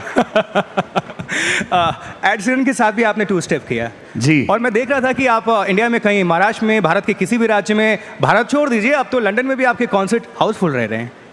एक्स फैक्टर क्या है, कैसे? मुझे नहीं, आई थिंक एक रीजन है, जेंजी आपको बहुत पसंद कर रहे हैं. मुझे यूथ से बहुत प्यार मिलता है, सपोर्ट मिलता है, एंड यहाँ पे जो भी है ऑडियंस में, वो मेरे लिए इतना चीयर करे, इतना प्यार देते हैं, वही मेरे लिए सबसे बड़ा सक्सेस रहा है. बट मुझे एक और चीज़ मुझे लगती है, अगर आप पूछ रहे हो टेक्निकली कि क्या रीज़न हो सकता है, मैं बहुत सारे भाषाओं में गाता हूँ, तो जो भी स्टेट में जाता हूँ मैं उस भाषा में मेरी जो सेट लिस्ट है वो बदलती रहती है. अगर मैं कर्नाटका जाता हूँ तो कन्नड़ा के जो गाने हैं मेरे, वो मैं इंक्लूड करता हूँ, या आंध्र प्रदेश या तेलंगाना में मैं तेलुगु इंक्लूड करता हूँ सेट लिस्ट में. उस वजह से मुझे लगता है कि वहाँ की ऑडियंस और मेरे बीच में एक डायरेक्ट कनेक्शन बन पाता है, और वो बार बार हर साल मैं कॉन्सर्ट्स वहाँ पे करता हूँ, तो वो जो एक रिलेशनशिप है वो हर साल स्ट्रॉन्गर होती जाती है. आपका बैकग्राउंड चूंकि म्यूजिक फैमिली बैकग्राउंड रहा है, तो ये आपके लिए एक एड ऑन रहा है, ये यूएसपी रही है, या फिर एक चैलेंज रहा है आज के दौर में? वैसे तो इनिशियली मुझे ये सरनेम बहुत खटकता था, क्योंकि इतनी बड़ी सरनेम है. मेरे दादा श्री सरदार मलिक साहब जो कंपोज़र रहे हैं 60s के मूवीज़ के, फिर उसके बाद मेरे अंकल अनु मलिक, मेरे डैड डबू मलिक, और मेरे भाई अमाल जो अगेन कंपोज़र हैं. तो पूरी फैमिली में कंपोज़र्स रहे हैं. मैंने सोचा कि मैं अलग क्या कर सकता हूँ, तो मैंने सोचा कि यार मैं सिंगर बन जाता हूँ. अगर आप अपनी फैमिली के अलावा किसे सुनना पसंद करते हैं? कौन सा अभी मौजूदा सिंगर जो आपको सबसे ज़्यादा पसंद है? मेरा मतलब बचपन से एक ही फेवरेट सिंगर रहा है, वो सोनू निगम सर. वाह, मैं उनको सुन के बड़ा हुआ हूँ, और मुझे यही लगता है जब भी मैं स्टेज पे जाता हूँ, मुझे ऐसा लगता है कि यार कोई भी गाना हो, सोनू सर कैसे गाएंगे, हर नोट को, हर सुर को बांध के रखेंगे, वैसे ही मुझे भी गाना है। कुछ अभी ध्यान में आ रहा है सोनू जी का, अगर वो सुन भी रहे हैं, क्योंकि अभी उनका बिल्कुल यहाँ पर भी हैं। मुझे सिर्फ ये बात का थोड़ा डर है कि कहीं वो गाने के राइट्स आप लोग के पास है या नहीं, बाद में कट ना जाए। देख लेगी हमारी टीम। ठीक है। कौन सा गाना आपका फेवरेट है उनका? मेरा पसंद है, एक लाइन गा दूं फिर आप? ओके, अभी मुझ में कहीं नहीं। Oh yes of course. अब है सामने इसे छू लूं जरा, मर जाऊं या जी लूं जरा, खुशियाँ चूम लूं या रो लूं जरा, मर जाऊं या जी लूं जरा। कॉम्बो अच्छा है। वाह अरमान। अभी जब पुराने हम किसी भी सिंगर्स की बात करते हैं, बहुत लोग नाम लेने से कतराते हैं, मौजूदा में तो बिल्कुल नहीं लेते। आपने सोनू सर का लिया तो बहुत अच्छी बात है। पुराने सिंगर्स में कौन? मोहम्मद रफ़ी साहब। तो फिर अगर मैं सोनू सर का हाँ। फ़ैन हूँ तो ये जाहिर सी बात है कि मैं मोहम्मद रफ़ी सर का फ़ैन रहूँगा, क्योंकि वो जो एक टोन है, वो जो एक टिम्बर है, वो मुझे बहुत पसंद है। कुछ हो जाए प्लीज़। दीवाना हुआ बादल, सावन की घटा छाई, ये देख के दिल झूमा, ली प्यार ने अंगड़ाई, दीवाना हुआ बादल। क्या बात है, शानदार। एक और कोशिश करें, हिमाकत करें, आज्ञा लें। आप यहाँ स्टेज पर मौजूद हैं और सामने जावेद साहब बैठे हैं, चल के गाएं और कुछ उनको स्टेज पर लाएं, आपको आशीर्वाद दिलाएं। मैं तो चाहूंगा डेफिनेटली, अगर जावेद प्लीज चलिए ना, लेकर आते हैं, खुद चलते हैं। तो। और लेजेंडरी जावेद अख्तर सर के लिए जोरदार तालियां, लेडीज एंड जेंटलमैन प्लीज।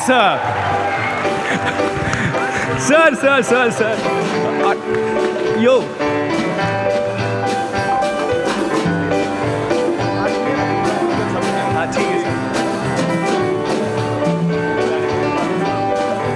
देखिए, ये ट्रेडिशन, ये आशीर्वाद कायम रहे, बनता रहे, ये परंपरा कायम रहे। अरमान मलिक को देखा आपने कैसे जावेद साहब का पैर छूकर आशीर्वाद लिया।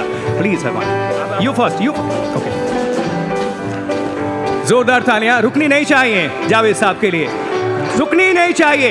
ये मोमेंट आप लोगों की लाइफ में बहुत कम आता होगा जब सामने साक्षात जावेद साहब खड़े हों। आपने बचपन से देखा, लिखा, पढ़ा, सुना, सब कुछ फिल्मों में इनको सुना, इनकी लेखनी सुनी। जावेद साहब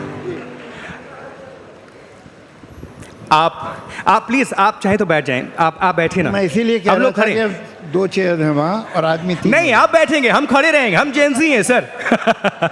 माना के दिल्ली नहीं है। देखिए अभी सुनिए, माना के दिल्ली नहीं है, मगर फिर भी कुर्सी का तो झंझट थोड़ा हो जाता है। सर ऑल प्लीज आइए। जावेद साहब फरमाइए। मोहम्मद रफ़ी साहब के पास ही ले गए और आपके दौर में उस वक्त ले गए और वहाँ से ये सफ़र। सबसे पहले एनडीटीवी के व्यूवर्स को, जो करोड़ों लोग सिर्फ भारत में नहीं, हमें विदेशों में देखते हैं, एनडीटीवी इंडिया के माध्यम से, और यहाँ जो लोग मौजूद हैं, सबको क्या आप संदेश देंगे अभी? और अरमान मलिक भी साथ बैठे हैं, तो इनके माध्यम से जब इतनी अच्छी आवाज़ के लोग बैठे हैं तो आप मेरी आवाज़ में क्यों संदेश लेना चाहते हैं? या आपको गा के संदेश देंगे, मैं तो बोल के दे पाऊँगा। एक माइक और दे दीजिए अरमान को भी please. Very proud of him. आपको मालूम नहीं, इनकी रगों में म्यूजिक है। He is the 3rd generation music director. तालियां। आप लोगों ने, पता नहीं कितने लोगों ने सुना होगा एक गाना। पहले, आजकल तो क्या होता है, गाना सुना नहीं जाता, देखा जाता है, इसलिए कि वो टीवी पे विजुअल के साथ आता है, लेकिन तब तो रेडियो पे बजता था। ये इम्पोर्टेंट नहीं था कि स्क्रीन पे किसने गाया है और कौन किसके लिए गाया है, ये इम्पोर्टेंट नहीं था, गाना इम्पोर्टेंट था। आप में से कितने लोगों ने, मुझे मालूम नहीं, सुना होगा कि नहीं, एक गाना है, सारंगा तेरी याद में नैन मेरे बेचैन। ये इनके ग्रैंडफादर के गाना है। तो ये ख़ानदानी लोग हैं भाई। जोरदार तालियां। क्या सारंगा ध्यान पे आ रहा है क्या आपको? कुछ गुनगुना दें। मैं बचपन से वो गाना मतलब सुनते आ रहा हूँ, सीखते आ रहा हूँ। मेरे फैमिली का सबसे बड़ा इम्पोर्टेंट गाना है वो, सारंगा तेरी याद में। मुकेश सर ने गाया था ये गाना, और आई थिंक सर ने बात छेड़ दी है, तो मैं थोड़े प्लीज गाई दूंगा। वो अम्बुआ का झूलना, वो पीपल की छाँव, घूंघट में जब चांद था, मेहंदी लगी थी पाँव। हो आज उजड़ के रह गया, आज उजड़ के रह गया वो सपनों का गाँव। हो सारंगा तेरी याद में नैन हुए बेचैन, हो मधुर तुम्हारे मिलन बिना दिन कटते नहीं रैन। ओ सारंगा तेरी याद में। इनसे मेरा कुछ और रिश्ते भी हैं जो कुछ तो ये जानते हैं, कुछ जानते भी नहीं होंगे। एक तो खैर ये है कि इनके जो चाचा हैं अन्नू मलिक साहब, उनके साथ तो मैंने बहुत फिल्में की हैं, लेकिन एक फिल्म थी ठोकर, उसमें शमी कपूर हीरो थे और उसमें म्यूज़िक सरदार मलिक साहब की थी। उसमें एक गाना था, ए गमे दिल क्या करूँ ए वहशत दिल क्या करूँ। जी, वो गाना मेरे मैटरनल अंकल का लिखा हुआ था। हालांकि वो कभी फिल्मों में नहीं आए, लेकिन ये पोएम किसी प्रोड्यूसर ने ख़रीद ली थी और उसे यूज़ किया था। मुझे याद है ये गाना। तो दोनों तरफ ही जनरेशन लगी हुई हैं। ये मेरे लिए बहुत ही बड़ा मोमेंट है कि मैं जावेद साहब के साथ यहाँ पे स्टेज पे हूँ एनडीटीवी के माहौल में। मेरे दादा और दादी बहुत ही खुश होंगे ऊपर कि मैं इस माहौल में हूँ, इस स्टेज पे इतने बड़े हस्ती के साथ हूँ। और यही म्यूज़िक की बात है, लोगों जेनरेशन्स को जोड़ता है, लोगों को जोड़ता है। और मुझे लगता है कि मैं बहुत ब्लेस्ड हूँ, मुझे इतने अमेजिंग लोगों के साथ इंटरेक्ट करने को मिल रहा है। और आपका आशीर्वाद ऊपर से मिल रहा होगा। और चूंकि हम जावेद साहब को लेकर आए हैं तो हमारा कर्तव्य है कि बहुत सत्सम्मान हम लेकर जाएंगे। बट मगर जाने से पहले मैं राहुल साहब से एक बात कहना चाहता हूँ। बुला ले राहुल साहब। नहीं वो वहाँ बैठे हैं, बादशाह को हर एक को थोड़ी बुला सकते हैं आप। आपने मेरा जैसा समझाया क्या कि बुला लिया? जावेद साहब बुला रहे हैं। ये जो अभी ऊपर का जिक्र हुआ था, कभी हमारी डिबेट करवाइए इसमें, ऊपर और नीचे के बारे में। I would like to talk about that. Rahul sir, कुछ आपके मन में सवाल चल रहा है? I have a question for Javed Akhtar and for Arman Malik, and this is actually a very unique opportunity. Please come. To have two such fabulously talented artists here at the stage of NDTV Yuva. So thank you very much, Arman Malik, for joining us here, and Javed Saab for agreeing to be on the stage with a young talent like Arman. Thank you. Can we have a round of applause, ladies and gentlemen, for two very different generations, but the artistry and that talent speaks very loudly. I have a question first for Javed Akhtar and the same for Arman Malik. This, sir, is the age of artificial intelligence where machines do the thinking. And one of the things with ChatGPT, for example, is that a lot of content creation, music, lyrics are now being written by AI. If you were planning your career now, how would it be different from the way it was when you started many decades ago? And how do you think this impacts the creativity of someone like an Arman Malik, who's waiting for his best years to explode in front of him and now has to deal with the challenge of not just competing with people his age, but having to compete with machines that can create music?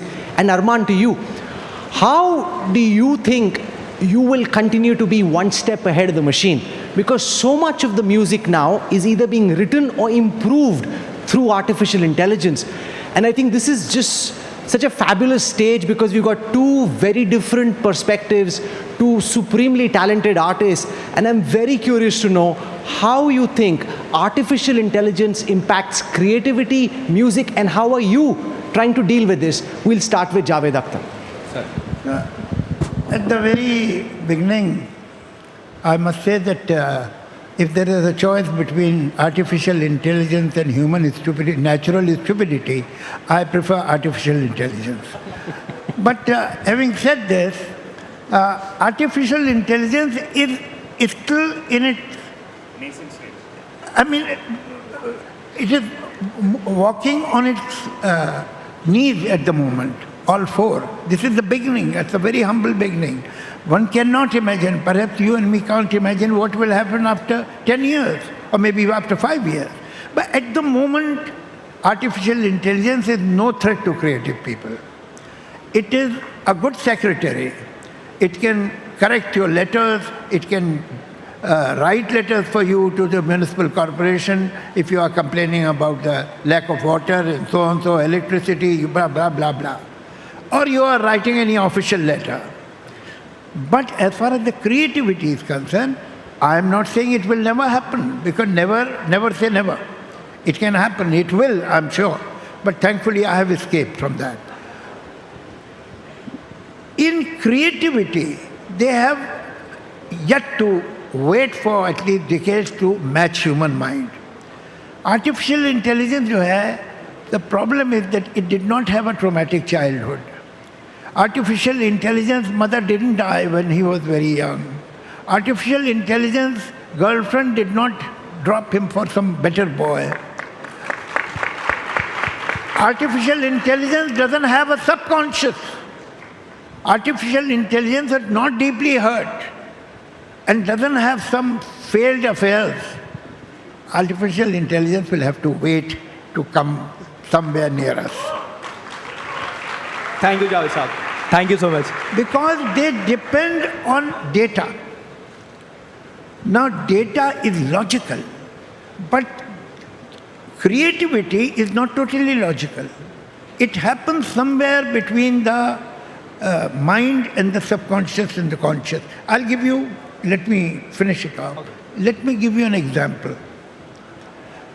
If you are playing a Shakespearean character, and you are told by the director that you are the Prince of Denmark and you are very confused. The problem is that you can't take a decision. And you are saying to be or not to be, that is the question.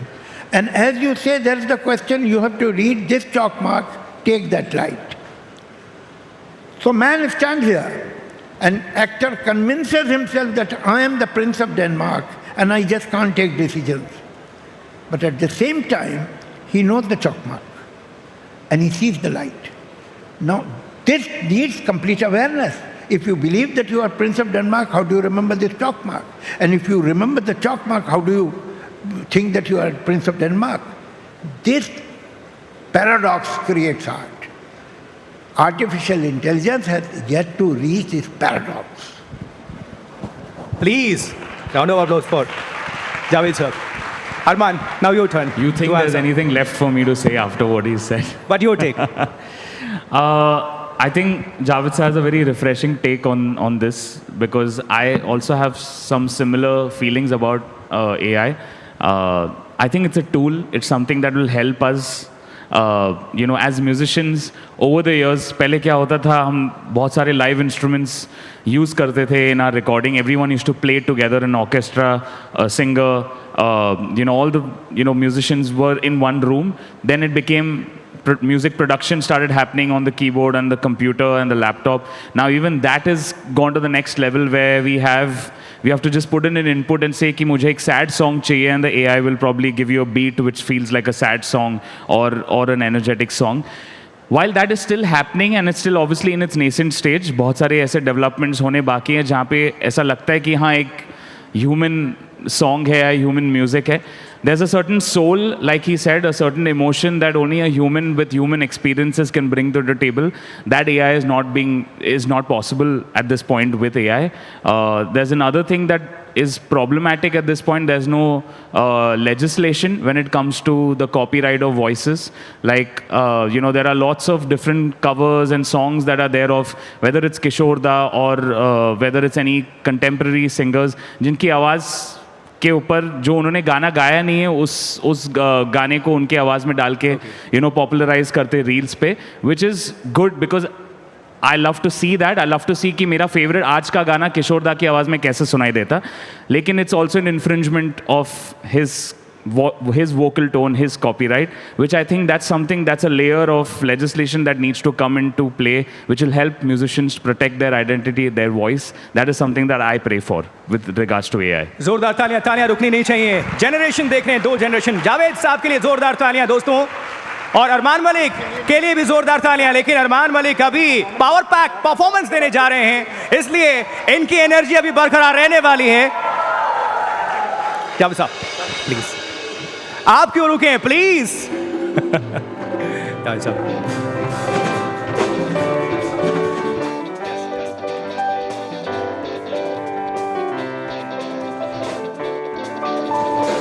Javed साहब यहां पर आए, बहुत बहुत शुक्रिया आपका sir, इस मंच की गरिमा शोभा बढ़ाने के लिए। और अरमान मलिक, आपकी एनर्जी अभी बरकरार रहेगी क्योंकि आप देने जा रहे हैं power pack performance. Ladies and gentleman, Gen Z youth singer, youth icon, कुछ आप लोग भी बोलो, थोड़ा ऐड ऑन करो।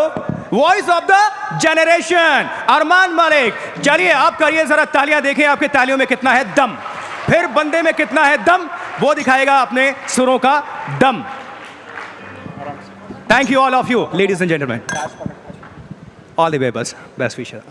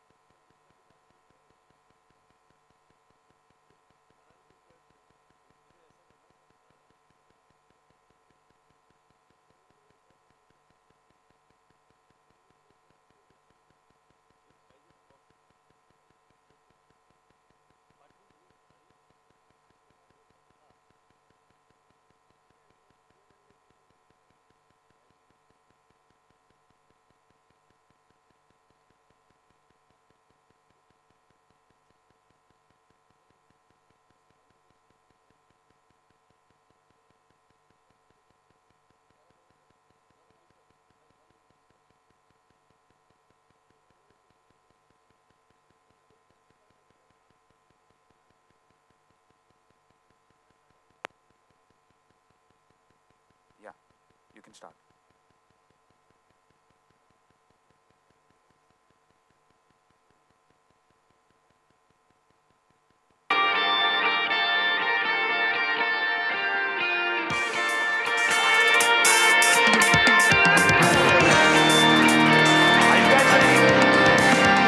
Make some noise, come on. आंखों के पन्नों पे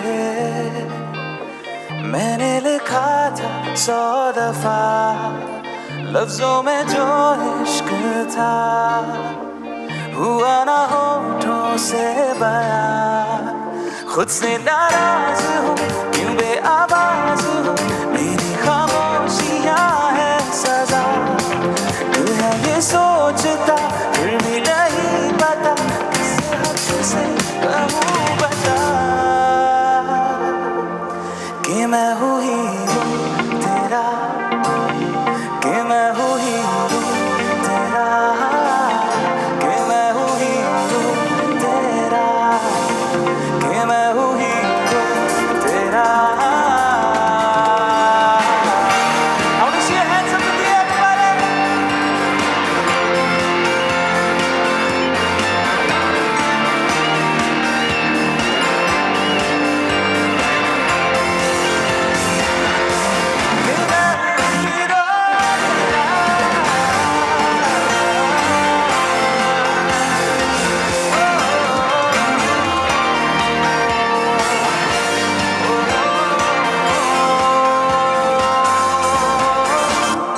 राहों में भी हर कदम मैं तेरे साथ चला हाथों में थे ये हाथ मगर फिर भी रहा फासला सीने में छुपे एहसास प्यार के दिन गए तो सुन ले जरा दिल है सोचता फिर भी नहीं पता किस हक से कहूँ बता कि मैं हूँ हीरो सिंग विद मी कि मैं हूँ लाउडर कि मैं हूँ हीरो तेरा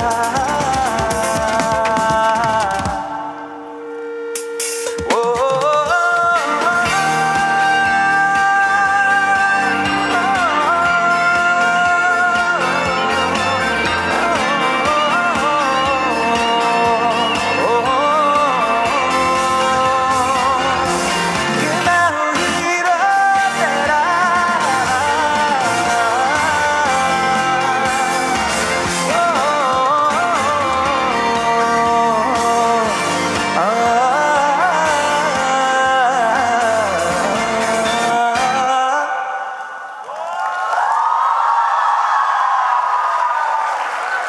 How you guys feeling? ये जो अगला गाना है ये मेरे दिल के बहुत करीब है and I want you all to join in and clap with me on the beat. Will you do that? पक्का? Okay, let's hit it.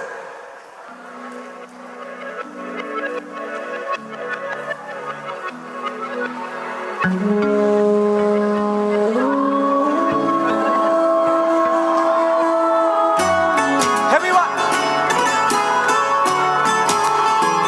put your hands together and clap with me.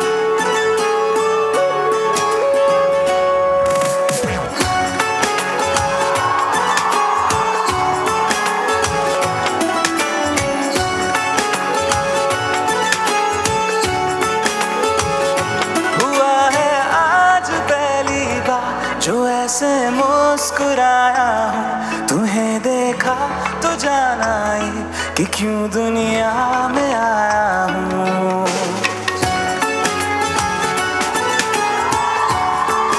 हुआ है आज पहली बार जो ऐसे मुस्कुराया हूँ तुम्हें देखा तो जाना ही कि क्यों दुनिया में आया हूँ ये जाले करके जा मेरी तुम्हें जीने में आया हूँ मैं तुमसे इश्क करने की इजाजत रब से लाया हूँ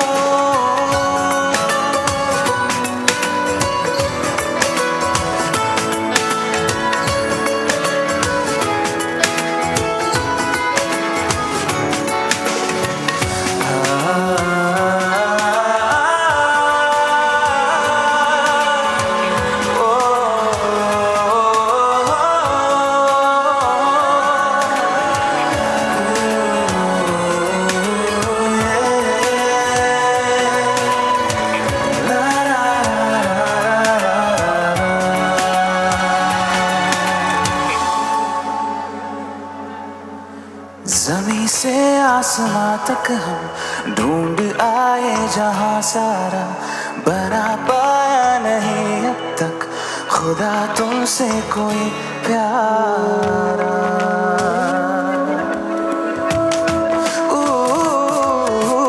ज़मीं से आसमां तक हम ढूंढ आए जहां सारा, बना पाया नहीं अब तक खुदा तुमसे कोई प्यारा। हमको पता है ये नादानियाँ आवारा दिल की है आवारियाँ, ये दिल पागल बना बैठा इसे अब तू ही समझा रे। लिखे तुझ में मेरी दुनिया तू बन जा रे। वो खुश किस्मत जो किस्मत से तुम्हें ऐसे मैं पाया हूँ, मैं तुमसे इश्क करने की इजाजत रब से लाया हूँ।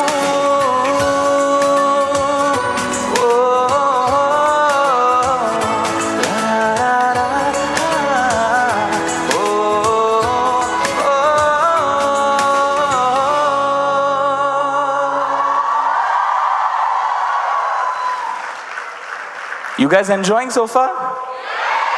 Can you sing this song with me? जुदा हम हो गए माना, कभी मैं याद आऊं तो तुम्हें मैं भूल जाऊंगा, ये बातें दिल में ना लाना, कभी मैं याद आऊं तो चले आना। Love you guys so much. A huge round of applause for you guys. Such an amazing audience.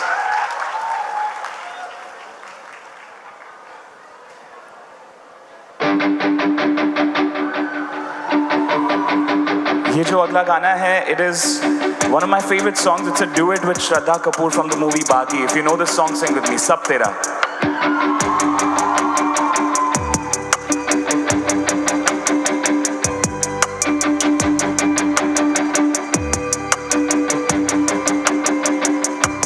ना जिया जिंदगी एक पल भी तुझसे होके जुदा, सुन जरा बिन तेरे मुझसे नाराज था दिल, तू मिला है तो है कह रहा,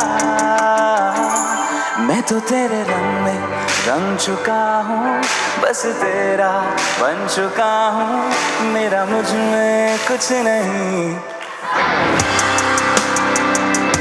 मैं तो तेरे ढंग में ढल चुका हूँ, बस तेरा बन चुका हूँ, मेरा मुझ में कुछ भी नहीं।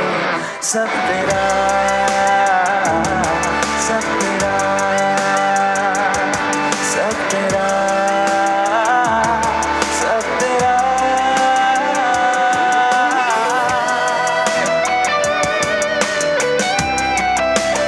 I want to see your hands up in the air, baby, with me, everybody. Come on.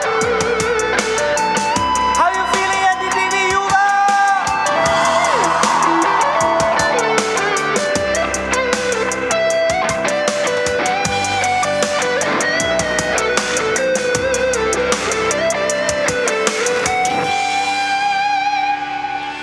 फिर दिल के रास्तों पे तेरी आहट जो हुई, हर धड़कन जश्न में है ये नायत जो हुई।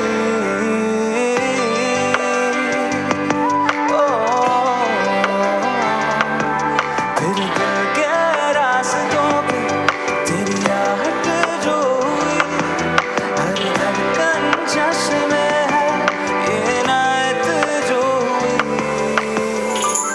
मैं तो बस तुझसे ही बना हूँ, तेरे बिन मैं बेवजह हूँ, मेरा मुझ में कुछ भी नहीं। सब तेरा सब तेरा सब तेरा सब तेरा ओ सब तेरा सब तेरा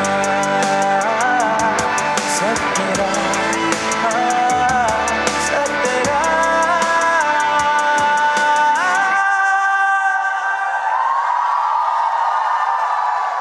थैंक यू सो मच। बहुत रेयरली एक सिंगर, एक क्रिएटर के करियर में एक ऐसी प्रोजेक्ट आती है, एक ऐसी फिल्म आती है जहाँ पे उस फिल्म के सब गाने बहुत फेमस है, उनको बहुत प्यार मिलता है। एक ऐसी मूवी थी MS Dhoni the untold story, जिसके गाने आप सब ने इतना प्यार दिया है इन गानों को। और ये जो अगला गाना है, ऐसा लगता है कि कौन मुझे यूं प्यार करेगा जैसे आप लोग करते हो। I also would like to dedicate this to our beautiful angel Sushant, who played the role of MS Dhoni, the untold story. Sushant, this one's for you.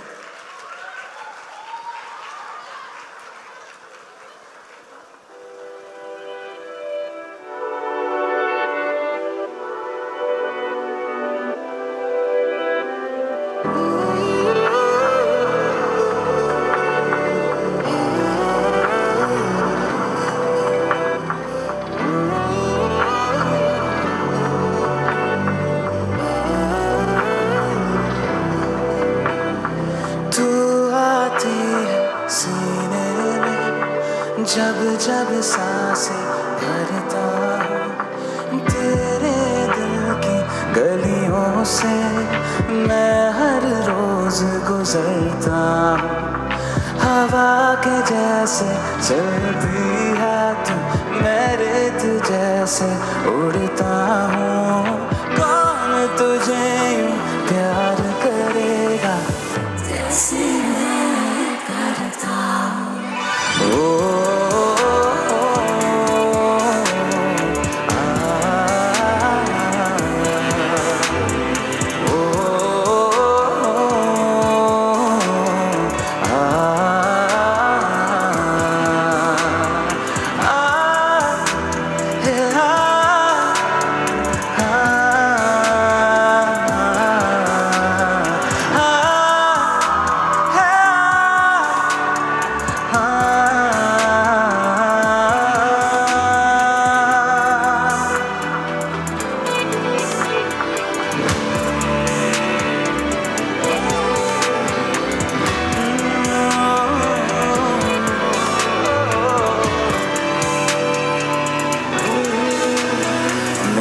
नजर का सफर तुझ पे ही आके रुके, कहने को बाकी है क्या, कहना था जो कह चुके।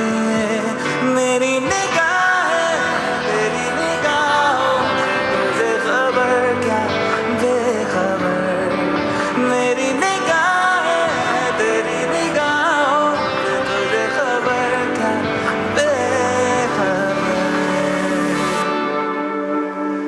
जिस दिन तुझको ना देखूं पागल पागल फिरता हूँ। कौन तुझे यूं प्यार करेगा जैसे मैं करता हूँ।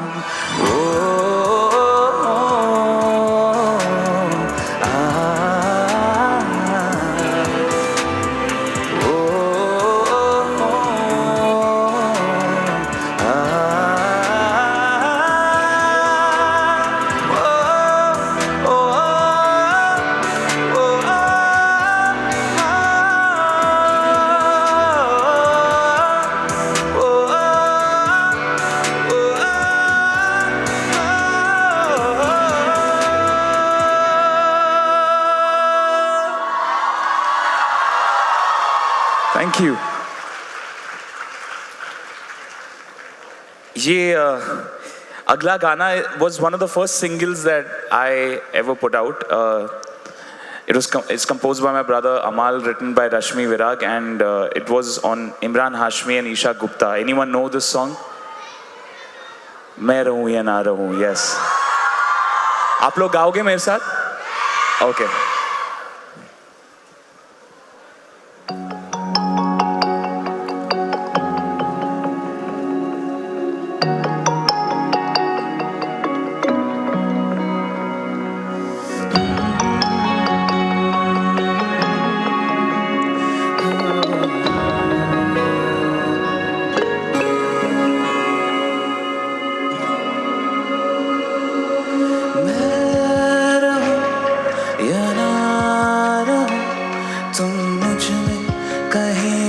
बाकी रहना, मुझे नींद आए जो आखिरी, तुम ख्वाबों में आते रहना, बस इतना है तुमसे कहना, बस इतना है तुमसे कहना, बस इतना है तुमसे कहना, बस इतना है तुमसे कहना।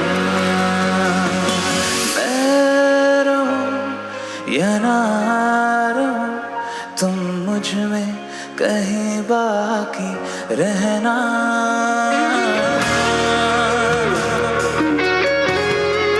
Can you get your phones out and put the flashlights on for me, everybody? Let's make it a concert here.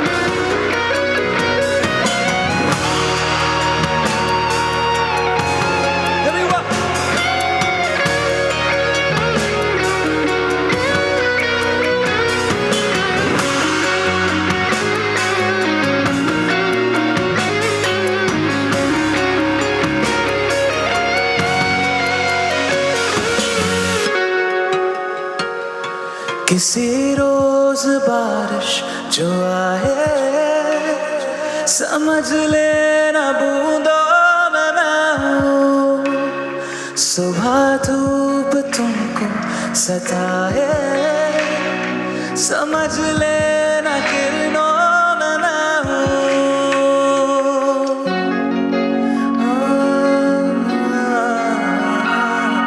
किसी रोज बारिश जो समझ लेना बूंदा में मैं हूँ, सुबह धूप तुमको सताए, समझ लेना किरणों में मैं हूँ। कुछ कहो या ना कहो, तुम मुझको सदा सुनते रहना, बस इतना से कहना, बस इतना है तुमसे कहना, बस इतना है तुमसे कहना, बस इतना है तुमसे कहना।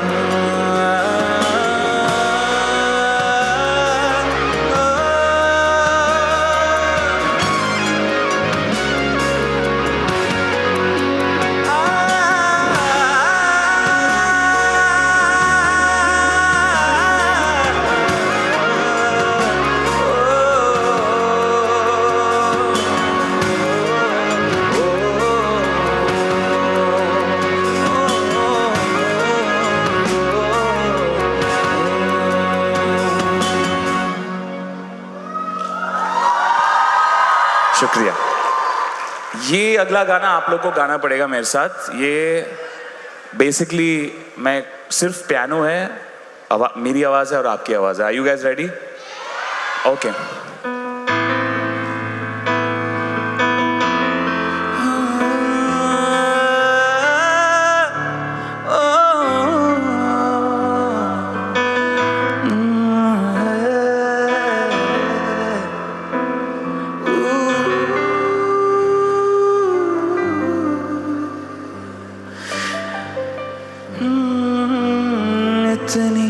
मोहब्बत करो ना, मैं डूब न जाऊं कहीं,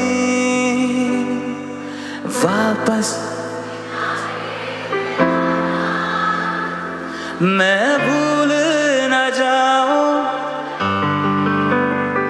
देखा जब से चेहरा तेरा, मैं तो हफ्तों से सोया नहीं। Sing with me. वो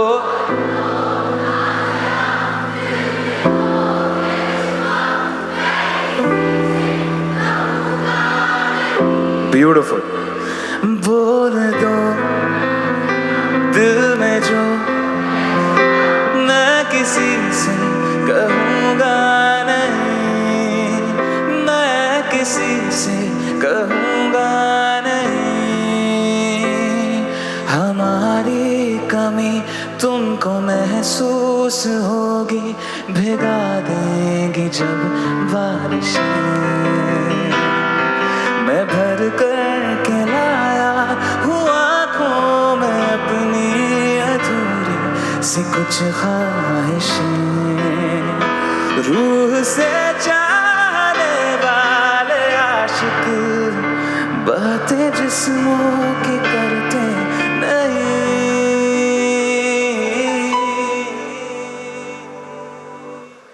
बोल दो दिल में जो मैं किसी से,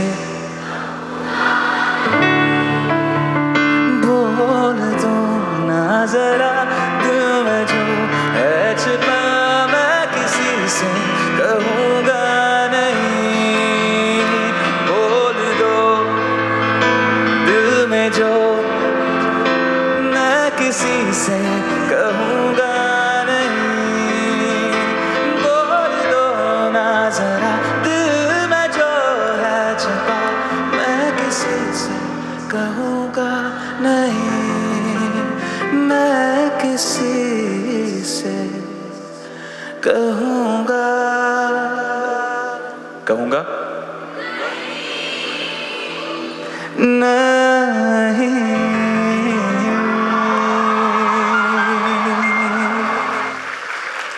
एक बात तो पक्की है कि इस रूम में सिर्फ मैं सुरीला नहीं हूं, आप लोग बहुत सुरीले हो। Huge round of applause for everyone out in the audience. You all sing so well. Well,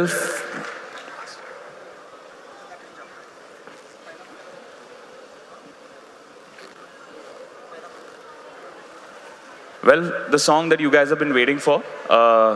Will you sing with me? यहाँ पे किसको पहला प्यार हुआ है? हुआ है? ये इसने हाथ ऊपर किया फिर नहीं मैं नहीं बोलूँगा। This one's for all the people who believe in love, romance and पहला प्यार. Let's go. Will you sing with me? Everyone, come on.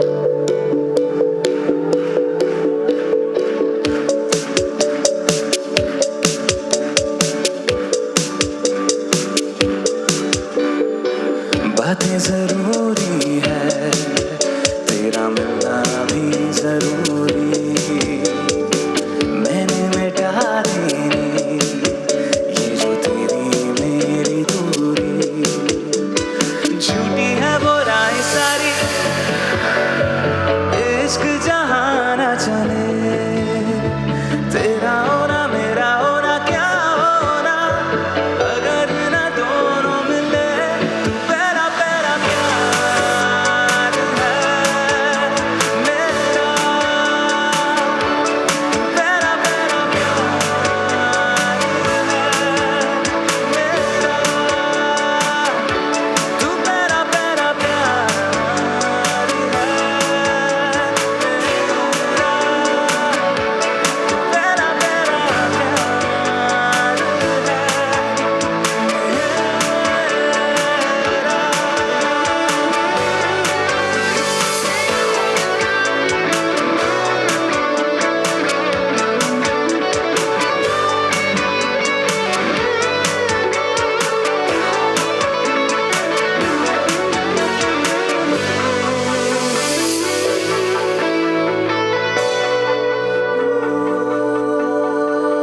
वो शहर बड़े होंगे बोरियत भरे, रहता नहीं जिनमें तू संग मेरे। खबर तुझे भी है ये रौनकें सभी होती तेरे होने से। तेरे बिना तन्हा कोई क्या करे, इसे सभी शहरों पे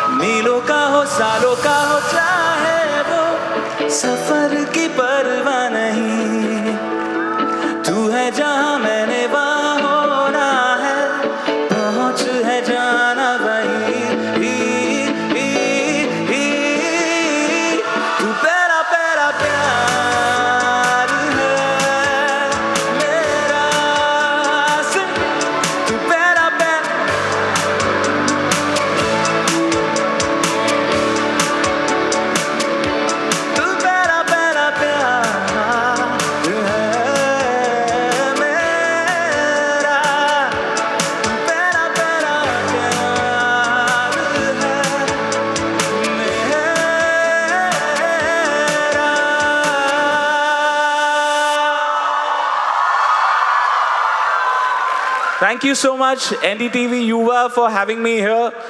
All you beautiful people, a huge round of applause for all of y'all. कितनी beautiful audience थी. मैं बहुत खुश हूँ कि मैं यहाँ पे इस स्टेज पे आया हूँ. मोहम्मद रफ़ी सॉन्ग.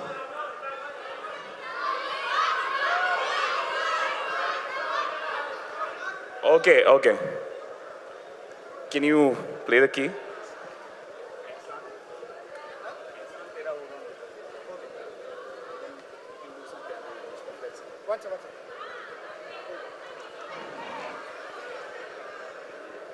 Okay, किससे रिक्वेस्ट आई है? Actually, my papa is right here, Dabu Malik. A proud papa, and he wants me to sing this song. एहसान तेरा होगा मुझ पर दिल चाहता है कहने दो मुझे तुमसे मोहब्बत पलकों की छाँव में रहने दो एहसान तेरा होगा मुझ पर दिल कहने दो मुझे तुमसे मोहब्बत हो गई है मुझे पलकों की छाँव में रहने दो एहसान तेरा होगा मुझ पर तेरे मेरे दरमियाँ है बातें हम कहीं तू वहाँ है मैं यहाँ क्यों साथ हम नहीं फैसले जो किए फासले ही मिले राहें जुदा क्यों हो गई ना तू गलत ना मैं सही ले जा मुझे साथ तेरे मुझको ना रहना साथ मेरे ले जा मुझे साथ तेरे मुझको ना रहना साथ मेरे ले जा मुझे ले जा मुझे घर से निकलते कुछ दूर चलते रास्ते में उसका घर हो पहली दफा मैंने जब उसको देखा तो सांसें गई ये ठहर रहती है दिल में मेरे कैसे बताऊं उसे मैं तो नहीं कह सका कोई बता दे उसे घर से निकलते कुछ दूर चलते रास्ते में उसका घर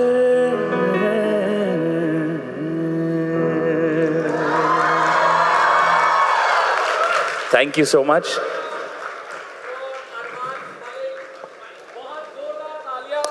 Thanks a lot, Arman. Thank you very much. Guys, इससे थोड़ा ऊंचा. 3, 2, 1. A loud applause. Yes. Lovely. Arman, you really ruled the stage. और अगर आपको अरमान मलिक की जगह अरमान मालिक भी कहेंगे ना गलत नहीं होगा because that's how you own the stage and we loved the request that we got from your father. Can we also have sir or you on the stage for few minutes if we can join, we can have you join us on the stage. Zordar Thalia. डब्बू मलिक जी के लिए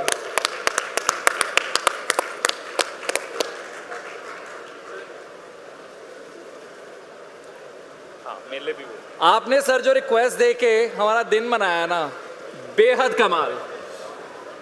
नहीं, मुझे ऐसा लगा कि शायद सब music lovers हैं, तो रफ़ी साहब का एक गाना होना चाहिए, बिकॉज अरमान कभी कभी मेरे लिए घर पे गाता है ये गाने, तो ये पहली बार आप सब लोगों के लिए गाया। I really love when he sings Rafi साहब song. Thank you for all the love that you are giving him. I am so excited, I don't know why. Sir आप बताइए कि क्योंकि देखिए हर पिता की ज़िंदगी में एक मोमेंट ज़रूर आता है, जब आपके तो खैर ओवर अचीवर बच्चा है, बट फिर भी एक मोमेंट आता है व्हेन यू से कि okay I am really proud. Which was that one moment when you felt really proud of Arman? This particular moment with NDTV Yuva, I'm really excited that this is happening and such a beautiful, amazing evening. Thank you, Lovely. NDTV Give it up for Yuva. Thank NDTV you. Yuva. Thank you. And That was Arman, fun. if you can share your most cherished memory with your father. Okay. I think when I was on the show called The Voice, and my papa actually surprised me on the set, and we sang his very famous song "Thoda Sa Pyar Hua Hai, Thoda Hai Baki" together on stage. I think that was a very emotional moment for me. I think we should recreate that. We need to hear that firsthand on NDTV Yuva. So sir, why can't we have you also show your magic? We have the stellar band right here. A huge round of applause for the musicians here as well. It's become a musical evening suddenly. I think it, थोड़ा ऊपर दो note ऊपर ले।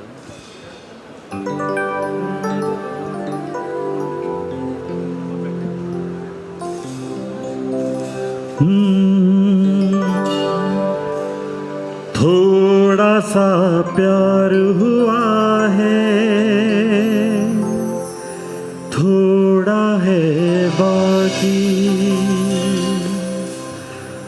हम तो दिल दे ही चुके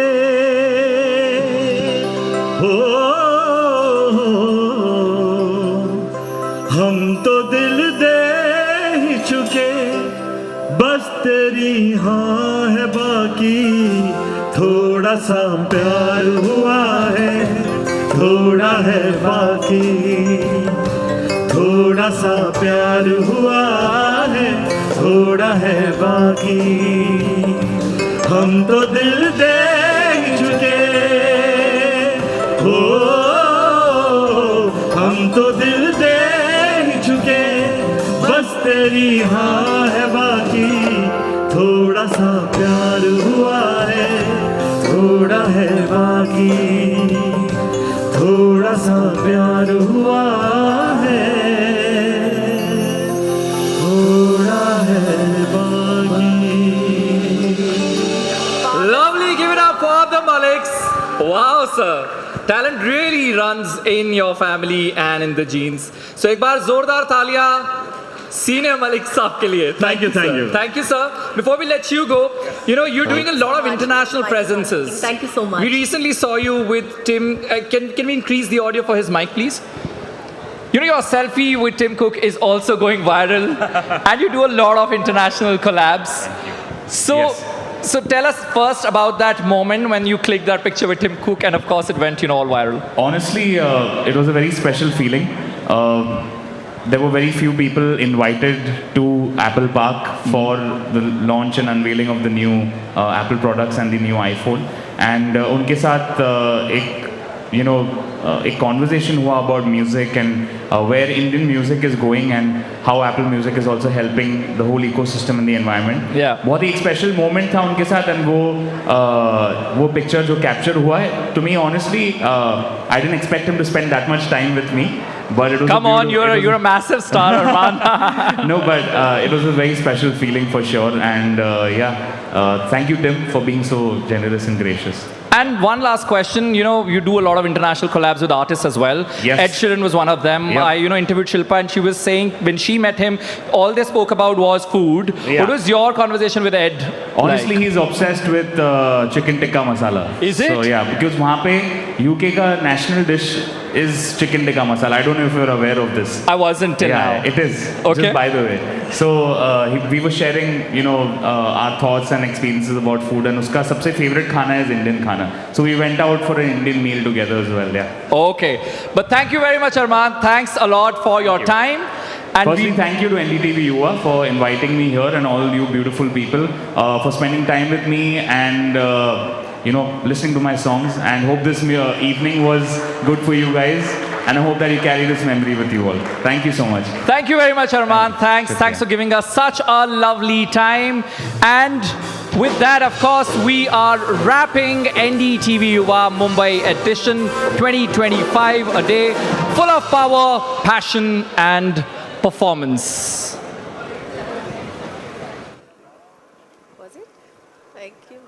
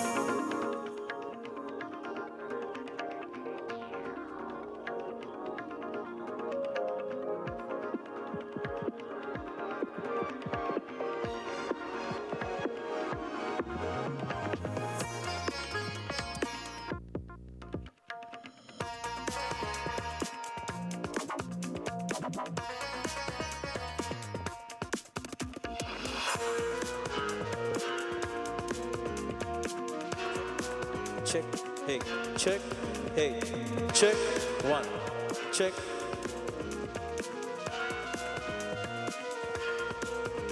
Hey, hey, check, one.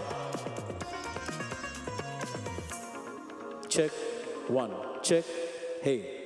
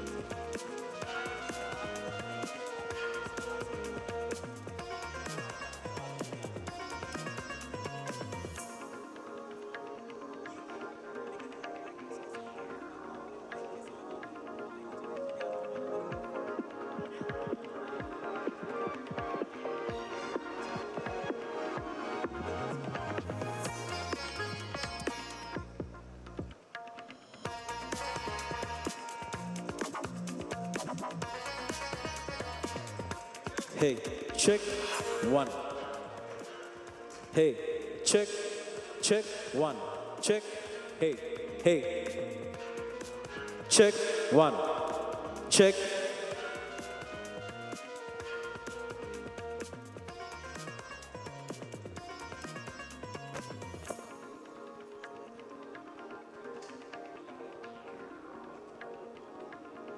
Hey, check, check, check, hey, check, one, check. hey, hey, check, hey. Check, check, hey, check, check, check, one, check, hey. Check,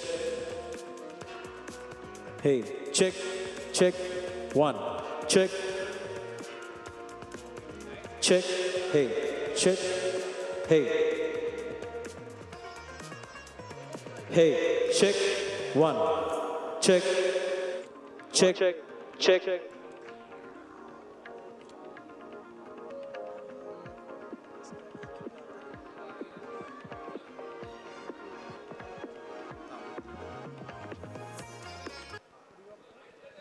Guys, I request all of you to please move out from the ballroom. We are planning something for here. I request everyone to please vacate the ballroom.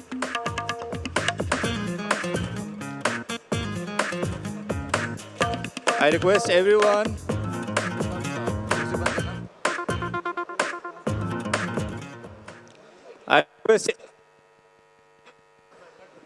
I request everyone to please vacate the ballroom. Please vacate the ballroom. And can I have the housekeeping team at FOH? Housekeeping team. Guys, please vacate the ballroom. खोलते ही इनको mute कर दिया हाँ ये रहा I request everyone to please vacate the room and enjoy the snacks outside. Please vacate the room.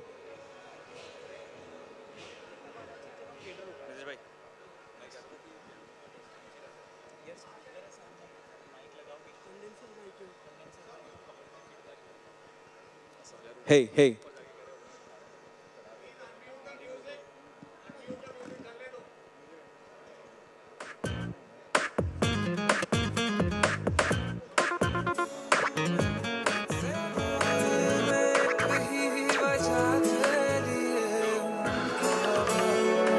जाता हूँ मैं तुझे छू लूँ तो कुछ मुझे हो जाएगा जो मैं चाहता न हूँ मुझको तुझे मिलके ये दिल मेरा बह जाएगा इसी बात का डर मुझको कि हो ना जाए प्यार तुमसे मुझे